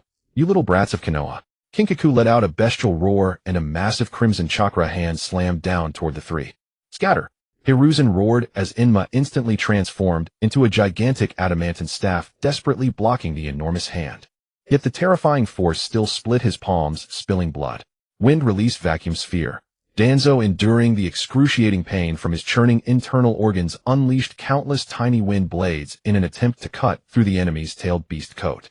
But those wind blades struck the dark crimson chakra like mud thrown into the sea, leaving not even a scratch. Uchiha Kagami tried to find an opening, but before such overwhelming power, even the Sharingan's dynamic vision was pitifully inadequate.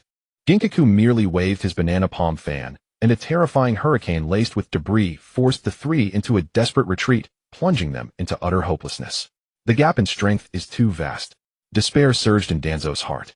His proud wind release techniques seemed like child's play before the enemy. Just as Kinkaku grinned savagely, ready to deliver the fatal blow, a silver flash abruptly appeared before the three.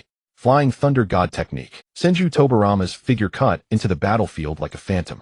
The short blade in his hand gleamed with piercing cold light as he resolutely stood in front of his three beloved disciples. The raging-tailed beast chakra collided violently, with Tobirama's chakra unleashing a deafening roar. "Master!" Hiruzen's eyes reddened as he stared at the slightly slender, yet mountain-like back shielding them. Tobirama did not turn around, only barked, "Fall back. This enemy is beyond you." Yet Sarutobi Hiruzen did not move. He clenched his teeth, letting the blood from his split palms drip onto the soil, and slowly straightened his body. He stared straight at the two demon-like figures ahead, his voice trembling with pain, but carrying an unprecedented resolve. "Master, I have found my own ninja way. What I want to protect is not only the will of Konoha, but also the comrades I cherish before me. Today, even if I die, I will stand by your side." As the words fell, Uchiha Kagami stepped forward and stood shoulder to shoulder with Hiruzen. The three tomo in his eyes spun rapidly. "Master, my eyes exist to see through the absolute despair ahead. Please let us fight alongside you." Kagami's voice was calm as water, but it carried the determination of burning bridges. "Hiruzen, Kagami, you." Shimura Danzo, witnessing this, felt his pupils contract sharply. He watched his two fellow disciples choose to stand together at the brink of life and death, and a surge of intense anxiety and resentment welled up inside him. If he backed down today, Shimura Danzo would forever live in the shadows of the monkey and the Uchiha. "Master, I am also a ninja of Konoha. I will never be a coward who craves mere survival." Danzo bit his tongue, slammed his hand on the ground, and roared through the agonizing pain of his chakra's turmoil. "I will stand with you and cut down these mad dogs of Konoha."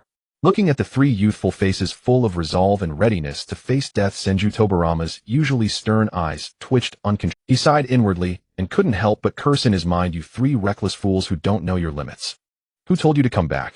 When I was clearing out those grunts earlier, I could have just thrown a few special kunai and escaped with the Flying Thunder God technique. With my speed, who could have stopped me? And now you're all here. How can I abandon you and flee alone? Now I'm completely trapped."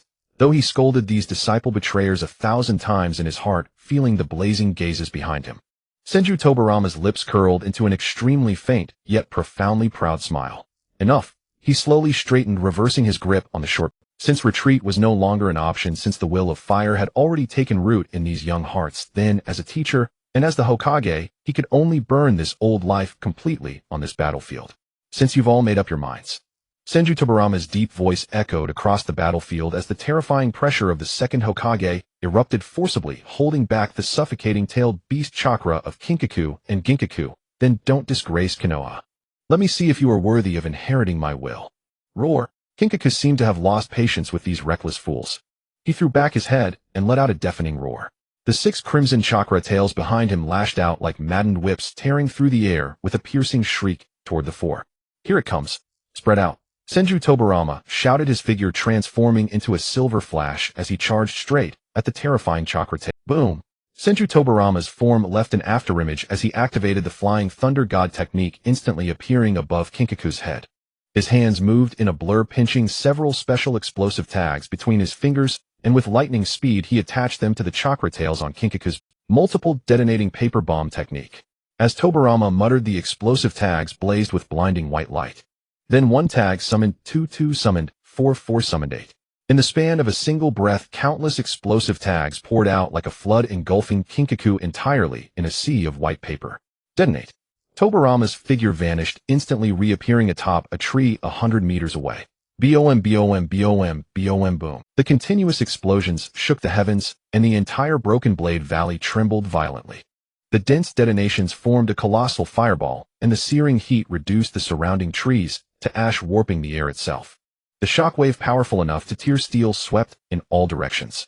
Sarutobi, Hiruzen, and the others were flung back, barely managing to steady themselves by clinging to tree trunks. What a terrifying jutsu! Danzo stared at the unrelenting explosion zone, his eyes filled with awe. Yet Tobarama's brow furrowed deeper. Still not finished, he muttered to himself. The multiple detonating paper bomb technique was enough to level a small hill. Even Uchiha Madara would have been battered and disheveled. But these 2 had withstood it. From the smoke of the explosion, 2 dark crimson figures slowly emerged. Kinkaku and Ginkaku were now cloaked in an even denser tailed beast coat. Though pitted and scarred on the surface, the chakra layer was visibly regenerating. Worse, Kinkaku now held a redanned white banana palm fan. He swung it fiercely, and a gale mixed with flames roared out, blowing the lingering explosion's aftermath back toward them. Damn! Tobarama's pupils contracted, and his figure flickered again, narrowly dodging the wave of fire. Boom! Another earth-shattering roar echoed as the raging flames and fierce gale slammed violently into the water barrier hastily erected by Tobarama, instantly transforming into a searing cloud of steam. Leveraging the immense recoil, Tobarama's figure flew backward like a broken kite, his feet carving 2 deep furrows into the charred earth before he finally managed to steady himself. He gasped for breath, his chest heaving violently. His once pristine Hokage robe was now torn and tattered with several wounds so deep they exposed bone, oozing crimson blood. Damn it! Tobarama gritted his teeth, his eyes fixed on the 2 increasingly frenzied figures amid the flames.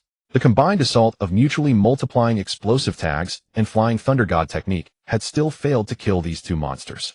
Their tailed beast chakra boasted not only formidable defense, but also nearly limitless regenerative capabilities. If he continued to exhaust himself like this, he wouldn't just fail to kill them. He might end up losing his own life here today. Must retreat. Tobarama's mind raced in extreme fatigue as he quickly scanned behind him. Hiruzen, Danzo, and Kagami were battered but still breathing. Monkey! Danzo! Kagami! Tobarama whirled around and roared at the 3, retreat immediately. Leave me out of this. He'll hold the rear. Hearing this, Hiruzen Sarutobi looked up sharply, his usually gentle eyes now bloodshot. I will not leave. How can a successor of the will of fire abandon his teacher in a desperate situation? Let me stay. I will not leave. How can a successor of the will of fire abandon his teacher in a desperate situation? Let me stay. I can still fight. That's right, sensei. Shimura Danzo, also readied and breathing heavily, stepped forward and shouted loudly. I, Shimura Danzo, am no coward. Even if I must die today, I will stand by your side. Do not think you can monopolize the honor of holding the rear. Hearing his 2 disciples vying to be heroes even at the brink of death, Senju Tobarama felt a surge of fury rushing to his head. He stomped the ground hard, shattering the rock beneath him with his powerful chakra. You 2 idiots. Unable to contain his rage any longer, he pointed at them and cursed. Who told you to come back? Who told you to play the hero? Do you think dying here embodies the will of fire? Wrong. Dead wrong. He pointed at Kinkaku and Ginkaku, who were now condensing their chakra, and snarled through gritted teeth. Those 2 monsters are far beyond what you can handle right now. What use would you be staying here other than throwing your lives away? The future of Konoha, the hope of the village, all rest on your— If you die here, who will carry on my will? Who will protect the village? But sensei? Hiruzen's voice choked with tears. No buts. Tobirama cut him off sharply, his gaze piercing like a blade across their faces. Hiruzen Sarutobi. Shimura Danzo. I command you to take Uchiha Kagami and get out of here now. This is the Hokage's order. Anyone who disobeys will be killed by me first. Sensei. Hiruzen Sarutobi's knees slammed heavily onto the scorched earth, his voice cracking with despair. Shimura Danzo too clenched his teeth, his eyes filled with bitterness and hopelessness. Just as they were about to rush toward Tobirama at all costs, a suffocating, terrifying chakra suddenly descended. The very air seemed to be drained away in an instant as a blinding, orange-eared light tore through the dim sky. Accompanied by the bone-grinding sound of friction, a colossal skeleton dozens of meters tall rose from the ground before Tobirama. Flesh and blood spread at a visible rate, and in the blink of an eye it transformed into a fully armored giant wielding a massive blade, the complete body Susanoo. The violent chakra storm sent debris flying in all directions. That's Susanoo? Hiruzen Sarutobi and Shimura Danzo's pupils contracted as they stared in disbelief at the orange giant divine-like in its presence. However, Kinkaku and Ginkaku across the field had descended into complete madness. Two massive-tailed beast phantoms roared behind them, compressing black-red chakra orbs in their mouths. Damn your Susanoo, or whatever. Let's all die together. Boom. Two devastating tailed beast balls shot forward with overwhelming force, the space itself distorting slightly under the extreme energy. Facing this lethal strike capable of leveling a mountain, the complete body Susanoo showed no sign of retreat. It slowly raised its giant blade ablaze with azure flames and slashed down directly at the tailed beast balls. A deafening explosion tore through the sky as blinding white light engulfed the entire battlefield. The shockwave uprooted trees for miles around. Yet as the dust gradually cleared, the azure giant still stood tall, its blade not even bearing a single crack. The destructive power of the tailed beast balls had been effortlessly and completely blocked. The battlefield fell into a deathly silence. The Susanoo slowly lowered its head, its cold vertical pupils scanning the collapsed Hiruzen Sarutobi and Shimura Danzo from above. Its icy voice echoed in their ears like a winter wind. What's this?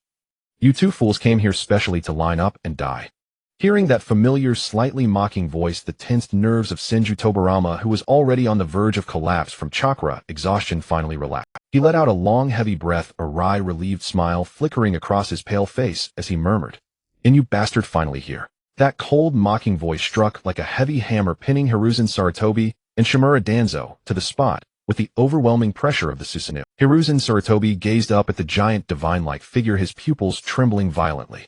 The veins on the hand gripping the adamantine staff bulged, his nails digging deep into his flesh, yet he felt no pain. In his mind, the scene of himself shouting desperately to stay kept replaying, now sounding utterly ridiculous. Dying. So in his eyes, my resolve to fight to the death was just meaningless bravado. A bitter self-mocking feeling surged in Hiruzen's heart. He clenched his teeth, a coppery taste of blood rising in his throat.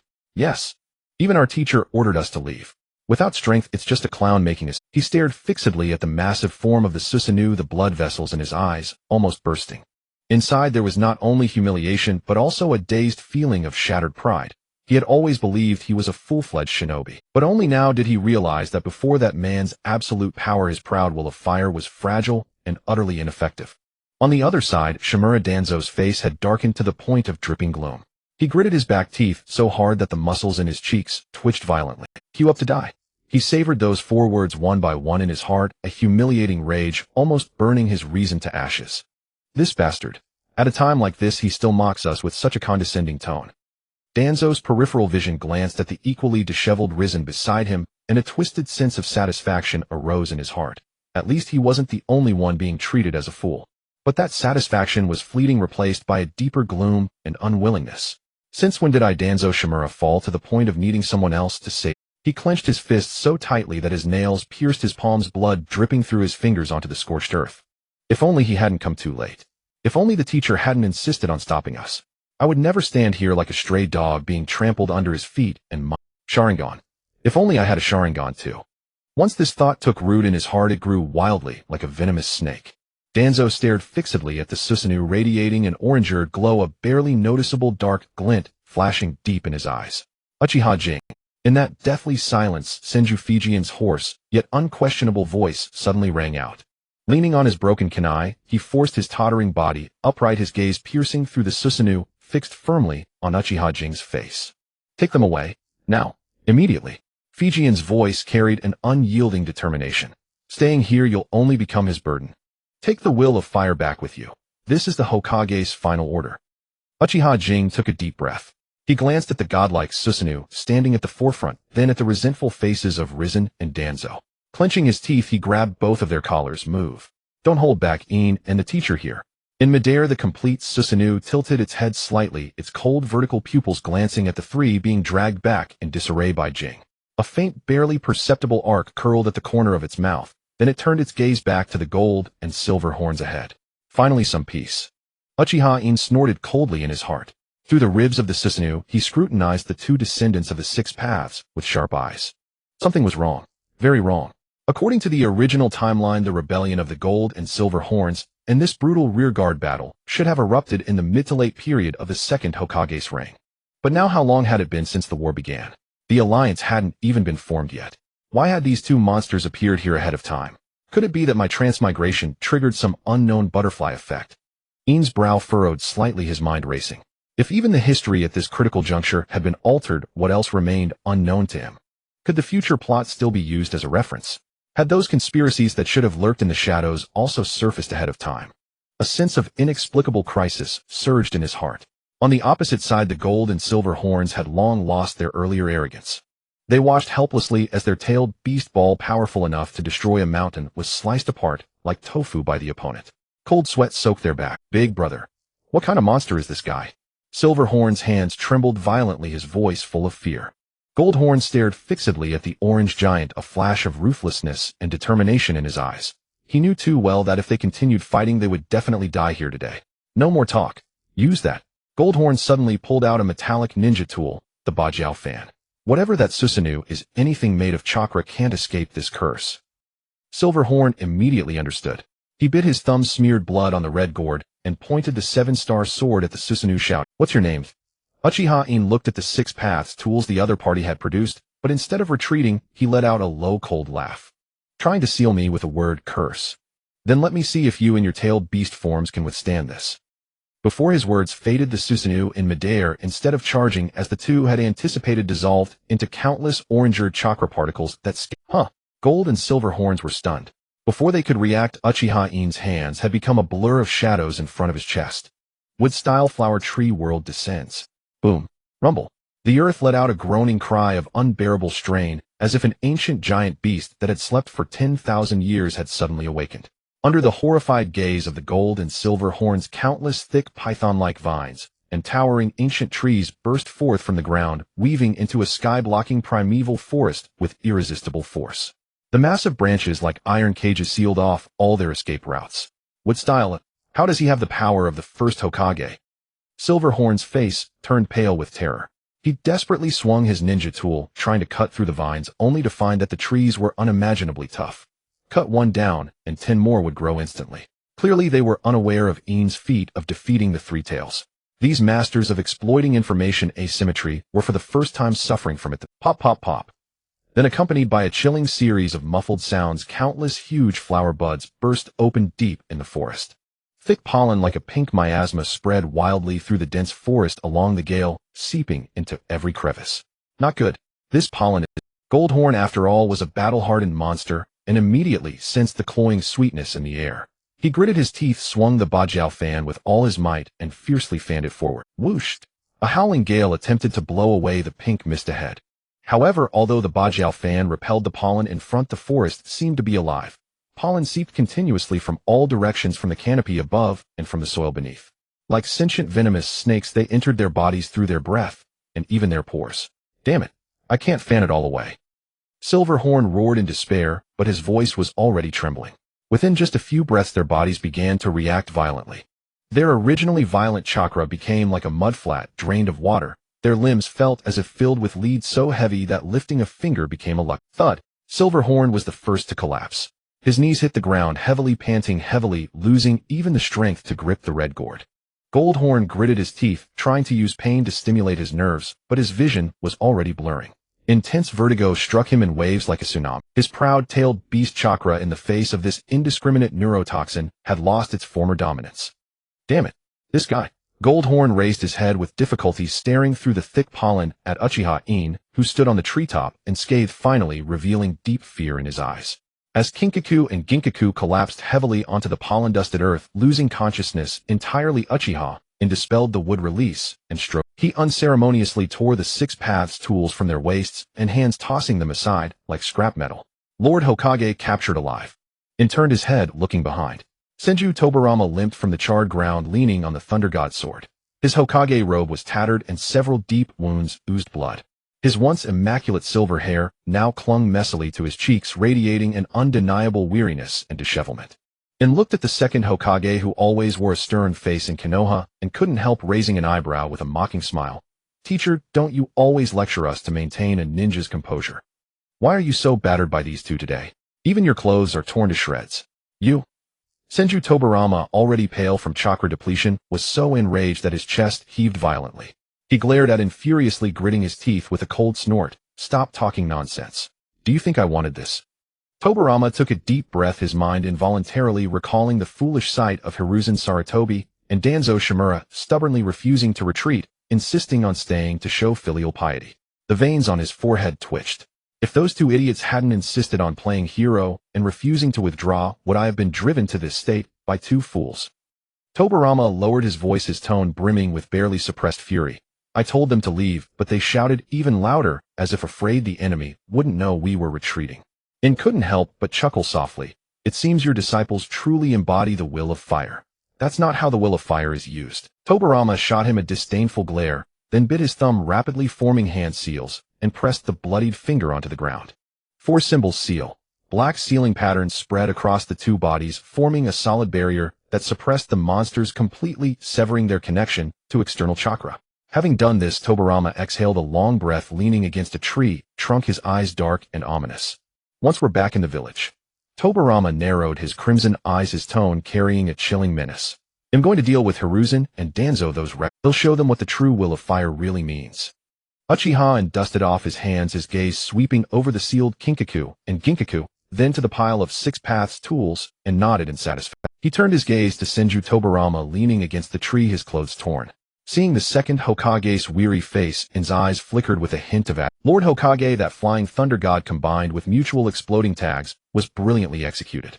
You almost blasted through the tailed beast chakra. In raised an eyebrow, his tone laced with teasing. But if the ninjas in Konoha who worship you as a god saw this battle-damaged look, their heart, spare me. Senju Tobarama shot him a glare, but then his gaze lingered on In. Recalling the awe-inspiring scene of In single-handedly dominating the two monsters, even using the wood release flower tree world, Tobarama felt a complex surge of emotions. This kid's strength had completely surpassed his expectations, even his control. Tobarama lowered his gaze, a thought flashing through his mind. Perhaps it's time, he mused silently. As Hokage, he could suppress factions with political tactics and iron discipline, but in terms of absolute power and ability to protect the village, In had clearly earned the right to don that robe. More importantly, In had his own true aspirations. Big brother's cells. Tobarama's eyes turned cold. Ever since Madara Uchiha's death, he had harbored a vague unease about some unknown threat. Recently, someone had been secretly researching the first Hokages. Such desecration of the dead, attempting to steal Hashirama's Sunjust power, touched Tobarama's deepest taboo. Once this war is over, Tobarama made a silent decision. I will formally propose that In succeed me as Hokage. As for me, I can finally shed this burden. He'll focus on rooting out the bastard conducting human experiments in the shadows and uncovering the truth behind my brother's cells. Uchiha In, unaware of Tobarama's plan to thrust the Hokage mantle upon him, seeing the situation under control, crossed his arms and said calmly, since it's settled here, he'll take my leave. There are tough nuts to crack on the front lines. He'll end this war quickly to avoid any night's long dreams. With that, In turned to leave. Wait. A gritted voice came from behind. In stopped, turning back with confusion. What is it, Lord Hokage? Any more orders? Senju Tobarama, one hand pressing his bleeding abdominal wound, pointed at In with a trembling finger, his face contorted with anger. You? Just walk away. Tobarama's voice carried a barely suppressed grievance. In this injured my chakra nearly depleted, and you don't even show Can't you at least help me to the medical camp before leaving? In paused, then burst into laughter. Teacher, you were quite majestic when you used Flying Thunder God earlier. That was tactical necessity. Tobarama snapped. Now the battle's over. As a junior, is this how you treat your wounded? No respect for the elderly. If I don't teach you a lesson, I'll assign you to teach a graduating class when we get back. In shrugged, helplessly stepped forward and draped Tobarama's arm over his shoulder, saying with a wry smile. Alright, respect for the elderly. But Lord Hokage, your weight. Shut up. That's solid muscle. Tobirama grumbled, steadying himself on In, and the two limped toward the medical camp. Solid muscle. More like the injury from tanking a tailed beast bomb earlier. Uchiha In's words were sharp, but his grip was gentle, supporting most of Tobirama's weight. Senju Tobirama, stung by the truth, snorted and fell silent, refusing to bicker with the irreverent person. The air was thick with smoke and blood, the cruel era of shinobi. Tobirama's gaze grew deep and complex. Having brushed against death and witnessed Uchiha In's overwhelming power, the once vague notion in his mind had now crystallized. In. Tobirama spoke suddenly, his voice weak from blood loss, but carrying unprecedented solemnity. You said you'd end this work quickly. Of course, In replied without hesitation, his gaze fixed ahead. The longer it drags, the more variables. Since I have the power, there's no need for innocents to die. Once I take out the command center on the front lines, this farce will end. Besides, I need to hurry back to take care of Kaori. Hearing In's matter-of-fact tone, Tobirama's lips curled into a faint smile. Yes, this was an Uchiha shaped by him and his brother, possessing the will of. He had the same decisiveness as Tobirama, willing to do anything for Konoha, yet possessed a youthful vigor and confidence. Good, very good. Tobirama murmured softly, as if affirming In or himself. He took a deep breath, forcing down the rising blood in his chest, his tone turning grave. After you finish on the front lines, come to the Hokage's office. I have a matter concerning Konoha's future to discuss with you alone. He'll be waiting. Upon hearing this, In paused slightly in his steps. He keenly sensed that Fijian's tone had lost its usual sternness and lecturing quality, instead carrying a weight and sense of entrustment akin to final words. What great matter? Can't even be revealed now. In raised an eyebrow, probing. When the time comes, I will naturally tell you. Fijian did not answer directly, but a strange light flickered in his crimson eyes. Once again, the image of a viper lurking in the shadows, coveting the first Hokage's cells, surfaced in his mind. Once I root out that reckless fool and solidify Konoha's foundation. Fijian swore silently in his heart. It's time for someone else to take the seat of Hokage. The two walked in silence for a while, the medical camp now close at hand. White tents flapped noisily in the wind, and the air was thick with the pungent odor of herbs and blood. We're here. In halted and helped Fijian sit. Fijian let out a long sigh, his tense nerves finally relaxing, and exhaustion washed over him like a tide. He gazed at the upright and sharp-eyed young Uchiha before him, and the last shred of doubt in his heart dissipated like smoke. Go, Fijian waved his hand, his voice husky, yet carrying an unassailable authority. Don't let me down, and don't tarnish the will of fire. They'll be here waiting for your triumphant return. A confident smile curled at the corner of In's mouth. That was certain. Even those without the will of fire with the system would do better than Risen and Tuanzang. But he said nothing more, merely nodded slightly, then vanished in a blur, leaving only an afterimage as he charged without hesitation toward the smoke-filled front. Fijian leaned against the bed, watching the direction In had disappeared, listening to the growing roar outside, and slowly closed his eyes. Year 18 of Konoha. 2 full years of bloodshed finally came to an end in the winter of Konoha 18. When the last armistice agreement was stamped with the seal of submission, the entire ninja world fell into a deathly silence. This was not an ordinary ceasefire, it was the surrender of the 4 great ninja villages to Konoha. The 1 Surrogate, 1st Tsuchikage, 1st Kazekage, 1st Mizukage, and 2nd Reikage had all fallen beneath the bloodstained blade of Uchiha In. The fall of these 4 Kage shattered the enemy's psychological defenses and declared Konoha's absolute supremacy in the ninja world. In's reputation soared like the sun at noon. Many said he resembled that man. If you asked who it was, the Shura of the ninja world, Uchiha Bansama wa, and he was only 16 years old. The people of every nation hated him to the bone and feared him like poison. Inside the Hokage's office, the atmosphere was strangely tense. Senju Fijian sat behind the wide desk, his gaze heavy as he stared at the 7 sealed scrolls emanating terrifying chakra fluctuations. Inside were sealed the 7-tailed beasts, excluding the 9 tails. You captured all of them. Fijian tapped the desk lightly, his tone unreadable. In stood before the desk, arms crossed, a lazy grin curving his lips. It was a side job. Since we fought, we might as well eliminate the threat once and for all. Now how to dispose of these big fellows is entirely up to the Hokage-sama. Keep them in Konoha as a strategic deterrent or graciously return them to the defeated nations. Fijian did not answer immediately. He lifted his head, his scarlet eyes fixed on In. Return them. Do you know that to catch them you nearly tore through the earth veins of the wind country? Returning them would be like releasing a tiger back to the mountain. True. In shrugged, then changed the subject, a shrewd gleam in his eyes. Since we're not returning them, let's discuss practical matters. This war cost Konoha. Military expenses, compensation, reconstruction. All requiring money. I've drafted a list of war reparations. The amount will just empty the coffers of those 4 villages for the next 50 years. Saying this, In pulled out a densely written scroll from his pocket, about to slap it on the table, but Feijian pressed it firmly with 2 fingers. In. Feijian's voice turned icy, carrying an unyielding authority. Konoha does not need to maintain peace by bleeding others dry. But Hokage-sama, In argued, leaning forward slightly, war costs money. I'm only thinking of Konoha's financial health and, slightly replenishing our Uchiha clan fund. That's not too much, is it? Besides, so many of your Senju clan died. Don't they need compensation? Not too much. The figures on your list would starve 3 generations of civilians in 4 countries. Feijian pushed the scroll back, without mercy, his eyes burning. What I want is lasting peace, not a ruin watered with hatred. Leave the disposition of the tailed beasts to me. As for reparations. Feijian paused, his tone softening slightly, but still resolute. Waive all war reparations. This is Konoha's bottom line, and the embodiment of the will of fire. In looked at Feijian's stubborn face, sighed helplessly, and tucked the scroll back into his robe, but couldn't help muttering, "You're becoming more and more like Senju Ujiha. You've grown weak, old man." Senju Feijian widened his eyes, slammed the table with his hand, as if to say, "Kid, I can't control you anymore, huh?" And with age he had grown a beard, his huffing expression making In shrink back involuntarily. He knew that on this issue he could never persuade this man who had righteousness etched into his bones. But if he knew Feijian was still this bold, he would definitely have to argue with him. After all, Uchiha In was now the strongest combatant in the ninja world. Aban had not yet awakened the Rinnegan, so he was surely no match for him. "Fine, you're the Hokage, you decide." In spread his hands and turned toward the door. Pushing open the heavy door of the Hokage building, the biting winter wind rushed in yet and felt a surge of exhilaration. He stretched lazily, casually tossing the exorbitant indemnity list that had been mercilessly rejected by Tobirama into a fire brazier at the street corner. Watching the parchment curl and turn to ash in the flames, a complacent smile curled at the corner of In's lips. Well, never mind. Since this stubborn second Hokage insisted on playing the role of Hashirama II, he would reluctantly continue to be the fearsome Azura of the ninja world. Weaving through the bustling streets, and stopped with familiarity before a shop with a wooden signboard.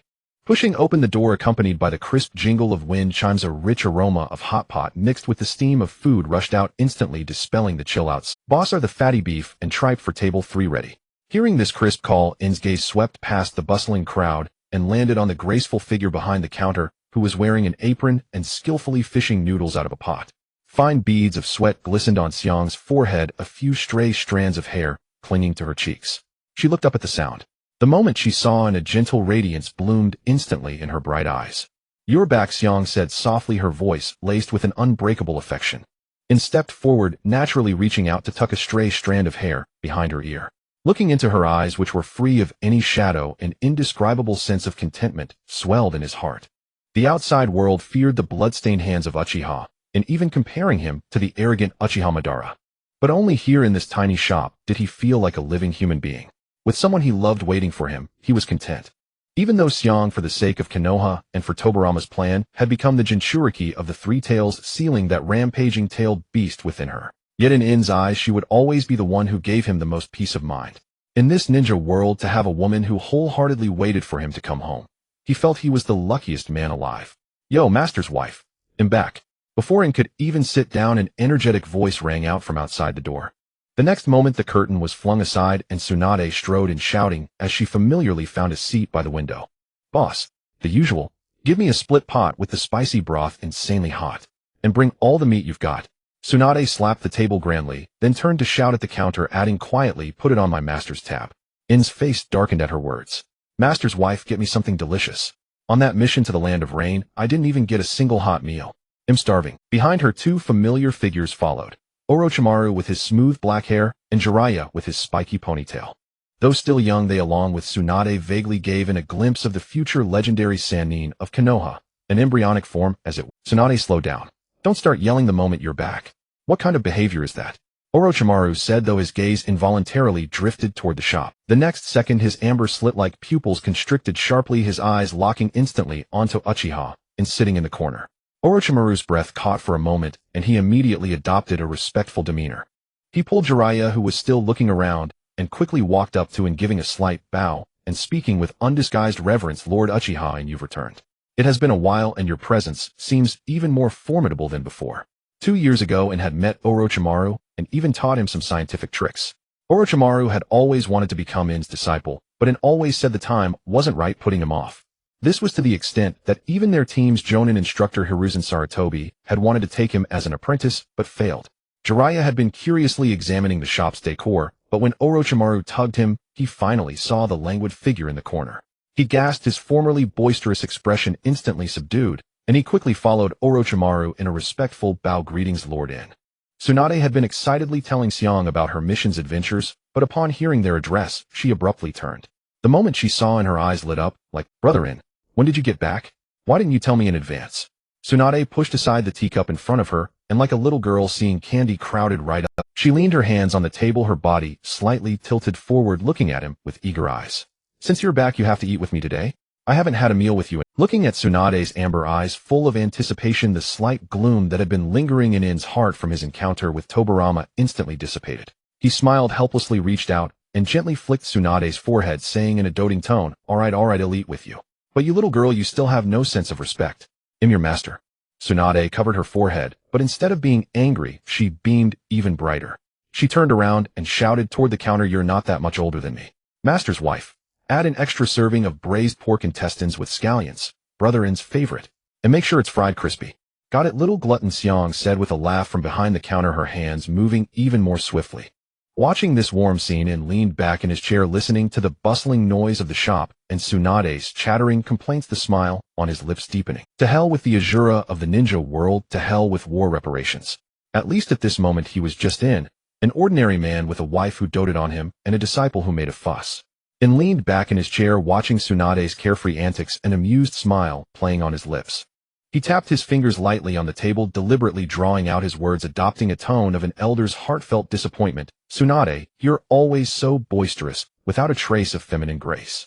You're addicted to gambling, and your temper is so fiery. With that personality of yours, which young man would dare to marry you in the future? Don't end up alone for life, and have to rely on your master and mistress to take care of you. The moment those words were spoken, Jiraiya, who had been sipping tea, nearly choked.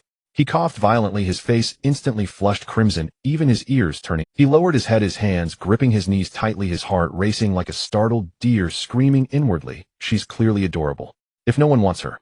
Tsunade, who was sitting across from In, initially wanted to retort, but upon hearing the words, die alone, her movements faltered slightly. She stealthily lifted her gaze, her eyes falling on In's well-defined face, which bore a hint of lazy smile. The calmness and strength that In had accumulated from countless battles, wading through mountains of corpses and seas of blood, were unmatched by any of his peers. Tsunade let out a soft sigh, inwardly thinking to herself, if I can't find a man as strong and reliable as Brother In the future, what's the point of looking for anyone? If he knew about this, he would probably have to zap himself. Tsunade was only 10 years old. Though her mind was a whirlwind of thoughts on the surface, she did not show any. She raised her chin proudly, crossed her arms, and retorted without hesitation. Humph, Brother In, you worry too much about me. There are plenty of little boys who want to be with me. In Konoha, they could line up from this street all the way to the Hokage building. I can't even choose. How could I possibly die alone? Oh. In raised an eyebrow, looking at Tsunade's bluffing and proud demeanor, the amusement in his eyes deepening. He deliberately drew out his words, leaned in closer, and lowered his voice teasingly. Is that so? How old are you? Does your grandfather Tobirama know? Or are you too picky looking down on those little boys? Tsunade was flustered by In's sudden proximity, her cheeks heating up slightly. She forced herself to stay calm, turned her head away, and muttered softly. What was said? I'm picky. I just haven't met the right one. Hearing this, Jiraiya's eyes instantly lit up, and he was about to say something when Orochimaru discreetly elbowed him. Orochimaru looked at Tsunade expressionlessly and said flatly, Tsunade, your face is red. Shut up. Orochimaru, you perverted, cold-faced man. Tsunade, embarrassed and furious, slammed the table, causing the teacups to jump. In watched the chaotic scene and couldn't help but chuckle softly. He picked up the hot tea that Xiong had just brought, took a gentle sip. Amidst the fragrant steam, his gaze passed over the three bickering youngsters and landed on Xiong, who was behind the counter, smiling warmly at them. Xiong noticed his gaze, tilted her head slightly, her eyes filled with tender smiles. Coming. The dual-flavor hot pot. With Xiong's clear call, a large copper pot was brought to the table. The red and white broth instantly boiled, the rich aroma of beef tallow mixed with the spicy and pungent scent aggressively invading everyone's nostrils. In immediately stood up, took Xiong's wrist, and without explanation pressed her into the seat beside him. Don't busy yourself, sit down and eat together. In's tone brooked no argument, and he handed her a pair of clean chopsticks. There are so many customers today, can you manage alone? Clean up later, let's eat first.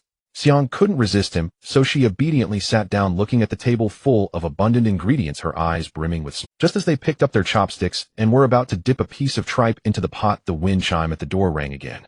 Ding-ling. A gust of cold wind swept. In looked up and saw Senju Tobirama standing at the door, arms crossed. His iconic white hair and short beard were still dusted with a few unmelted snowflakes. Tobirama's eyes were fixed on In, not saying a word, but his gaze seemed to pierce the air and pin In in place. In's mouth twitched slightly, and he couldn't help but curse inwardly. This old man, why is he here again? He was working hard at the front lines and finally opened a shop to earn some extra money. This old man, on the other hand, always came to freeload, never considering how hard it was for a young man to make a living. Despite his inner complaints, In sighed expressionlessly on the surface and nodded towards Tsunade. Tsunade, go pull your grandfather in to eat. Don't let him stand at the door in the wind. Tsunade's eyes lit up immediately, and she bounced over like a cheerful little rabbit, grabbing Tobirama's arm and pulling him inside. Grandfather, come quick. Brother In said you must not have eaten. Tobirama, being dragged by his granddaughter, still pretended to refuse. No need, I still have official duties. But what official duty is more important than eating? Brother In said he's treating today. Tsunade interrupted him, mercilessly, forcibly pressing the second Hokage, who had once shaken the ninja world, into a chair. In watched Tobirama's feigning reluctance, look, and couldn't help but roll his eyes, directly laying his cards on the table. All right, Hokage-sama, don't stand on ceremony with me. If you go back hungry, people will say that I, Uchiha In, mistreat my elders. Today's meal is on me, so eat your fill. Hearing this, Tobirama reluctantly nodded, picked up the teacup, and took a sip.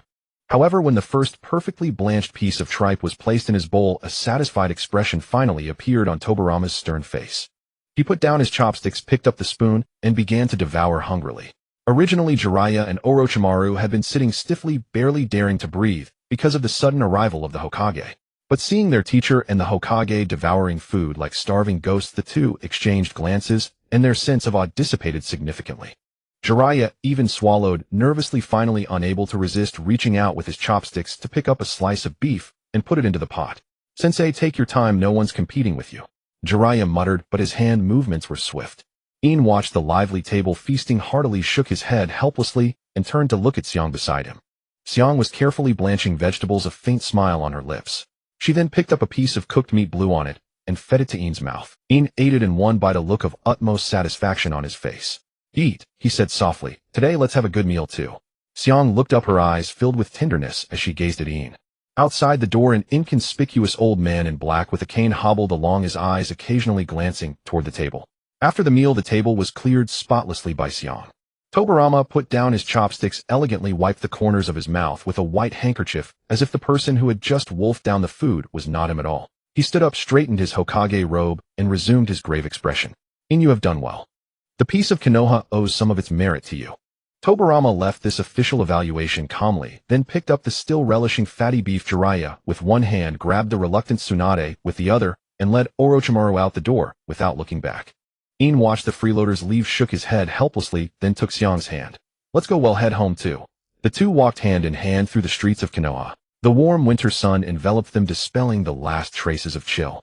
Returning to the Uchiha compound, the familiar wooden fences and scattered houses came into view. When the clan members saw In return, they stopped their work one after another and bowed respectfully. In nodded slightly, his expression calm, but Xiang keenly sensed an unusual atmosphere of solemnity permeating the compound.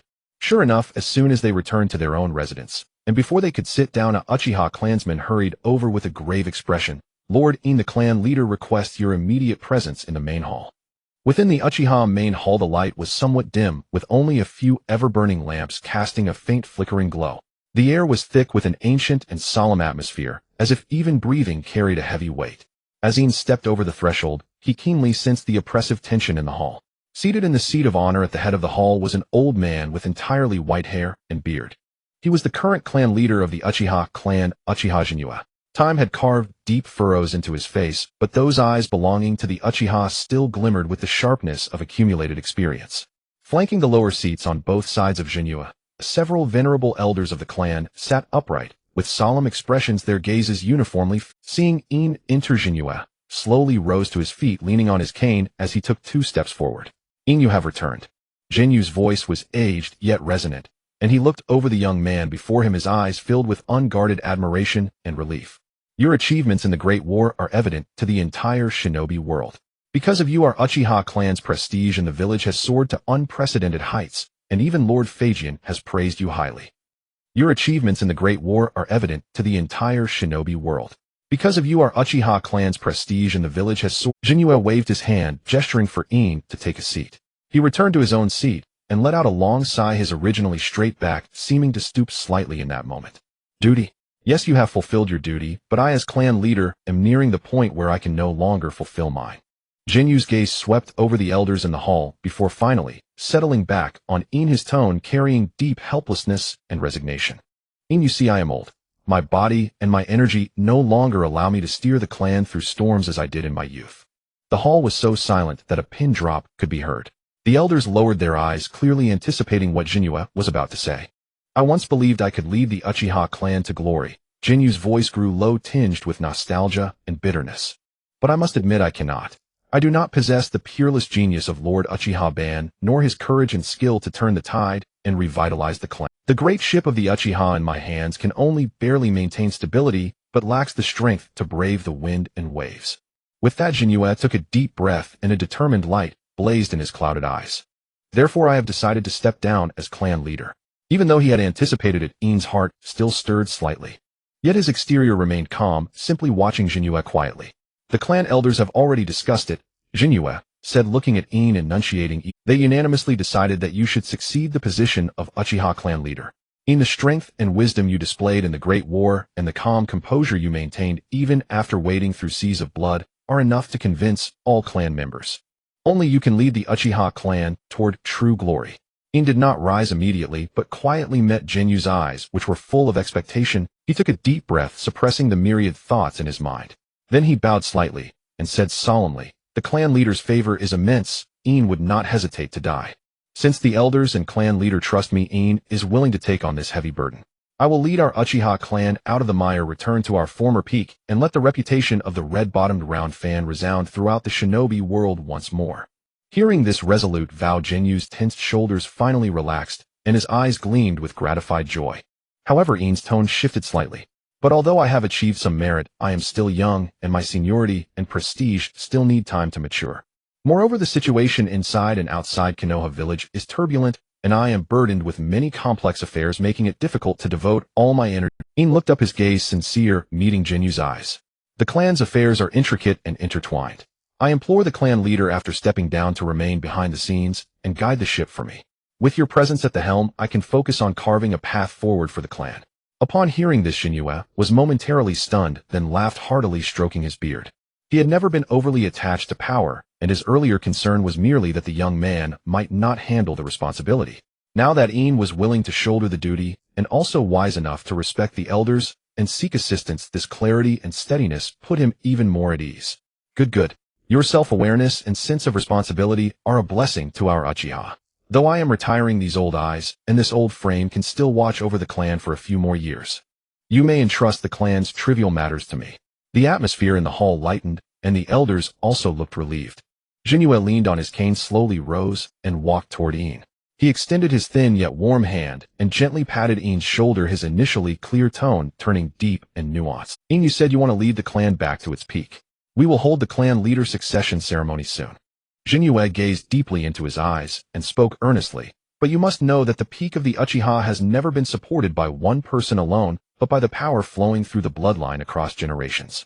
You are now in your prime, full of energy, but the future of the clan ultimately needs successors. To keep the Uchiha bloodline pure, and to ensure this power does not fall into other hands, it is time for you to consider marrying a woman from within the clan to expand the family. In's body stiffened slightly. He lowered his eyes, concealing the storm that flashed within them, and involuntarily recalled the gentle and beautiful face, Gongting Xiang. Her unique tenderness had already taken the deepest root in his heart, which had weathered seas of blood. He took a deep breath and suppressed that lingering affection. Then he bowed respectfully again, his voice steady, yet carrying an unyielding determination. The clan leader's favor is deeply engraved in my heart. However, marriage is a matter of bloodline inheritance, and also of mutual affection.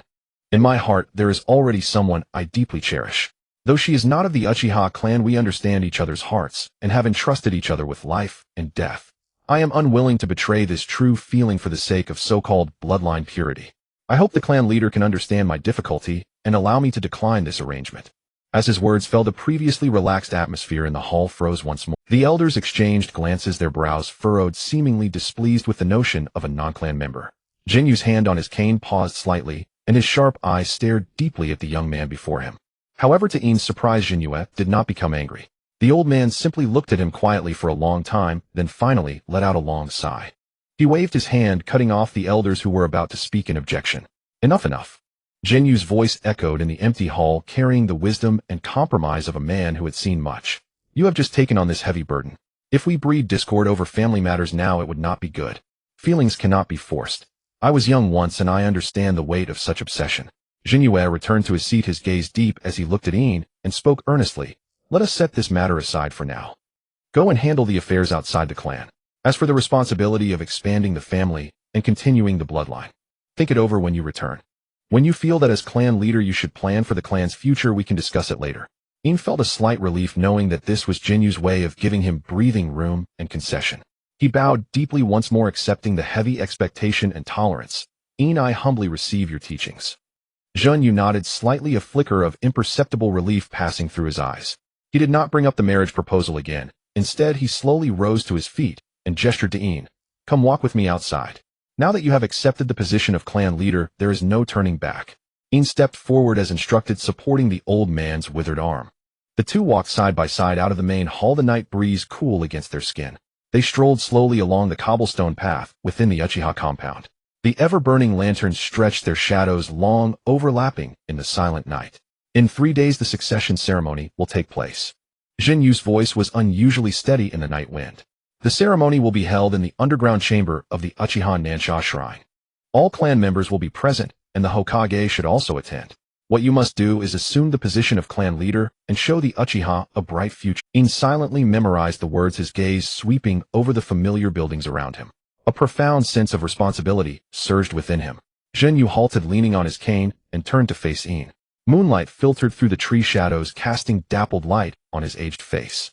In those eyes of the Uchiha, a complex light flickered, one that In had never seen before. A blend of reminiscence, reverence, and a touch of deep-seated worry. In, do you know?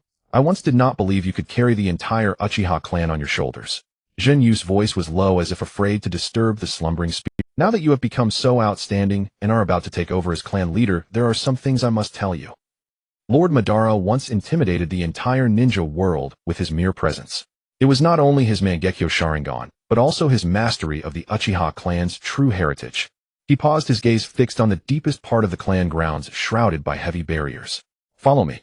There are secrets passed down orally from generation to generation of clan leaders. Now it is time for you to know them. In's heart trembled.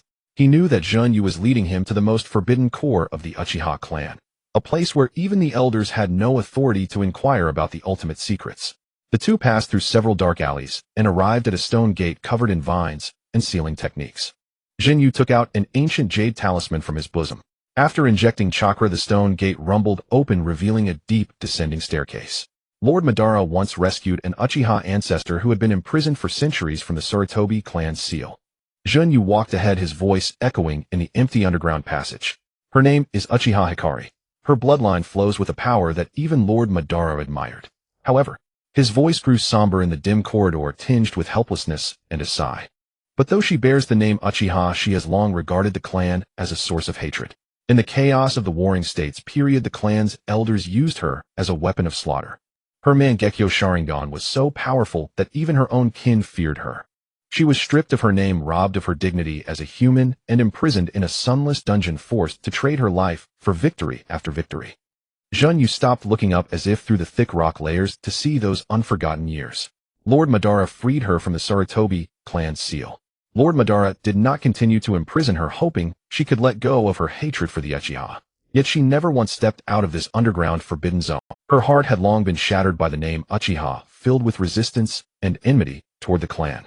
I have tried many times to go down and see her, to melt the ice in her heart, but all in vain. She wouldn't even listen to me, let alone accept redemption from others. Hearing this, In, walking behind, felt a shock in his heart. A name surged into his mind, Uchiha Hikari. Of course, he knew who she was. The female ninja from the Warring States period with the Mangekyo Sharingan in the game Naruto Shippuden Ultimate Ninja Storm. She possessed the ability to control minds, devour chakra with the Yata no Kagami, and wielded the heaven-defying eye techniques of Amaterasu and Tsukuyumi. She was the Uchiha ancestor who had been used as a heartless weapon by her clan and eventually sealed away for centuries. Later she was moved by the Tokna jutsu of the rogue ninja Boruto. In lowered his eyelids, hiding the tumultuous thoughts surging within. He had originally thought that what lay hidden in this forbidden ground was some powerful secret technique or weapon, but he never expected it to be a living ancestor with such terrifying combat power. A bold idea quietly took shape in his mind, growing like a vine. What if he could recruit Uchiha Hikari to his side? The future held too many variables. He needed more assets, power that could turn the tide at critical moments. And Uchiha Hikari, this Mangekyo wielder with the Yada no Kagami and Tsukuyumi. If she could set aside her hatred for the clan and become his ally, he would have an extra measure of absolute certainty in the upcoming struggles. Lord Jinue In's voice was calm as usual, betraying no emotion, as if he were merely asking about something ordinary. Since Lord Madara could save her back, then it shows that her heart is not completely without weakness. Perhaps she just hasn't yet met the one who can truly make her lower her guard. Jinyu paused at these words, but did not turn around. He only let out a soft sigh. In that sigh there was both regret for the ancestor and hope for the young man before him. In remember this, Jinyu's voice was low and solemn. She is not a weapon nor a pawn to be manipulated at will. She is a person whose heart has been deeply wounded by the world. If you truly wish to save her, you must be prepared, not to command her with the authority of the clan, but to knock on the door that has been sealed for centuries with a sincere heart. In said nothing more, only nodding slightly, his gaze firm as he looked toward the stone door, faintly visible at the end of the passage. Jinyu looked at In's fearless back, opened his mouth as if to add more words of caution, but in the end he remained silent. He slowly stepped back half a pace, yielding the path to the depths to the Suntobe clan leader. Go, In. No matter the outcome, this will be your first step as the Uchiha clan leader. In did not look back, only nodded slightly. He turned and walked alone toward the dark, deep staircase. As he descended, the noise of the surface and the night breeze were completely cut off. The temperature dropped sharply and the air was filled with an eerie coldness and solitude that seemed to have settled for centuries. The flames of the ever-burning lamps flickered on the walls, casting his shadow and shifting light and darkness. In the dead silence his heartbeat magnified, but the light in his eyes grew only more determined. Passing through the final heavy ceiling barrier, the view opened up before him. This was a vast underground cavern. No windows, no light source except for a block of icy jade in the center that emitted a faint cold glow. And on that jade a woman sat quietly. It was Uchiha Hikari. She sat there quietly like a flawless ice sculpture forgotten by time. Her long jet black hair, cascading like a waterfall, fell unrestrained over the cold jade. A few strands of hair languidly clung to her cheeks, which were pale to the point of translucence, rendering her skin akin to fine cold jade, exuding a purity untainted by worldly dust. She wore a slightly worn black robe, yet it did not diminish the inherent nobility and poignant beauty that radiated from her. Hearing footsteps, she slowly lifted her head. It was a face of striking impact with features so exquisite they defied any flaw.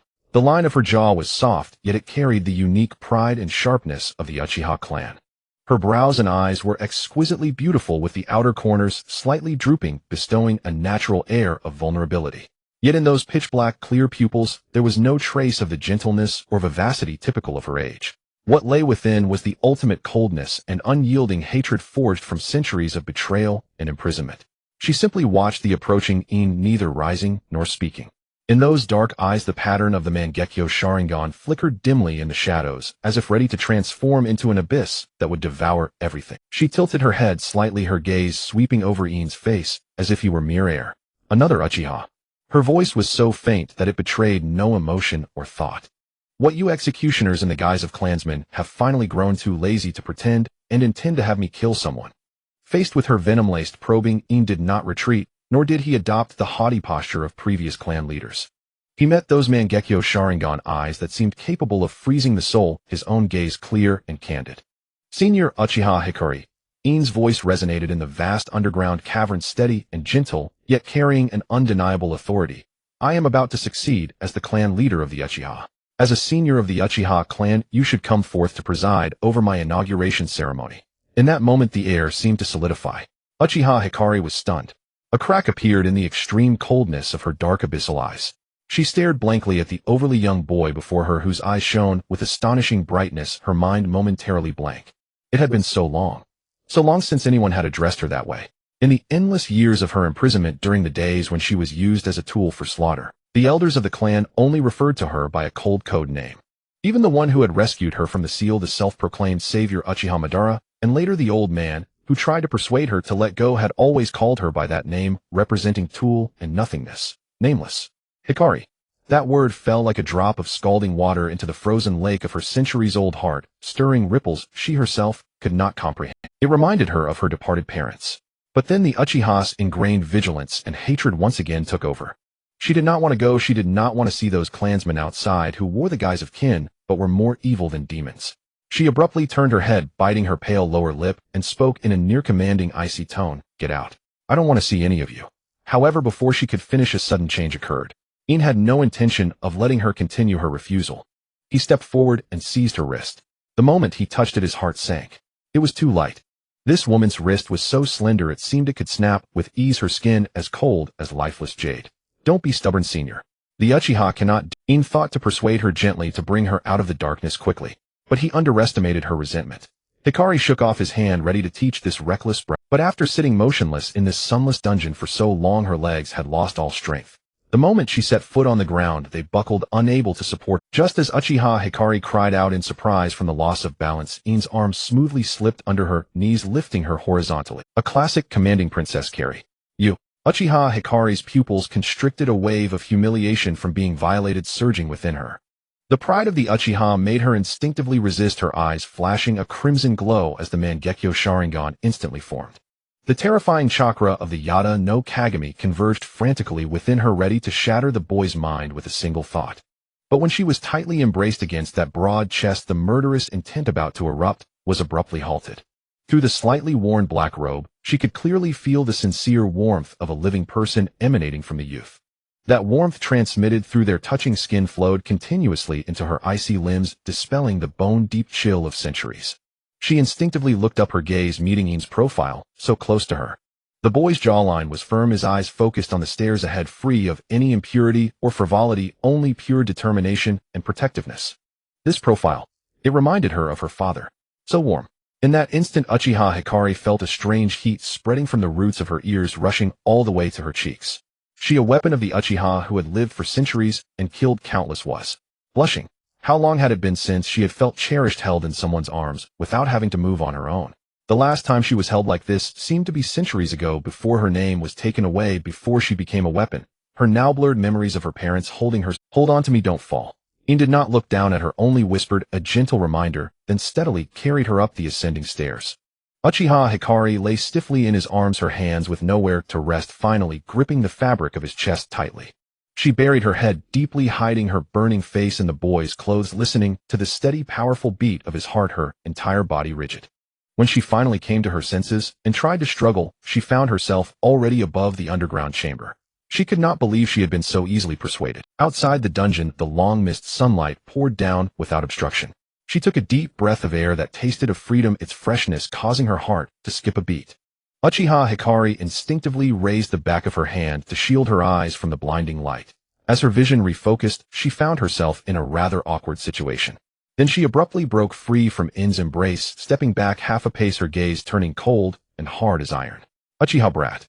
Her voice was not loud, but carried a resolute determination. I made myself clear earlier. From now on, I will no longer be a weapon of the Uchiha clan. That life of being treated as a killing tool, without a name, without a self, at the mercy of others. I am utterly sick of it. She looked directly into the young man's eyes, declaring each word deliberately. If you expect me to bleed and kill for the clan's interests like before, then you can throw me back into that dungeon right now. Watching the girl gritting her teeth before him, In wondered what kind of pain had caused her to harbor such deep resentment toward the Uchiha. He simply looked at her quietly, her stubborn face reflected in his deep eyes. Then, without a word, he naturally reached out and took hold of her slender, cold wrist. This time his grip was not heavy, but carried an unyielding firmness. Let's go, In said in a tone as casual as if commenting on the nice weather. First I'll take you to meet someone. Uchiha Hikari was stunned. She had imagined the young man might be angry or even draw his sword, but she never expected this kind of reaction. She instinctively tried to pull away, but In pulled her forward. Passing through several familiar streets of the clan compound, and stopped in front of a quiet residence and pushed open the door. Kaori, get ready and take Senior Hikari to pick out some new clothes, and said to the interior. A gentle woman responded and came out. It was Kudo Kaori. When she saw Uchiha Hikari, there was no trace of strangeness in her eyes, only pure warmth. Occasionally she glanced at Uchiha, and showing a hint of curiosity, she stepped forward, her gaze falling on Uchiha Hikari's black robe, which was washed white and frayed at the edges. She said softly, "Senior Hikari, this robe of yours must be hundreds of years old, right? It's long overdue for a change. Let me take you to the streets. There are many beautiful new fabrics out." Uchiha Hikari stood still, her mind going blank again momentarily. Clothes. New fabrics. In her understanding as a weapon, she only needed a black outfit that was dirt-resistant, durable, and convenient for movement and concealment. Beautiful, comfortable new clothes. These words had never belonged to her. She opened her mouth, only to find that she couldn't come up with a reason to refuse, and had already released her wrist and stepped aside, giving her plenty of space. He didn't explain, didn't lecture. He simply showed her through his actions, you are not a weapon, you are a person who deserves to pursue beautiful things. Don't dawdle. In's voice came from behind with a hint of barely perceptible urging. After buying clothes, we still need to eat. Uchiha Hikari lowered her head, looking at her own worn-out robe, then at Kudo Kaori's expectant eyes. Uchiha Hikari lowered her head, looking at her own worn-out robe, then at Kudo Kaori's expectant eyes before her, and the young man behind her, who stood straight, with a clear gaze. She bit her lower lip, and ultimately uttered no words of refusal. "Let's go," she said softly, her voice as light as a sigh. Kudo Kaori immediately broke into a smile, and naturally took her arm. "Then let's hurry. If we're late, we might not get good seats." The three of them walked out of the residence, side by side, sunlight spilling over them, casting long shadows. Walking between the two, Uchiha Hikari felt the warmth of living beings transmitted through her arm. That heart frozen for centuries seemed to be melting bit. On the bustling street, the crowd was noisy. Kudo Kaori held Uchiha Hikari's arm, chattering endlessly like a cheerful little sparrow. "Senior Hikari, look at that fabric shop ahead. The newly arrived shoe brocade has such vibrant colors. They'll definitely complement your complexion. Also, you must be so bored staying alone all the time. From now on, you should come out with me more often." She tilted her head slightly, watching the bright smile of the girl. Besides Hot Pot, the osmanthus cake at the corner shop is also superb, sweet but not cloying. You'll definitely love it. Those trivial worldly domestic details flowed into Uchiha Hikari's ears like spring rain. She tilted her head slightly, watching the bright smile of the girl beside her, listening to the unreservedly familiar tone, and fell into a deep daze. Friends. In the long years when she was used as a weapon, her world consisted only of the cold dungeon, endless killing, and those indifferent eyes that saw. She had never had a friend, nor had she ever experienced this kind of pure, passionate goodwill without any ulterior motive. Kaori's warmth and generosity were like a beam of light illuminating the darkest corners of her heart. Looking at Kaori, she felt a trace of envy she hadn't even noticed herself. She envied how this girl could embrace the world, so openly envied the luster in her eyes that hadn't been worn away by suffering. "Okay," Uchiha Hikari replied softly, the corners of her mouth lifting into a barely perceptible awkward curve. Half a step behind them and followed silently. His gaze swept over Kaori and Hikari, deep and calm. Watching Hikari gradually relax under Kaori's influence, waves of emotion stirred within. He couldn't help but think of the man who had sealed the three tails inside Kaori, Uchiha Madara. After Madara learned the truths that In had deliberately concealed, did he actually lay a hand on Kaori? Is he still obsessed with that insane Moon Eye plan? That old fool really needs to be taught a lesson. When I see him, I'll make him fly. In secretly resolved in his heart. How could such a lovely girl like Kaori be treated that way? That plan to cast all of humanity into an illusion with infinite Tsukuyomi was essentially Madara's utter despair and escape from reality. Madara could not accept a world filled with betrayal and loss, so he sought to create a false dream where everyone's wishes could come true. But now, looking at Uchiha Guang beside him, whose face lit up with vivid joy over a new dress or a hot pot, In found the answer in his heart. If Madara could see this scene, the people he deemed hopeless fit only to slumber in dreams, and realize that they too could find genuine warmth and redemption in the ordinary flames of everyday life, would he still cling to that illusory dream? Madara's tragedy lies in that he never truly trusted this world, nor did he ever give others the chance to trust him. He was accustomed to controlling everything through power, but forgot that the greatest strength often hides in these trivial daily moments. In, hurry up. Kudo Seong turned back, waving at him with a radiant smile. In withdrew his thoughts, looked at the two girls walking side by side ahead, and a gentle smile curved at the corners of his mouth. Coming. He quickened his pace to match theirs. "Senior Guang, what do you think of this crimson cloud pattern flowing skirt? You are so beautiful with such fair skin. If you always wear that gloomy black, it's a total waste. Change into this bright color. You'll absolutely stun." Inside the cloth shop, Kudo Seong, like a little girl presenting a treasure, held up a delicate dress, her eyes full of anticipation as she gestured. Gazing at Uchiha Guang's cool, stunning face, Seong grew more fond of her with each glance. Without needing In to pay, she generously took out her own money. In one go, she bought several sets of new clothes in various styles and bright colors for the centuries-old ancestor. Uchiha Guang stood by watching Xiang bustle about, listening to her unreserved praises. Her long-frozen heart seemed to be soaked in warm water, sending waves of warmth. She was about to say something when a sudden change occurred. "Oh!"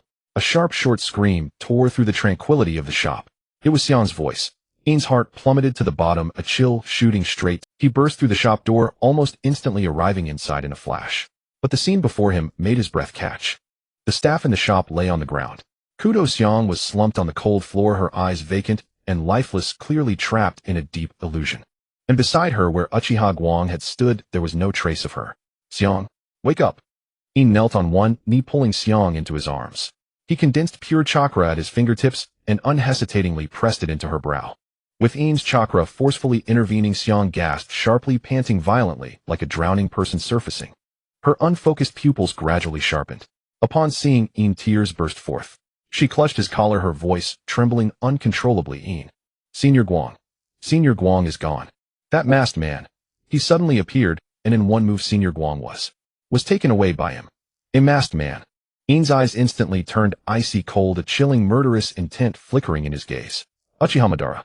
Who else could it be but that old lunatic? In knew it clearly. Madara, after learning the truth In had deliberately concealed, did not abandon his obsessive moon's eye plan. Instead, he set his sights on In Madara's eyes, Guang was still the nameless pawn he could manipulate at will, the key to his illusory dream. "Xiang, rest well. I will bring her back." In gently laid Xiang on the ground, using chakra to protect her heart meridian. Then, without a moment's hesitation, he transformed into a black bolt of lightning, crashing through the shop window and frantically chasing toward the outskirts. The wind howled past his ears. But Uchiha Guang, taken away, did not fall into the despairing silence Madara had anticipated. Instead, she struggled. Gritting her teeth, she frantically formed hand seals, unleashing the terrifying chakra of Bachien Mao within her like a bursting dam, attempting to forcibly connect with Madara's mind. However, Madara merely snorted coldly, his vast chakra instantly forming an invisible barrier, casually dispelling her ocular technique. Madara's brow furrowed beneath his mask, a wave of irritation rising. Why was she reacting so strongly? He had only taken her away to serve as the executor of the Moon's Eye plan. Why was her resistance and hatred so intense? Could it be that damned Uchiha In had done something behind his back again, letting her know something she shouldn't? "Give up, nameless." Madara's voice was cold and arrogant in the wind. "You were born a weapon. You have no value except killing and obeying. Come back with me and do what you must do. I am not nameless, and I will never be your weapon again." Uchiha Guang let out a bitter roar. Her name was Uchiha Guang. She had finally escaped that sunless dungeon, finally felt the warmth of being treated as a human, finally put on new clothes of her own. She had just tasted the air of freedom. How could she let this selfish madman use her again? Intertwined with despair and fury, the blood red in Uchiha Guang's eyes instantly intensified to the extreme. Since she couldn't resist, she would take him down with her.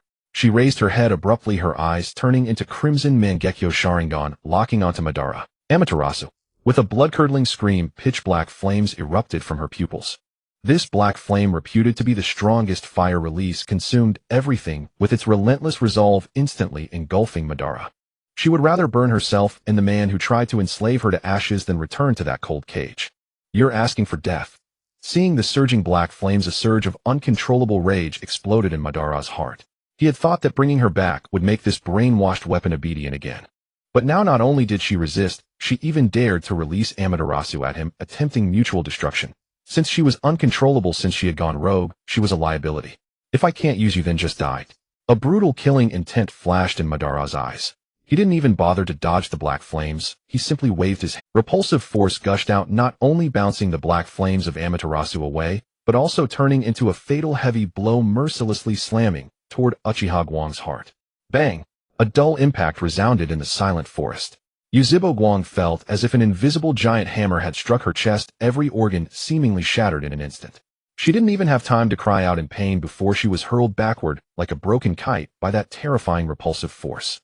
The wind howled, carrying a dizzying sense of weightlessness as she tumbled and fell uncontrollably through the air. Beneath her, the cold, hard ground was rapidly approaching. Pain flooded every sense like a tide, yet in this abyss of fading consciousness, Yuzhibo Guang did not struggle.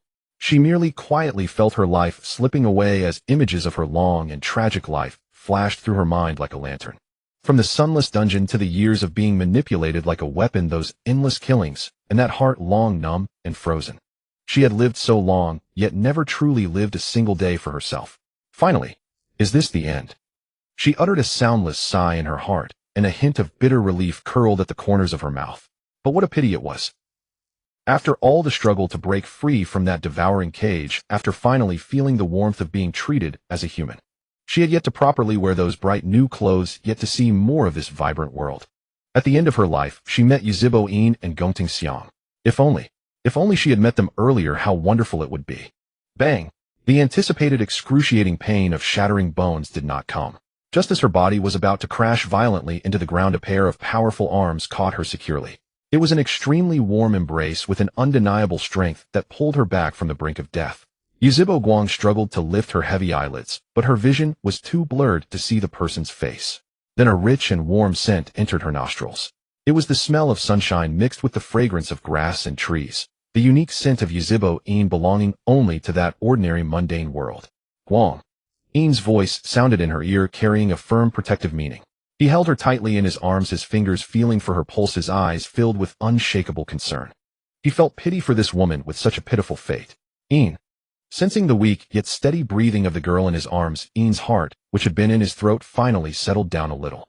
He carefully placed Guang on the ground behind him, slowly stood up, and raised his head.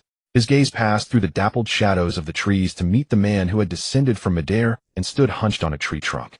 However, the moment he saw Ban's eyes, In's pupils contracted sharply, and a storm surged in his heart. They were no longer the familiar Mangekyo Sharingan, but purple Rinnegan spreading out like ripples on water. Awakening so many years earlier, this is getting troublesome. The plot is deviating more and more. Ban, you have already awakened the Rinnegan. In's voice carried unconcealed shock. Faced with In's astonishment, Ban merely let out a contemptuous snort. He looked down at In from above, his gaze sweeping over Uchiha Guang behind, In who was watching him nervously, his eyes full of disdain and mockery. So many bonds, so much love. Ban's voice was like a cold wind from the abyss, carrying extreme arrogance and sarcasm. It is these boring things that have blinded your eyes and bound your hands and feet. Uchiha In, bound by such weak emotions, you will always be nothing but a pitiful waste. In Ban's extreme philosophy, emotions were stumbling blocks on the path to ultimate peace. He thought these words would completely shatter In's psychological defenses, but he did not expect In to simply take a deep breath and forcibly suppress the shock. He straightened his back and met Ban's purple Rinnegan without flinching. There was no fear in those eyes, only blazing anger and undisguised disappointment. Ban, have you forgotten what you once said? In's voice echoed through the forest, every word firm and resounding. You and Zhu Jin founded my together, and you once yearned for true peace. But now, for an illusory dream, you treat even the clansmen who once fought alongside you as mere pawns to be manipulated at will. Even if you have awakened a Rinnegan, now so what? In raised his hand abruptly, pointing directly at Ban's brow, his tone filled with resolute questioning. And your strength is far from what it used to be. Uchiha Ban, you are old. Your era should have passed long ago. In's voice echoed through the silent forest like an unequivocal judgment. Since you are a decrepit old man on the verge of death, you should stay quietly in your twilight years, instead of crawling out to harm those who have only just seen the light. Listening to In's rebellious accusations, Ban's brows furrowed tightly under his mask, and a tangible murderous intent instantly locked onto In. What he hated most was someone daring to use such a condescending tone to deny the obsession of his life. Arrogant brat. Ban slowly raised his hand, and a suffocatingly terrifying chakra erupted around him. The air around seemed to freeze at that moment. Since you're in such a hurry to die, I'll send you together into that dream without pain. Before the words faded, a resolute cold glint flashed in In's eyes. He knew well that facing Uchiha Ban with the Rinnegan, any probing would be futile. Only by striking first could he buy a chance for Guang behind him. In's hands instantly became blurs, the speed of his hand seals reaching the extreme as the vast chakra within him surged like a bursting dam. Fire-style great fire annihilation. With a low shout, In took a deep breath, his chest swelling high. Then a torrent of blazing flames capable of incinerating everything erupted from his mouth. A sea of fire surged like a tsunami, the scorching wind instantly igniting the surrounding trees, even the air twisting violently from the heat. This wall of fire enough to turn the entire forest into a hell swept toward Ban, with the momentum of total destruction covering the sky and the earth. However, facing this lethal move that would make ordinary ninjas despair, Ban did not even blink. He stood motionless like a god overlooking the world. Just as the sea of fire was about to engulf him, Ban casually raised his right hand palm forward. Sealing technique, absorption seal. With a whisper devoid of emotion, Ban's body suddenly lit up. In an instant, that vast, seemingly all-devouring sea of fire was drawn as if by a bottomless black hole, transforming into countless streams of red chakra that were continuously absorbed into Ban's body. In the blink of an eye, the world-destroying flames vanished without a trace, as if they had never existed. TSK. Watching this, In clicked his tongue in shock, a storm raging in his heart. Is it the Preta-Path ability of the Rinnegan? In stared intently at Ban's purple eye, a layer of cold sweat forming on his back. He had originally thought that even if Ban had awakened the Rinnegan, he could at least delay him with a surprise attack. But now it seemed he had underestimated the depth of this old monster before him. Ban, who has awakened the Rinnegan, is probably already touching the edge of the 6 paths. Before his voice faded, Ban's figure dissipated like a ghost in the air. In's pupils constricted sharply before he could even assume a defensive stance. An irresistible, terrifying, repulsive force descended upon him. Shinra Tensei. With a deafening explosion, In felt as if an invisible mountain had slammed into his chest, his internal organs violently churning in an instant. He was sent flying like a leaf caught in a gale, shooting skyward at a speed imperceptible to the naked eye. The wind howled shrilly past his ears, and the sensation of weightlessness savagely pulled at his nerves. Yet In's eyes showed no panic. He forcefully stabilized himself midair, his hands instantly clasped together. Susanoo. With a thunderous roar, dazzling chakra light erupted skyward, and massive ribs instantly transformed into an indestructible armor, enveloping him securely within. A towering orange giant sword in the sky. In Susanoo drew the colossal sword that could sever all things, and with the terrifying momentum of his descent, he slashed fiercely toward Ban. This strike carried a sharp gale that tore through space, as if it would cleave the very heavens and earth in two. Yet facing this world-destroying blow, Ban merely stood still, arms crossed over his chest, showing no intention of dodging. His Rinnegan eyes were filled with lofty indifference and mockery. Something was wrong. In's heart suddenly leaped, an unprecedented sense of crisis coiled around his spine like a venomous snake. Given Uchiha Ban's strength, how could he stand and await death against such an attack? In an instant, In realized it was Ban's Rinnegan ability. Rinyu Henkyo. Where is the real body? Tenei-sation. Those 4 words fell lightly devoid of any worldly energy, yet they exploded in In's mind like the death knell. In jerked his head up, his gaze piercing through Susanoo's skeletal frame, fixed on the sky above. At that moment, his breath completely stopped.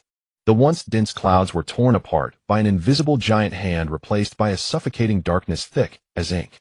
A meteor over 100 meters in diameter, carrying a terrifying heat and pressure that could incinerate everything, was plummeting vertically from the heavens.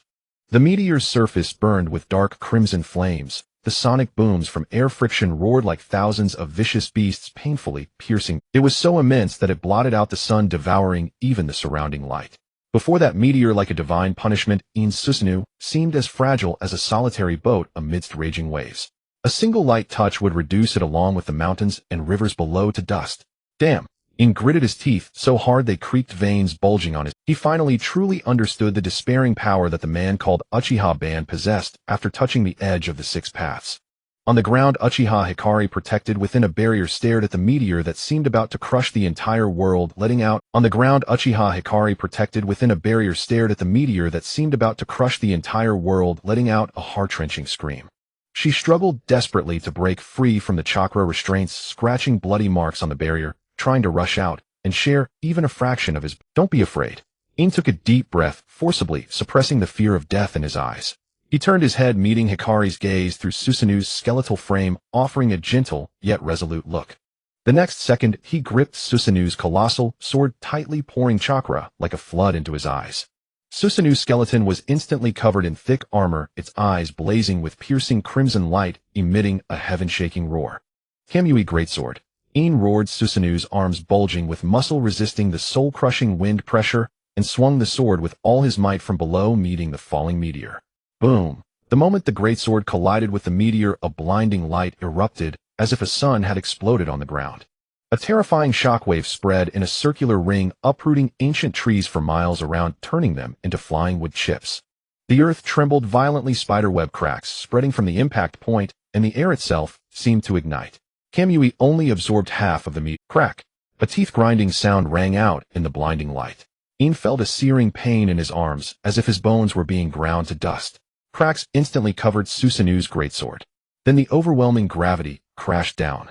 Susanoo's armor began to peel off in large chunks, and the greatsword shattered into countless sparks with a puff. In spat a mouthful of blood, and Susanoo disintegrated under the meteor's crushing force. He was slammed from the air into the ground like a swatted fly, carving a deep trench dozens of meters long in the hard earth, finally crashing into a massive boulder before stopping. Boom. The meteor did not fully stop, it struck the end of the trench with devastating residual force. In an instant the earth shook, rocks flew, and the violent shockwave leveled everything around, and thick dust and smoke instantly swallowed the spot where In had fallen. In. From afar, Uchiha Hikari watched the figure swallowed by the smoke, letting out a despairing, agonized cry. Her legs gave way, and she collapsed heavily among the ruins. Tears streamed uncontrollably, soaking the crimson cloud-patterned skirt she had not yet had a chance to admire. In the center of the crater left by the meteor, the smoke slowly cleared. In lay like a broken kite among the rubble, drenched in blood, his armor shattered, his breathing faint to the extreme. But his bloodshot eyes were fixed on the meteor, still radiating terrifying pressure in the sky, a bitter smile curling at the corner of his lips. Old man. He coughed up a mouthful of bloody spittle, his voice hoarse, but filled with unyielding pride.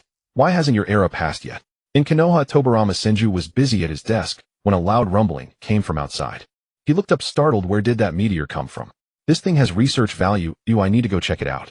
Just as he was about to rise, Tobarama, the masked man, the one who kidnapped me, is back. Inside the Hokage's office, Tobarama Senju, who had initially been intrigued by the investigation, felt his expression darken instantly upon hearing the tearful report from Kudo Kaori. You say? That masked man lured In away. Tobarama shot to his feet, the sleeves of his Hokage robe billowing in the wind.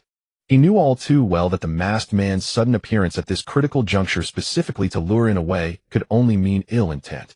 Then, with the thunderous roar outside the window and the lingering, terrifying pressure still gripping the sky, a dreadful thought surged into his mind. Damn it. Tobarama cursed under his breath without a word of further instruction to Kudo Kaori. His hands flashed through seals, and his form dissolved into a silver-white streak, vanishing from before the desk. Flying Thunder God technique. Space folded in an instant. The next moment, Tobarama appeared directly at the edge of the crater left by the meteor. Yet when he saw the scene before him, even a man of Tobarama's sun-just composure and resolve felt his pupils contract sharply. It was devastating. For miles around, ancient trees had been uprooted, reduced to charred splinters. The hard earth seemed as if a god had struck it with a colossal hammer, with web-like cracks spreading wildly in every direction. At the center of the crater, a meteor over 100 meters in diameter radiated suffocating residual heat and pressure.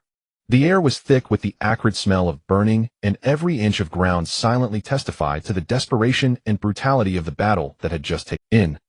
Tobarama's eyes frantically searched the ruin, but he found neither the familiar figure nor any trace of the masked man. His gaze finally settled on the crater's edge. There, a woman of the Uchiha clan, dressed in a vermilion cloud-patterned dress, was kneeling motionless amidst her hands clawed into the soil, her fingernails filled with blood, her entire being drained of all vitality, oblivious to the world. Only tears silently streaming down her face. Tobarama took a deep breath, forcing down the turmoil and anxiety surging within him. He knew this was no time to pursue the enemy. He must first assess the survivors. In a flash, he appeared behind Uchiha Hikari and pulled her to her feet. Wake up! Tobarama commanded, his voice carrying an unyielding authority. Uchiha Hikari, startled by the sudden movement, turned her head blankly. When her eyes focused on the stern, white-haired face before her, a glimmer of recognition returned to her hollow gaze. She opened her mouth as if to speak, but only broken sobs escaped her throat. Back to the village first, Tobarama said, not allowing her to crumble. He wrapped an arm around her shoulder and used the Flying Thunder God technique again. In the Hokage's office, the air rippled once more. Tobarama settled the dazed Uchiha Hikari onto the sofa, then immediately turned to Kudo Kaori, who had just rushed back panting. Kaori, do you know her? Ask her what happened. Tobarama's heart was pounding with urgency. Kudo Kaori didn't even pause to catch her breath or wipe the sweat from her brow. She stumbled to the sofa and dropped to her knees, the impact numbing her pain. She reached out with trembling hands, shaking Uchiha Hikari's slender shoulders, tears streaming down like broken pearls, splashing onto the vermilion skirt and leaving dark stains. Hikari, wake up. Where is In? What happened to him? Why hasn't he returned? Kudo Kaori's voice was hoarse, thick with sobs and a desperate demand, each word torn from the depths of her soul. That familiar frantic call pierced through the endless darkness, finally shattering the chaos in Uchiha Hikari's mind. Her unfocused pupils trembled violently, her vision gradually sharpening, until she saw Kudo Kaori's tear-streaked face. After a brief daze, a primordial terror erupted from the depths of her soul. Like a drowning person clutching at a lifeline, she gripped Kudo Kaori's wrist so tightly that her nails nearly dug into the flesh. She jerked her head up, her face twisted with terror, and screamed with all her might. It's Uchiha Madara. Uchiha Madara. It was him. He took in. The words struck like a thunderbolt exploding in the already oppressive Hokage's office. Tobirama Senju stood frozen, as if some invisible force had drained all the blood and breath from his body. His face, normally as cold and unyielding as iron, now showed an expression of sheer disbelief and absurdity, a look that would have sent mountains crumbling. His sharp eyes locked onto Uchiha Hikari, his lips trembling slightly, before he finally forced out a few dry words. You? What did you say? Uchiha Madara. Impossible. Hadn't that man been slain by his elder brother Hashirama Senju in the final battle at the Valley of the End? He had been dead for years. Even his ashes should have turned to dust in the river of time.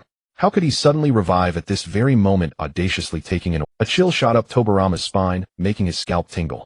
He couldn't help but recall the masked man and the catastrophic meteor shower outside the window. If all of this was the work of that man, what terrifying conspiracy hidden behind it could shake the entire ninja world to its core? Impossible. This is absolutely impossible. Tobirama spun around, slamming his hands onto the desk, his knuckles turning white from the force. His mind raced through every detail of the battle at the Valley of the End. His brother's wood style piercing through Madara's chest. He had personally confirmed the cold corpse's temperature, even the dimming of Madara's Sharingan. Brother pierced his heart. I collected the body myself. Tobirama's voice was low and terrifying, as if trying to convince himself or to interrogate the woman on the verge of collapse. Are you sure you saw clearly? That man. Was it really Uchiha Madara? I was not mistaken. That is Yuzhibo-ban. I would recognize him even if he were reduced to ashes. Yuzhibo Guang retorted loudly. It was Yuzhibo-ban who had rescued me from the seal, only to abandon me. Now he comes to strip away the hard-won peaceful life I had just regained. Yuzhibo Guang gazed at Gongting Xiang, a glimmer of tears in her eyes. She did not know why, but she felt so sorrowful. At this moment, she even loathed her own lack of strength to confront Yuzhibo-ban. Xiang, go quickly and save In. Yuzhibo-ban is going to kill him. Really, Yuzhibo-ban truly wants to kill him. Gongting Xiang wiped the tears from the corners of her eyes with her sleeve, stood up, and walked toward the door.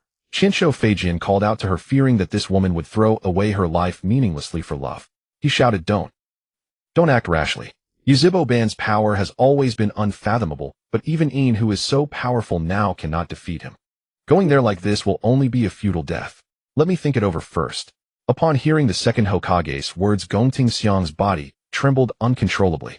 Of course she knew she could not defeat Yuzhibo-ban, but was she supposed to just wait here, doing nothing? She had promised to stand by In's side. She could never abandon him like this. Love is the anthem of life, and courage can drive a person to overcome. Even if Xiang knew that this journey would lead to her death if she died together with In, it might not be so terrifying after all.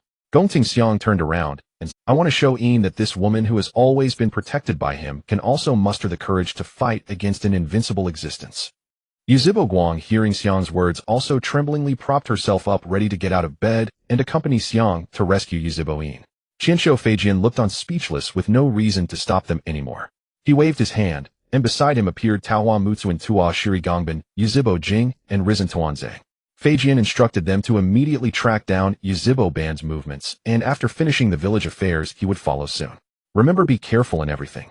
If you cannot win, flee quickly. You are the village's elite. Come back alive. Meanwhile, after Yuzhibo-in withstood one of Yuzhibo-ban's heavenly obstruction stars, he fell unconscious. Yuzhibo-ban prepared to take him back to the rain country. As for Yuzhibo Guang, a foolish woman, if she died here, so be it. In felt himself trapped in a state of chaos, unable to extricate himself. He had not slept so well in a long time. But why was it a bit bumpy? In the dark world, there was no light. In, wake up. The cries, choked with tears, were like a sharp blade forcibly cleaving through the chaotic darkness. But why was it a bit bumpy? In the dark world, there was no light. In, wake up. The cries, choked with tears, were like a sharp blade. In took a sharp breath, as if a drowning person had finally surfaced. He quietly opened his eyes, and his vision gradually cleared from blur. What met his eyes were rough, cold stone walls and a crude stone bed. He tried to move his fingers aside from an ache all over his body, as if his bones had been crushed. There were no fatal injuries. The room was silent, with a chill, damp air pervading. There was no trace of Yuzhibo-ban. That arrogant Rinnegan-wielding ban was not here. He narrowed his eyes slightly, scenes from before he lost consciousness flashing through his mind. The earth-shattering pressure of the heavenly obstruction star and Ban's contemptuous gaze. He gritted his teeth, and the flame of defiance in his heart blazed up again. Ban. He'll remember this debt. He vowed silently in his heart. Since he was not dead, there was still a chance to turn the tables. He quietly lifted the tattered cloak, covering him, ready to slip away while Ban was absent.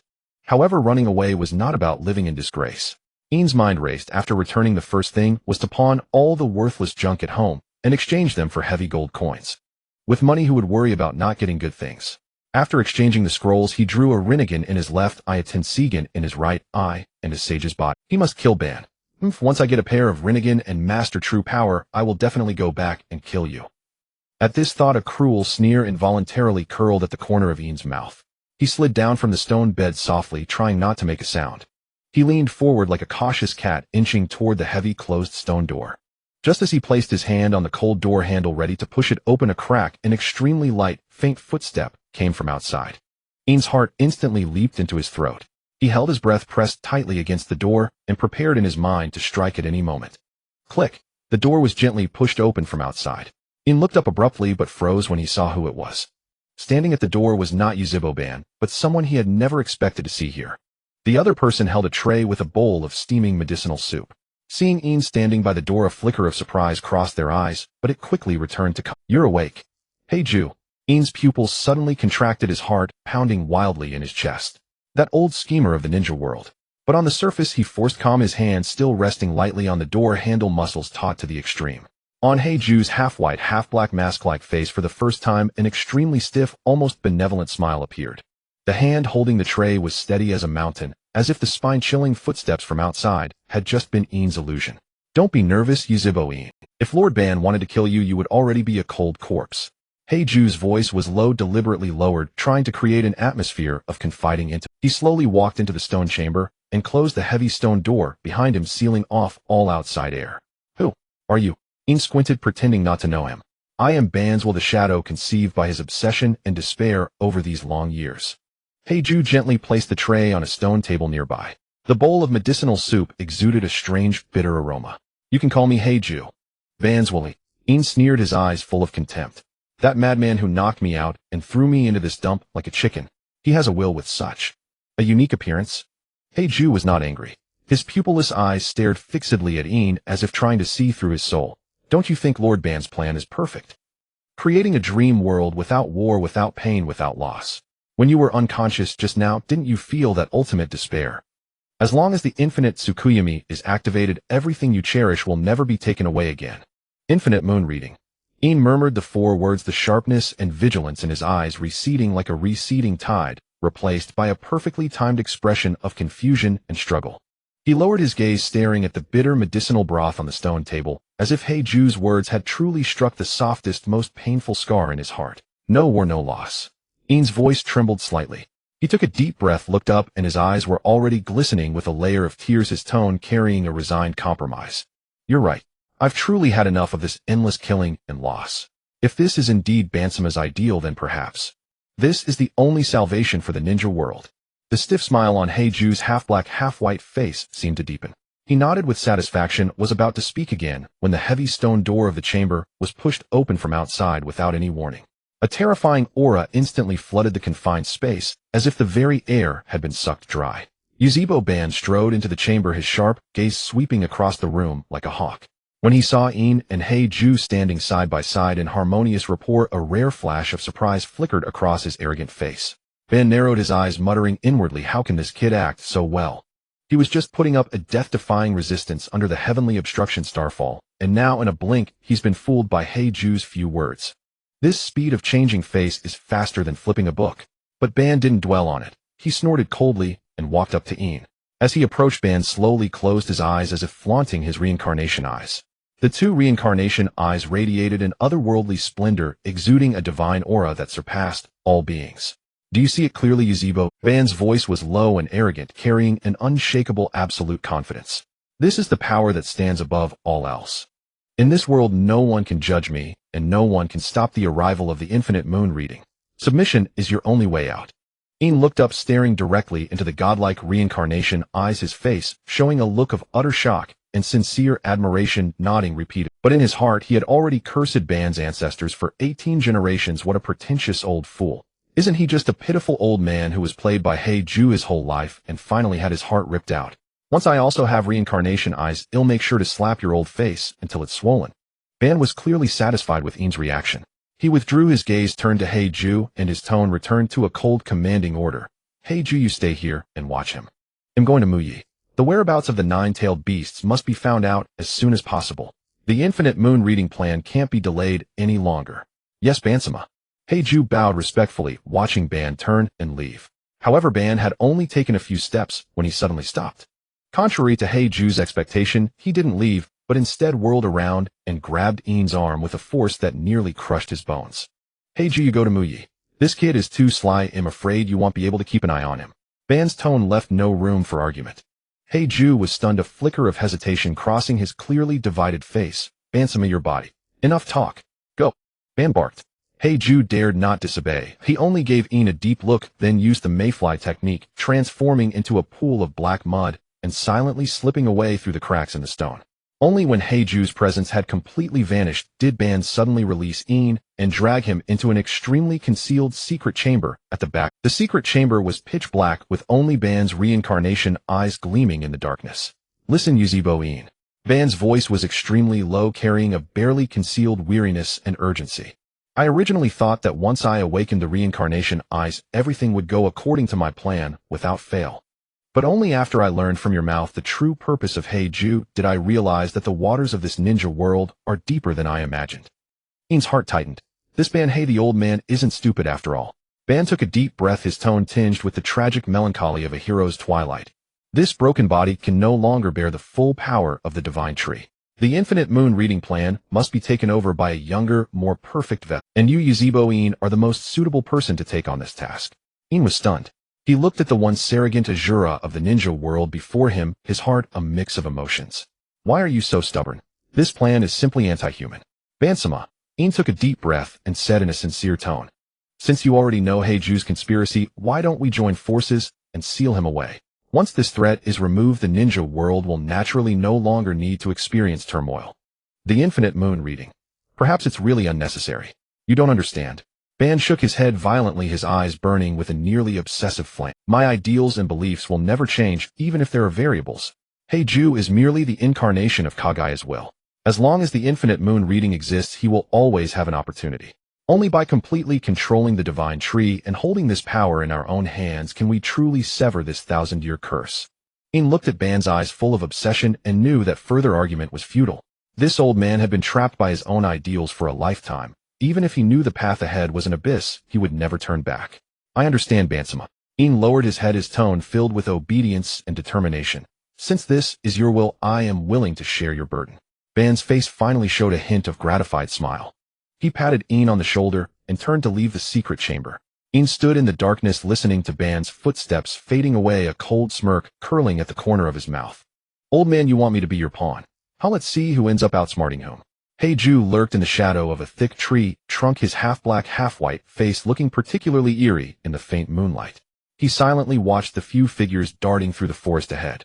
The initial thought of directly eliminating these insignificant ants quickly took several turns. Yuzebo Guang Gong Tung Xiang and the elites sent by Qinsho Feijian. Heiju's eyes narrowed slightly, a sly glint flashing in their depths. Killing them directly would be too wasteful. Especially that Gong Tung Xiang. The madness in her eyes, willing to do anything for a man. And Yuzebo Guang's pure extreme obsession. Pawns controlled by such emotions can often produce unexpected results at critical moments. He knew that if this group successfully reached the U country, it would not only disrupt Ban-sama's plan, but might even provide variables for that cunning Yuzebo In. Rather than a direct confrontation, it was better to dismantle them completely and squeeze out their last value. If Gong Tung Xiang died before Yuzebo In's eyes and was killed by one of his own, would it drive Yuzebo In to lose his mind and resent the world? Come out, my children.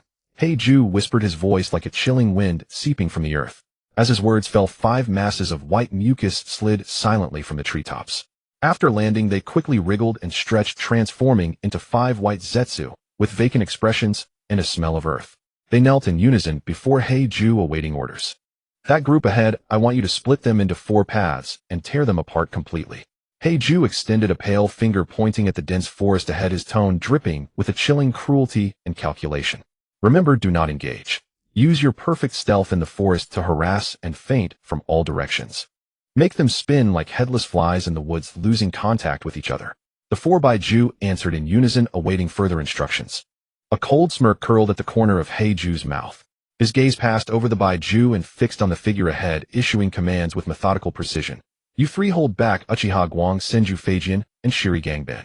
As for that Gongting Xiang. His voice dropped abruptly like a viper's hiss. Lead her, and Uchiha Guang, to the western cliff valley. You two lure away the remaining Yuanfei Risen and Jitsuin Tuanzang. Mutsuin Tuatao Hua and Shiri Gangban, you will drive them like a herd of sheep back toward Konoha. Once they retreat, Senju Feijian will surely be unable to sit still and will pursue personally. A flicker of ruthlessness passed through Ju's eyes. I want that second Hokage to be mired in this swamp, unable to care for himself. As for you. Ju turned his gaze to the last Baiju, his tone becoming unusually solemn. Return immediately to the land of rain and report to Ban. Remember, let Bansama know that Konoha's people have arrived. More importantly, let that Uchiha In inadvertently learn that these people came to rescue him. I want him to witness with his own eyes how those who struggle for him perish in despair. As if already envisioning the collapse of the group, Ju let out a low, eerie laugh.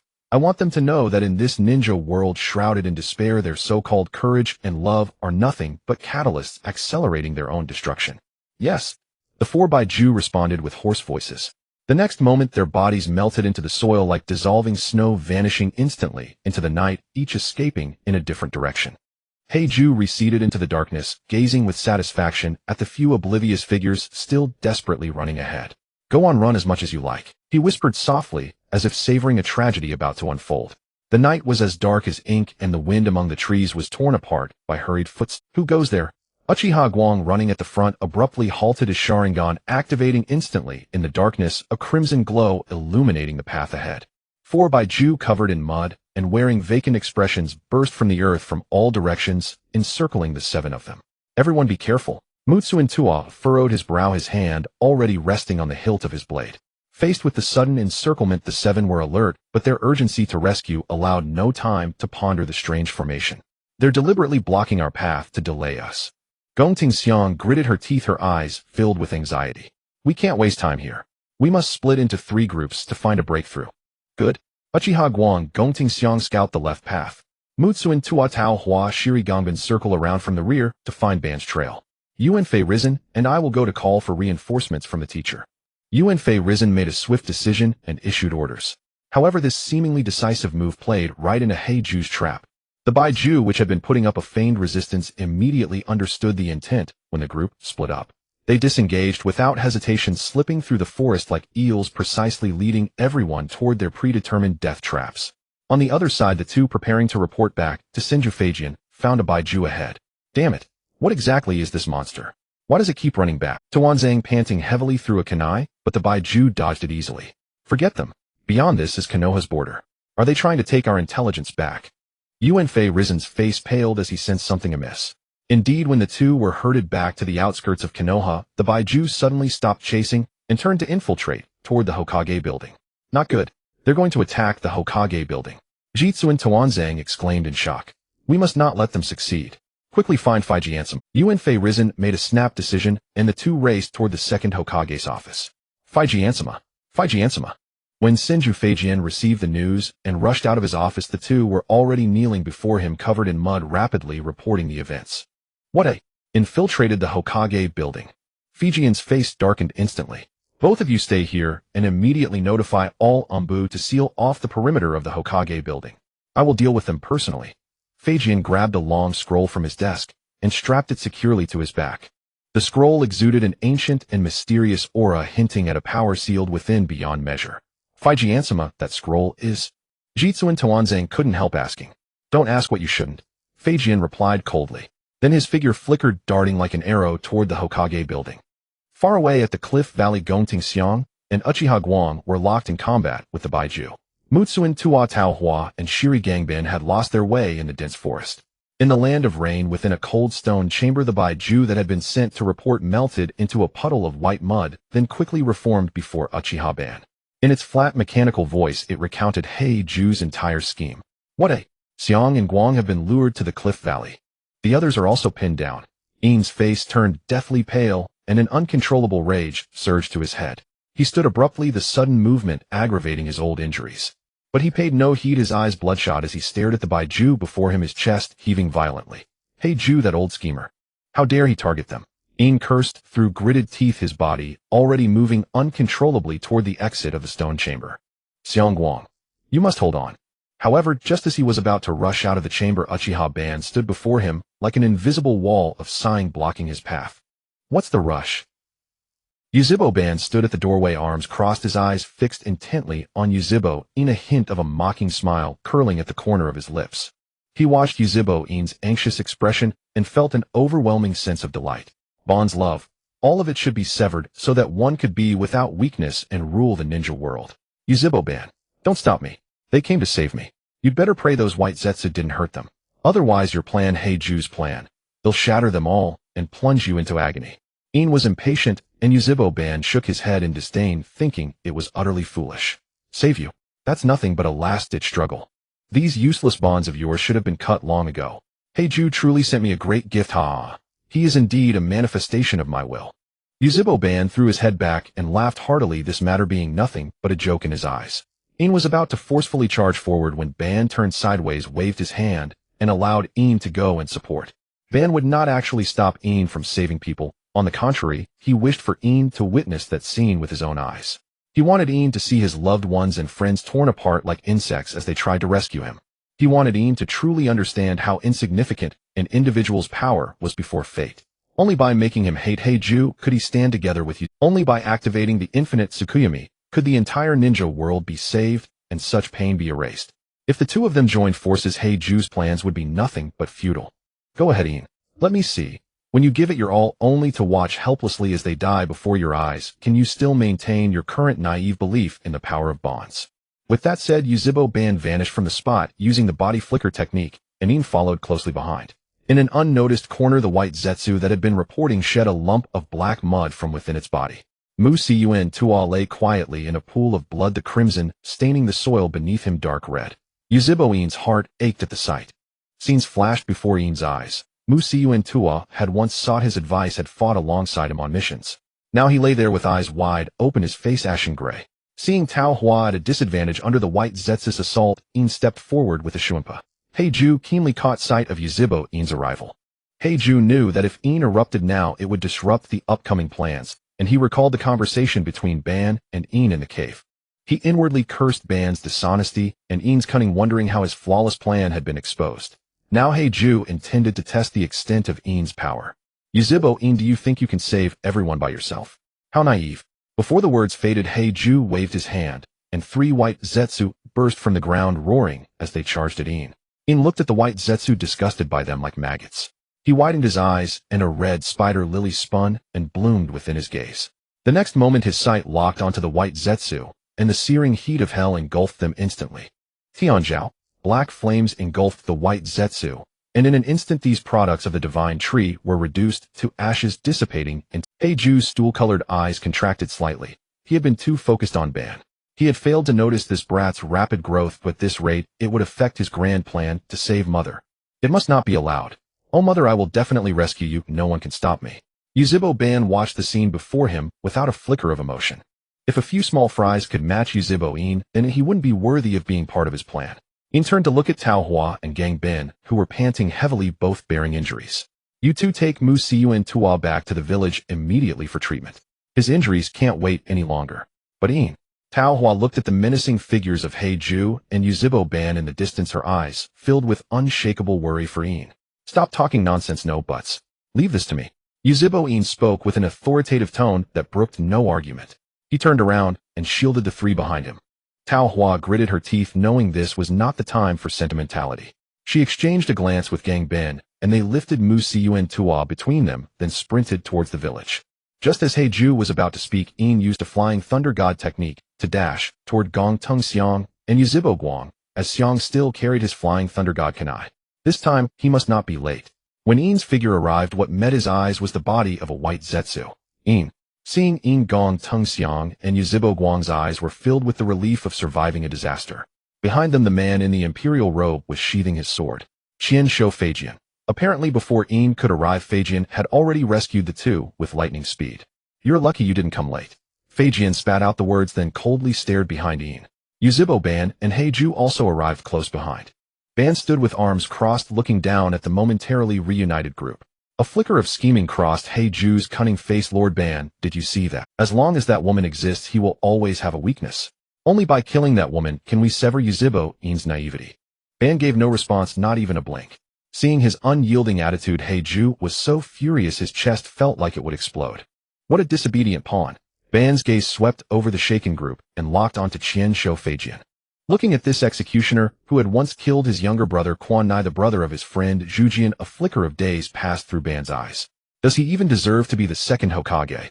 How has the village that Zhujian and I built fallen to such a state? Zhujian, your ideals were too naive.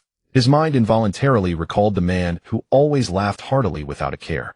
Zhujian, if you could see this devastated ninja world after your death, what would you think? Ban sighed silently in his heart. Facing Ban's gaze, Qian Shou Feijian didn't even deign to give him a look. He slowly lowered the scroll from behind him and spread it on the ground. Feijian formed hand seals with his fingers flying so fast that afterimages were visible. Snake, boar, dragon. With the final sound of his hands clapping together, an eerie chill swept through the area. Feijian slammed his hands onto the ground and pitch-black runes slithered through the earth, like venomous snakes rapidly outlining a complex summoning array. Summoning technique, impure world reincarnation. With a loud bang, a vertical coffin rose from the formation. Clang. The heavy coffin lid fell heavily to the ground, kicking up a cloud of dust. The figure inside the coffin came into view of the crowd. Senju Hashirama. Kudo Xiang stared in astonishment at the man before her, the legendary god of... Hadn't he passed away years ago? Why was he here now? Xiang did not know about the impure world reincarnation, yet the sight of his face instantly brought her a measure of relief. Madara was slightly startled. So Hashirama had come as well. Interesting. Hashirama opened his eyes, took in the world, and let his gaze sweep over the assembled crowd. Finally his eyes settled on Tobarama. That troublesome little brother of his. Couldn't even let him rest in peace after death. Tobarama, was it you who revived me using the impure world reincarnation? Hashirama said to Tobarama with some indignation. He had repeatedly told him not to desecrate the souls of the departed. Why wouldn't he listen? This will shorten your lifespan, my foolish little brother. Faced with his elder brother's reproach, Tobarama felt helpless. After all, the situation was urgent, and using this technique was hardly unjustifiable. He shot his brother a meaningful glance and tilted his chin to the side. Hashirama followed his gaze and saw Uchiha Madara standing atop a rock across. His eyes instantly lit up and a broad grin spread across his face. The cracks from the impure world reincarnation made his smile seem eerie. Madara, you're here too. Have you finally come to your senses, abandoned your plan, and returned to Konoha? Hashirama still clung to hope. After all, Madara was his dearest friend, and together they had founded the village. How could he give up so easily? But Madara only fixed his eyes on him without shifting his gaze, showing none of the joy Hashirama had hoped for in a reunion. Beside them, Tobarama, Uchiha In, and the two young girls wore expressions of deep gravity. But Madara only fixed his eyes on him without shifting his gaze, showing none of the joy Hashirama had hoped for in a reunion.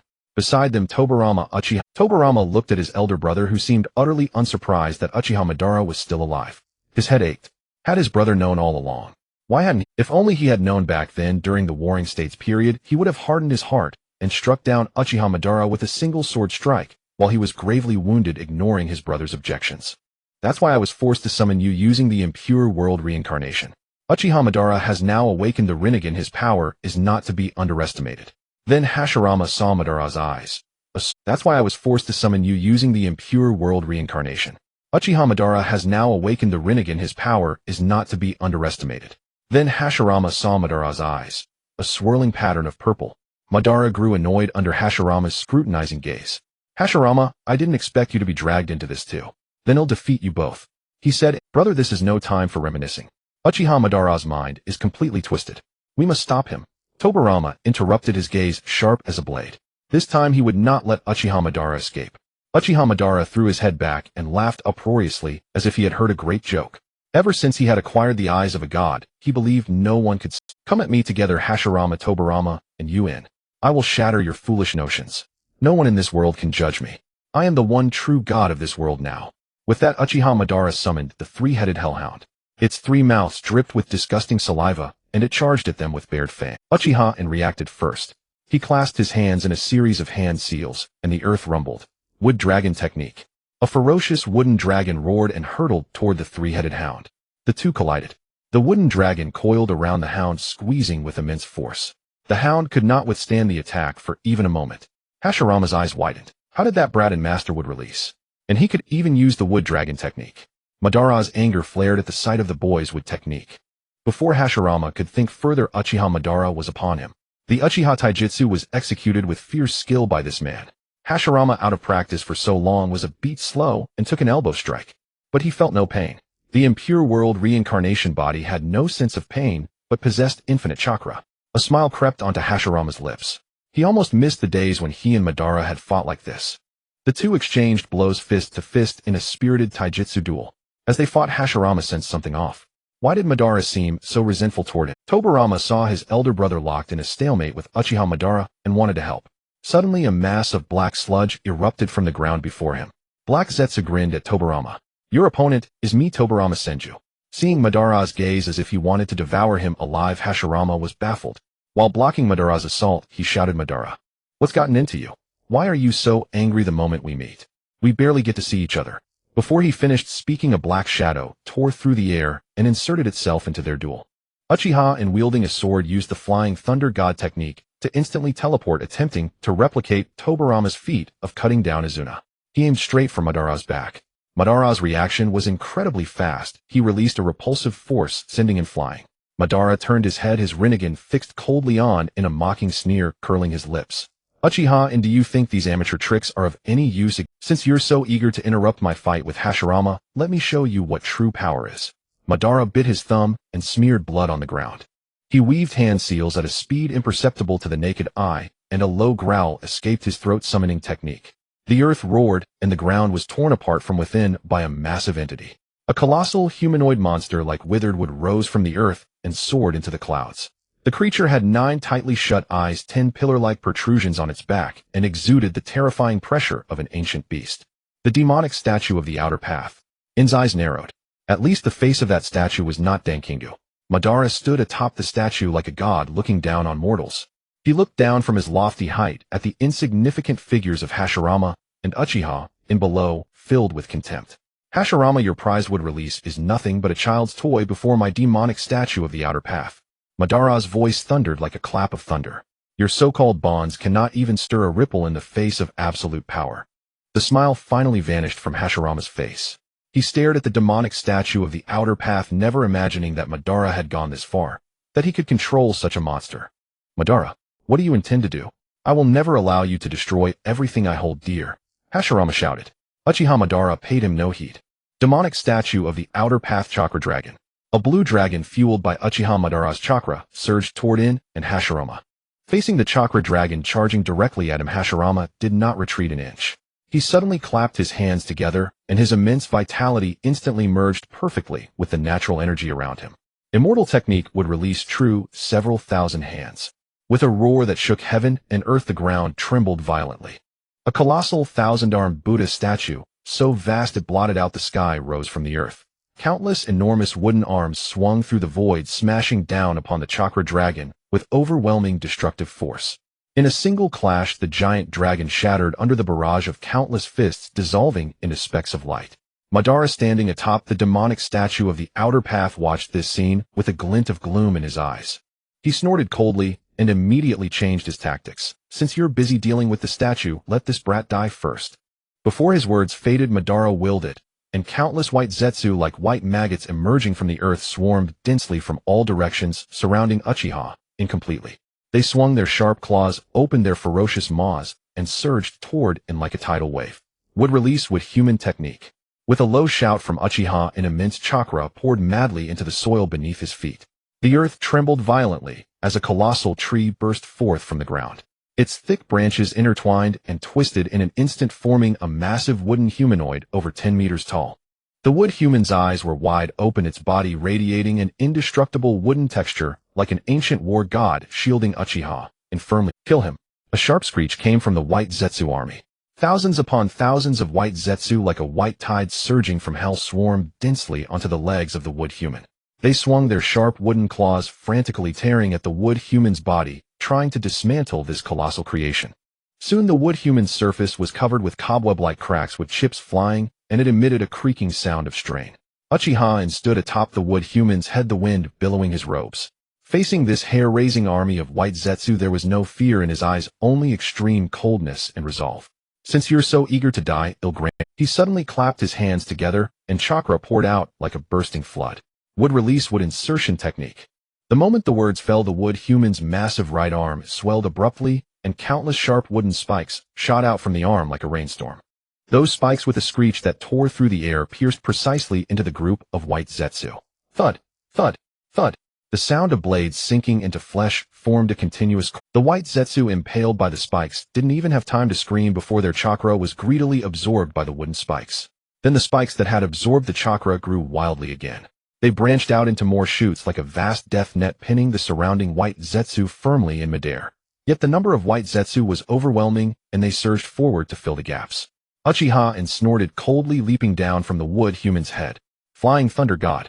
Space twisted slightly, and his figure vanished, instantly reappearing at the densest point of the white Zetsu army. A short sword swept across. A crescent-shaped slash tore through the air, severing dozens of white Zetsu at the waist. Their bodies split apart, white fluid splattering, but they couldn't even touch Uchiha In's robe. With each flash, a group of white Zetsu fell. His movements were fluid and effortless, without a single wasted motion. Every swing of the short blade precisely cut into the vital points of the white Zetsu's necks. A white Zetsu attacked from behind, its claws aimed straight at his back. Uchiha In didn't even turn his head. He threw a backward elbow strike, the violent force converging at his elbow, directly piercing through the white Zetsu's chest. Wood release, deep forest emergence.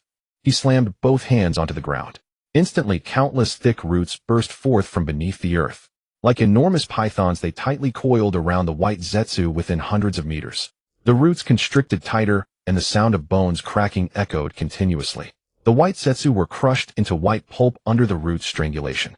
In just a few dozen breaths, the once densely packed white Zetsu army had been cleared out in a large area. Uchiha Madara stood atop the demonic statue of the outer path, coldly overlooking the battlefield covered in white Zetsu remains below. Uchiha In's ruthless killing methods did not anger him. Instead, they stirred a cruel mockery in his eyes. Wood release. Such a nostalgic power. Madara's voice was low and hoarse, exuding a bone-chilling coldness. Hashirama, your successor is indeed impressive. But relying on this alone is not enough to change anything. He slowly raised his hands and formed a complex hand seal. In an instant, the clear sky was suddenly swallowed by a dense shadow. A fierce wind howled as if even the air was drained away, and a suffocating, terrifying pressure poured down from the heavens. Heavenly obstruction star. With Madara's cold whisper, the clouds were brutally torn apart. Two gigantic sky-covering meteorites carrying the destructive aura of annihilation descended from the depths of the cosmos, like two world-ending stars crashing down with a roar. What a... Uchiha In, who was swinging his sword, suddenly looked up, his pupils contracting violently. The volume of those two meteorites was so vast, it was despairing. One of them was plummeting straight toward the direction of Konoha with the force of a mountain crashing down. The other locked onto the battlefield where Hashirama and the others were. Hashirama. Madara looked down at Hashirama from above, a cruel smile curling at the corner of his mouth. Aren't you always saying you want to protect the village and your comrades? Now let me see what choice the hypocritical god of shinobi will make. Will you save your fragile, easily shattered village, or stay here to protect your scheming younger brother and comrades? Madara's eyes flickered with manic glee. Choose. Let me see your desperate and pathetic look. Rumble. The friction sound of the falling meteorites became a death knell that tore at the eardrums. The ground began to tremble violently, and even breathing became incredibly difficult. Madara. You lunatic. Tobirama Senju's eyes were wide with rage. He turned his head sharply to look at the meteorites in the sky, then at Hashirama nearby, his face pale as paper. He knew all too well the power of these two meteorites. Once they fell, both Konoha and they themselves would be reduced to dust. From such a distance, only one side could be saved. Brother, hurry back to the village and stop the meteorite heading for it. Konoha must not be destroyed. Tobirama roared hoarsely, his voice filled with unprecedented panic. Hashirama seemed not to hear Tobirama's call. He was in a dilemma, contemplating. On one side stood the village, on the other Uchiha In and Tobirama. Uchiha In. He was here, all he needed to do was to look after the village. Having made up his mind, Hashirama instantly used body flicker, leaving even Madara bewildered. Was Hashirama going to abandon these people? Uchiha Madara sneered at Tobirama. Tobirama, your brother has forsaken you. Today you'll settle the score and take your head to honor Izuna. Tobirama gazed at the frenzied Uchiha Madara, deeply puzzled. How had he become so deranged after acquiring the Rinnegan? Was it the result of decades of suppression? Uchiha In's chakra suddenly surged in almost tangible pressure sweeping across the area. In an instant the earth within miles trembled violently, and countless thick serpentine vines and thorny blades burst forth, transforming into a death forest of grinding blades. The remaining white zetsu were instantly shredded by the overwhelming wood release, scattering into a rain of pale flesh. Having cleared the area, Uchiha In looked up sharply, his gaze locking onto the colossal meteor hurtling down from the sky, radiating destruction. He snorted coldly, his Mangekyo spinning wildly, as orange chakra erupted like a volcano. The ribs and flesh of Susanoo materialized instantly, and a majestic Susanoo rose from the ground. He pressed his palms together, directly layering Susanoo over the great Buddha. The great Buddha radiated golden light, and countless massive hands struck the meteor in layers. With a deafening roar, the meteor capable of annihilating everything was shattered into countless fragments by the great Buddha raining down as a burning meteor. Good lad, you actually possess such power. With a wild laugh, Space twisted, and Senju Hashirama finally returned to the battlefield. His gaze swept over the unscathed Tobarama, then rested on Uchiha In in the distance, his eyes brimming with pride. He had always thought highly of this boy, but never expected him to be this capable. Madara, since you remain obstinate, let me end this. Hashirama sharply clapped his hands together, and the earth trembled violently. Countless towering trees burst from the ground, intertwining and merging, instantly forming a colossal wooden giant that stood between heaven and earth. The wooden giant exuded a suffocating, fearsome aura like an ancient war god firmly planted on the earth. Senju Hashirama, do you think this pile of rotten wood can stop me? How naive. Uchiha Madara laughed arrogantly, his Rinnegan flashing with a gaze that looked down upon the world. His chakra erupted without reserve, and an even more massive, fully armored, complete Susanoo rose from the ground. Susanoo wielded twin swords, its enormous wings unfurled behind it, like a true god of destruction descending upon the world. In an instant, the battlefield transformed into a confrontation between four deities. Uchiha Madara hovered in midair, looking down upon the battlefield below, a cruel smirk curling at the corners of his mouth. He raised his hand, pointing at Uchiha In, and coldly commanded, "Geto statue, go and crush that annoying pest." At his command, the enormous withered humanoid statue let out a muffled roar. The Geto statue took heavy steps, the earth groaning beneath its feet. It raised its massive fist, striking down at Uchiha In with the force of a mountain. Boom! The Geto statue's fist, like withered wood, tore through the air and slammed down. Even before the punch arrived, the terrifying pressure had already distorted the air for miles. The ground cracked inch by inch, spiderweb-like fissures spreading wildly in all directions. Uchiha In's eyes narrowed, and the Susanoo Great Buddha crossed its arms, meeting the blow. Heaton. Clang! The deafening clash of metal resounded through the heavens, and the immense backlash caused fine cracks to appear on the surface of Susanoo's arm. Uchiha In was forced back dozens of steps, each step carving deep trenches into the earth. Such terrifying raw physical power. In steadied himself, a chill running down his spine. He keenly sensed that although the Geto statue was massive and possessed tenacious vitality, its interior was empty, devoid of any tailed beast chakra fluctuations. It was not a living thing, merely a giant puppet forcibly awakened, lacking any will of its own. Just a lifeless object. No need to waste any more time. Uchiha In snorted coldly, a flicker of resolve in his eyes. He abruptly dispersed Susanoo's defensive stance, sharply pressed his hands together, and poured his vast would-release chakra into the earth through his arms. Would-release adoration of the demon. In an instant, an ancient throne character lit up from his palm, its dazzling light shooting into the sky. Then the earth violently churned, and countless thick chakra chains burst forth like dragons emerging from the sea. The chains, inscribed with dense sealing incantations, coiled around the Geto statue's limbs and torso from all directions with absolute suppression. Roar! The Geto statue let out a muffled bellow, struggling wildly to break free from the chains. But before the absolute sealing of the adoration of the demon, it was merely an empty shell without chakra support. Now, be suppressed. Uchiha In roared, pressing his hands downward. The chakra chains suddenly tightened, erupting with dazzling golden light, forcibly dragging the massive statue toward the ground. With a deep, heavy thud, the Geto statue was completely pinned to the earth like a true, withered wooden statue, unable to move an inch. Having dealt with this nuisance, Uchiha In came to stand beside Senju Hashirama. He looked at the fully armored, complete Susanoo ahead and said solemnly, "Lord Hashirama, the statue is just an empty shell. I have sealed it. Now let us join forces and capture Madara." Senju Hashirama's eyes flashed with resolve. He took a deep breath, formed hand seals again, and the wooden giant let out a sky-shaking roar, standing shoulder to shoulder with Uchiha In. "Good. No matter what, I will knock some sense into this stubborn old friend today." The two stood side by side, their gazes fixed on the complete Susanoo in the sky, which resembled a demonic god of destruction. Madara, your era is over. Senju Hashirama took a deep breath, sharply pressed his hands together, and the natural energy of Sage Mode instantly converged. The wooden giant let out a furious roar, its enormous wooden wings unfurling behind it, while countless thick vines coiled around it, like serpents driving its power to the absolute limit. Sage Art would release true several thousand hands. With Hashirama's shout, a thousand-armed great Buddha, even more massive than the wooden giant, appeared between heaven and earth. The great Buddha sat on a lotus throne, its thousands of arms unfolding layer upon layer like a true Buddha, descending upon the world, exuding a suffocating, terrifying pressure. A mere trick. Uchiha Madara snorted, waving his hands. The wings behind Susanoo fluttered violently, lifting him into the sky. Two colossal chakra blades, each 100 meters long, were unsheathed. With a beat of his wings, he charged straight at the thousand-armed Buddha, determined to shatter all delusions with a single stroke.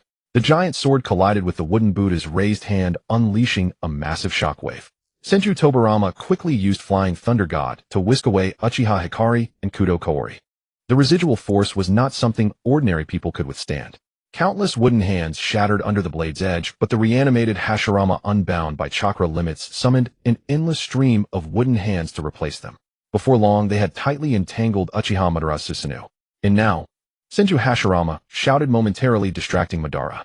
Taking advantage, Hashirama used his wooden hands to smash viciously into Susanoo's chest. Uchiha In seized the moment, placing a Kamui Shuriken in Susanoo's grasp. Orange spatial distortions instantly coiled around the chakra blade, the Kamui Shuriken exuding a terrifying pressure that warped space itself. Like a lightning bolt tearing through the sky, it was hurled fiercely at the chest of Madara's perfect Susanoo. Kite. There was no deafening explosion, only a grating, sickening sound of cutting.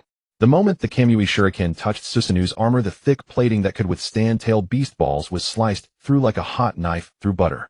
The struck area was instantly sucked into another dimension, leaving a massive, smooth-edged, bottomless hole. What a... Uchiha Madara's pupils constricted.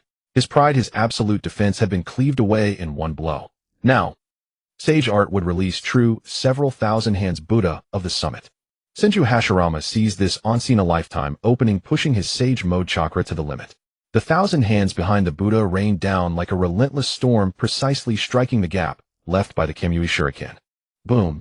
The terrifying impact poured unimpeded into Susanoo's interior. Uchiha Madara felt a heavy pressure in his chest, and like a kite with a broken string, he was sent flying back. The perfect Susanoo's armor was covered in web-like cracks, and its wings had dimmed considerably. Well done, you two, plotting against me with Hashirama. Madara steadied himself, a trace of blood trickling from the corner of his mouth. Yet the fighting spirit in his eyes burned even fiercer. He wiped the blood away with his hand, a hint of madness flashing in his Rinnegan. Since you want to fight so badly, let me show you what true despair is. As he spoke, Madara's hands formed seals rapidly, and the sky suddenly darkened. A gravitational force, more terrifying than before, erupted from his body. The ground trembled violently, and countless boulders, trees, even the air itself, were frantically sucked into the pitch-black energy sphere in his palm. Chibaku Tensei modified. This time the Chibaku Tensei Madara had formed was several times larger than before. The black orb radiated an aura that devoured everything, descending upon Uchiha In and Senju Hashirama. And watch out! Senju Hashirama shouted, his wood golem surging forward, its hands clasped together as it tried to use wood release to withstand the terror. But the power of the Chibaku Tensei was too overwhelming. Cracks began to appear on the wood golem's body. Lord Hashirama, he'll help you. Uchiha In gritted his teeth, unleashing his Susanoo at full power.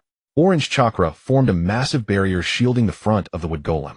Yet even so, the two were forced back step by the suction, the ground beneath their feet crumbling inch by inch. Ha ha ha, see this? This is your so-called... Uchiha Madara laughed wildly, lifting the giant sword in his Susanoo's hand, ready to deliver the finishing blow. However, at that critical moment, a look of determination flashed in Uchiha In's eyes. He turned to Senju Hashirama and said firmly, Lord Hashirama, lend me your wood Buddha. Good. In together. Their chakras merged perfectly in that moment. The wood golem Buddha and Susanoo's form overlapped and intertwined in a burst of light, becoming an unprecedented terror. Good. In together. Their chakras merged perfectly in that moment. The wood golem Buddha and Susanoo's form overlapped and intertwined in a burst of light, becoming an unprecedented, terrifying entity. Sage Art would release Susanoo Fusion Thousand-Armed Buddha. With their simultaneous roar, the ultimate form combining would release, and Susanoo's power materialized between heaven and earth. The Buddha sat upon a lotus pedestal, its 1,000 wooden hands perfectly fused with Susanu's chakra blades radiating an aura of world-shattering terror. The immense power was such that even the Chibaku Tensei could not absorb it. What a... Uchiha Madara's expression shifted drastically. He had never imagined they could unleash such a transcendent combined technique. Madara, it's over. Senju Hashirama and Uchiha In shouted in unison. The 1,000 hands of the Buddha and the chakra blades of Susanoo struck out simultaneously. They came crashing down upon Madara's perfect Susanoo in the sky. Boom. In that moment the world lost its color, leaving only endless white light and a deafening roar. When the light faded, the battlefield was completely leveled, leaving only a bottomless, enormous crater. In the center of the crater, Uchiha Madara's perfect Susanoo lay in shattered ruins. He himself knelt on one knee, blood trickling from his mouth, the light of his Rinnegan significantly dimmed. Cough. Good, a fine combined technique. Madara looked up at Senju Hashirama and Uchiha In, standing shoulder to shoulder, a complex emotion flickering in his eyes. He slowly rose, wiping the blood from his lips, and sneered. It seems I underestimated you. Madara, surrender. Senju Hashirama said in a deep voice, regret coloring his words. We don't need to fight anymore. Come back to the village, let us protect this land together. Humph, protect. Madara sneered, the light of his Rinnegan flaring again. Hashirama, you are still so naive. Do you think capturing me will change my mind? Too naive. I am the last god of this world. Who can control my comings and goings? Uchiha Madara stood up, his breath fading, preparing to use Black Zetsu's power to escape. Though he had lost this time once he captured all 9-tailed beasts, next time, who could stand against him? As he thought this, Black Zetsu emerged from the earth behind him. Madara was delighted. He glanced back, ready to bid farewell to Hashirama and In. Black Zetsu stabbed him from behind. Uchiha Madara's eyes widened in shock. How dare Black Zetsu? Without him, how could his mother be resurrected? Madara's body was already on its last legs, and he collapsed to the ground instantly. Seeing this, Black Zetsu swiftly plucked out Madara's Rinnegan and vanished into the earth. Hashirama stared in disbelief. Weren't they lies? When Madara's body fell, he finally snapped out of it. Shouting about bonds, he rushed over. In the dark depths of the earth, Heiju was swiftly traversing, using the mayfly technique, his half-black, half-white face filled with the relief of surviving a calamity and the cold calculations of a schemer. This Madara is indeed not the least bit obedient, arrogant to the extreme. Heiju sneered inwardly. The combined ninjutsu that Hashirama and Uchiha In had just displayed was terrifyingly powerful. If he allowed Madara to continue fighting, and if Madara were truly killed or permanently sealed by those two, he would not know how many more millennia he would have to wait to resurrect his mother. Moreover, Madara seemed to have discovered his plan to revive his mother, who had caused this deviation. But now the Rinnegan is in my hands. Heiju felt the eyeball still warm from Madara's body in his hand, and a cruel smirk curled at the corner of his mouth. Though Madara was now a discarded vessel, once the time was ripe, he could find another suitable vessel to continue capturing the tailed beasts and complete the great endeavor of resurrecting his mother. When mother descends upon this world, whether it be Hashirama Senju or that brat named Uchiha In, all you self-righteous ninja will kneel at the feet of me, Heiju. Above ground, Hashirama Senju had teleported to Madara's side almost instantly. He tightly embraced Madara's limp body, his eyes reddening as he saw the bloodied hole in Madara's chest and the empty eye sockets. Madara, hold on. He'll take you back to the village. Without even bothering to restore his chakra, Hashirama scooped Madara up and dashed toward the direction of Konoha, becoming a blur of reckless speed. Uchiha In and Tobirama Senju followed closely. When the three figures slammed heavily before the gates of Konoha, the entire village fell into a deathly... Patrolling ninja villagers shopping in the streets. Everyone dropped what they were holding, frozen as if turned to stone, their eyes nearly popping out. The first Hokage. Am I seeing things? The first Hokage died long ago. Heavens. Lord Hashirama has returned from the dead. And he's carrying Uchiha Madara. The entire village erupted into chaos. Villagers witnessing the first Hokage descending like a deity reborn were so overcome with emotion that they stammered, some even falling to their knees and weeping. Move. Everyone move aside. Medical team. Hashirama ignored the villagers' shock, charging into the Konoha hospital with Madara in his arms, laying him heavily on an emergency bed. Tobirama stepped in quickly, his already stern face frosting over as he saw Madara lying on the bed, barely alive, with nothing but 2 bloody sockets where his eyes should have been. He looked at Madara, a flicker of undisguised disgust and rejection in his eyes. Brother, why bother? Tobirama gritted his teeth, his voice frigid.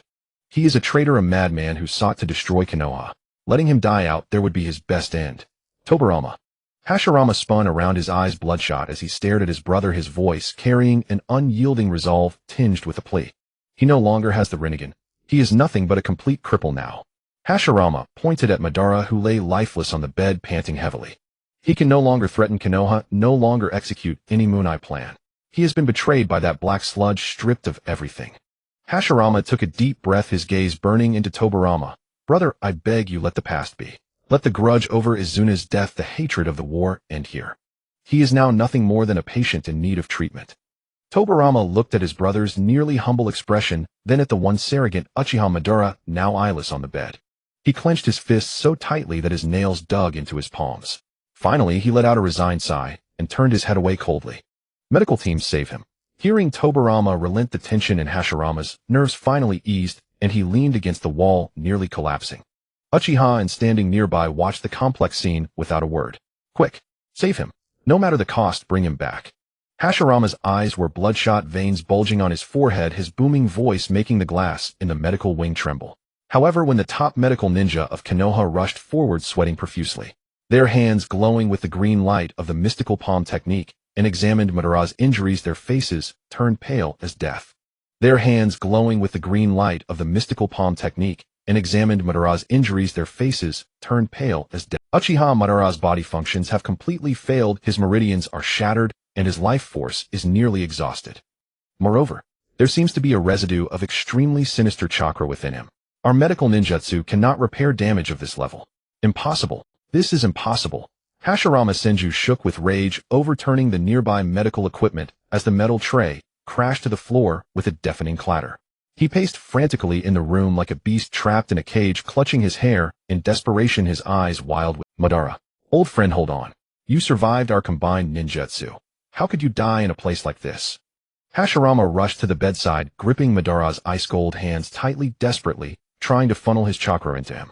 But Madara's body was like a bottomless pit, no matter how much life force he poured in, it vanished without a trace. Just as Hashirama was on the verge of madness, a cool voice suddenly sounded from the doorway. Lord Hashirama, ordinary medical ninjutsu cannot save him. Everyone turned to see Uchiha In, standing at the entrance of the ward, his expression calm.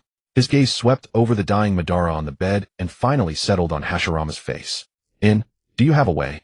Hashirama spun around, grasping at the last straw, his eyes fixed on In. I do. Uchiha In nodded, his tone resolute.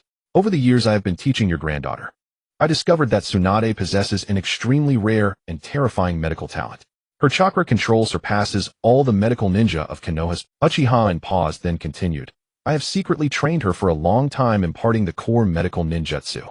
She is now skilled enough to perform creation rebirth level precision treatment. In all of Konoha, she is the only one who can pull him back from the brink of death. Tsunade. Hashirama was stunned for a moment, then a surge of unprecedented joy erupted in his eyes. Without a second's hesitation, he spun around and roared at the Umbu outside. What are you waiting for? Go to the Senju compound immediately and fetch Tsunade. Hurry. In a small grove outside my village, sunlight filtered through the leaves, casting dappled shadows. Lady Gansho, could you please use chakra to set this kitten's bone? It fell from the tree just now. The leading Jounin Yuanfei risen pointed helplessly at the whimpering orange cat on the stretcher. Gangzhou took a deep breath, and a fine layer of sweat was already beading on her forehead. She gritted her teeth, precisely gathered chakra at her fingertips, and carefully guided the kitten's dislocated bones back into place. Brother In taught me such fine chakra control, so why am I still being assigned such drank missions? Gangzhou grumbled inwardly. Ever since she had secretly become the disciple of the powerful Yuzhibo In, she felt she was learning extremely profound medical theories every day. But the reality was that she, the great princess of the Qinsho clan, was still finding cats for villagers and setting kitten bones. Just as the kitten's bone clicked into place, several dark figures leaped down from the treetops like phantoms, kneeling on one knee before Gangzhou. Lady Gangzhou, forgive us. The leading Anbu grabbed her shoulder without explanation. Hey, what are you doing? My drank mission isn't. Before she could finish, Gangzhou's vision blurred, and her body was suddenly lifted into the air.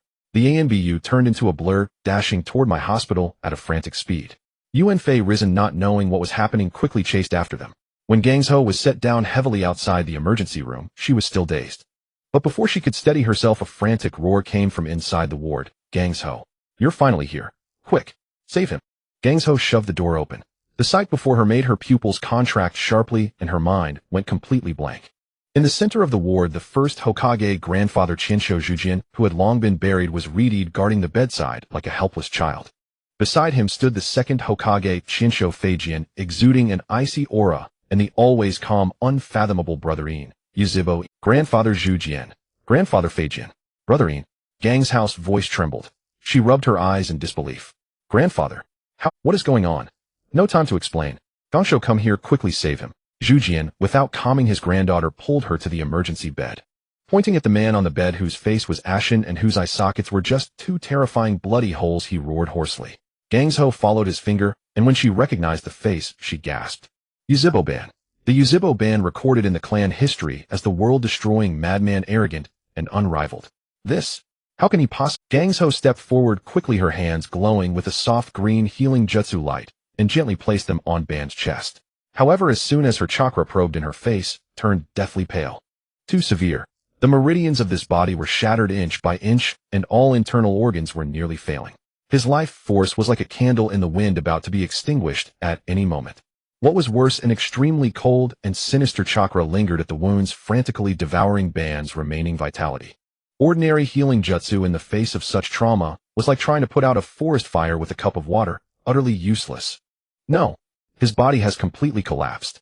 Ordinary medical ninjutsu can't fill the hole of this life force drain.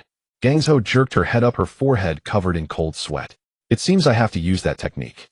She bit her lip, a flash of determination in her eyes. If conventional methods can't save him, then he'll have to forcibly stimulate the cells using chakra to replace life force and reconstruct his body. Yes, I was thinking the same. Yuzhibo In nodded slightly. Gangsho's perception was indeed excellent. The creation rebirth technique. Right? That's it. Gangsho took a deep breath and closed her eyes forcefully. She pressed her hands together in front of her chest. Right in the center of her forehead, a diamond-shaped purple seal suddenly appeared, radiating dazzling light. Ninja art creation rebirth. With her crisp shout, purple chakra surged out from her body like a bursting flood. It flowed through her arms, continuously pouring into Yuzhibo Ban's body. Gangsho let out a pained groan. Creation rebirth is an ultimate medical forbidden technique that forcibly stimulates cell division at the cost of the caster's own lifespan and massive amounts of chakra. Visibly, the terrifying bloody hole in Ban's chest began to squirm at an astonishing speed and then healed. The shattered meridians were forcibly reconnected and the withered organs regained vitality. Even the two hollow eye sockets, nurtured by chakra, slowly grew new flesh. Enough, Gangsho, that's enough. In seeing Ban's complexion gradually regain a trace of color, worried that Gangsho would overuse chakra, quickly stopped her. Phew. With the last trace of chakra injected, Ban's breathing finally steadied. Gangsho, as if drained of all strength, her legs gave way, and she fell forward stiffly. Gangsho, Zhujian, quick as lightning, caught his granddaughter. At this moment, Gangsho's face was as pale as paper, and the diamond-shaped seal on her forehead, a symbol of chakra reserve, had completely disappeared. She leaned weakly in Zhujian's arms without even the strength to lift a finger. She could only force a pale smile, and said in a faint voice, "Brother In, I did it." With that, she fell into a deep coma. The ward fell into a brief silence. Chinsho Feijian looked at Yuzhibo Ban, whose breathing was now steady on the bed. Then he looked at the unconscious Gangsho, and a rare flicker of complex emotion crossed his perpetually stern face.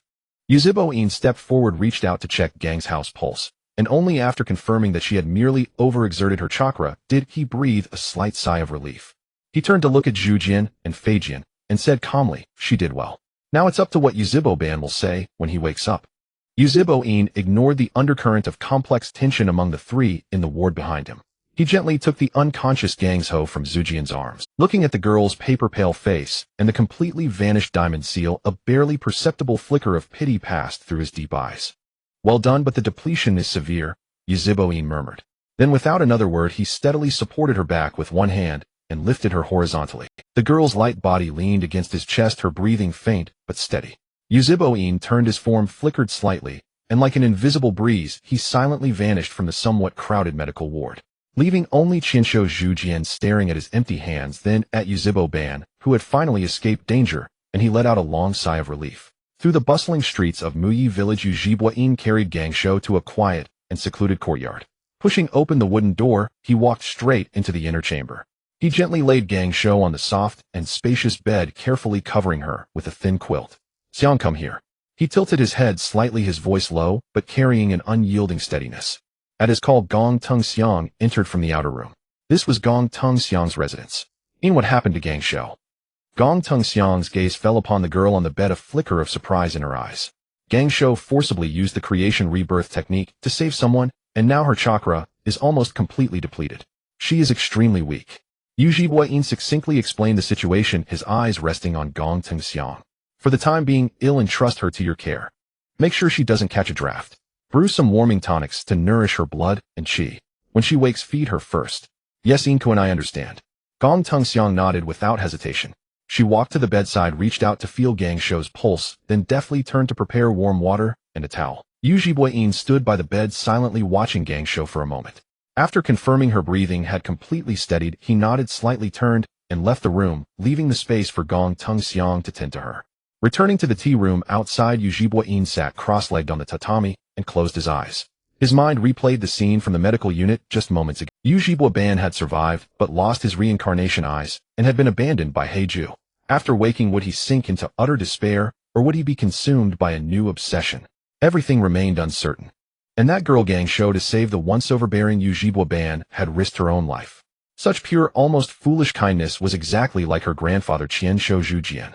Truly a troublesome little girl. Uchiha In sighed inwardly, yet the faintest trace of a smile tugged at the corner of his mouth. From the inner chamber came the soft sound of Gong Tengxiang's voice and the faint noise of a towel being wrung out in a basin. Night had long fallen, but the ward was brightly lit by the harsh white glow of fluorescent lights. Qian Shou Zhujian pulled up a chair and sat by the bedside like a stone guardian, not daring to blink even once. Qian Shou Feijian stood with folded arms in the shadows, his crimson eyes fixed on the person on the bed like a venomous snake stalking its prey, never moving for an instant. After an unknown length of time, the withered figure on the hospital bed finally showed the faintest sign of movement. Cough, cough.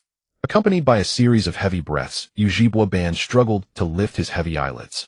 His vision gradually sharpened from blur, and he instinctively tried to raise a hand to rub his aching eyes. He found his hands covered with 4 tubes, and lifting them even an inch felt like lifting 1,000 pounds. More terrifyingly, his eye sockets no longer held the powerful vision of the reincarnation eye, but a void of darkness. He could only sense 2 extremely familiar chakra presences in front of him through his faint perception. Zhu Jian. Ban's voice was as hoarse as 2 rough pieces of sandpaper rubbing together. His dry lips parted slightly, and the words he uttered seemed to drain all his Ban, you're finally awake. Thank goodness you're awake. Hearing the call, Qian Shou Zhujian lunged to the bedside, his broad hands gripping Ban's. Tears streamed uncontrollably down his face, his voice thick with emotion and the ecstasy of a narrow escape. Do you know you almost died? That black mud. Shut up, Zhujian. Ban coldly cut him off, his tone devoid of any joy at being reborn, only bottomless gloom and exhaustion. He tilted his head slightly, his hollow eye sockets turning toward Zhu Jian's direction, a bitter self-deprecating smile curling at the corner of his mouth. Am I not a complete fool? Zhu Jian froze, staring at Ban's bloodless face, his heart clenching. No, Ban, you're not. Even the thing I trusted most by my side could betray me. Ban's voice was low, as if it came from the depths of hell. He felt the emptiness of his chakra and the completely withered life force within him. The crushing sense of powerlessness falling from the clouds into the mud threatened to swallow his sanity. I thought I could control everything, but in the end I was nothing but a pawn in the hands of a monster without even a physical form. My eyes, my plans, everything I had. Ban, you're safe now. You're alive, that's enough. Zhu Jian held his hand tightly, trying to warm the once arrogant rival with his own body heat. Safe. Ban laughed bitterly, as if hearing the greatest joke, a harsh, piercing laugh escaping his throat. Just then Qian Shou Feijian, who had been standing in the shadows, could no longer hold back. He stepped forward suddenly, his leather shoes scraping loudly against the floor. You should indeed be grateful to be alive, Uchiha Ban. Feijian's voice was cold as a blade, mercilessly tearing away Ban's last shred of dignity. If you had truly died at the hands of that black mud, that might have been your best ending. At least you wouldn't have to lie here like a cripple, unable even to face your own enemy. Feijian.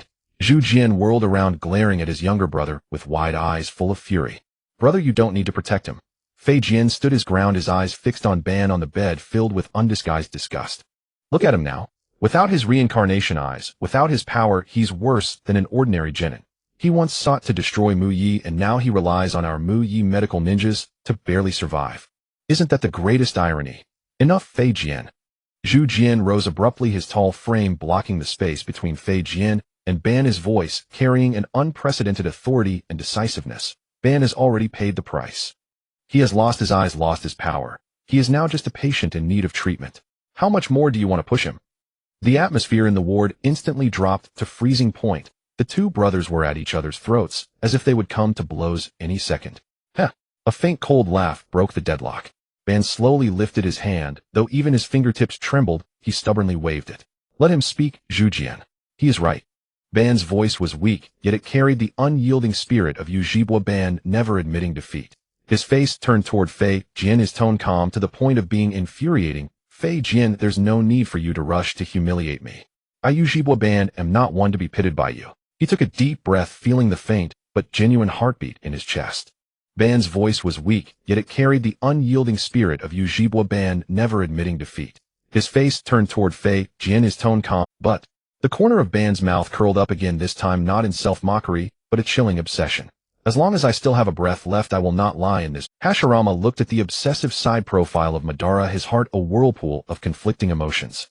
He knew that the Uchiha Madara who once sought to save the world with the Moon Eye plan was already dead. Yet the man before him who had lost everything but still refused to bow to fate remained the same rival he both revered and pitted. Tobirama, on the other hand, stared coldly at Madara, his disdain undiminished. But even he had to admit that a tiger, even with its fangs pulled, still exuded a chilling ferocity. At the end of the corridor outside the ward, Uchiha In leaned silently against the wall, having overheard every word of the conversation. He lowered his eyelids slightly, a meaningful arc curling at the corner of his lips. Indeed, this is the true Uchiha Madara, he murmured to himself. Having lost the Rinnegan, he has found his true self again. The road ahead, well, see how you choose to walk it. Footsteps in the corridor approached from afar, shattering the silence. Uchiha In pushed open the door and entered, his expression still marked by his usual cool composure. His gaze swept over Madara, who was barely holding on in the hospital bed, then settled on Hashirama Senju and Tobirama Senju. Since Madara is awake, some matters need to be settled. Uchiha In's tone was calm, but resolute. Now that he has lost his Rinnegan and his chakra is depleted, he has become utterly powerless. Konoha Hospital is a place for treating the wounded, not a shelter. As the current clan leader of the Uchiha, I request to take Uchiha Madara back into the clan's custody. In. Hashirama whirled around, his eyes filled with reluctance and anxiety. Instinctively, he wanted to step forward and stop him. He knew too well the state Madara was in now. Returning to the family that had once abandoned him, having lost everything, would be another form of torture for Madara. Big brother enough. Just as Hashirama was about to speak, Tobirama's rational voice cut through his thoughts like a blade. Tobirama quickly formed hand seals, a faint blue light flickering at his fingertips, and gently pressed them against Hashirama's nape. You should understand you are already a deceased person. As an impure world reincarnation, you shouldn't interfere too much in the world of the living. Tobirama's voice was devoid of emotion. Madara's life and death and the internal affairs of the Uchiha clan should be decided by the current Uchiha clan leader. If you insist on intervening, it will only plunge Konoha into greater chaos. But Tobirama. Hashirama's body began to show fine cracks as he looked at Madara on the bed, his eyes filled with helplessness and sorrow. Big brother, let go. Tobirama closed his eyes. As the impure world reincarnation was completely undone, Hashirama Senju's form dissolved into countless scattering motes of dust. Under the harsh white light of the hospital room, he vanished into nothingness. The first Hokage, who had always sought to protect everyone, finally stepped off the stage of this era. Only Tobirama, Uchiha In, and the silent Madara still lying on the bed remained in the room.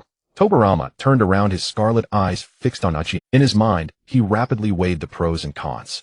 Uchiha Madara was no longer a threat, but his stubborn personality still remained a potential hazard. Rather than letting him stay in Konoha Hospital and continue to be influenced by Hashirama's obsession, it was better to hand him over to the slick current clan leader Uchiha. Fine. Tobirama spoke coldly, his tone laced with compromise and warning.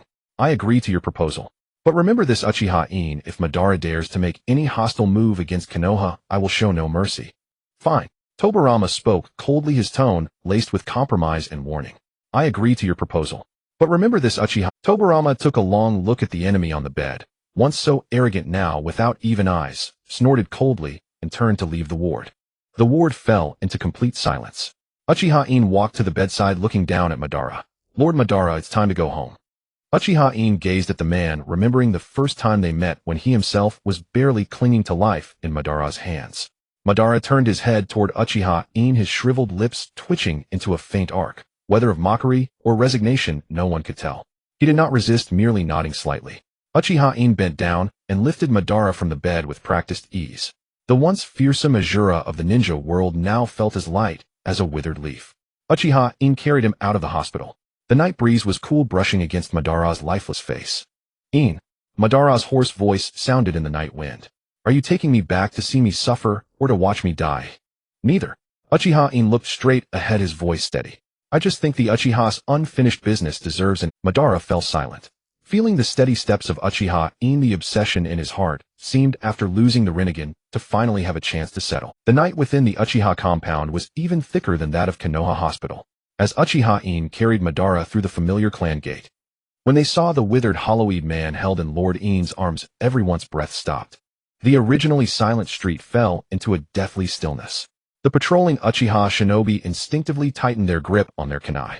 That was Uchiha Madara, the clan leader they had once revered as a god. Clan leader. A young Uchiha shinobi's legs went weak, and he didn't even notice his weapon fall to the ground. Silence. Uchiha In didn't even turn his head, only spitting out 2 cold words. The voice was low yet carried 1,000-pound pressure instantly, suppressing the whispers and shocked gazes around him. Though blind, Madara could clearly sense the complex emotions surrounding him. Shock, fear, reverence, and the deep-seated coldness and rejection unique to the Uchiha clan. He was all too familiar with this feeling. Years ago, when he proposed leaving Konoha, the clan members had looked at him with that same gaze. What, seeing a cripple like me return, you've forgotten how to walk? Madara's cracked lips curled into a hoarse, mocking sneer. No one dared to reply. Uchiha In ignored the stares, walked straight through the compound, and stopped before the deepest, oldest mansion. This was Uchiha Madara's former residence, vacant for years, occasionally visited by cleaners. Pushing open the heavy wooden door, Uchiha In placed Madara on the inner room tatami. Lord In, the herbal medicine is ready. A Uchiha maid entered carrying a tray on which sat a steaming bowl of medicinal broth. Uchiha In took the bowl, walked to the bedside, and sat down. Looking at Madara's pallid face, he said calmly, "Drink the medicine." Madara did not move. He merely tilted his head slightly, a hint of provocation in his tone. What, the current clan leader wants to personally feed this cripple his— Aren't you afraid he'll seize the chance to kill you? You don't even have the strength to lift your hand now. How could you kill me? Uchiha In retorted without hesitation, then scooped up a spoonful of the broth and brought it to Madara's lips. Drink it. Uchiha Madara reluctantly opened his mouth and drank the medicinal broth. Being under someone else's roof, he had to bow his head. Now Madara had accepted the fact of his disability. Could he still hope to return to the clan and be cherished by his people? Impossible. When he defected back, then no one followed him. Now even less would anyone remember this former clan leader. Uchiha In paid no heed to Madara's thoughts. He had many matters to consider. Black Zetsu had stolen Madara's Rinnegan, and who the next Madara would be remained. His arrival had filled this shinobi world with variables. Madara awakening the Rinnegan prematurely was an unforeseen event. Now there was also Black Zetsu's early theft. What would be the next variable? Could it be Tsunade falling in love with Jiraiya? Uchiha In shook his head, casting aside these chaotic thoughts. Bang bang. Uchiha In's gaze sharpened. Who would come to Madara's room at this hour? Uchiha Madara, however, was indifferent. Since his plan had failed, he was ready to accept whatever punishment came. Come in, Madara said indifferently. Uchiha Jinue and a group of Uchiha elders pushed the door open, their expressions marked by an inexplicable fluster. Uchiha In looked at them. They entered, but said nothing, just standing there like ornaments.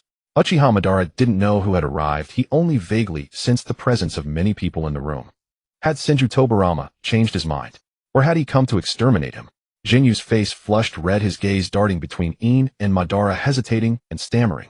In frowned and said, "Is there something? If not, don't disturb Madara's rest. He is still very weak." Finally, as if resolved, Jinyu spoke, "Clan leader, we have come to pay respects to Lord Madara. Since he is now unable to move freely, we plan to arrange for some maids to attend to him." Hearing this, Madara curled his lips and let out a scornful laugh. What did this mean? Pity for me? Or sending maids to spy on me? How pitiful and lamentable. Lord Madara, there is an elder in the clan who is on the verge of death from his injuries. He is willing to donate his Sharingan to you, hoping you will accept it. Jinyu's subsequent words left Uchiha Madara frozen in place. He couldn't understand the reason behind this. Upon hearing this, Uchiha In immediately pulled Jinyu aside and asked who was willing to donate the Sharingan.